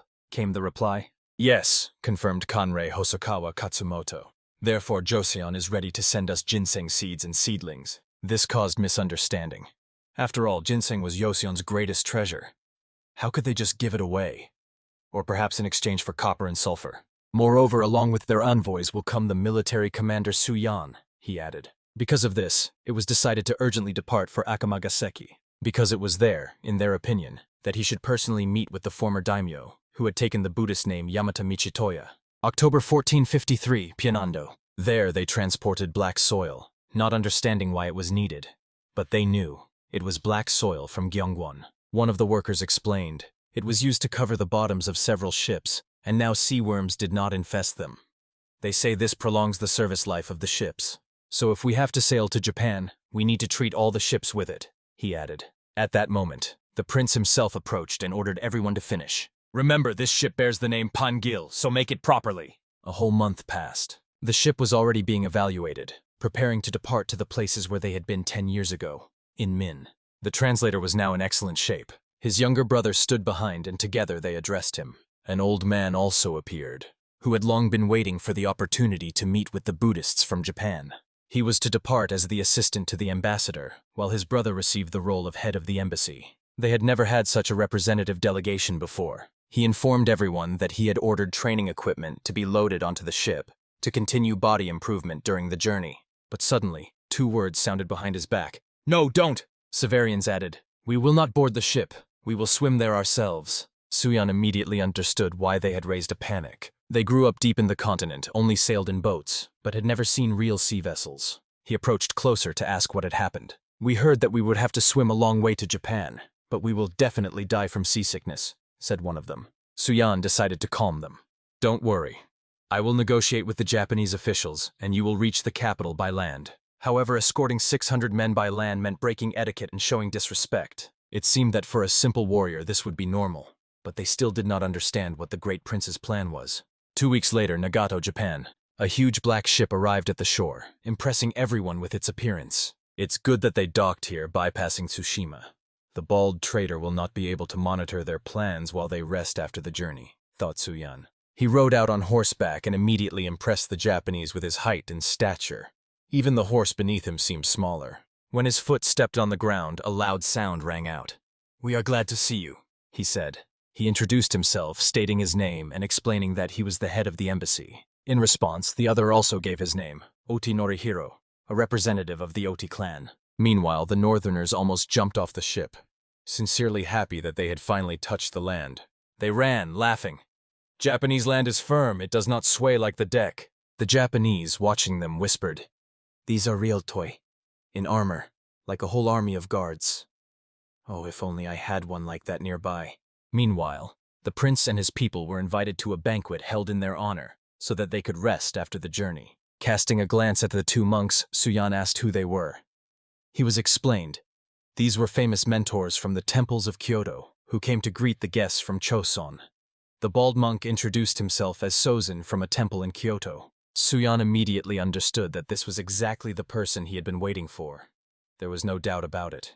He was a former daimyo who had taken monastic vows to pass power to his son, but he continued to lead the clan, hiding behind the scenes. And Suyan was sure he was invited here precisely for political reasons. Together with Suyan arrived also the son of Mitesa, who had deep knowledge in Buddhism. He began to say something in Sanskrit, but the bald monk did not understand him at all. Then his son approached to help him establish a conversation. Suyan took him with him, because he knew, if he left him, they would definitely continue spying. But now they had encountered the wrong people. Soon they found themselves in a city where they could finally somewhat satisfy their appetite. Beautiful women poured them drinks, if such could even be called simply beautiful. They were so attractive that Suyan decided it was better to take care of himself. He even asked one of them not to wave her hands too actively.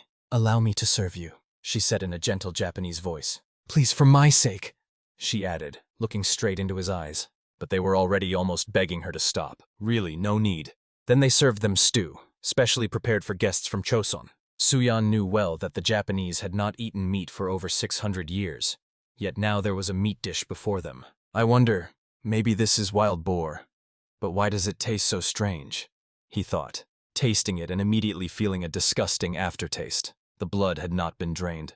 He asked Yon if he liked it, but apparently something went wrong. The host noticed their reaction and asked again. "Maybe add some pepper." They could still hold back their emotions, but the northerners could not. One of them stood up and loudly exclaimed, "This is not food! Even barbarians know the value of meat. Give us real fresh meat," he demanded. The host did not understand at all what was happening. Then the prince decided to settle the situation and said, "We will go hunting ourselves." He gave them a hide as payment for permission to hunt in their forests. Soon they were already sitting astride horses. But suddenly one horse almost knocked him down. It was not ridden by a Joseon man. That was the father. He shouted after them, "Idiot! You can't hesitate at moments like this." He thought that the hunt was just a cover to catch them by surprise. Anxious thoughts spun in his head. The king of Joseon had gone mad and sent his brother as an invader. But the next moment he no longer saw them in front of him, wondering where they had gone. And suddenly a boar jumped out of the bushes. The frightened horse reared up, almost throwing off the rider. But suddenly Suyan appeared, decisively rushing to help. With one blow, he knocked the boar off its feet, knocking it to the ground. "It can't be! With bare hands?" he exclaimed fearfully. In his eyes, Suyan appeared as a demon in the flesh. It was this silhouette he saw behind Suyan. Gigantic, terrifying, muscular, and incredibly strong. When he caught up with him, Suyan calmly asked what he was doing here. The bald one immediately understood. The prince sees right through him. So he decided to answer that he came to prevent bloodshed and protect his people from his warriors. Suyan apologized for the inconvenience, but warned, his people like it. Around them echoed the shouts of his warriors. "How pleasant it is to gallop through the mountains! What happiness this is!" Therefore, he declared that sea voyages were cancelled. Moreover, he said that he would even pay to continue the journey by land. He admitted, this is a big request for the Outie clan, but he was sincerely glad that they agreed to accompany them. He also added that he would send generous gifts to the Nanzenji temple in Kyoto. "As a wise monk, you will understand me," he said with a hidden hint. And raising the trophy, he emphasized his determination. The bald one stayed by the horse, deep in thought. Could it be that this impudent man wants all 600 envoys to be allowed to go to Kyoto by land, using his name as cover? For him, it was true impudence. 17 weeks later, in Nanzenji, Kyoto, he got scared when he saw that the master came so early. The bald one sat with a tired face, barely holding on. This became a reason to ask him what happened. He answered, exhaustion. The cause was that audacious Prince Suyan, as he called him. He arranged a banquet with 2 dishes, wild boar and venison, and insisted that they go by land. The bald one got angry. The prince doesn't even realize what inconveniences he causes. At least, that's how it seemed to him. And what irritated even more was that he himself headed the embassy. The mustached one suggested, maybe he guessed who you really are and is doing this on purpose. Thinking it over, the bald one understood. Suyan definitely suspects something. Biting his nails, he prayed that he would not figure everything out until the end. 7 days ago, the bald man was walking down the street. With a cunning intention to find out what Suyan had planned, he decided to spy on how he trained. At that moment, Suyan was lifting an incredibly heavy barbell, but the weight seemed light to him. He even asked the narrow-eyed assistant to add one more plate, and even that one plate looked unbearably heavy to an outside observer. At that moment, seeing Yan painting another masterpiece, Suyan called him to come over. He put the brush down on the table, and in a moment he was in the yard, putting as many plates on the barbell as needed. The bald man couldn't stand it and came out from behind the corner, asking what kind of joke this was and what they were doing. Suyan explained, "This is the bench press, a wonderful exercise for developing the chest muscles." The bald man was shaken by the fact that the prince was doing 100 repetitions without stopping. Considering what he saw, the mustached man remarked, "Yes, Suyan is a great warrior, but he probably did not spend much time studying." "Of course," agreed the bald man. But he added, "Even the most foolish man would not behave so brazenly in Kyoto itself." And as the next step, he placed his hand on the sword, murmuring so that the prince would not worry. A few days later, in Oso, guests from Joseon were already being solemnly welcomed. They were greeted by the mustached man himself, the head of the shogun's administration, Hosokawa Katsuomoto. Suyan and Yan bowed to him, exchanging greetings. But to the left, Suyan noticed someone else familiar. It was the same bald man, with the same tired face. Smiling, Suyan admitted, only thanks to him were they able to get here by land. A table was set for the guests, inviting them to rest after the long journey. Everyone took their seats for the meal. But suddenly Suyano was surprised by something again. Before him sat Ashikaga Yoshimasa himself, a worthless shogun who started the Onin War, but at the same time a patron of the arts. The prince bowed his head and greeted him. "Glad to see you," said the narrow-eyed man. "I have heard of you as the heavenly warrior. Your fame precedes you." "You are very well informed," Suyan replied calmly. But the young shogun continued. He said he had seen him from afar, and that his horse seemed to him extraordinarily beautiful. The whole manner of his speech sounded pompous and unnatural, and the next request completely wiped the smile off Suyan's face. The young man wanted to draw his horse. For the great Prince Suyan, this was an outright humiliation. A 17-year-old, without exaggeration, bastard, allows himself such a thing. It began to irritate him. Even the mustached man understood perfectly. This kid had never studied politics, so he behaves as he pleases. John turned to the narrow-eyed man, noting that he seemed to enjoy drawing. The man replied that he was interested not only in painting but also in architecture. Yon smiled and added that he himself was quite good at calligraphy and drawing, so they would definitely be able to find a common language. The mustached man ran up to the young shogun and said, "He heard that the ambassador's assistant is also interested in art, so maybe it's worth moving this conversation to a more relaxed atmosphere." The narrow-eyed man called it a great idea, leaving the boring political matters to others.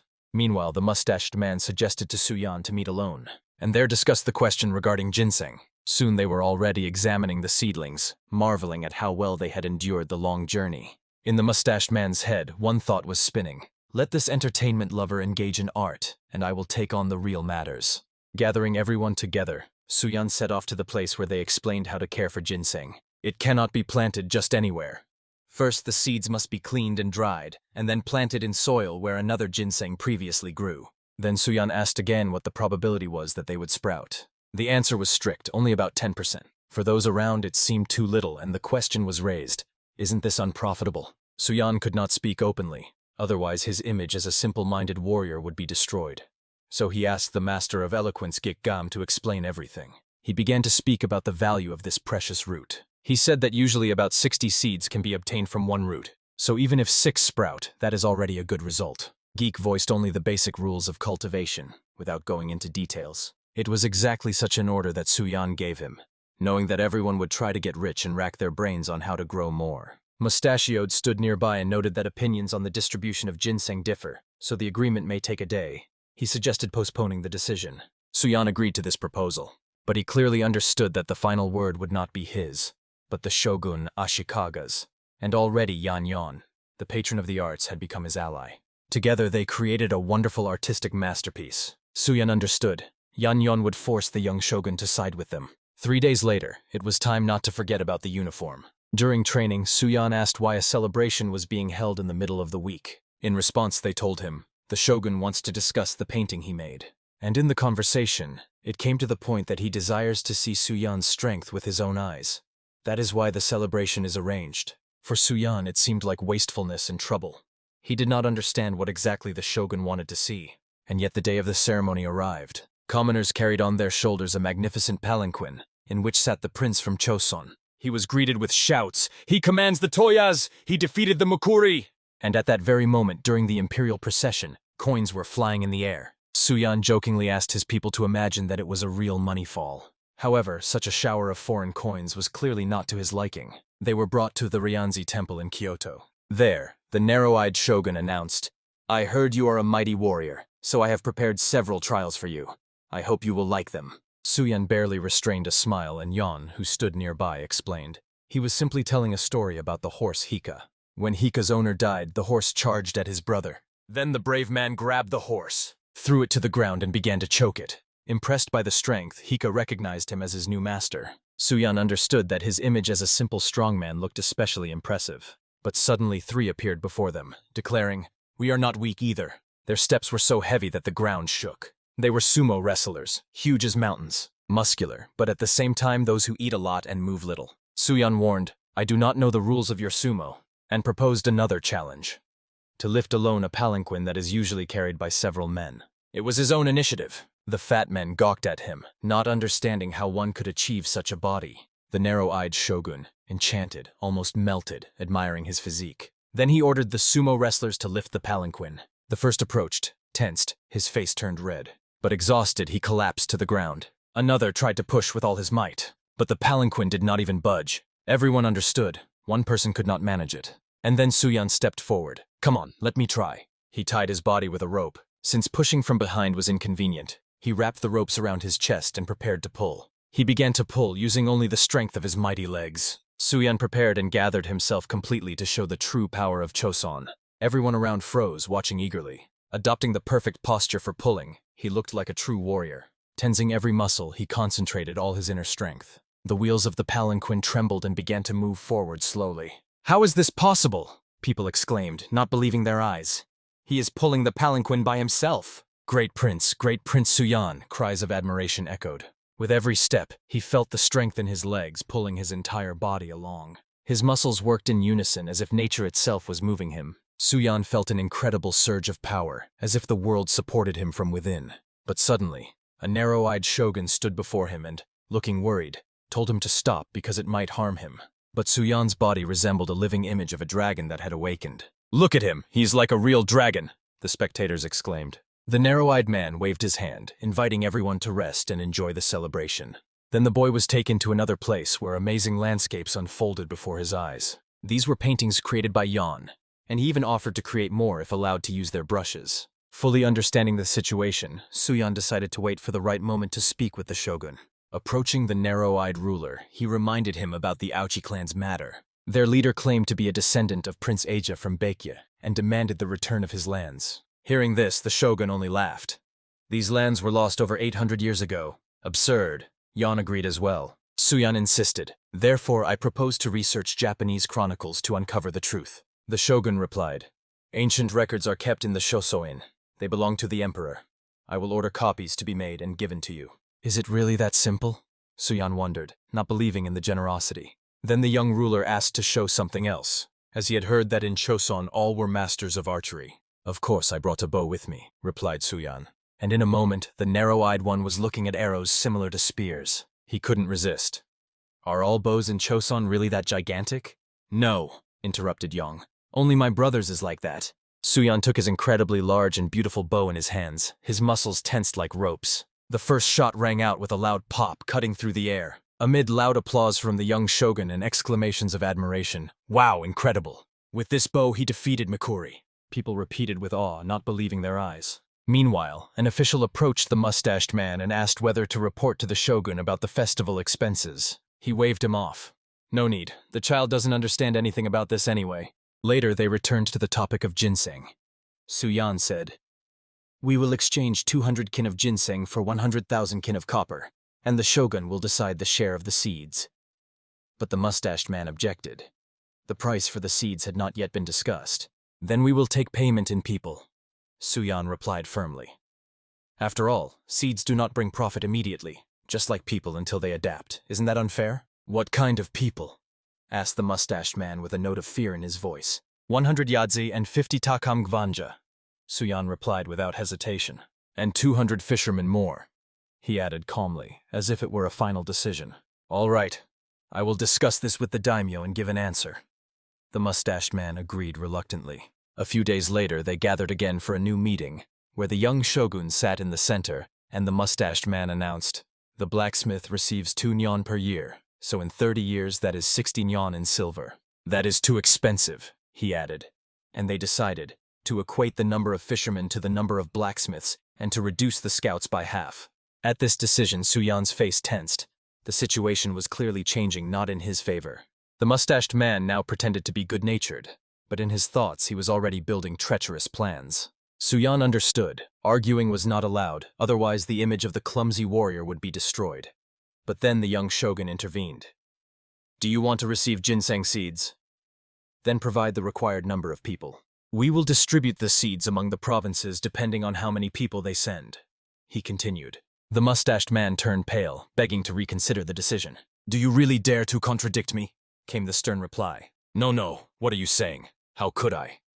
The mustached man answered fearfully, and behind his back Suyan smiled slyly. After all, now they had a new ally, and this helped better control the shogun. The narrow-eyed ruler addressed the guests from Joseon.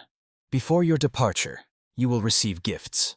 Please continue to pay close attention to my words." He rose from his seat, and the mustached man rushed after him, trying to convince him once more. His voice trembled with desperate desire, tears shone in his eyes. The feeling of helplessness was impossible to hide. And so, sometime later, he was already leading them down a long corridor. He explained that he was concerned about preserving the manuscripts, so he ordered the scribes from his retinue to copy everything by hand. He assured that thanks to this, the content remained completely intact. Then he showed them the volume and said, "This is the very Nihon Shoki you requested." In modern times, such a book would never be published, but it was copied by women who were in love with Prince Anfion, so there was no doubt about the thoroughness of the work. The narrow-eyed man admitted.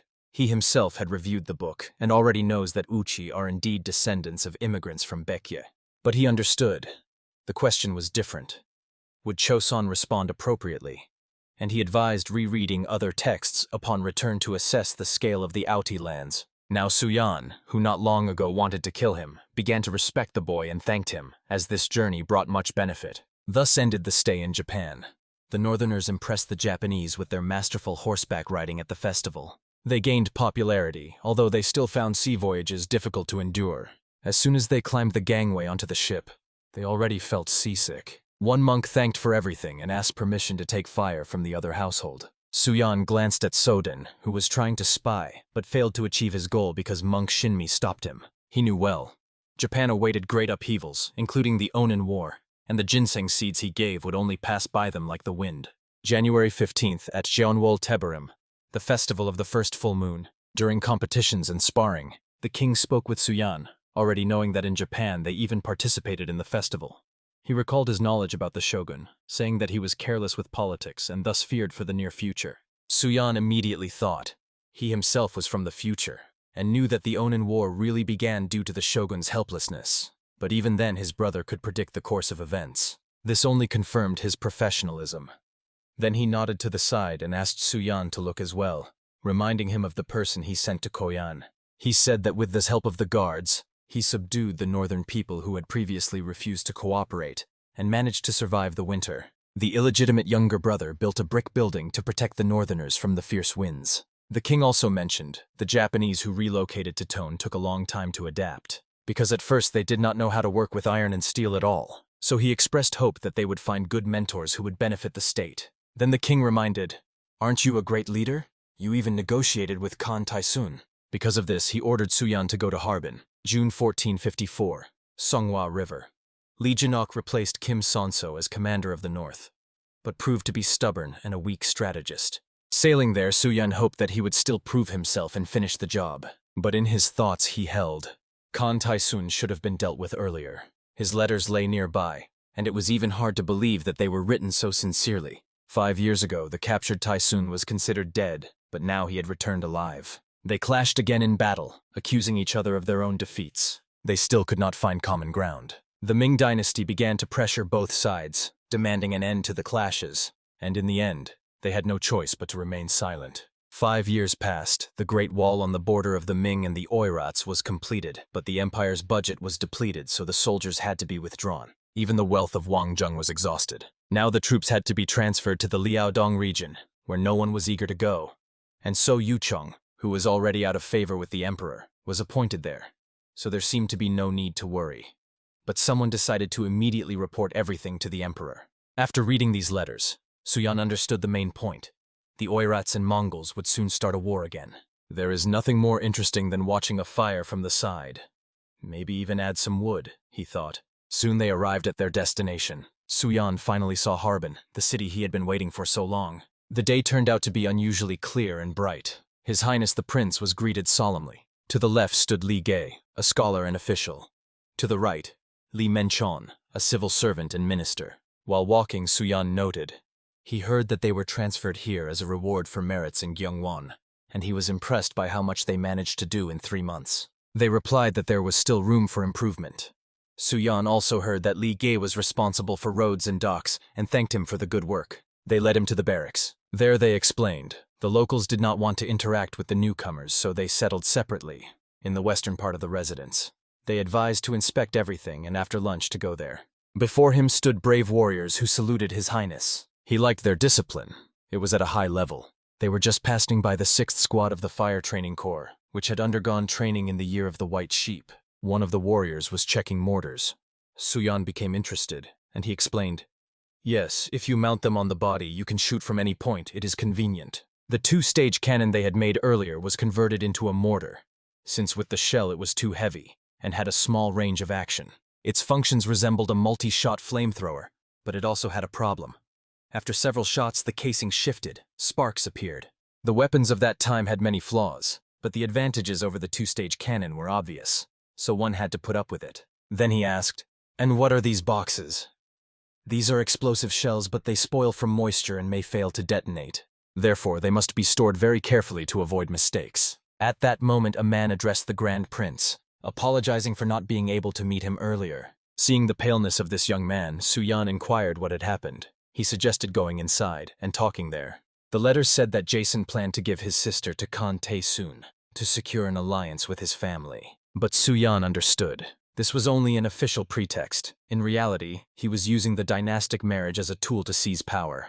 According to historical data, Khan Tae-soon failed to organize troops and was killed by Isin, but in this reality, the forces of both sides still exist. Tae-soon's army is almost twice as weak as Jason's forces, and Suyan, hearing this, could not understand why. Although the total number is similar, far fewer warriors go into battle. If everything goes as it is, most tribes will come under Jason's rule. Listening to the conversation, Suyan grabbed his head. At first, he only wanted to observe the clashes from across the river.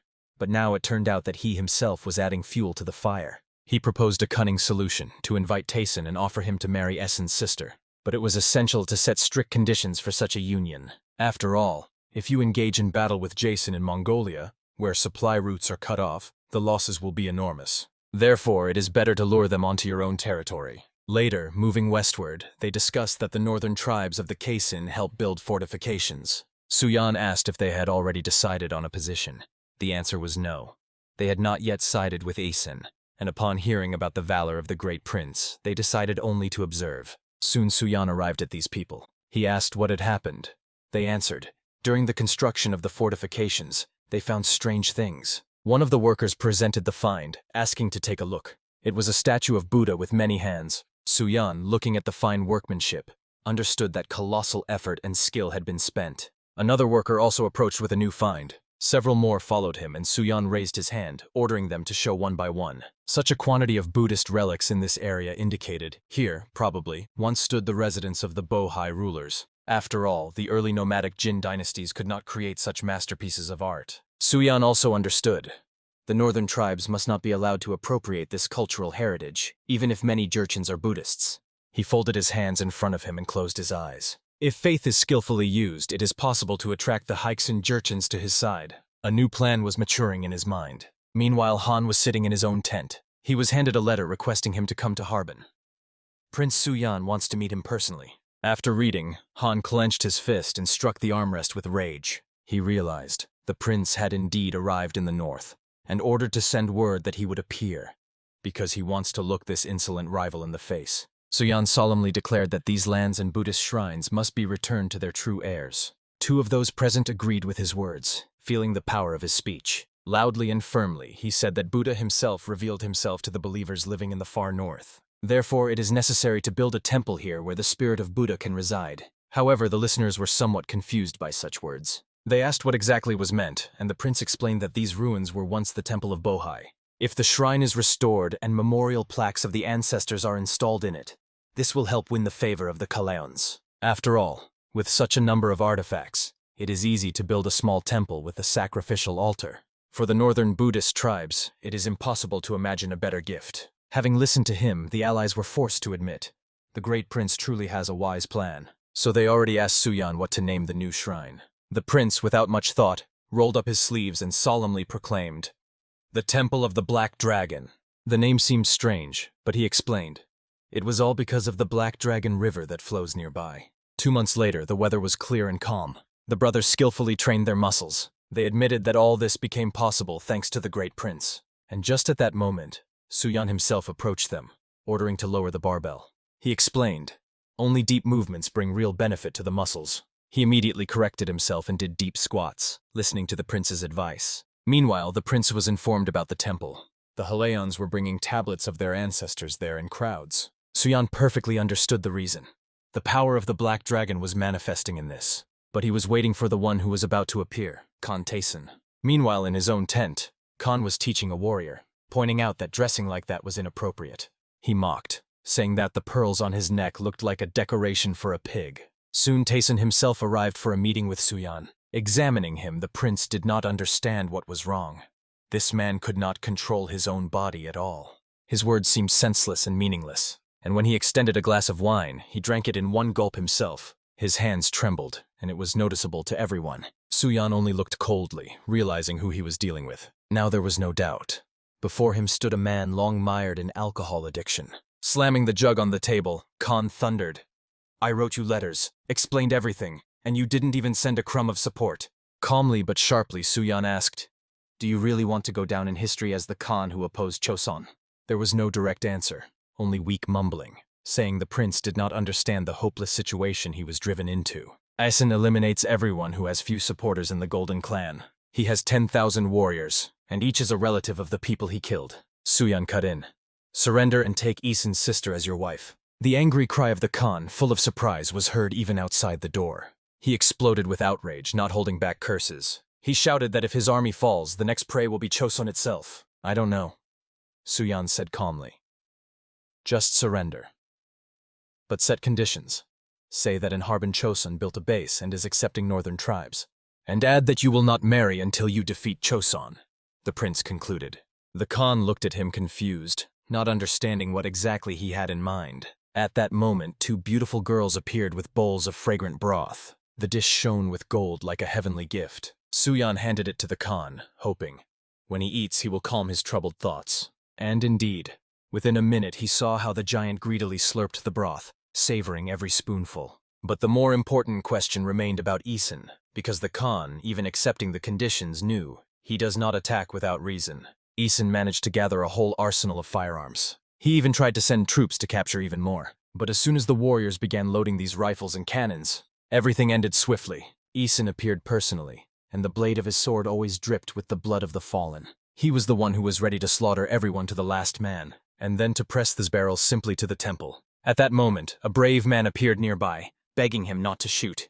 But Isen only called him Min's dog, not understanding how he dared to stop his hand. The man croaked, "The gunpowder has been lying too long, it has hardened. If you shoot, everything around will explode." Barely restraining his rage, Isen still listened to these words. So the Khan explained now, there is weaponry, but no gunpowder. They only keep Joseon in tension, but do not dare to attack. In Suyan's head spun a simple truth. In dry Mongolia, even a tiny bit of moisture can destroy gunpowder that has lain for over 5 years. The Khan added, despite contempt for the Ming, they keep their people close because knowledge about gunpowder will still be needed. After considering everything, the Khan agreed to follow the path Suyan outlined for him, and at that very moment he vomited. January 1454, Kurultai. Isen himself arrived here because the assembly was held in his Karakoram, and immediately saw these people had even brought stolen cannons and rifles. He did not see a trap in this, but wanted to know for what purpose they had come. The Khan, barely holding a cup in his trembling hand, sat half drunk, and declared aloud that he accepted the marriage agreement. These words did not sound like drunken rambling, and the Khan immediately set a condition. Joseon is building a fortress in Harbin on Huilongjian. Can you stop them with the forces of your tribes? Is that true? Gritting his teeth, Isin asked fiercely. The Khan ordered to let some people in. Before them appeared those who were called the scum of the Golden Horde. Isin wanted to know, what are these people doing here? But they fell to their knees, begging him to order the Chosun natives out. One boy said that the Chosun people hired them to transport cargo, and he himself went to work part-time for Huilongjiang. He stayed to rest on the shore, dozed off, and suddenly he was awakened by a thunderous roar. He saw a fiery pillar in the sky. Thunder and flames. The gunpowder warehouse exploded. Hearing this, Isin demanded to know what happened next. The boy was seized by Chosun soldiers, accused of arson, and tortured. But Isin only gave a crooked smile. Do prisoners really come out unharmed after torture? He leaned closer, baring his teeth. Who do you take me for? For what reason did you even decide to lie to me here? Khan knew perfectly well that Isin would doubt. That is why they ordered the boy to say, when the guards weakened, a monk saved him, and now he wants revenge on Chosun.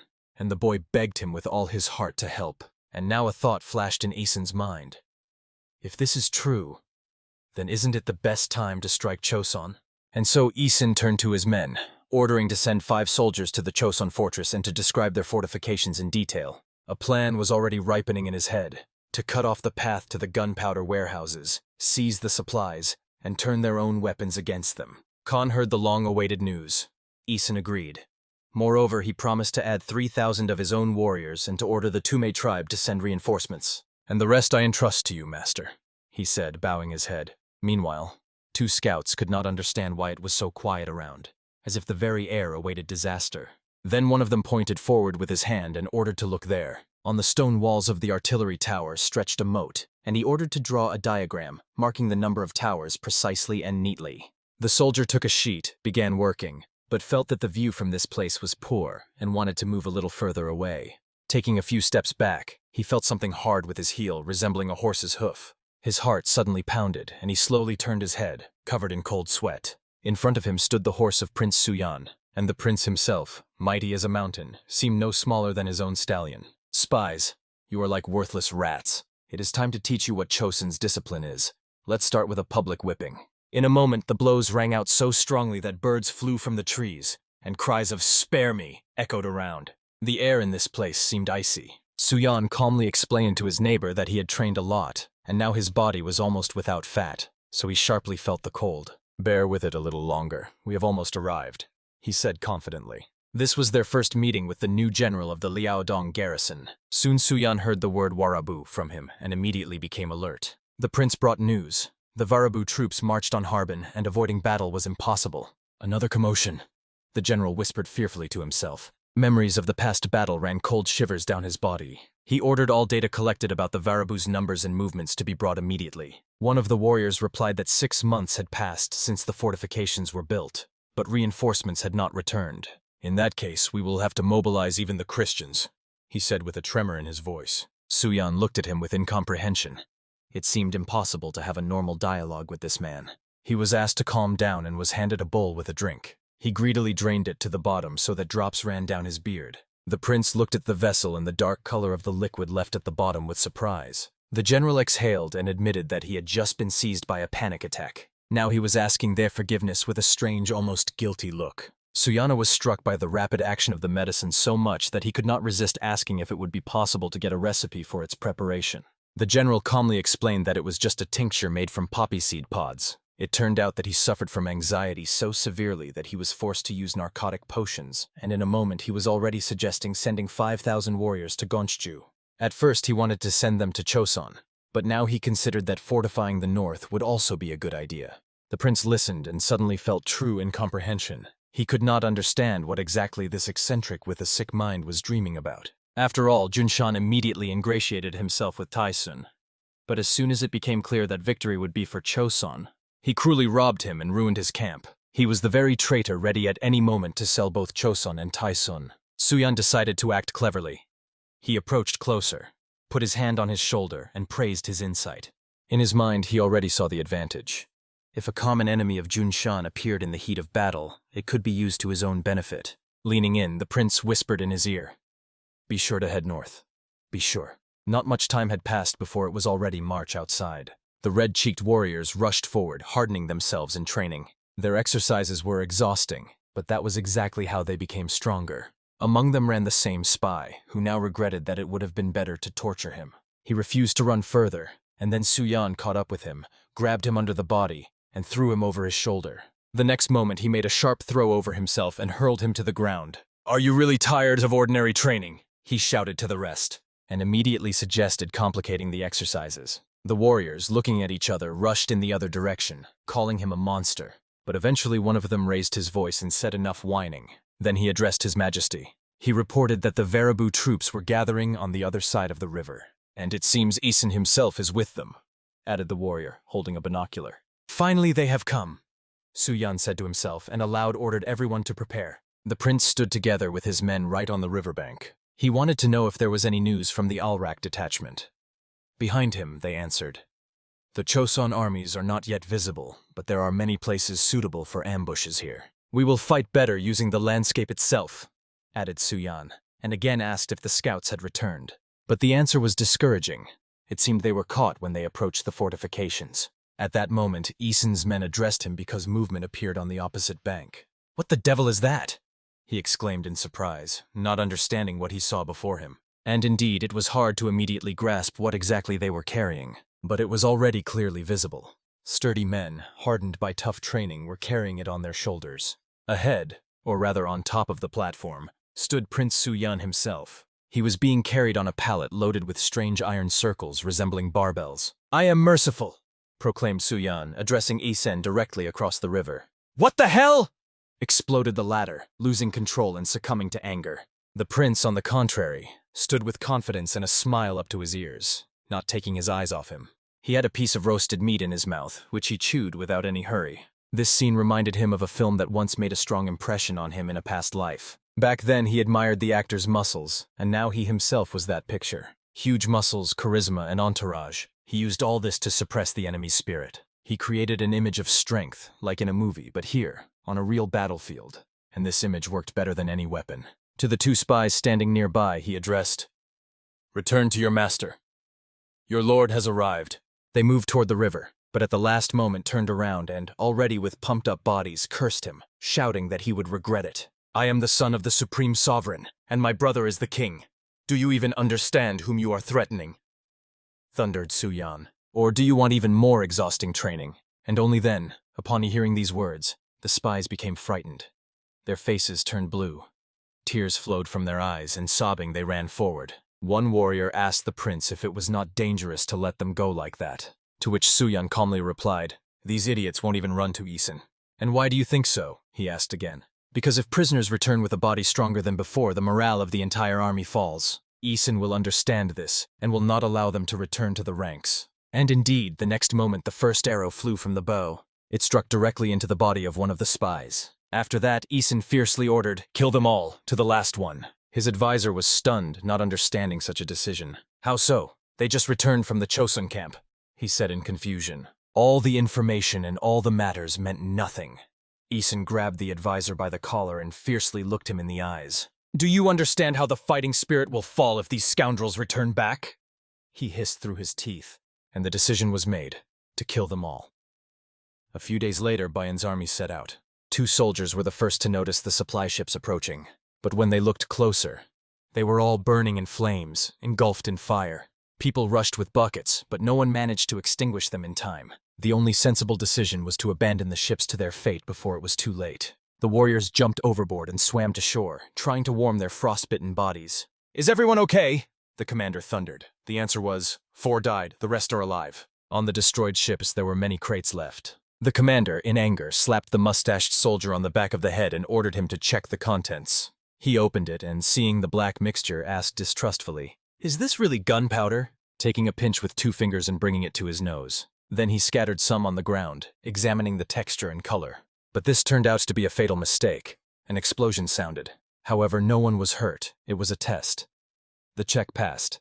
"This is gunpowder and of high quality," he said. Then he was asked what was written on the plaques attached to the boxes. After reading, he replied, "Nothing special, just marks about production and purpose." This news pleased them, and it was decided to take everything for themselves. But the inscriptions were coded so that the illiterate could not understand anything. In fact, these were meaningless hieroglyphs, but if you put together the first 3, the word lie came out. Of the 60 boxes, only 3 contained real gunpowder.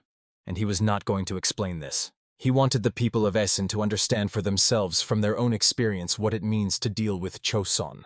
After 3 days, this cargo was indeed taken further. From the height, he looked at their column, numerous, disciplined, spirit high, as last time. He was eager to take everything to the last. After all, in his eyes, they were vile Joseon degenerates. All this seemed to him a complete lie. He guessed. Before him was an unusual vanguard column, probably full of traps. Therefore, the first decision was simple. Better to wait and not rush. 10 days passed in anxious expectation. The situation remained unchanged.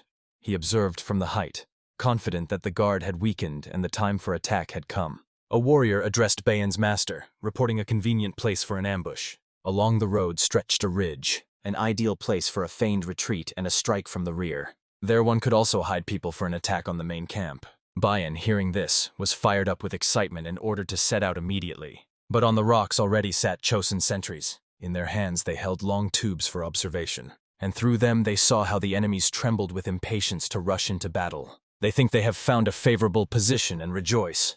But everything will go not as planned, said one. At that moment the first arrow whistled through the air and stuck in the ground near the chariot. His pumped-up body lifted and overturned the cart, turning it into a barricade. 2 others saw arrows raining down on them, but he tore a board from the cart and held it up, protecting his comrades. Then he ordered everyone to dismantle the sides of the carts and make shields from them. In a moment they were already standing under a wooden armor. Bayan looked at this improvised wall and hesitated. Could this be a trap? He ordered to come closer and clear the passage. A warrior with a spear approached, and suddenly a cold wave of fear flooded him. Before him flashed fiery weapons. A shot thundered. The earth shook from the shockwave. Bayan almost choked on his saliva, but shouting, ordered not to retreat and to prepare for the assault. Sparks scattered around from the burnt gunpowder. Fire the first volley, then immediately retreat, Yan ordered the shooters. He commanded to prepare explosive cannonballs, and to throw them into the very heart of the enemy. Bayan and his men believed it was only a decoy, not the real Choson army. But soon they realized they were powerless against the cannons, and worse awaited ahead. The head of the Choson administration himself arrived on the field, and the first enemy squad was completely swept away. Intelligence reported. The enemies scattered into 5 separate detachments, and the commander heard confirmation. Those scoundrels really split into 5 groups. The warriors stood in the middle of the battlefield, pondering how to act next, and the leader realized the only way out is to rush to help. The subordinates warned him that by entering the battle, they themselves risked dying. But he reminded them, their detachment is too small. Without support, they will not withstand the pressure of the Oirats. Then, without wasting time, he spurred his horse and galloped forward. When they arrived, a scene opened before them. The enemy from an ambush mercilessly fired at their warriors. Panic seized everyone. It seemed there was no chance to survive. The opponents doubled in number. But suddenly reinforcements approached the commander-in-chief. The horse panicked from fear, and an arrow struck right into his armor. The man fell from the saddle, groaning in pain, as if already doomed. Comrades rushed, forming a living shield to cover him with themselves. One of them sobbed, believing that their leader was dead. But he stood up and slapped him across the face, ordering him not to babble nonsense. He reminded, he was not some delicate courtier to die from a miserable arrow. Moreover, he commanded everyone to stand up. The arrows did not even pierce their armor.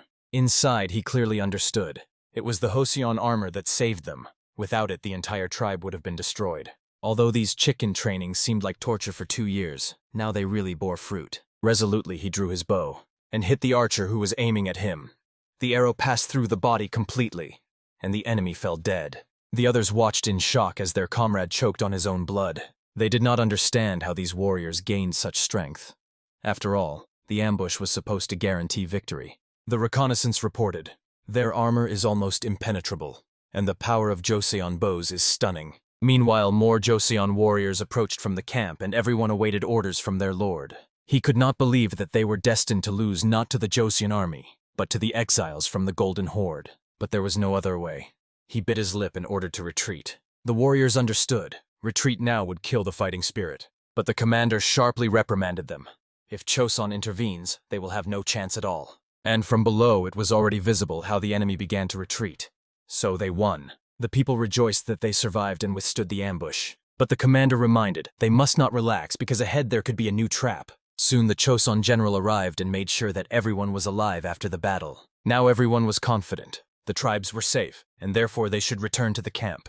At that moment their army caught up with the enemy and began to smash everything in their path. One of the chosen soldiers threw a combat projectile at the opponent, and he, foolishly, grabbed it with his hands. He shouted in fear, thinking that the projectile was about to explode, but it was only an ordinary stone thrown to distract attention. A chosen fighter laughed, observing this childish fright, and at that very moment, an ally struck the enemy with a sword from behind. The warriors were already tired, but the Oirats stubbornly did not retreat. Then everyone remembered. The retreat paths were blocked by other tribes, so the battle would only end when the enemies were destroyed. Finally realizing there was no chance, the Oirats fled, thinking they had been defeated even by old types of weapons. They were terribly mistaken. Meanwhile, the wounded warrior ran up to the general, who only ordered to bandage the wound and not to interfere. The fight continued. The events shift to the enemy camp, where commanders discussed their plans. Gathered, they proposed various ideas on how to defeat the Choseons. Some advised to fill the moat with earth and break through, as it was shallower than near Beijing. The head of the Oirats only grimaced. Their enthusiasm was laughable. They clearly underestimated the opponent, yet someone had to be sent as a sacrifice to learn the true tactics of Choseon. He chose his own son, gave him 8,000 warriors and Malachi as assistants. The task was simple, to attack the Joseon fortress. The young man assured that he would destroy the stronghold at any cost. In a few days they approached the walls of Harbin. But the Joseon people met them with a hail of explosive shells, and the enemies retreated in panic. The son ordered to avoid the black spheres rolling right under his men's feet. He saw that ahead of them were cannons, above, archers, and underfoot explosives. It seemed like a trap with no way out, and death was inevitable. Suddenly, another shell flew toward them, but the master managed to dodge. He was struck by an arrow from a skilled shooter on the tower. He acted like a true sniper. Malik fiercely ordered to demolish the tower while the assistant begged to stop. After all, the towers covered each other and it was impossible to approach them. They had to retreat. Their troops had already suffered colossal losses, enough for conclusions. The son returned with the failure, excusing that his assistant was to blame. But the enraged father raged. If it were not for Malachi's advice, the losses would have been catastrophic. After that, he ordered his soldiers during the next assault to pretend to aim at the watchtowers, to force the Joseon people to waste gunpowder. For this, he commanded to take with them a weapon created by the artilleryman himself. It could come in handy. All that was needed was to exhaust the enemy. The Oirats laughed among themselves, calling the Joseon people fools because they fired non-stop, sparing no ammunition. But they themselves also had gunpowder. Meanwhile, the hidden observers barely restrained their laughter, for they knew it was this very gunpowder that would destroy the Oirats. Soon, warriors ran to the great sovereign with news. The enemy was transporting something to the southern bank of the Sungari River. Enemy cavalry units were already being assembled around. The stunned man grabbed a spyglass to see everything for himself, and he saw an artillery wagon with a trebuchet. The catapult in the battlefield looked terrible. He had no idea how the Oirats had crafted it. His men whispered. Recently, an artilleryman from Min fled to the enemies. Once he worked for the Joseon people in captivity, and now, supposedly, he had joined the Oirats. However, the installation looked unreliable, as if hastily cobbled together. All her danger was that the lever provided terrible long-range capability, and at the same time was held on a rigid frame. The enemies were practically croaking from tension, trying to hold the structure so it wouldn't collapse right during the battle. Then the commander-in-chief ordered, "Aim exactly at these trebuchets." The defenders zealously carried out the order and directed the cannons straight at the machines. But the first shot showed that the shells were loaded only with small stones, and from such a distance, hitting was incredibly difficult. One adjusted the aiming, the other conducted the firing, and now the trebuchets moved again and made a volley. Everyone was in for a surprise. They were launching mats soaked in oil. Immediately, enemy fire arrows flew into the sky. True hell began. The guards threw the cannons down and descended the tower by ropes. That's how they saved themselves from the explosion, because inside there was still charged gunpowder. But as soon as they went down, an explosion of such force thundered that the walls shook. The news of this treacherous plan of the enemies quickly reached the general. Smoke from the fire covered the battlefield. Aiming with the cannons became almost impossible. They lost 2 watchtowers, and at that very moment, enemy assault ladders surged towards the walls. The Lord ordered to immediately open fire on the advancing troops and their archers. One of the captains raised his saber and called the cavalry to prepare the horses for battle. They were covered by arrows from huge crossbow installations which fired at incredible speed. Under the cover of this downpour, the cavalry rushed forward to smash the enemy ranks. While the cavalry galloped forward, the oirats prepared fire arrows, hoping to at least partially stop the enemy. But suddenly the captain noticed a man in luxurious attire. It was the enemy commander, who demanded the soldiers to cover only him. The enraged Chosen warrior aimed precisely at him, deciding to punish him for his arrogance. And indeed, this self-absorbed simpleton died from a single blow, not even managing to raise his weapon. His assistant almost lost the power of speech from shock. But on the battlefield, the left flank was already collapsing, and the commander, realizing the hopelessness, gave the order to retreat. Meanwhile, the Joseon soldiers joyfully raised the enemy's head on a spear, celebrating victory. On the walls and beyond them rang a loud cry of triumph, as if the battle was already over. But suddenly a new explosion thundered on the tower. Although one flank had withdrawn, the other brought up artillery and opened devastating fire. It became clear. The trebuchets were only a decoy, and the main strike was being prepared by the cavalry. The Joseon soldiers responded with a fierce barrage, sparing no effort. However, many cannons were shattered, people wounded, although the enemy also suffered significant losses. The captain reported. It was necessary to urgently evacuate the cannons, otherwise everything would be lost. The lord hesitated. Press on or retreat? It seemed that just a little more, and victory would be theirs. And indeed, in a moment the enemy fire ceased. Deciding that the enemy artillery was destroyed, he ordered an attack from all sides at full speed. News of the battle quickly reached the leader of the oirats. The artillery was broken, and the body of his son remained on the battlefield. His assistant was seriously wounded, and out of 7,000 warriors of the right wing, only 3 survived. The leader could not believe that the Joseon commander had cut off his son's head, and the soldiers failed to protect the heir. He demanded explanations. Why did the artillery break down? It turned out, they loaded the cannons as advised by the artilleryman from Ministry. But at the 4th shot, the coals smoldered, the oil melted, and the cannons exploded. And only then did the leader realize.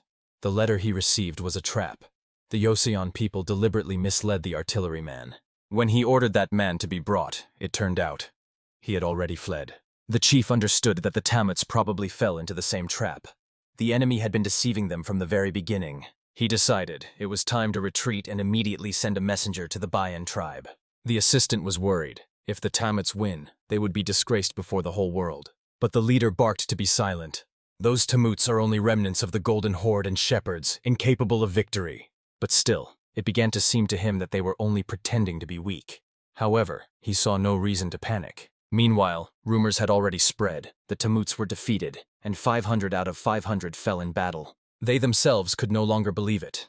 Each time the enemies attacked, but eventually fled and were pursued. So some even began to think that it was better to return to Liaodong and submit to Su Yujin. But after so many efforts to get out of there, such a thought sounded like true madness. Moreover, there were only about 300 li left to Harbin, the capital of the Great Golden Empire, and they only had to endure. However, after a few days, the fugitives began to be shot at. 2 archers stood guard at the canyon, blocking the way. Their leader swore that he came not for battle, but to talk to the chosen officer, although he himself did not know why the warriors of this kingdom were here. But just then, a soldier ran up, reporting that the Tamuts had caught up with them from behind.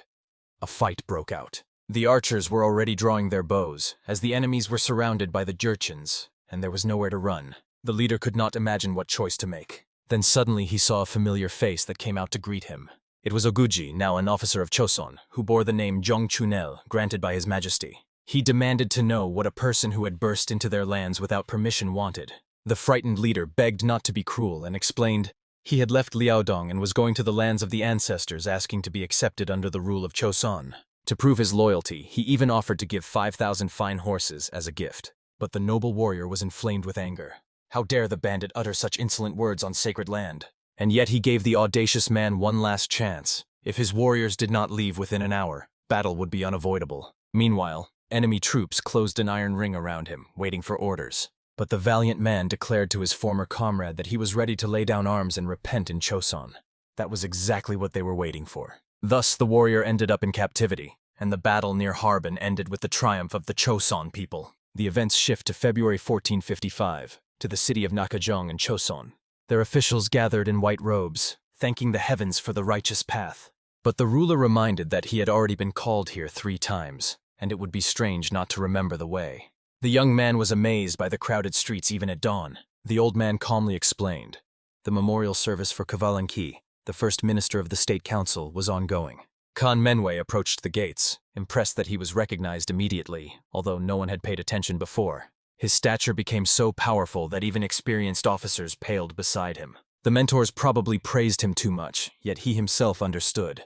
Many trainings still lay ahead, and when the master asked about the father's last words, the young man, although surprised by the straightforwardness, decided to answer. He pondered, choosing exactly what to say. Before dying, the elder revealed to him something about service in government positions, and it concerned such high ranks that the young man barely understood anything, only silently nodded, obediently listening to the honorable man. The wise mentor told that at the last moment the elder said, "He leaves behind one who can replace him," and went from the world with a smile. The young man exclaimed so impressively that everyone around whispered, amazed at such impropriety during the memorial. And it was then that he remembered that in the old man's eyes there was the light of a true father who sees his son off to war. The master decided not to delve into this delicate topic and thanked the warrior for his respect to the deceased, escorting him inside. When all the formalities were completed, the hero secluded himself in the inner courtyard to resume training. Everyone sincerely admired his achievements. The Khan's master skillfully learned to control his breath. This is not surprising, as the warrior honed exercises on the bars for hours. And training in such a wonderful place was a true pleasure. After the sessions, the valiant man took a book in his hands to record the training results. This tome was called the Book of Survival, because at the beginning he seemed to die at every session, tempering his body. The student thought it was a strange title, because the records could be kept differently, although the master convinced him otherwise. Gazing at the pages, the warrior recalled how just 3 years ago he dreamed of escaping these exercises. Now he had changed both in body and soul. Later he reunited with an old friend to raise a cup together. By that time, the comrade had completed the creation of historical records, for which he was transferred to service in the Sahonbu. He was glad that he had finally finished work and could leave the library, where he had been sitting from dawn till dusk. Then he talked with a friend about the rumors he had heard. The warrior had passed the official's exam on the first try and was preparing for the next stage. State exams were held only during major events. They consisted of 5 levels, 2 lower and 3 higher. This time they decided to hold them after the completion of the Koryo history and the compilation of the Great Code of Laws Gyeongguk Daejeon. The warrior explained that the main reason was the shortage of people on the northern borders, as well as the need to rebuild the destroyed fortifications. Moreover, he heard that there was a severe shortage of laborers in Goyang and Harbin. At that moment, the friend tried to share some gossip, but the warrior sharply objected, not wanting to listen to empty talk. At this reaction, the companion laughed. Once he would have eagerly caught every word, but now he had become completely different. Obviously, he had learned his lesson and did not want to make mistakes again because of his curiosity. In the evening, the old friends returned home. His body had become powerful from training, but he still did not know how to drink, trying to justify himself with memories of youth. Later, they talked about merchants who set out to sea on ships, since the friend was working on their history, and only by the expression on his comrade's face did the historian understand. He was most interested in stories that involved money. There was nothing strange about this. Everyone loved wealth, so their ancient dynasty traded even with Arabia. This was not written in the chronicles. Only a few knew about it, and the friend agreed to tell only on the condition that they would drink more. In fact, everyone understood. Although the warrior hid behind a passion for training, deep down he craved power and wealth. But despite this, he tirelessly prepared for the written and oral stages of the state exam. When the results were announced, it turned out he truly achieved a brilliant victory. Next to him rejoiced the friend, whose name also shone on the notice board. Both rejoiced. As predicted, among the questions was a task about the new prison in Pieni. They had only the last stage left, and the friends dreamed of passing it together with the highest scores. The man believed. This time he would get the coveted position. The feeling of victory burned in his heart. But when the day of the test came, he saw a wonder. Before him were not one task, but 3 whole topics. From them, it was necessary to choose only one and write an extended reasoning. For him, it was a blow. He was not a master in written works. Meanwhile, one official went to the monarch, asking if it was really worth giving such complex topics. The first was, what principles should be chosen for diplomacy with empires, and what policy should be conducted? The second, how to enlighten the northern tribes and integrate them into the state. What steps should be taken? The third, what should be prioritized if trade with the Ryukyu kingdom begins? The official reminded. Previously, only one topic was always given, otherwise a person gets lost in confusion. But the monarch replied, today men with broad minds and far-sighted vision are needed. Those who can build grand plans and implement them in life. Only such he wanted to see among the future servants of the state. Therefore the ruler reassured the dignitary. There is no need to worry. because if a true genius appears among them, his brother will receive an even greater incentive. Soon the elders gathered to check the works. But suddenly they came across a strange text. The author proposed to conquer the Japanese because control is muscles. He wrote that he mastered his body, and that would be enough to conquer a foreign country. The wise men decided. The one who reached such a stage could not write such things with a sound mind. It means his nerves were shackled. It was also strange that this came from a native of Pechudan. Soon they set off to the monarch with these records. Out of hundreds of responses, only 11 were selected, among which one was completely off topic. But his logic was so flawless that the elders decided to definitely consult the emperor himself. The emperor immediately wished to see this strange text that belonged to the very strong man Han Menwei. Everyone knew well that he studied in Pechudan, and later became the favorite of the elder Kavalan in the last years of his life. In the response, the valiant man wrote that the state conducted an active foreign policy before the war, but eventually declined, and the Japanese took advantage of this weakness. The emperor was stunned. After all, the young man's words directly contradicted his own assertions. The examinee proposed to surpass the ancestors and establish trade directly with Arabia. The ruler was struck precisely by the fact that he named not Min, not Mongolia, and not even Japan, but distant Arabia. The elder, noticing the monarch's reaction, was about to remove this shameful text. But suddenly the ruler laughed. The response seemed interesting to him. At that time he was also presented with works by Kim Shisip and Won Jun, which were perfect. The first wrote about northern tribes, the second about relations with Min. And he also liked Khan's text because, while speaking about Japan, it tangentially touched on the topic of the Ryukyu kingdom. The elders were already about to remove this work when the monarch ordered it to be kept. He wanted to reread it once more.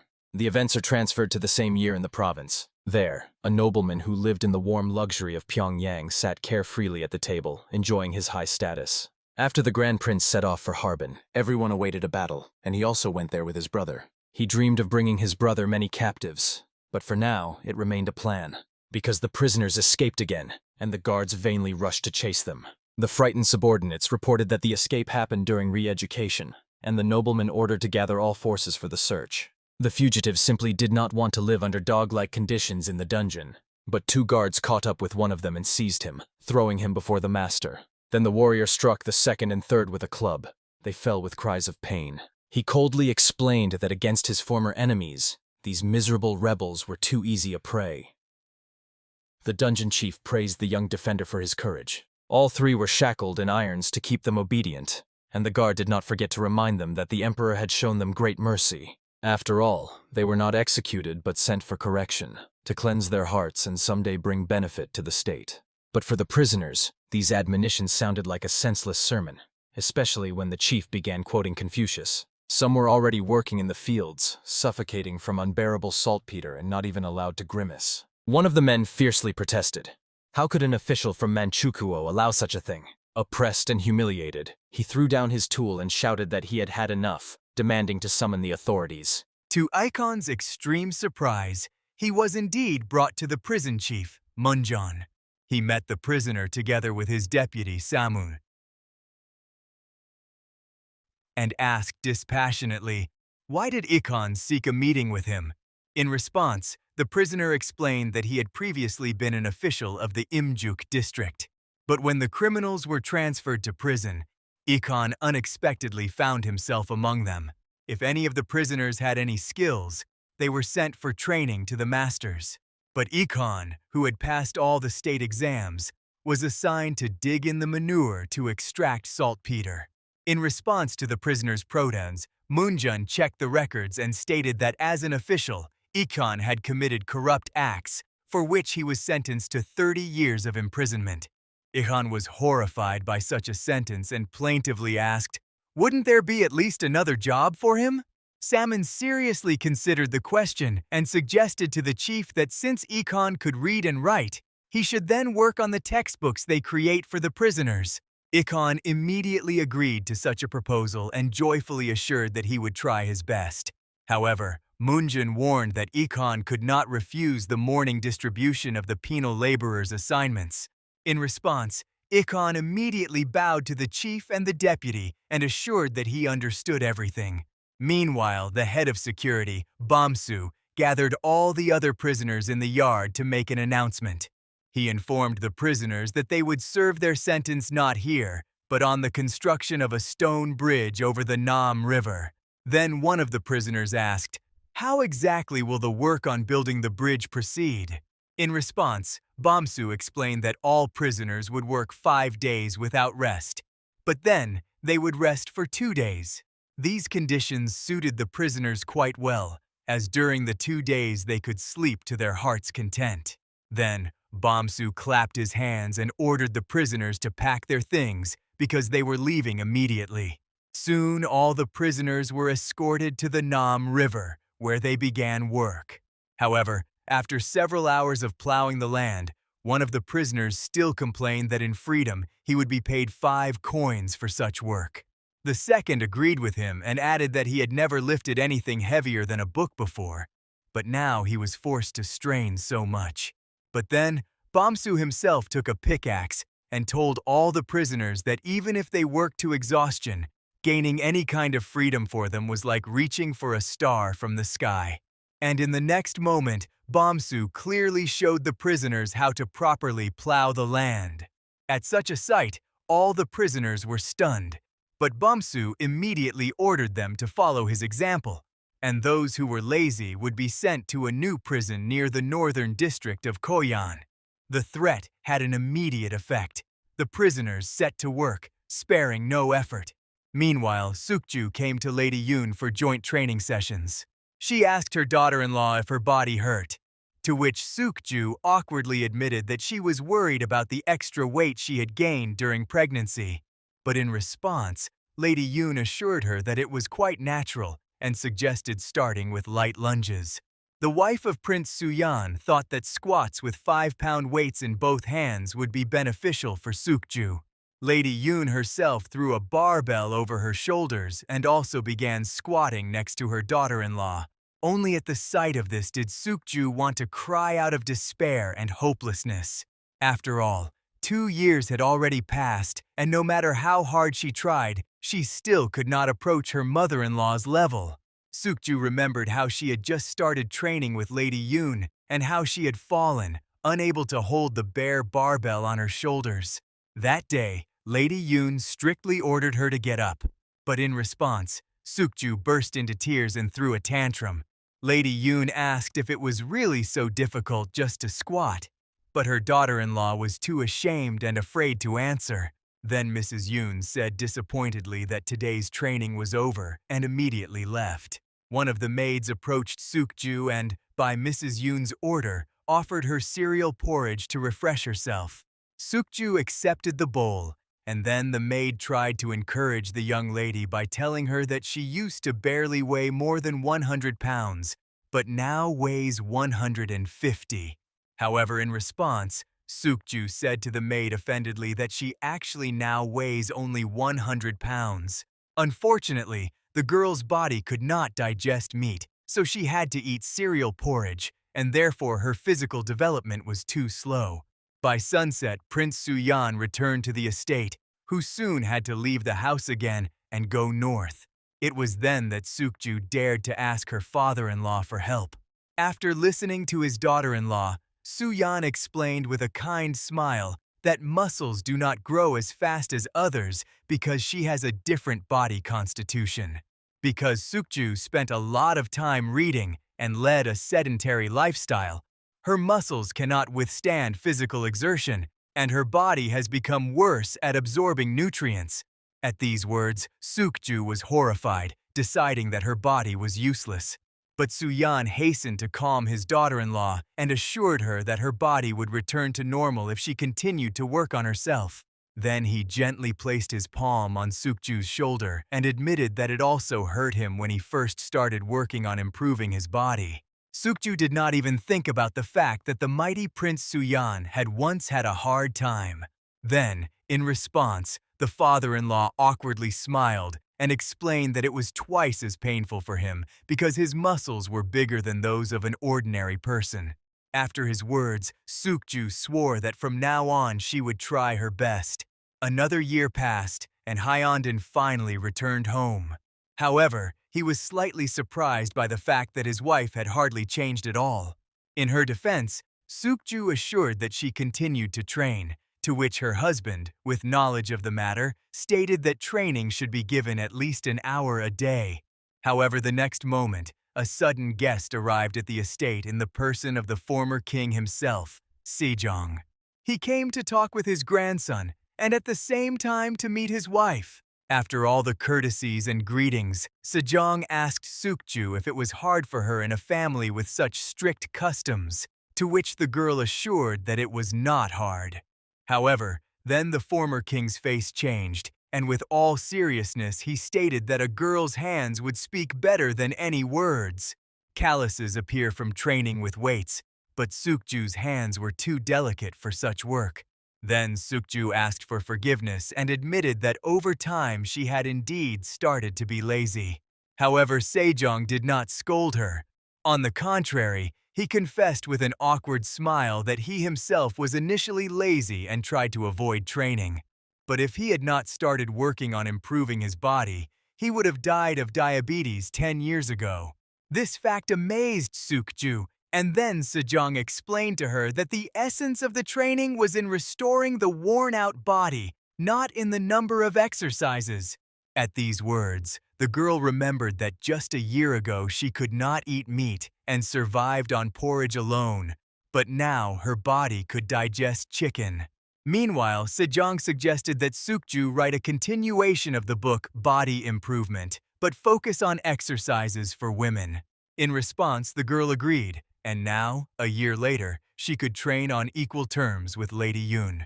On April 27th, Prince Suyan and his army finally returned to Hanyang. However, the prince himself did not feel much joy from the return, as besides building a monastery, he had no particular achievements compared to his elder brother. And Suyan also regretted that they had not managed to capture Essen. However, the general disagreed with the prince and reminded him that they had managed to catch Chunshan, who now humbly followed them. Soon, the king himself, Li Han, came out to the courtyard and ordered the leader of the Yanvi clan to raise his head and tell everyone about his crimes. However, in response, Chunshan suddenly fell prostrate, with such force that he broke his forehead to the point of bleeding. At such a turn, all those present were stunned at once. And Suyan had already decided that the captured chief wanted to take his own life in this way. However, in the next moment, Chunshan loudly declared that he had been spying between Choson and Han to profit from the war. Then Li Han asked the chief to be lifted from the ground and asked, "Does he repent?" In response, Chunshan swore that he regretted his crime and wanted to submit to Choson. Then the king proclaimed that he would send a letter to Chief Taecheon with a statement of intent to grant pardon to the wild tribes from Konju.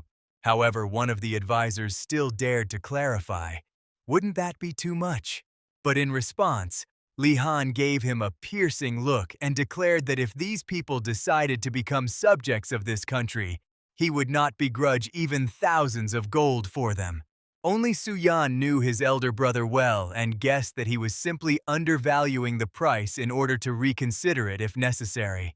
Meanwhile, Li Han recalled that according to the head of administration, one detachment disobeyed the order and fell into an ambush. The commander of that very detachment immediately stepped forward and, bowing low before the king, asked for forgiveness for such a rash act. However, to the commander's surprise, Li Han ordered that his children and the children of his warriors be sent to the Petje Academy so that they could learn military affairs. The commander feared that his clan would be destroyed as punishment, and therefore, in response to such great mercy from the king, he could not hold back tears. After all the formalities were completed, Suyan finally returned home and immediately began restoring his lost muscle mass. Havichji was watching his training while the prince was doing the bench press. But suddenly the unthinkable happened. Suyan lost control of the barbell and it fell onto his chest. Havichi immediately helped the prince lift it, and at the same time noted that Lord Suyan had exhausted himself too quickly and had not even come close to his record. But Suyan noticed the student's gaze and directly asked, "What does he think about his condition?" Havichji did not dare to lie, so he awkwardly admitted that the prince had noticeably lost strength and muscle. Then Suyan decided to ask Sangun's opinion, but for some reason he was nowhere to be seen. The prince was surprised by the absence of his cousin at the training ground, to which Havichi explained that Lord Sangun was at home. Suyan decided to immediately visit his cousin, but upon seeing him, he barely recognized him. Sangun had become very gaunt, which made Suyan anxiously ask, "Is he eating at all?" In response, the cousin admitted that he had no appetite at all, and then everything became clear to Suyan. Without food, muscles cannot be maintained. However, his uncle, Thejon, revealed that a month ago Sangun began drinking wine by the jugful. Then Suyan asked his cousin, why is he hiding out here instead of visiting his father? However, in response, Sangun told how he advised his father to consult a healer, but the latter only whipped him with a cane. Sangun was not hurt, so he did not back down and endured all his father's blows. But then Yaning threatened his son with disownment, which was a devastating blow to Sangun. Now Suyan knew what exactly had broken his cousin, so he suggested that he and Thejon visit Yaning. Soon, all three found themselves before the gates of the estate of the deposed crown prince. Unexpected guests were met by a servant who had been ordered to admit no one. However, seeing the great Prince Suyan himself, the servant immediately forgot the order and let the trio into the courtyard. There they saw a disturbing scene. Yaning was shouting at the wine jugs and demanding they bow before the heir prince. And when Yaning turned to the guests, everyone saw his crazed look. Thejon and Sangun tried to calm and reason with him, but in response, Yaning began shouting at them and threatening. However, noticing Suyan, Yanin suddenly fell prostrate before him and began to beg for forgiveness. And then Yanin even addressed Suyan as the great founder of the state and legendary ruler, Taijo. It was obvious that Yanin had lost his mind, which made his brother Thejon clutch his head, and Sangun could not hold back bitter tears. But Suyan was completely stunned on the spot from confusion. However, soon he pulled himself together and ordered the servants to call a doctor. The doctor gave Yanin a potion to calm him, and after examination, delivered a grim verdict. There was no hope, and even if Yanin completely stopped drinking, he would live at most another month. These words shocked the three, and then the doctor advised them all to prepare for the worst. And 3 days later, the deposed crown prince Yanin died. Sangun took it very hard, and at the funeral began to blame himself for not being able to glorify his parent. Suyan tried to calm his cousin and explain that his father died because he drank a lot of alcohol and did not take care of his health. Meanwhile, the relatives of the late Yanin actively gossiped about his last days. Prince Hiryan said that according to rumors, Yanin died wandering in delirium due to alcohol poisoning. But Prince Kyeonyeon said with a sly smile that most likely Yanin died of old age, and when this is confirmed, he will take care of all his affairs. At all these words, Thejon gritted his teeth, barely restraining his rage. Then he suddenly jumped up from the table and declared that his brother did not die of old age, but because he lost his life force. In addition to the loud words, Thejon bared his chest, showing his muscles, and added that he has been strengthening his body for 3 years. If he at such a venerable age managed to achieve such results, then the others should also work on strengthening both body and spirit. But then Hiryan asked how they could possibly lift 600 kilograms at all. The question surprised Thejon, and he explained that no one can immediately lift 600 kilograms. In training, consistency is important, not the weight of the loads. Thejon himself, for example, lifts only 500, which is quite enough to restore strength. However, his words did not inspire the other brothers much. Prince Hanmyeon tried to change the subject and assured that he would definitely ask Suyan about the training. However, in the next moment, Thejon grabbed his hand and ordered him to ask right now. And then he even dragged his brother to Suyan. He was a little confused by what was happening, but Thejon firmly stated that all his brothers were interested in strengthening their spirit. And then, Thejon asked to be taken to the training ground, which made Suyan not just confused, but stunned. However, he did not resist his uncle's will and soon brought his brothers to his home for training. Only neither Suyan himself nor his uncles were clearly pleased with this idea. The great Prince Kyeonyeon was too sickly and tired. The great Prince Hanmyeon was too impatient. And the great Prince Hinyeon was simply bored. Nevertheless, Suyan tried to pull himself together and asked the uncles to change into sportswear. At first, he worked with Kyeonyeon, whom he instructed to lift a bare barbell. But suddenly, Hiryeon became interested in the running wheel and immediately decided to try it out. Fortunately, Suyan managed to stop his uncle and explain to him that it was necessary to warm up the muscles first. But as soon as Suyan dealt with one problem, Hanmyeon grabbed the dumbbells and started swinging them. By sunset, the training finally came to an end. However, all the uncles were in a very high-spirited mood and even decided to train together again tomorrow. But Suyan was not very pleased with this idea, because if the uncles trained at his house every time, he himself would not have time to practice. But fortunately, the solution to the situation was found by Taejeon, who suggested that the brothers take turns training with their nephew. Suyan was delighted and almost cried with joy. But the next moment, Taejeon added that besides the uncles, he would also have to train their wives and sons. Soon, news about the training of the elder princes reached the former king, Sejong. Once, meeting Suyan in the library, he inquired about his son's new responsibilities. Then Suyan awkwardly admitted that he was now forced to train all his uncles. However, he managed to find a very effective approach to them. When one of them started to be lazy or stubborn, he simply said that the other brothers were training much harder. And every time this trick worked, the uncles seemed to catch a second wind. Sejong praised his son for his cunning, but he noted that constantly holding lessons with uncles at home was very inconvenient. And then the former king recalled a place called Yukjopso, where orphans were once kept and raised. Suyan had heard about this place, and, according to rumors, orphans at Yukjopso were taken into care and given work. However, Sejong explained that this was how it used to be.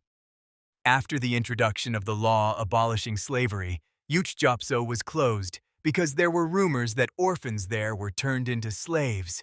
At these words, Suyan flew into a rage, clenching his fist until the knuckles cracked. Then Sejong covered his son's hand with his own and explained that where there is light, there will always be shadow, and therefore it is impossible to eradicate such evils. Nevertheless, Suyan firmly stated that even for the sake of building a training hall, they cannot simply forget about the orphans. Therefore, the prince proposed to expand Yukjopso to continue caring for the children and at the same time place the training hall there. If orphans are taught the art of martial disciplines, worthy people can be raised from them, and the expenses can be covered using Suyan's personal land income. This idea pleased not only Sejong, but also his brother, Taejong, who with a smile assured his nephew that he would help him. The next day, Suyan's uncle, Hinyeon, came to training, but this time he brought his wife and 2 sons with him. Suyan suggested that his aunt train with his wife, and afterwards he would personally train the cousins. Prince Oksan and Usan rejoiced at the opportunity to study under their elder brother.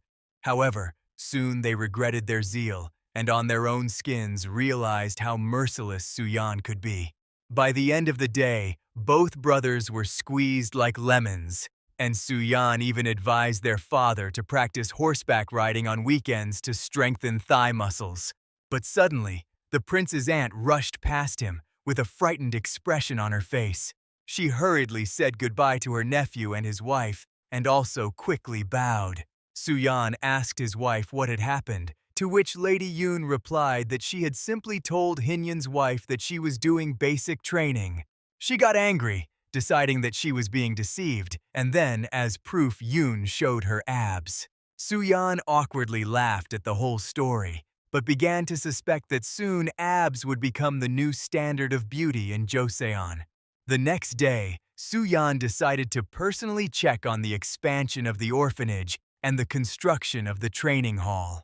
His assistant, Hyung-yu, reported that as a gift, Prince Han-myeon had granted them high-quality timber. And if the construction pace continues, the training hall will be ready in less than a month. Soo-yeon was pleased with the good news, but the next moment his attention was drawn to noise outside.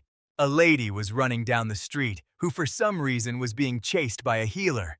She tried to explain to the lady that she only wanted to conduct an examination and deliver the results to the doctor. However, the lady did not want to hear anything and raised her hand against the healer. Fortunately, Soo-yeon managed to intervene between the women, and only his back received the slap. The lady was horrified to recognize the prince, but he was more concerned with the question, "What is happening here?" Then the healer explained in response that the lady was feeling unwell, so she needed an examination. However, the lady refused the doctor's services, and then the healer offered to conduct the examination herself. At her words, the lady declared that she would not entrust her life to a former slave. However, in defense of the healer, Soo-yeon noted that judging by the strength of the blow, the lady really needed an examination. She did not dare to oppose the prince's will and obediently followed the healer. Meanwhile, Hyung-yu approached Soo-yeon and explained to the prince that only slaves are taken as healers, but sometimes even women refuse to accept treatment from them. Then Soo-yeon suggested training the healers in the art of combat rehabilitation. Hyung-yu tried to explain that the healers would have difficulty coping with awkwardness and shame in front of the teacher, to which Soo-yeon stated that this was precisely why they would be taught, not by a man. The next day, Hyung-yu gathered all the healers in the courtyard of the estate and introduced them to Lady Yoon and her daughter-in-law, Lady Suk-ju. From this day on, they became mentors in the art of combat rehabilitation for women. First of all, Lady Yoon provided the healers with sportswear and asked them to change. And then she proceeded to stretch the muscles and warm up the tendons of her students. Having made sure that his wife had everything under control, Soo-yeon decided to visit Yukjopsun to check on his uncles. After just a month of daily training, the elder princes seemed to have been replaced. Now they were no longer the tired and grumpy old men. And Prince Kyeonyeon even boasted to his nephew that he now slept well at night. However, not everyone on the training ground was in a good mood. Hyung-yu sat apart from everyone, gloomily hanging his head. Soo-yeon decided to inquire, why was his assistant so pale, as if he had not slept all night? And then Hyung-yu, with tears in his eyes, revealed that his wife had become very weak. She had always been distinguished by strong health and had managed to give birth to as many as 9 children. However, quite recently, after the last childbirth, she suddenly developed severe diarrhea. Hyung-yu invited one of the best doctors, the respected Yang Hon-soo, but even he could not determine the cause of the ailment. And from that day, his wife's condition worsened, and Hyung-yu himself began to fear that she did not have long to live. Therefore, he fell to his knees before the prince and desperately asked that Lady Yoon examine his wife. In response, Soo-yeon promised to help and on the same day conveyed the request to his wife. Although Lady Yoon feared that she might only harm the woman, she still agreed to visit her. Then Soo-yeon ordered that Hyung-yu's wife be temporarily moved to the guest house and assigned a court doctor to her. However, the next day he reported that he saw no cause for the ailment and Yang Hanchu's prescriptions and diagnosis had been done correctly. Hyung-yu's wife eats well in the morning, but starting from lunch, she begins to show symptoms of diarrhea, and by dinner, she eats nothing. Then Mrs. Yoon decided to personally examine the woman, and after several agonizing hours of waiting, she returned with a discouraging verdict. Mrs. Hyung-yu did not have a normal postpartum recovery, which left her body in terrible condition and her spine crooked. The woman's joints were deformed and any impact caused pain, so treating her with body enhancement techniques was not possible now. At these words, Hyung-yu's legs gave way and, crying, he asked the prince what to do now. But all Soo-yeon could say in response was, everything is the will of God. For him, the whole situation was no less painful. If he could have solved it with training, he would have done so already. But somehow, near sunset, a servant suddenly arrived at the estate with a certain package. Suyan inquired about the reason for such a late visit, and then the servant explained that by His Majesty's order, he delivered fresh milk twice a week to Mrs. Hyungyu for postpartum recovery. At these words, Suyan was struck with realization. He understood that the milk was the cause of the ailment, so he immediately took it from the servant. And in the next moment, Suyan threw the bag of milk far beyond the estate walls. The servant was horrified by this turn of events, for this milk was a sacred gift from His Majesty from Mount Naksan. But Suyan was not worried at all, because now he knew that Hyungyu's wife was lactose intolerant. Therefore, he grabbed the poor servant and ordered him to urgently go to the capital and buy beans from which tofu could be made. Only the servant had no idea which beans were needed and what tofu actually was.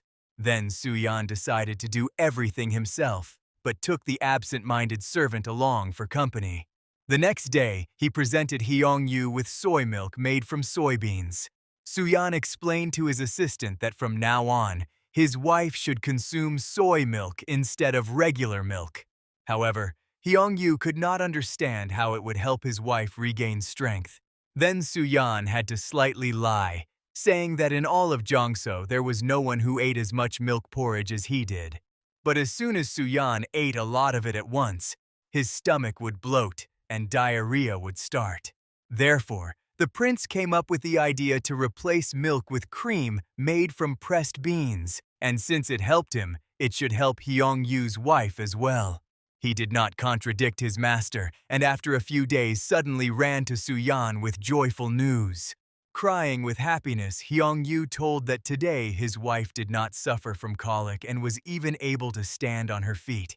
Madame Yoon confirmed his words and added that the patient's strength is recovering and even a blush has returned to her face. Such news pleased Suyan, and he ordered that Hyungyu's wife be given acupressure massage to strengthen her muscles. And after 10 days, Hyungyu's wife was able to come to Suyan herself to express her gratitude. Then the woman thanked the court physician, Jong Sunui, but he refused the thanks as he could not guess the cause of the ailment. And when Hyungyu's wife left, the physician was forced to admit that with his level of knowledge, he was unlikely to be able to write a medical treatise. Sunui's words interested the prince, and then he revealed that he had always believed that the basis of everything in a person's life is nutrition. So he began working on a book. But suddenly Suyan grabbed the physician's hand and declared that he must put all his effort into writing this book, because in the art of healthcare, the best is the one who leads a healthy lifestyle himself. Sunui was flattered by the prince's zeal and promised to continue working on the treatise. But Suyan also decided not to sit idle and told his brother about the treatise over lunch. The physician's book interested Li Han because healthcare is the most important thing. However, Suyan explained to his brother that Joseon products do not cover all the body's needs. But to his surprise, Li Han had already sent his man to Liaodong to solve this problem. Earlier, this man had proposed to His Majesty to establish trade with India, and now he had arrived in Liaodong to purchase sea salt. And this man's name was Gildan. The deal with the suppliers had already been concluded, and now it remained only to wait until the loaders carried all the salt onto the ship. But suddenly, one of the loaders lost hold of the basket with salt and fell to the ground. This loader was named Gukhan, and despite his advanced age, he continued to work in the port. 2 guards immediately began shouting at the old man for the mistake, but Gildan ordered them all to step back. He was afraid of missing the tide and losing another day, so he began to carry all the salt onto the ship himself. The port guards were amazed by Gildan's strength and speed, and one of them said that it was all because the people of Joseon were well fed. Only from all these words did Gukhan begin to feel anger and envy.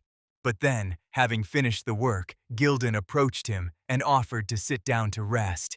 However, Gukhan politely refused the rest and explained that he needed to work hard to receive his wages. Gildan pondered the loader's words and glanced at the port guards. And then, suddenly Gukhan slapped the old man on the back and declared to the entire port that he was taking this frail old man with him to arrange special training for him. In fact, Gildan just wanted the loader to rest in the cabin, which surprised Gukhan, but he was grateful. Climbing onto the deck, the old man thought with annoyance, how many years have passed since he was last on a ship? And Gukhan also sadly remembered the time when he was useful. But then, entering one of the cabins, he noticed Sanlianman on the ceiling, a word engraved upon the completion of the ship's construction. And reading this engraving, Gukhan learned that the ship was built by Fan Gilju in the 5th year of Emperor Jintai's reign. From these lines, Gukhan could not hold back tears because he had previously sailed on this very ship. After some time, Gildan visited the loader and asked if he had rested. In response, Gukhan thanked the gentleman for his kindness, but then suddenly asked, "Doesn't it seem to him that the ship is rocking?" Gildan agreed with the old man's remark and admitted that he had suffered quite a bit from seasickness while sailing to Liaodong. Then Gukhan advised opening the bow and stern portholes so that water would pass through the bottom. Then the ship would rock less. Gildan was amazed by the loader's knowledge, but the next moment Gukhan was hurried by an angry guard. The old man did not test his patience and, after thanking Gildan once again in farewell, quickly left the ship. However, Gukhan still left an interesting impression because Gildan watched him go for a long time. After the end of the workday, Gukhan came to the official for his salary, but the official said that the old man should not come here anymore. Gukhan asked in shock why, to which the official explained that he had dared to cause inconvenience to a merchant from Chosun. Gukhan could not resist the will of the official, so he took his last salary and trudged home. But if you remove all the husks and sand from the rice in the sack, there wouldn't even be a liter left. How can one live on that? Gukhan had heard that the commander-in-chief of Liaodun was supposedly building something, and because of this, all workers had their salaries reduced. Meanwhile, the barbarians subordinate to Chosun now live in comfort and wealth. Then how are ordinary, honest people with crafts in their hands supposed to make a living? It was necessary to urgently find a way to survive, so that very evening Gukhan gathered his old team under one roof.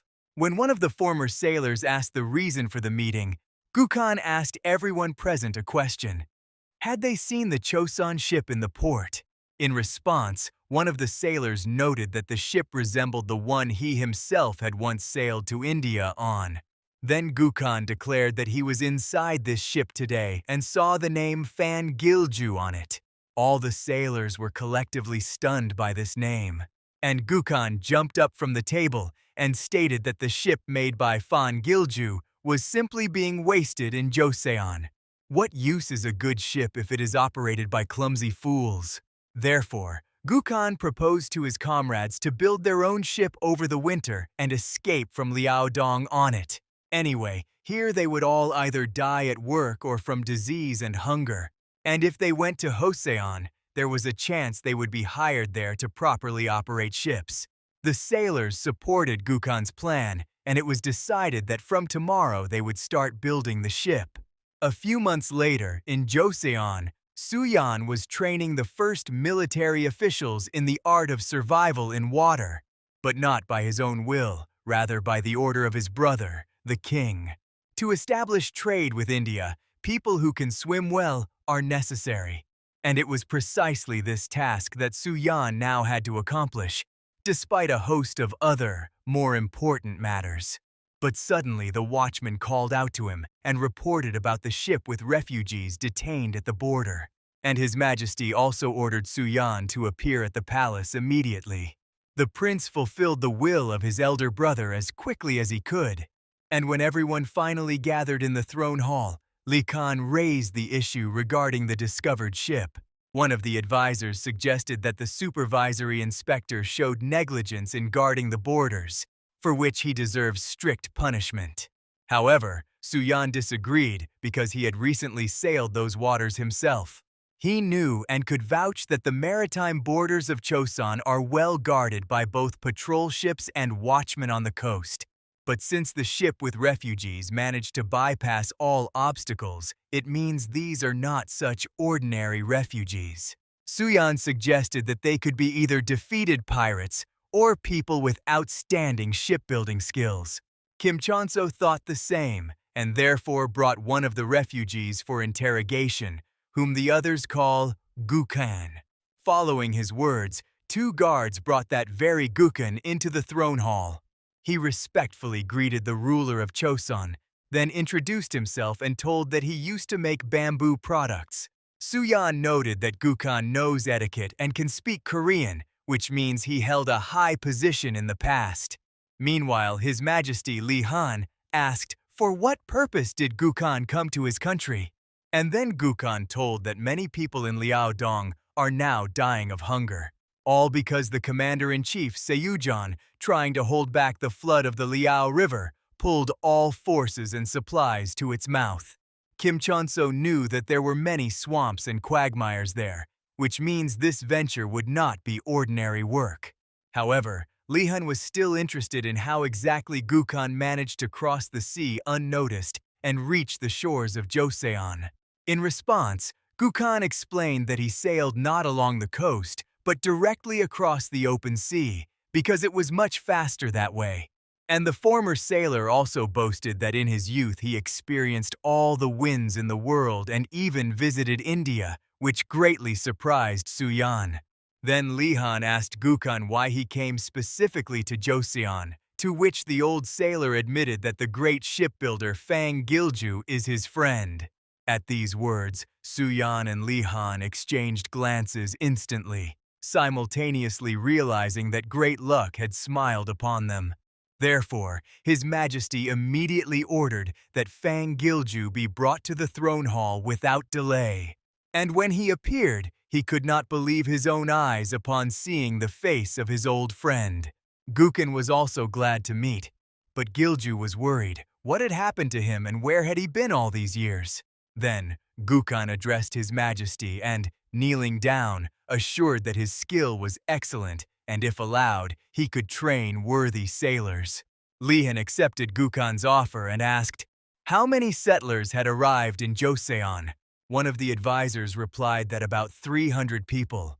However, Kim Chonso warned that if the refugees encountered Ming envoys, it could turn into an international problem.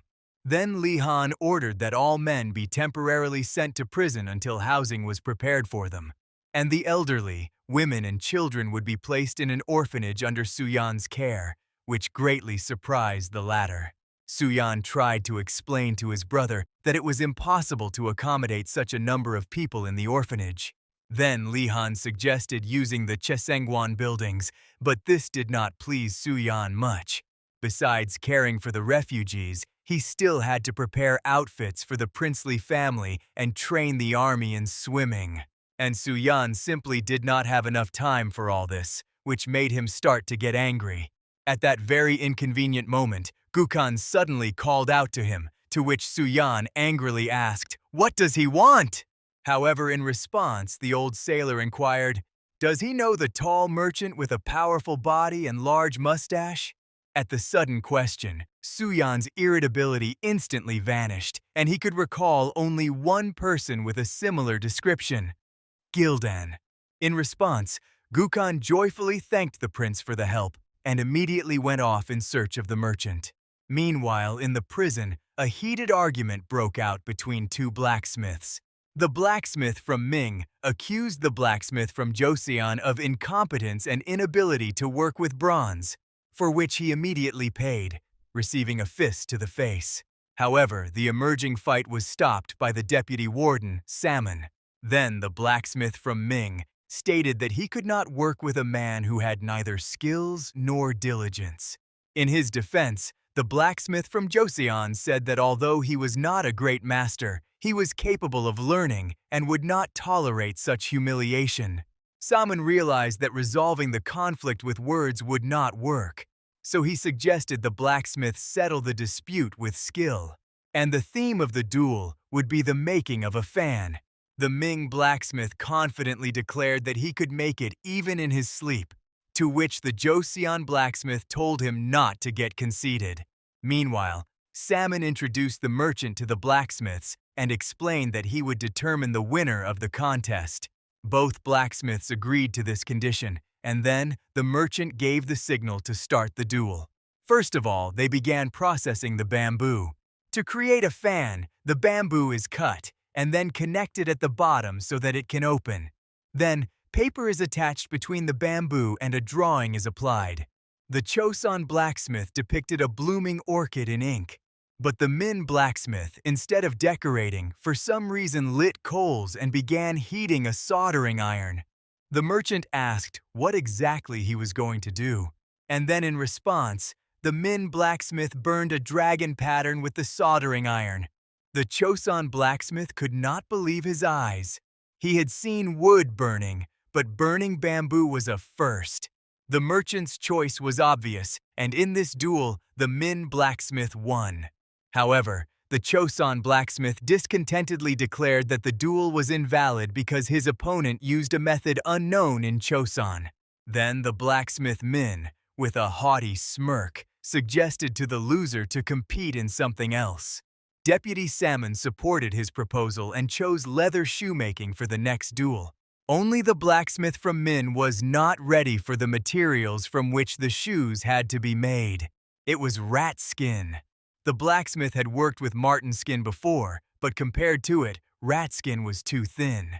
The competition lasted until sunset, but in the end, the blacksmith Min could not make anything.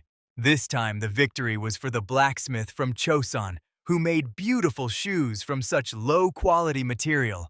However, now the blacksmith from Min declared that it was unfair because such materials are not used in his country. He demanded another competition, but this time in metalworking, to which the blacksmith from Choson gladly agreed. In the end, the contest lasted all night and ended at dawn. The merchant noted that Min's products had a lot of elegance compared to Choson's products. And this was exactly what worried Salmon, or rather, he was worried that such products would start being sold in the markets. And if the ambassador accidentally saw goods made in the Min style, it could cause political problems between Choson and Min. Then the merchant proposed to arrange for the prisoners and settlers from Ming to work under the guidance of Joseon masters. Then the technicians of Joseon and Ming will mix, and no one will suspect anything. Samun was forced to admit that the settlers from Ming were not concerned with personal gain at the moment, so they would agree to work under anyone's leadership. And the merchant added that this way they would not only learn from each other, but also teach the prisoners. These words finally convinced Salmon, and he gratefully thanked the merchant for the excellent idea. And in the next moment, the deputy rushed to the palace to quickly deliver this proposal to His Majesty. Meanwhile, refugees from Liaodong had already arrived at the orphanage. First of all, Suyan ordered that they all be fed to their fill. However, there were so many people that the cooks were already getting tired of boiling pots of rice. Then Suyan anxiously asked Gukhan, "Does not the commander-in-chief of Liaodong provide food to his workers?" However, in response, the old sailor explained that they were not farmers, so they only ate what was given for work. Also, Gukhan thanked the prince for having the Joseon doctor take care of all the sick. He was just examining one of the old men, and soon declared that the patient's lungs did not circulate qi. Then the doctor called over the healer and prescribed treatment with raw carp for the patient. Only upon hearing these words, Suyan felt unwell, because such treatment could cause dystomiasis. Therefore, he politely suggested to the doctor to prepare fish soup instead of raw carp. However, the doctor objected, because fish soup is prescribed for pregnant women and is not suitable for treating the lungs. But Suyan was not going to give up and explained with a smile that the patient was too weak, so it would be difficult for him to digest raw fish. With this argument, the doctor did not argue and ordered the healer to cook the carp with a large amount of radish. and Suyan mentally swore to himself that he would definitely add a section about parasites to the medical treatise, even if it meant publicly opening the fish's belly. However, then his attention was drawn to a group of refugees who were clearly suffering from pain in their backs and shoulders. The doctor explained to Suyan that these people had been doing heavy work for too long, so their bodies were weakened, and unfortunately, his treatment methods were powerless here. But in response, the prince declared with a broad smile that he was a specialist in orthopedics. And in the next moment, he grabbed the first unfortunate person he could find and began to massage his body. Only from the side of the other refugees did what was happening resemble torture more than treatment. Nevertheless, after the warm-up, the man was genuinely surprised that his shoulders no longer hurt. Suyan, with a satisfied smile, explained to everyone that if you regularly warm up your muscles, the disease will not develop. Only a bureaucrat was needed who would be responsible for the health condition of the workers. Then Gukhan suggested Gildan for this role, which slightly surprised Suyan. Recently, Gukhan had often mentioned the merchant's name, but Suyan did not mind and promised that when Gildan returned from Liaodun, he would be immediately transferred here. But suddenly the guard who accompanied the royal envoy ran into the shelter. He came to announce the order of His Majesty to immediately relocate the refugees from Liaodun to military dormitories. Suyan was struck by such a sudden order and asked, "What is the reason?" Then, the king's envoy explained that soon a messenger from the Min Empire would arrive in the capital, and if the Min found out about the refugees, there would be big problems. Suyan did not resist the will of his elder brother but clarified, "Who exactly will arrive as envoys?" In response, the envoy said that from Min would arrive the minister of the military department Ugam and the imperial inspector Yunbon. Suyan found it strange that two would arrive at once, and they did not resemble ordinary envoys.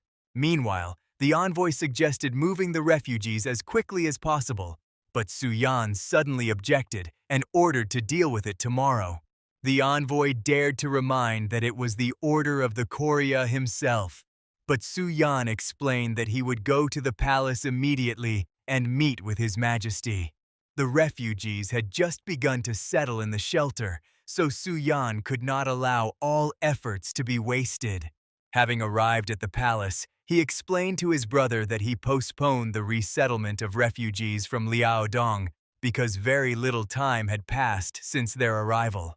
However, one of the advisors opposed the prince's decision and suggested sending the refugees back to Liaodong altogether so as not to irritate the Celestial Empire. At these words, Kim Cheonso became furious and called the advisor a supporter of Ming. Suyan tried to smooth things over and assured that the commander-in-chief of Liaodong had not even noticed the disappearance of several workers, so there was no need to worry. But in that case, the question remained. For what purpose were the envoys from Ming heading to Joseon, and what was the Celestial Empire planning? Li Han was forced to admit that he had been too hasty, so for now he would act as Suyan decided. A few days later, envoys from the Ming Empire arrived at the palace. At the imperial inspector's banquet, Yunbon entertained and intoxicated Taegun in every possible way. But Suyan was given the minister of the military department, Ugyom, which made the prince feel like he was on pins and needles. But suddenly, Ugyom noted that the Joseon ship sailing to Liaodong turned out to be very outstanding. Suyan immediately poured the minister some more wine and confessed with a smile that the former emperor had greatly helped Joseon by sending excellent craftsmen. Then Ugyom declared that even with good ships and advanced technologies, it was impossible to pacify the pirates raging at sea.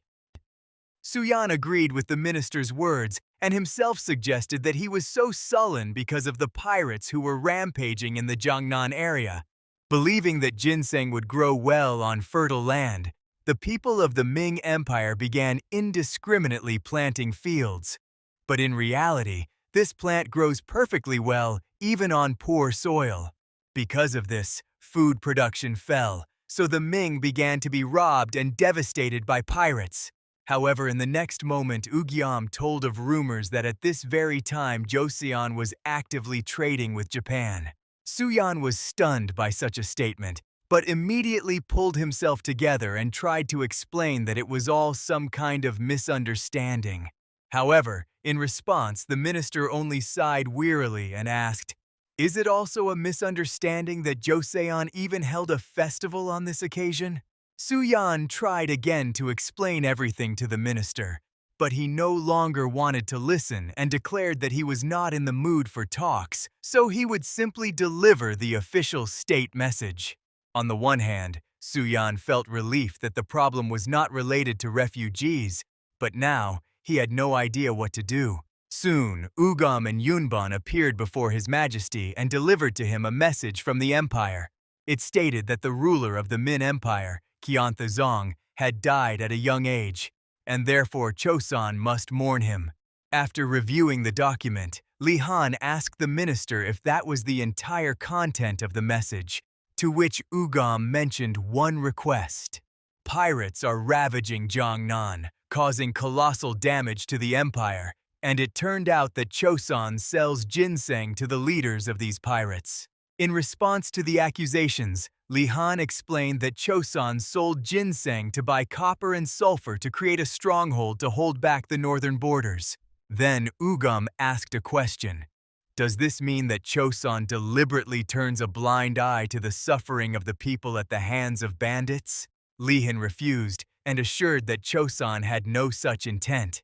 Then he also asked the minister a question. What exactly does the Min Empire want from Choson? But Ugam was expecting this question and demanded that Choson train a fleet and push back the pirates heading to Jiangnan. And then he added with a mocking smile that Choson, which managed to pacify the northern lands, will surely be able to do this as well. Now Suyan understood the minister's motives, but the losses for Choson would be colossal, and they have no right to refuse.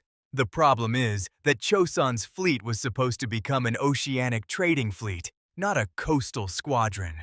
Meanwhile, Li Han explained to the minister that they currently had only 30 ships, and to drive away the pirates, it was necessary to resolve the supply issue. Then Ugyam calmly assured that there was no need to worry about this, because the Ming Empire would allow Choson's military ships to dock in the ports of Hangzhou province. However, in response, Li Han stated that his ships did not need to stay in Hangzhou, and then he asked the minister for permission to establish a port in Taiwan. Ugyam was surprised by such a request, since barbarians inhabited Taiwan, but Li Han explained that due to the turmoil in Choson, sugar stopped arriving. However, if they set up a port in Taiwan and grew sugarcane there, it would bring profit to everyone. Taiwan originally never had anything valuable, so Ugyam agreed to this proposal. 6 months later, the Choson fleet went out to the East Sea to conduct exercises, and the exercises were conducted by none other than Guken and his comrades. Only the new generation of sailors did everything terribly badly, which often forced Guken to raise his voice. Fortunately, Gildan was assigned to help him, and each time he managed to calm the experienced sailor. Nevertheless, Suyan was satisfied with both the teacher and his students. Guken's teaching style was strict and straightforward. His method, less talk, more action. Having mastered the basic skills of ship handling in Payacrando, he immediately led the fleet to the southern seas. 6 months of training restored Guken's youthful strength, and even his character became like in the old days. Arriving in Tone, he did not rest and immediately demanded to set out for the islands of the Eastern Sea. Then Suyan chose the island of Dokdo, which was known for a pair of rocks called the Twin Rocks. It was there, on the top of the right rock, that Suyan decided to organize a guard post. But first he erected a memorial stone to immortalize this important event. However, when the task was done and the sailors began returning to the ship, Suyan suddenly took Gildan aside for a talk. The prince wondered, was Gildan serious when he agreed to Hukan's proposal to become related by marriage? Gildan was taken aback by such a question, which is why Suyan had to hastily explain that he misunderstood everything. By kinship, the prince did not mean a marital union, but the possibility of becoming official relatives. Gildan pondered this proposal, for marrying into the respected Gukan was not such a bad idea. But the main thing is that in this case Suyan will be forced to take him with him to Ikju, so Gildan agreed. Half a month later, Lihan asked Gukan, "How is the fleet preparation progressing?" In response, the sailor reported that he had already completed all stages of training, from reconnaissance to landing, and the route from Pyokando to Usando turned out to be very convenient. In that case, Lihan asked his advisors, "What exactly is known about the lands of Taiwan?" Then Kim Chonso told the ruler that according to records from the Yuan era, wild tribes live in those lands, cruel by nature and united into clans. And that means there is a chance that even before building the port, Joseon will have to wage war. Then one of the advisors suggested notifying the Ming Empire about the risks, which seriously alarmed Suyan. He knew that Taiwan was not so primitive and was already at the Iron Age level of development. Only Suyan knew this. Meanwhile, advisor Bangilju told the ruler that he had previously heard a story from an old man who lived in Taiwan. And that old man said that the inhabitants of Taiwan were fierce savages and had a cruel custom of bringing the head of a person from another tribe when a youth became a man. These words made Suyan feel sick, and he still decided to intervene. The prince asked Bangilju, "How many years did that old man live in Taiwan?" The advisor replied, "According to rumors, the elder lived there for 15 years and then moved to Fuzhou." Suyan found it strange that a man could live 15 years among savages and even without the help of Min. Therefore, the prince concluded that although the tribes of Taiwan have cruel customs, they have no experience of real war. Then Lihan decided that since they are just cruel savages, it is enough to simply show them how the world works. The advisors gladly supported the king's decision to re-educate the barbarians. But Suyan was not very pleased, because he perfectly understood that by re-education, the elder brother meant bombardment with cannons and muskets. Yoguken was examining the map with interest. Along the western coast flowed a large river, but he did not know what exactly the smoke mark on the map meant. Suddenly, one of the sailors called out to Yoguken, informing him that ahead was a mountain from which smoke would rise. Lihan exclaimed with surprise when he heard from Suyan that there was sulfur in this region. According to rumors, on Kyushu there was a place called Bufu, where there is a mountain that emits smoke and fire. There, fire penetrates the ground and hot springs gush from it, and in the valleys through which hot water flows, pieces of sulfur can be collected. Hogan was sure that countless resources were hidden in the earth, because the more they extract, the more profit they will gain. Hogan's words made Likyan think, even if they had to use Singijon and cannons, this land had to be taken under control at all costs. Hankwok, however, was inclined to avoid the use of force if possible, and since he was well versed in the language of the Minsk Empire, he suggested going together with the expedition. Then Likyan asked Suyan if he had any desire to go south. After hesitating a little, Suyan refused, since he was currently busy with the court physician composing a treatise on food supply. Likyan smiled in response, promising his brother full support at any time. Then the following went on the campaign. The Left Chancellor Hankwok, fluent in the Min language. Hwan Myonhwo, who proposed the expedition itself. The technician Yogukan, as well as the fleet that had completed training and would lead the campaign. The expedition one way took 8 days, the return 11. So it was possible to make such a trip once a month. Hwan Myonhwe was diligently squatting on the ship's aft deck when Hankwok approached him and praised him for his diligence. For even in such harsh conditions, Hwan Myonhwe did not neglect training for self-improvement, although he believed that true mastery was still far away. Nevertheless, It was a great honor for him to participate in the expedition together with such outstanding people. A signal of arrival sounded, and Hankwok, smiling, urged Hwan Myunhwae to finish training faster. The boats were lowered into the water, and soon a small detachment landed on the northern coast. Sun immediately began to study the shore with his gaze, ignoring the lamentations of Hankwok suffering from the heat. Noticing something in the grass, Sun immediately raised his clenched fist, signaling to his warriors to stop. Instantly, armed men appeared from the grass, their appearance clearly unfriendly. A man stepped forward and asked who the newcomers were, since they had been sailing along the coast for several weeks. Realizing the seriousness of the situation, Sun gave the order to take battle formation. The warriors immediately obeyed, surrounding the Left Chancellor and Hwan Myunhwae in a tight circle. Suddenly, an elderly voice was heard from the crowd of natives. He asked permission from the leader to personally speak with the strangers. The crowd immediately parted, and before the delegation from Joseon appeared a short old man with a thick gray beard. The old man wanted to know if the travelers came from the Ming Empire. Then, Hankwok took over, immediately stating that they had no relation to the empire and came from the state of Joseon, which lies to the east of Ming. The old man was very surprised to hear this, asking if the Ming people were not relatives of Goryeo. To which Hankwok, smiling, explained that Goryeo had fallen, and Joseon was already more than 60 years old. As soon as the whispers among the natives ended, Hankwok announced that they had come here to settle and build a port, and if possible, they would like the locals to cede land including the eastern mountain, from which smoke will rise.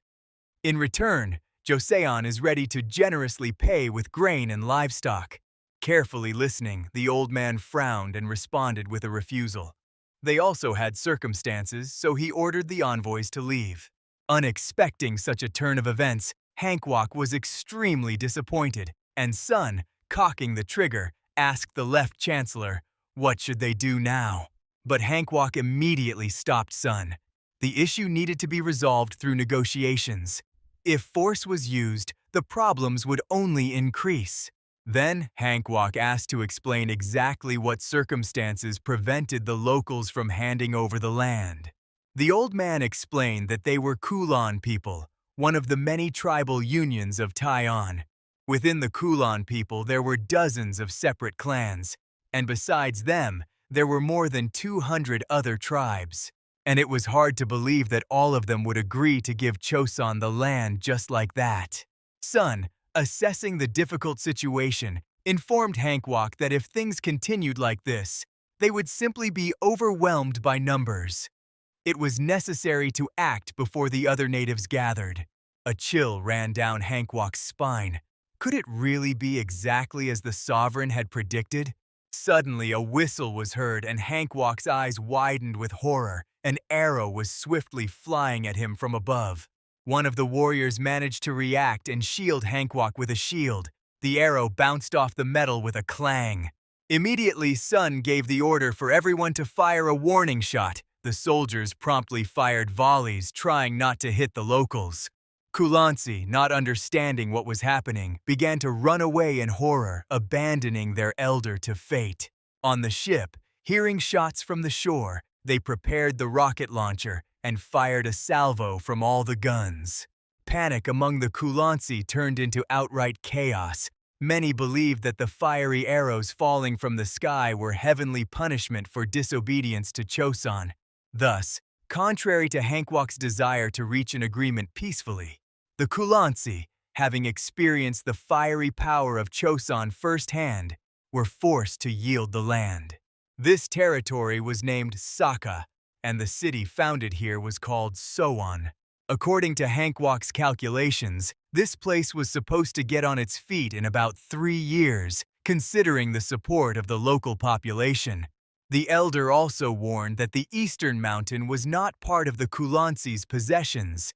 It was the territory of the Taiyai people, and one needed to be more cautious with them.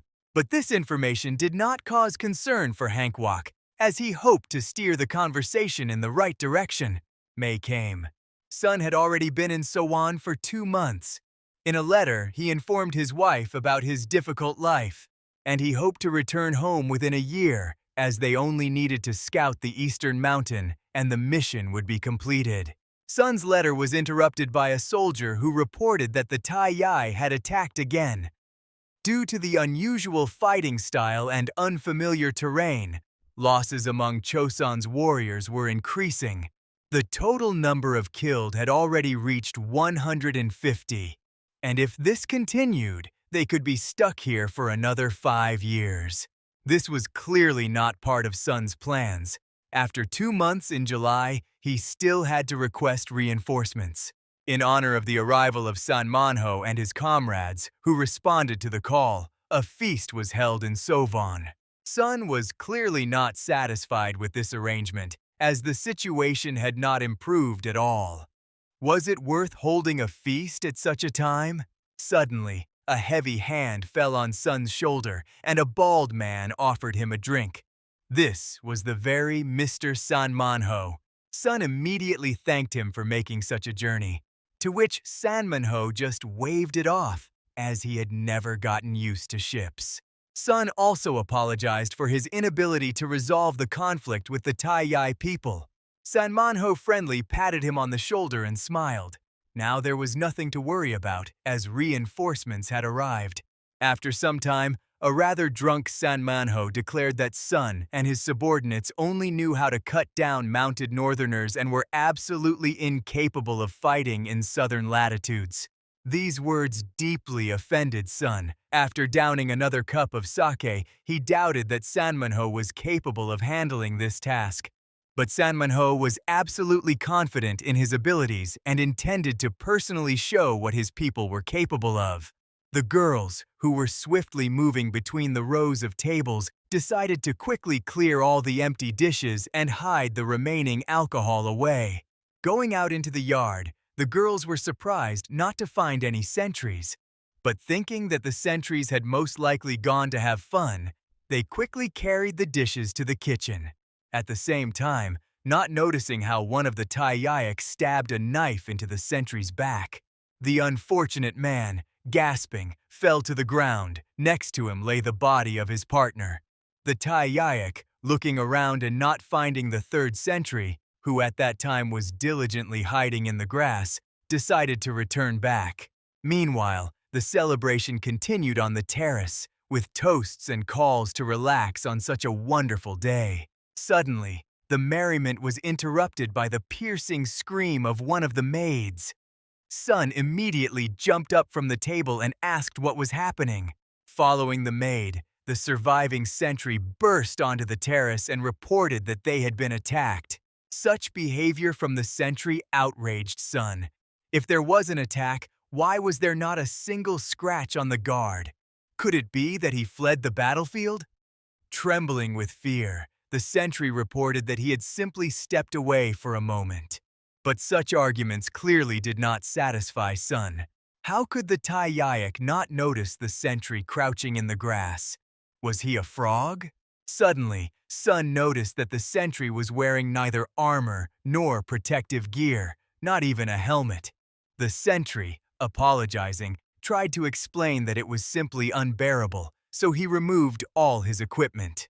Suddenly, San Manho burst out laughing, saying this is what licentiousness leads to.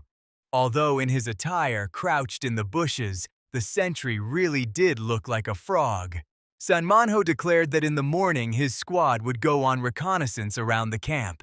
It was time to show these savages the power of the North.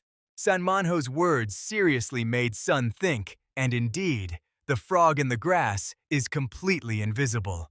The next morning, the detachment led by San Manho set off towards the eastern mountain.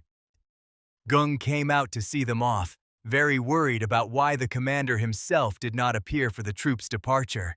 Suddenly, his thoughts were interrupted by the cry of a maid who, lamenting, hurried away from one of the buildings.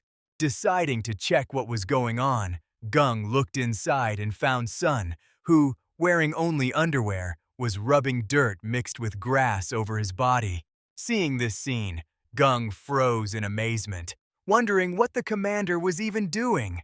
But Sun was so engrossed in his experiment that, not noticing the assistant's appearance, he continued diligently smearing his body.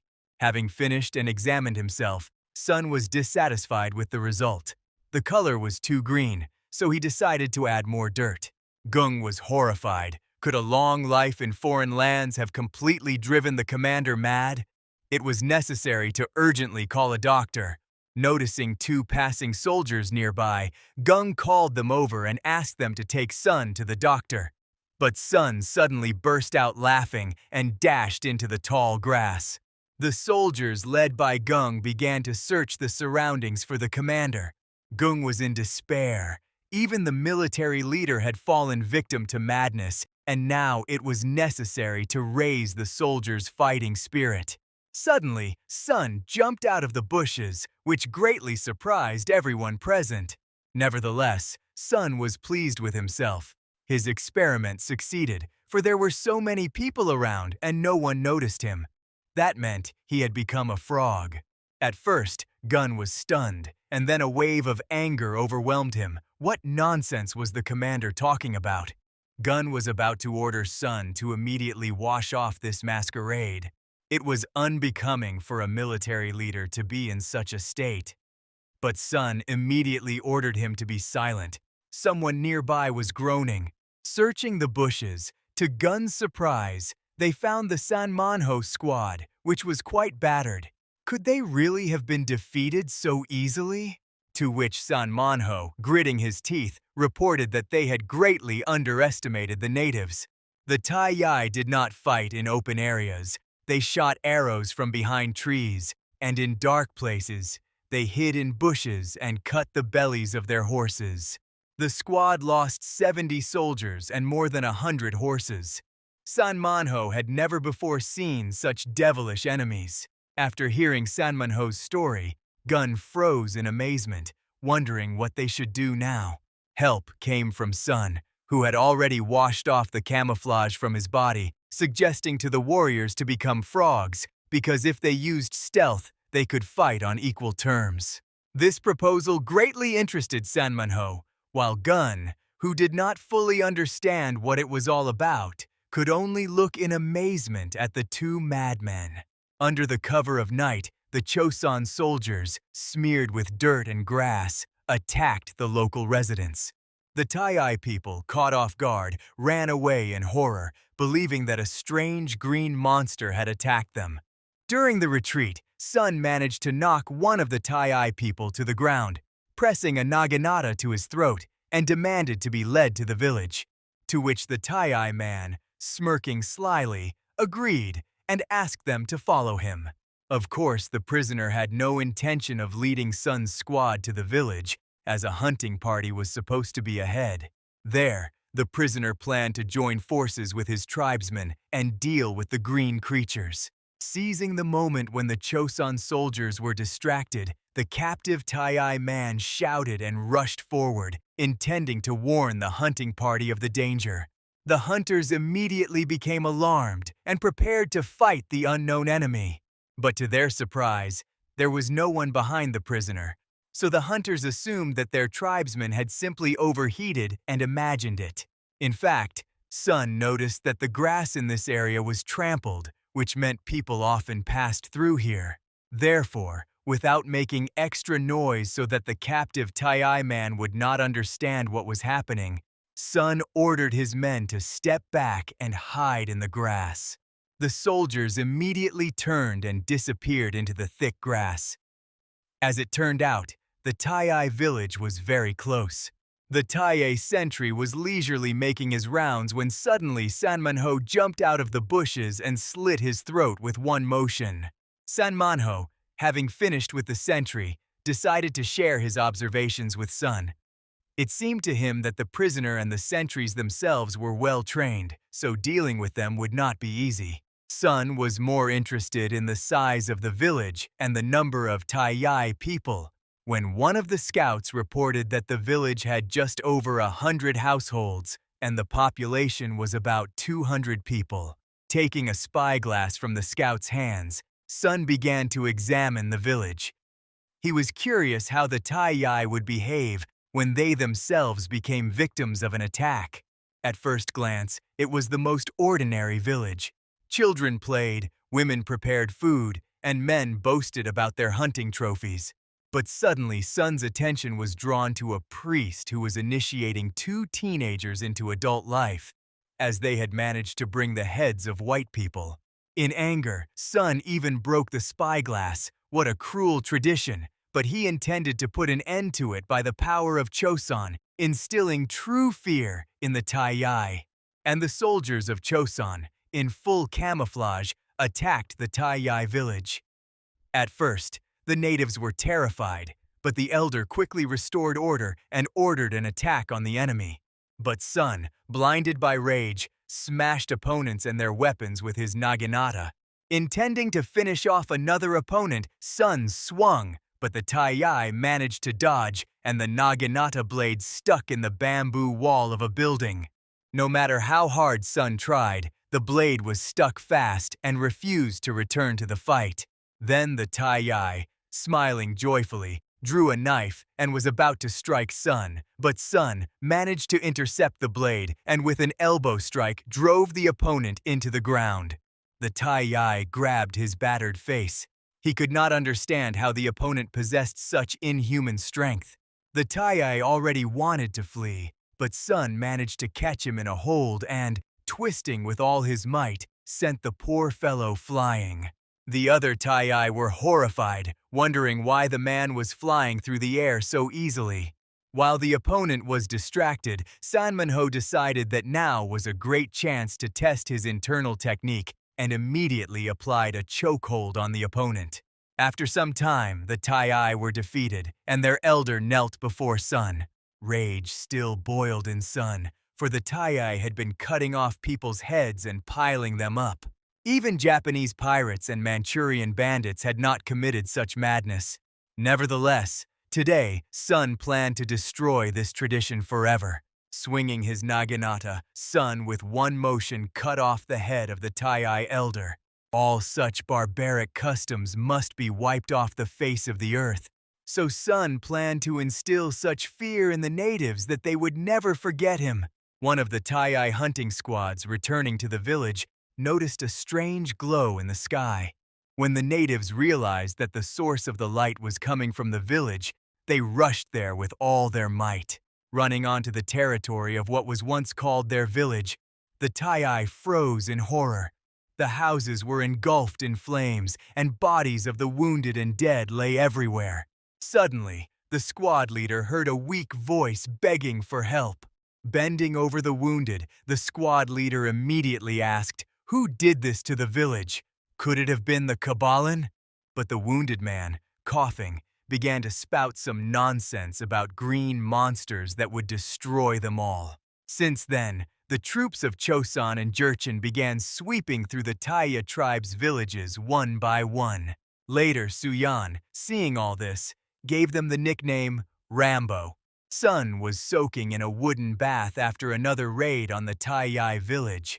He was diligently trying to scrub the dye off his body, but because of the wormwood included in it, this was extremely difficult. Suddenly, Gun entered the room. He was worried that the commander had been in the bath for so long. Sun apologized, saying he was just steaming his body.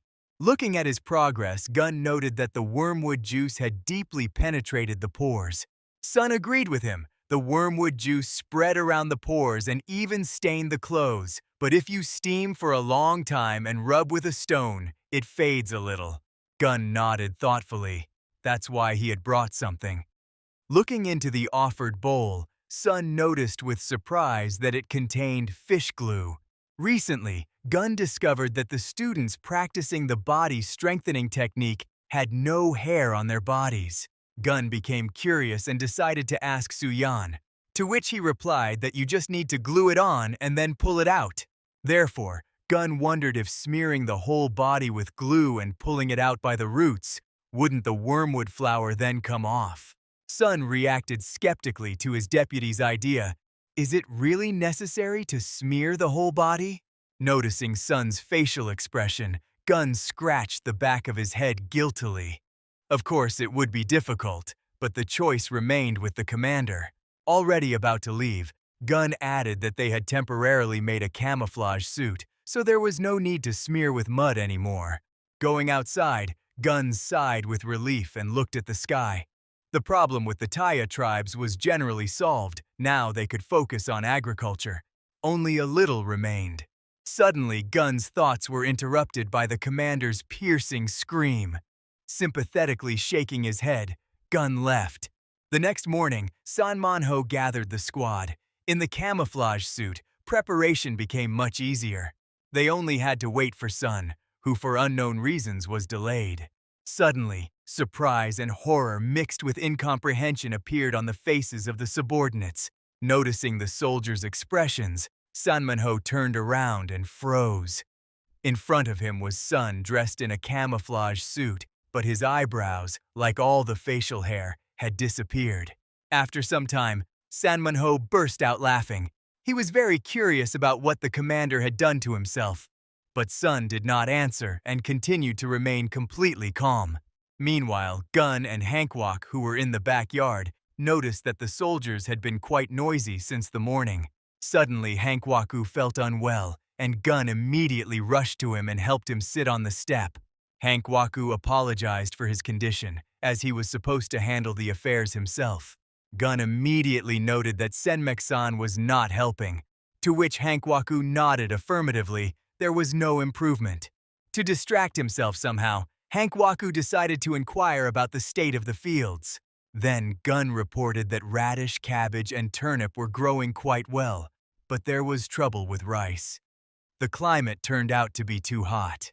They believed that the variety brought from Cholado would be resistant to heat and cold, but about 40% turned out to be empty grains. Nevertheless, they reported that the first harvest had already appeared, and Gun was just about to go see it. Hankwaku felt very bad and, leaning against the beam of the canopy, again apologized to Gun that he would not be able to personally check the harvest. Of course, Gun understood that things were very bad. The medicine was not working, and Hankwaku's body was weakening every day. Suddenly, one of the field workers ran up to them with joyful cries, reporting that they had managed to find a medicinal remedy. In his hands, the farmer held a strange plant. According to the locals, juice is extracted from the plant and given to people whose strength is depleted. According to legends, long ago, those who came from the mainland highly valued this plant. The farmers had great difficulty finding it in the fields.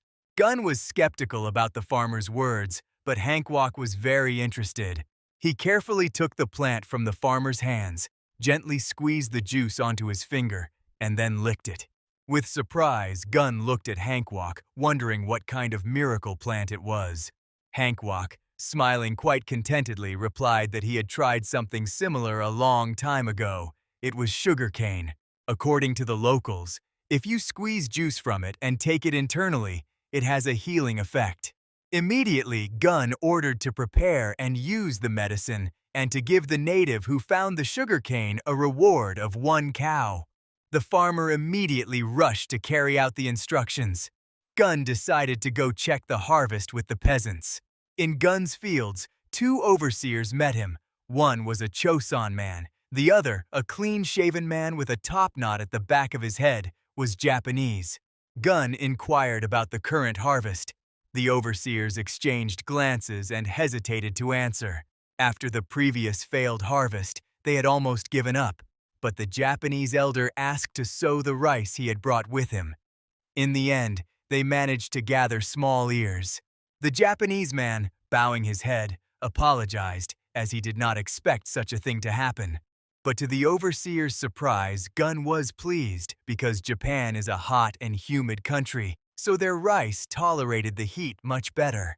Praising the overseers for their work, Gun ordered to use these seeds for sowing in the flooded fields. Meanwhile, near the eastern mountain, the Tai were cutting down trees and mowing grass, making a road. One of the Tai, swinging, drove an axe into the trunk of a large tree, but had no strength left to pull it out. Noticing the futile efforts of the unfortunate man, one of the Choson warriors in camouflage approached him and ordered him to step back. Sharply pulling the axe out of the trunk, he felled the huge tree with one motion. The warrior was outraged, so the Tai had the strength to cut off human heads but could not fell a single flimsy tree. Calming down a bit, the soldier ordered the Tai to continue working. Suddenly, another warrior came to him and reported that other squads were patrolling the surrounding villages. But who would even dare to attack these villages? According to the locals, there were also Kabaralans, who were many times worse than the Tai themselves. A rustle was heard. The soldiers turned around and found the angry Sun behind them. If he had been one of those Kabaralans, the warriors would definitely have lost their heads. Sun was extremely displeased with the breach of discipline by his subordinates, so he ordered the soldiers to do push-ups. Understanding that the commander was terrifyingly angry, the warriors, with tears in their eyes, rushed to obey the order. Making their way through the forest, Gun even had to plug his nose with a handkerchief. So strong was the smell of rotting bodies, evidence that sulfur was nearby. Of course, Gun understood that if they managed to obtain sulfur, it would be the greatest achievement. Finally reaching the goal, the guide pointed Gun to the plants whose leaves had an unusual color. This was the stone sulfur that is part of gunpowder. All the efforts in the south finally bore fruit. This should become a huge support for the artillery of Joseon. The captain gave the order, and the ship fired a salvo from all its guns. The stern rocked, and the soldiers barely managed to stay on their feet. Lihyun, watching everything from the mountainside, noted that, as expected, the ship could not withstand the salvo from all the guns. Fortunately, today they were testing not ordinary thunder cannons, but lightning ones, which were very different from the usual. The order sounded again, and an explosion thundered, which greatly surprised Suyan standing next to the emperor.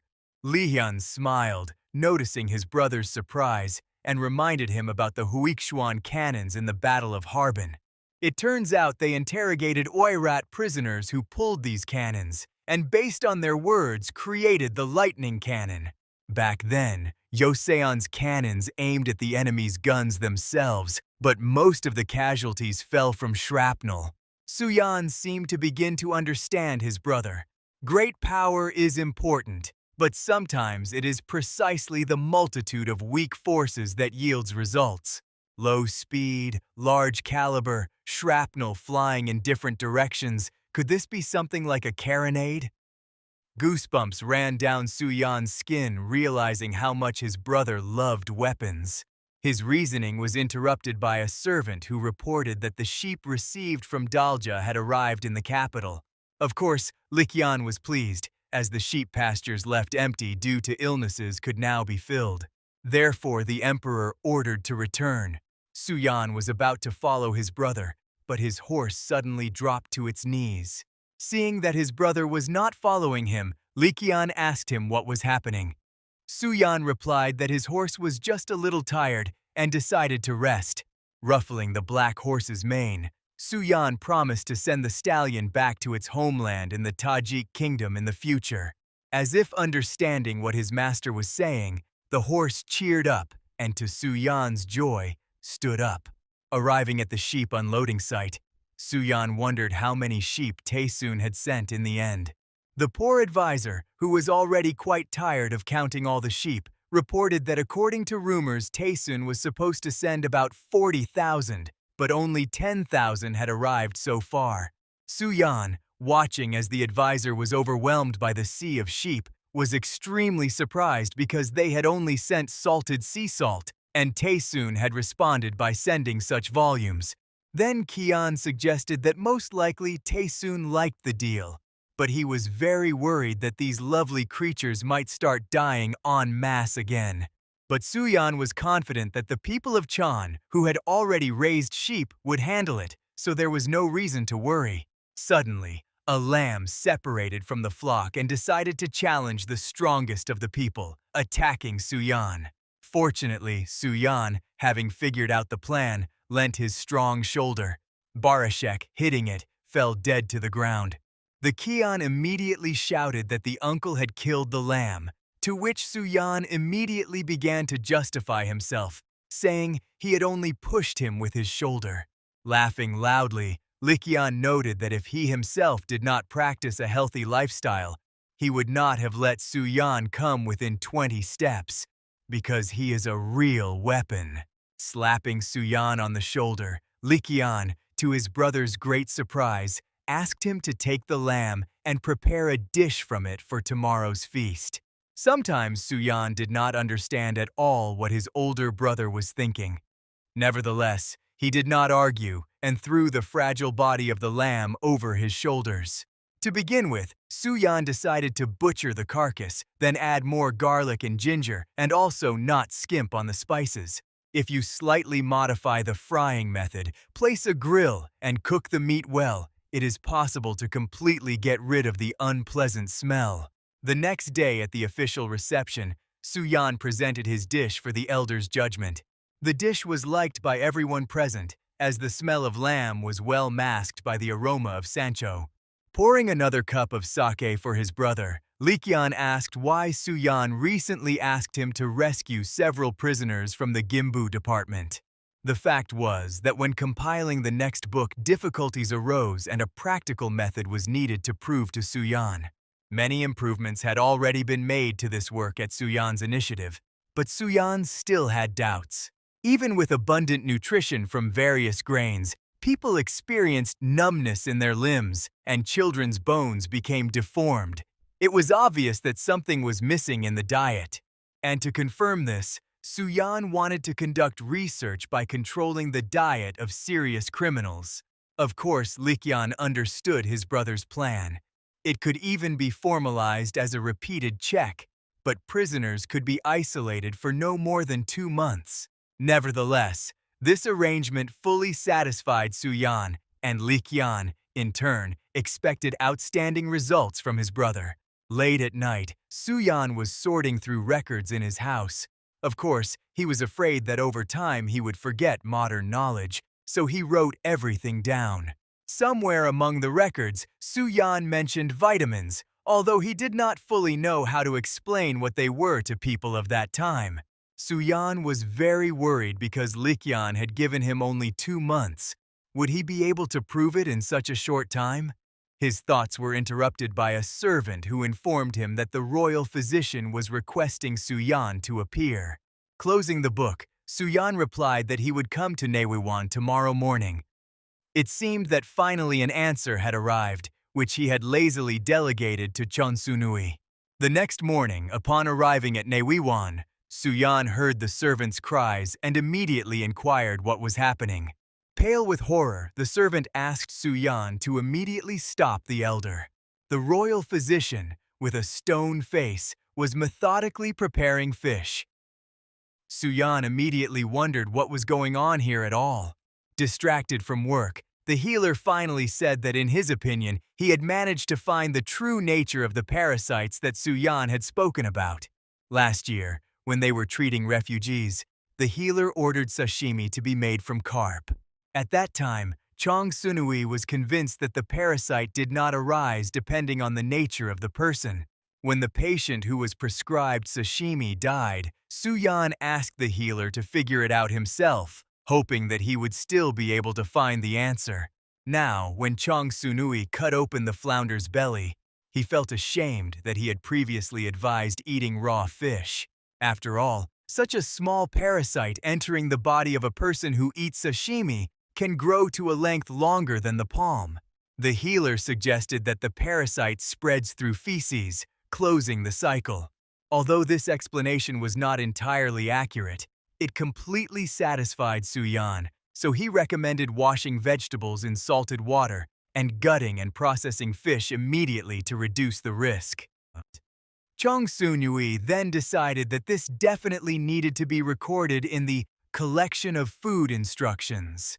But he did not quite understand what Suyan meant by the nutrient medium, so he asked for clarification. Then Suyan told him a story. Once, due to a heavy snowfall, people were cut off from the road and got stuck. they set up camp by the river and tried to survive by hunting rabbits. But after 3 days, they completely lost their strength and could not even walk. They could not walk like that, so they had to catch fish frozen in the river ice, fry it, and eat it. And in just 3 days, their bodies returned to normal. Hearing this, John Seung-wi was very surprised because rabbit meat is known for its restorative effect. If they only ate rabbits, protein starvation would occur due to lack of fats and carbohydrates. Of course, not knowing this, John Seung-wi found it hard to understand. But Soo-yeon asked him not to worry. This time he planned to create illness in the criminals as he saw fit.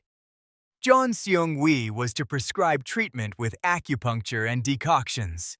The prison warden was very surprised to hear that Soo-yeon would personally control the diet of some prisoners. Soo-yeon strictly forbade the warden from passing food from home to the prisoners. Of course, the warden tried to object that the criminals' bodies could suffer seriously, but Soo-yeon assured him that even if illness appeared, he would cure the people before it became fatal. But the warden was worried not for that reason. Soo-yeon had already guessed that he was taking bribes by passing food from home to the criminals.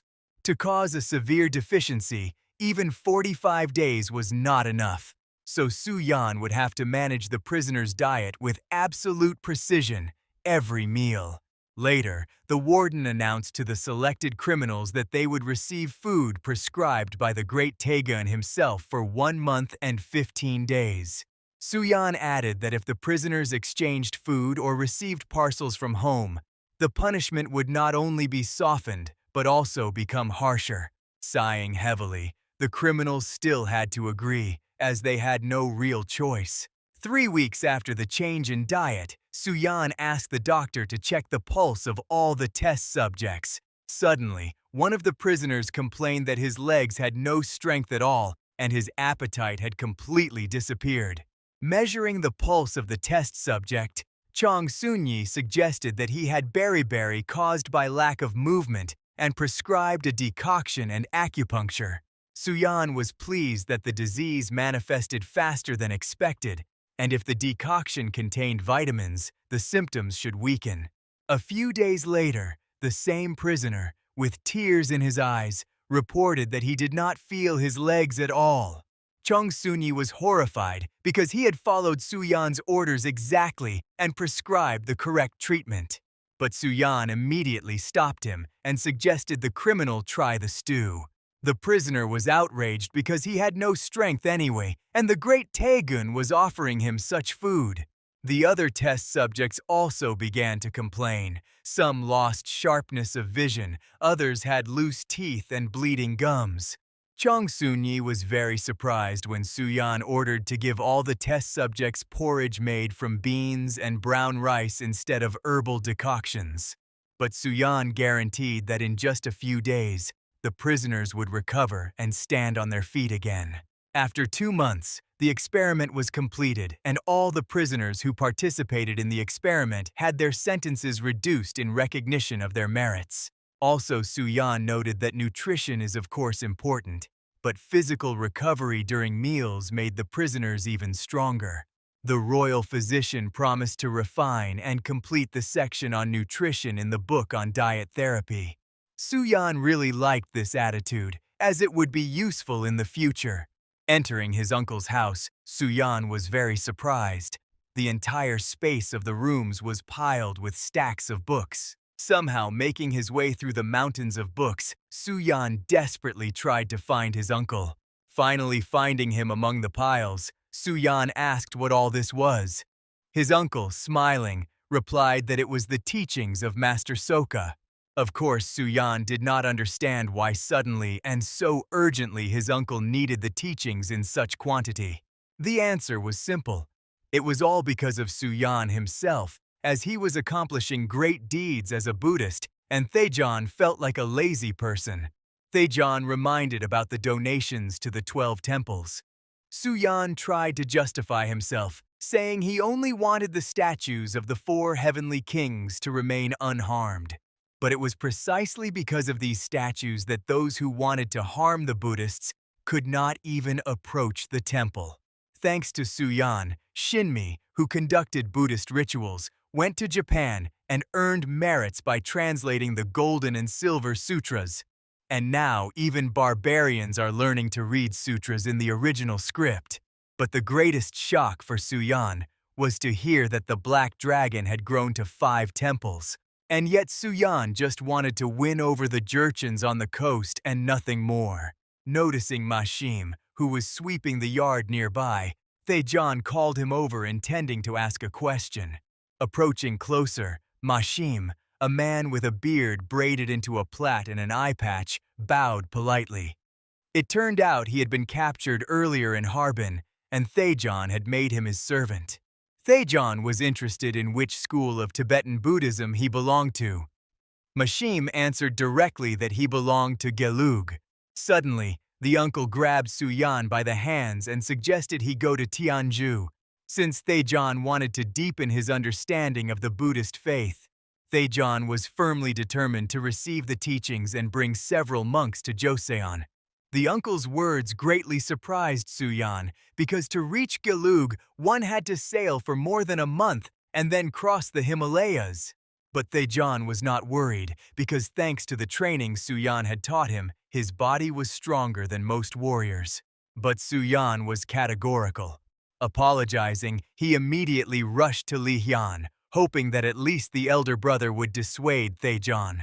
Suyan expressed concerns that sending a single senior member of the royal family was not entirely wise, to which Lihyun replied that perhaps Taejon should not travel alone, hinting that Suyan should still go with him.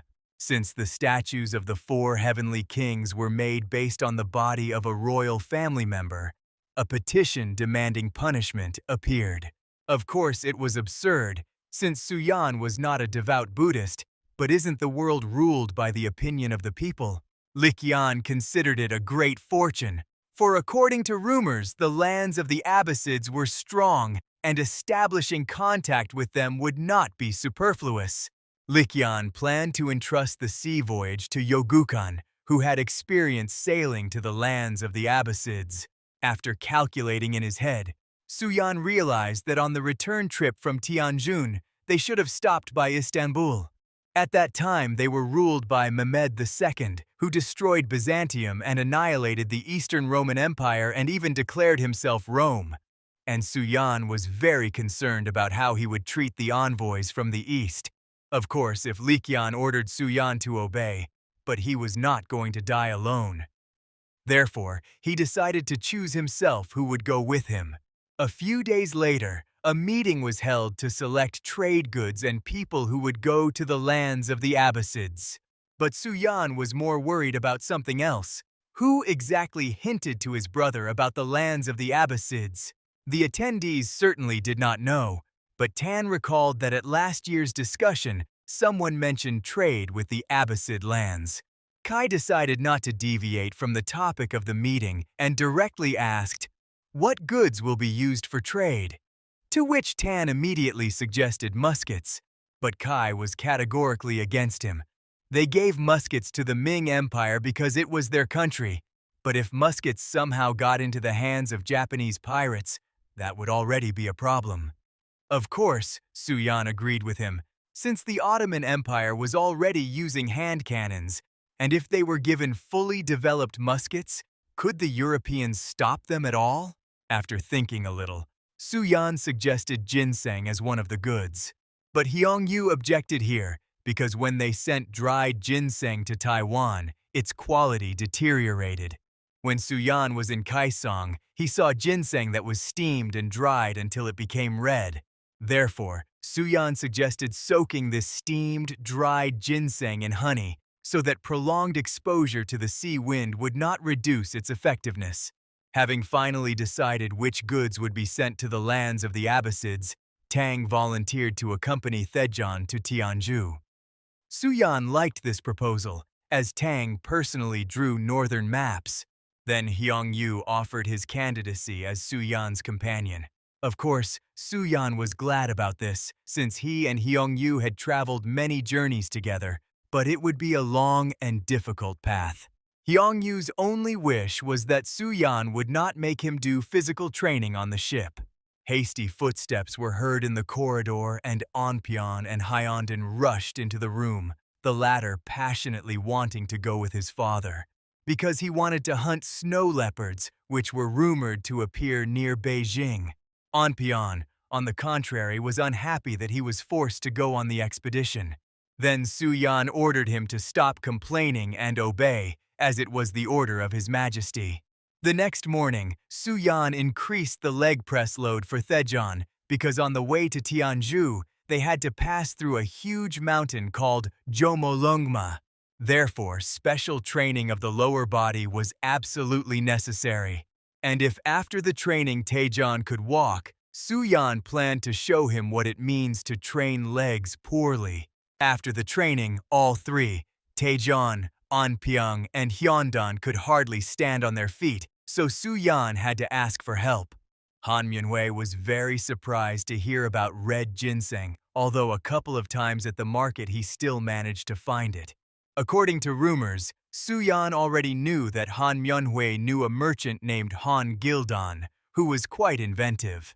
Therefore, Suyan suggested to Han Myunhui either to go to Kaesong and learn how to make red ginseng or to bring the merchant to Joseon. Han Myunhui hesitated because if the merchant from the merchant class was brought, the court would be fiercely opposed.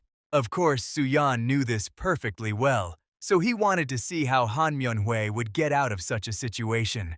The advisors were completely exhausted, making the expedition plan all night and filling out the lists of goods for shipment.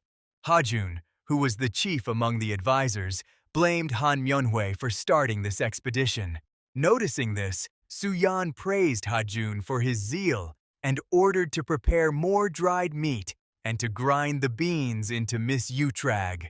Suddenly, a messenger arrived to Suyan and reported that the former ruler ordered him to appear at the palace immediately. Here, Suyan became worried about the reason why his father might have called him. Could it really concern Taejeon? After some time, Suyan appeared in a small garden at the court where his father was waiting for him. In Sejong's voice there was strictness. Nevertheless, he was impressed by how much Suyan worried about his uncle. Suyan nervously swallowed. Of course he knew that Taejeon had already complained to the king about the intensified training. Therefore, Suyan decided to explain that Taejeon and the others would have to go up into the mountains, where, according to rumors, snow leopards lived, and that was why he was worried. Sejong himself understood this, but he called Suyan for a completely different reason. In fact, Sejong was concerned that Lihyun had recently been focused only on fighting Japanese pirates and creating new weapons. Suyan shared his father's concerns, because in blind pursuit, Lihyun could miss something important. In his time, King Sejong cared about military strength, but at the same time evenly strengthened the foundations of the state by reforming the system. But King Lihyun really resembled a warrior king because he emphasized weapons like cannons.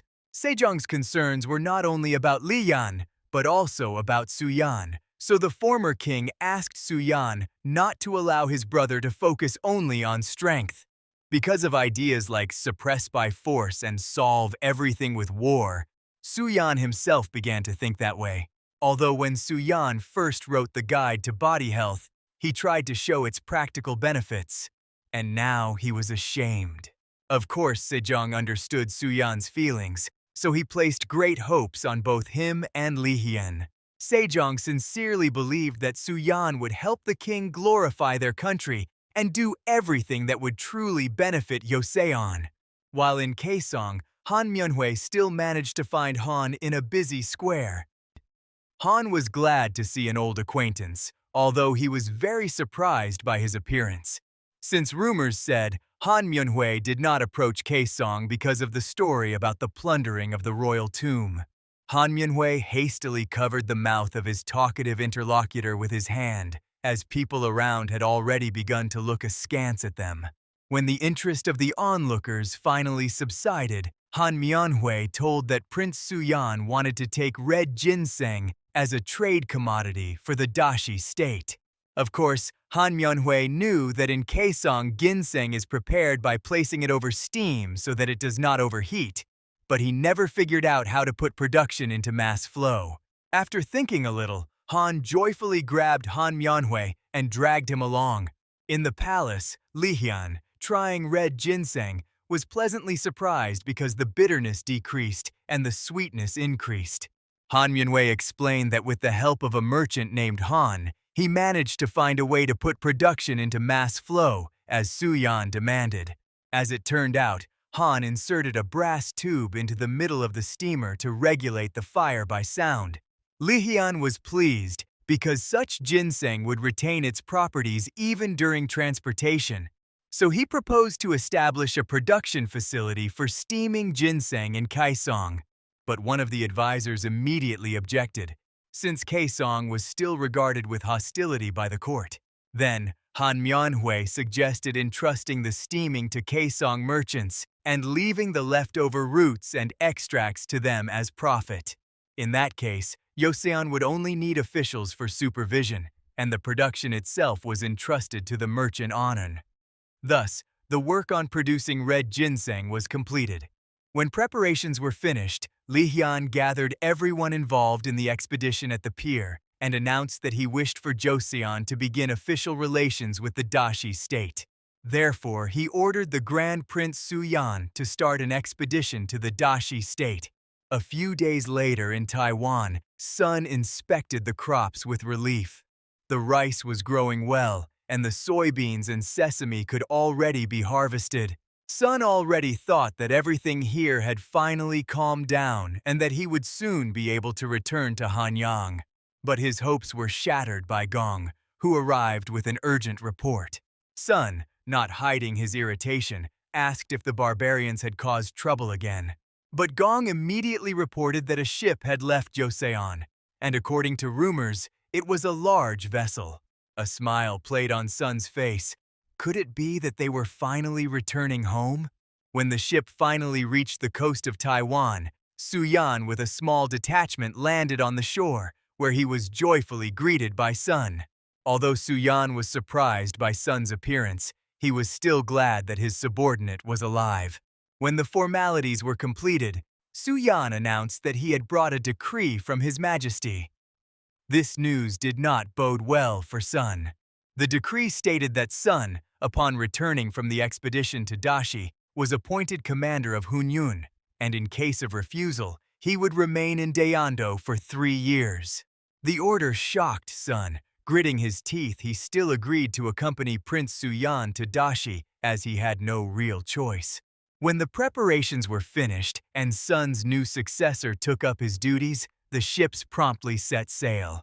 Despite the travels, Han Myunhwae and Anpyeon continued to train diligently under Suyan's careful guidance. Suddenly, Suyan decided to ask Hyungyu if there would be any problems with supplies at the port of Thanglong, where they were soon to arrive. But Hyungyu assured him there was nothing to worry about, as a relative of the ruler of Daeviet named Joseon promised to prepare everything. Hyungyu was more concerned about something else. In Daeviet, the king was still too young, and the country was ruled by his mother Wanhyeon, which constantly caused disputes and chaos. Of course, Suyan shared his concerns, but they planned only to replenish supplies and immediately set sail, so no problems were expected. Upon arrival at the port, Suyan encountered a terrible sight. The rice warehouses prepared for the expedition were engulfed in flames. Hyungyu, having learned the situation, immediately reported that there were no other rice supplies for them. Suyan found this suspicious, since Joseon was later to become famous as a great ruler. He simply could not have failed to foresee a backup plan. Suddenly, a man addressed them with an offer of help. It was the king's half-brother, Yo Yumin, who kindly offered to give the travelers his grain. Then Suyan suspected that this might be part of a conspiracy, since Yo Yumin would later stage a coup, kill the king and the widowed queen, and become emperor himself. It was clear that Yumin was plotting something while pretending to be benevolent. But Suyan did not openly express his concerns and thanked him for such a sacrifice. But Yuman had a small request, which he hoped Suyan would not refuse to fulfill. In exchange for the grain, Yuman wished to receive 10 muskets and 3 men to be trained in their use. Han Mianhui thought that Yuman was quite a bold man to simply ask the prince for muskets, and Suyan replied that he would consider the proposal. Yumin left the travelers promising to send supplies as soon as there was good news for him. Immediately, Suyan asked Hyongyu to bring the person in charge of the military department of Dai Viet. A few minutes later, Hyongyu appeared accompanied by an elderly man named Myun, who bowed deeply and greeted the Prince of Joseon. Myun immediately assumed that Suyan wanted to see the soldiers of Dai Viet, but the prince was more interested in the artillery that had defeated the Ming dynasty. Blushing with embarrassment, Myun nodded affirmatively, for thanks to the artillery they managed to fend off and received a promise of independence. Carefully observing the artillerymen, Suyan noted that their level was roughly like Min's, but they were still far from the firearms troops of Joseon. Suddenly, a huge shadow covered those around, and Suyan opened his mouth in surprise. An elephant marched past them. Then Myun explained that these were elephant troops, and if trained, they get used to the sound of cannons and it is possible to shoot from the guns right from the beast's back. Truly, Suyan was impressed, so to the surprise of the others, he suggested exchanging cannons for Joseon's muskets. Of course, Suyan did not intend to hand over weapons to a member of the royal family with unclear intentions, so he decided to transfer 100 muskets and 3 men to the military department. Myun was so impressed and immediately agreed, and since muskets were much more valuable, he offered 300 cannons in return. Suyan nodded satisfactorily. Li Hyun clearly set the limits of the trade, and since it turned out this way, it was necessary to use it wisely. The day of departure came. The travelers thanked the locals for their hospitality. Joseon once again apologized for the awkward situation, and Eamon, showing dissatisfaction with his whole appearance, wished the travelers a safe journey. As soon as the ship sailed from the shore, Sun asked Suyan what they should do since the soldiers of the firearms department had never used cannons. Suyan advised the soldiers not to worry and to train at least a little. Perhaps the time would come when the cannons would still be useful. Of course, Suyan perfectly understood that they could not show muskets to Mehmed II, as he was obsessed with conquests, and if he saw new weapons, he would immediately want to get them. Therefore, the troops heading to the Ottoman Empire were better off carrying cannons rather than muskets. Soon, the expedition reached another port, where a crowd of onlookers eager to find out who had come into their waters was already waiting at the pier. The ship struggled to maneuver among countless boats and small vessels. Suddenly, Hyungyu's attention was drawn to a man in a turban in one of the boats who was actively waving his hands to attract the travelers' attention. Immediately, a ladder was thrown down to the stranger, who skillfully climbed aboard the ship. Ali, that was the man's name, inquired whether the travelers had really arrived from the Ming dynasty for the first time in 30 years.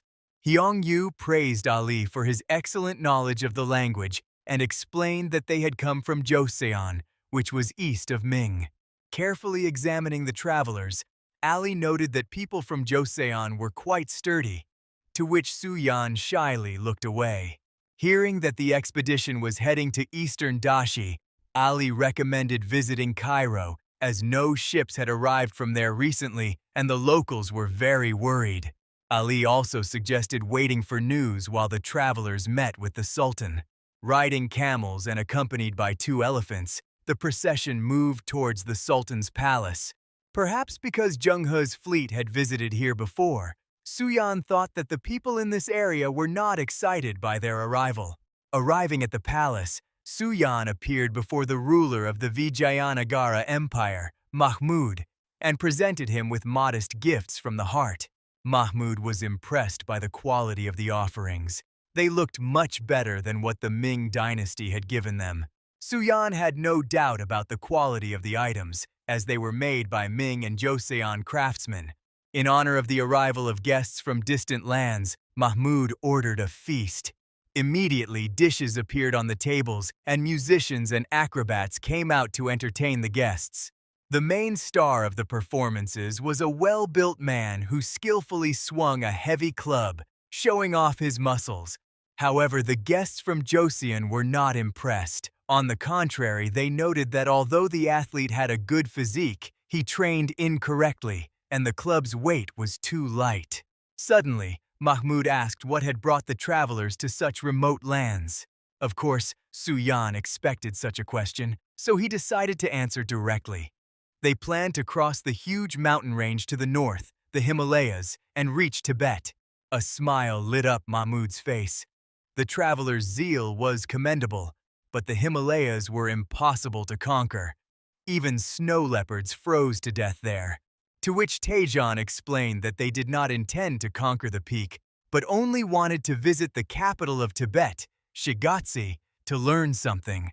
Then Mahmud burst out laughing. Could such an elderly man as Taejon really be planning to cross the Himalayas? These words outraged Taejon, for he was only 62 and his body was hardened by training. Suddenly jumping at the athlete, Taejon easily snatched a heavy mace from his hands and began to swing it vigorously, showing those around that he was still capable of much. Of course, Mahmud was impressed. How could an elderly man lift such heavy weights so easily? When the audience with the Sultan was over, the travelers returned to the pier, so Suyan decided to gather everyone and tell them the further plan of the journey. According to Suyan's plan, they were to split into 4 groups. The first group was to go to Dashi. The third was to trade with the Timurid state. The second group, led by Taejon and the great Prince Imyeon, remained in Mangacapped and was to conduct affairs with Chonchuk. Here, Hwan Myunhwae spoke up. He did not quite understand which group he belonged to. Suyan smiled, saying that he would be the leader of the 4th group, whose task was to go to Jova and establish diplomatic relations. Of course, at first Hwan Myunhwae was confused, for he had never been a diplomat. Would he succeed? But after learning that Prince Suyan gave him full authority over the 4th group, Hwan Myunhwae immediately lifted his spirits. Suddenly, a shout was heard. Ali hurried to the travelers at full speed, reporting that a plague outbreak had begun in Cairo. This fact radically changed the plans. Could the expedition to Dashi really end right here? Considering the new circumstances, Suyan decided to change the route. It was better to simply sail past Cairo and deliver the gifts, then proceed to Constantinople and meet with Mehmed II. Prince Anpyeon was worried, since Constantinople was farther away. Wouldn't a good washing with ash be enough to protect against the plague? But Suyan explained that there are plagues that neither alcohol nor ash can stop. They nearly died in the infected area. After this event, there followed a month of sailing. The travelers delivered a small portion of the gifts to Cairo and did not enter the city.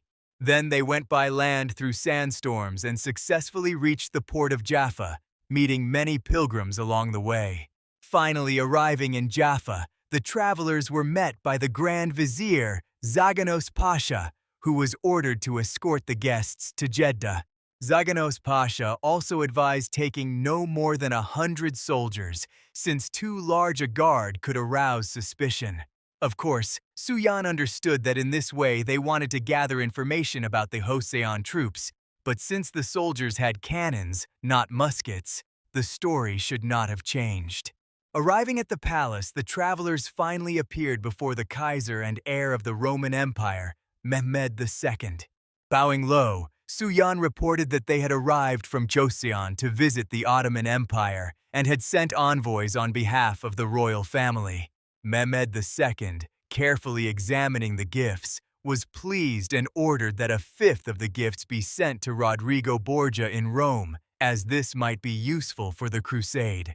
Then Suyan wondered if Borgia was the Pope, so he immediately requested that Prince Anpyeon meet with Rodrigo and deliver the generosity of the Padishah. Mehmed II was surprised, because the Borgia had many enemies, so he advised to be more cautious. Of course, Mehmed II knew that Suyan was of royal blood, Moreover, the brother of the ruler himself, so he asked directly for what purpose he had arrived. Also, Mehmed II noticed that Suyan had a magnificent physique and very strong muscles, so he wanted to see how the soldiers of Joseon trained. Suyan already understood Mehmed II's plan, but still asked to be provided with a training ground. On the ground, the soldiers clearly and synchronously followed Sun's orders, but when it came to firing cannons, the warriors were confused. Mehmed II was not impressed, which meant Suyan's plan worked. The rest had to be handled by bureaucrats. While Sun was reprimanding the soldiers for improper handling of weapons, Suyan and Mehmed II headed to the banquet hall. The Janissaries, who were also on the ground, were amused by Sun's appearance and openly mocked him. Of course, Sun could not tolerate such treatment and beat the rascals.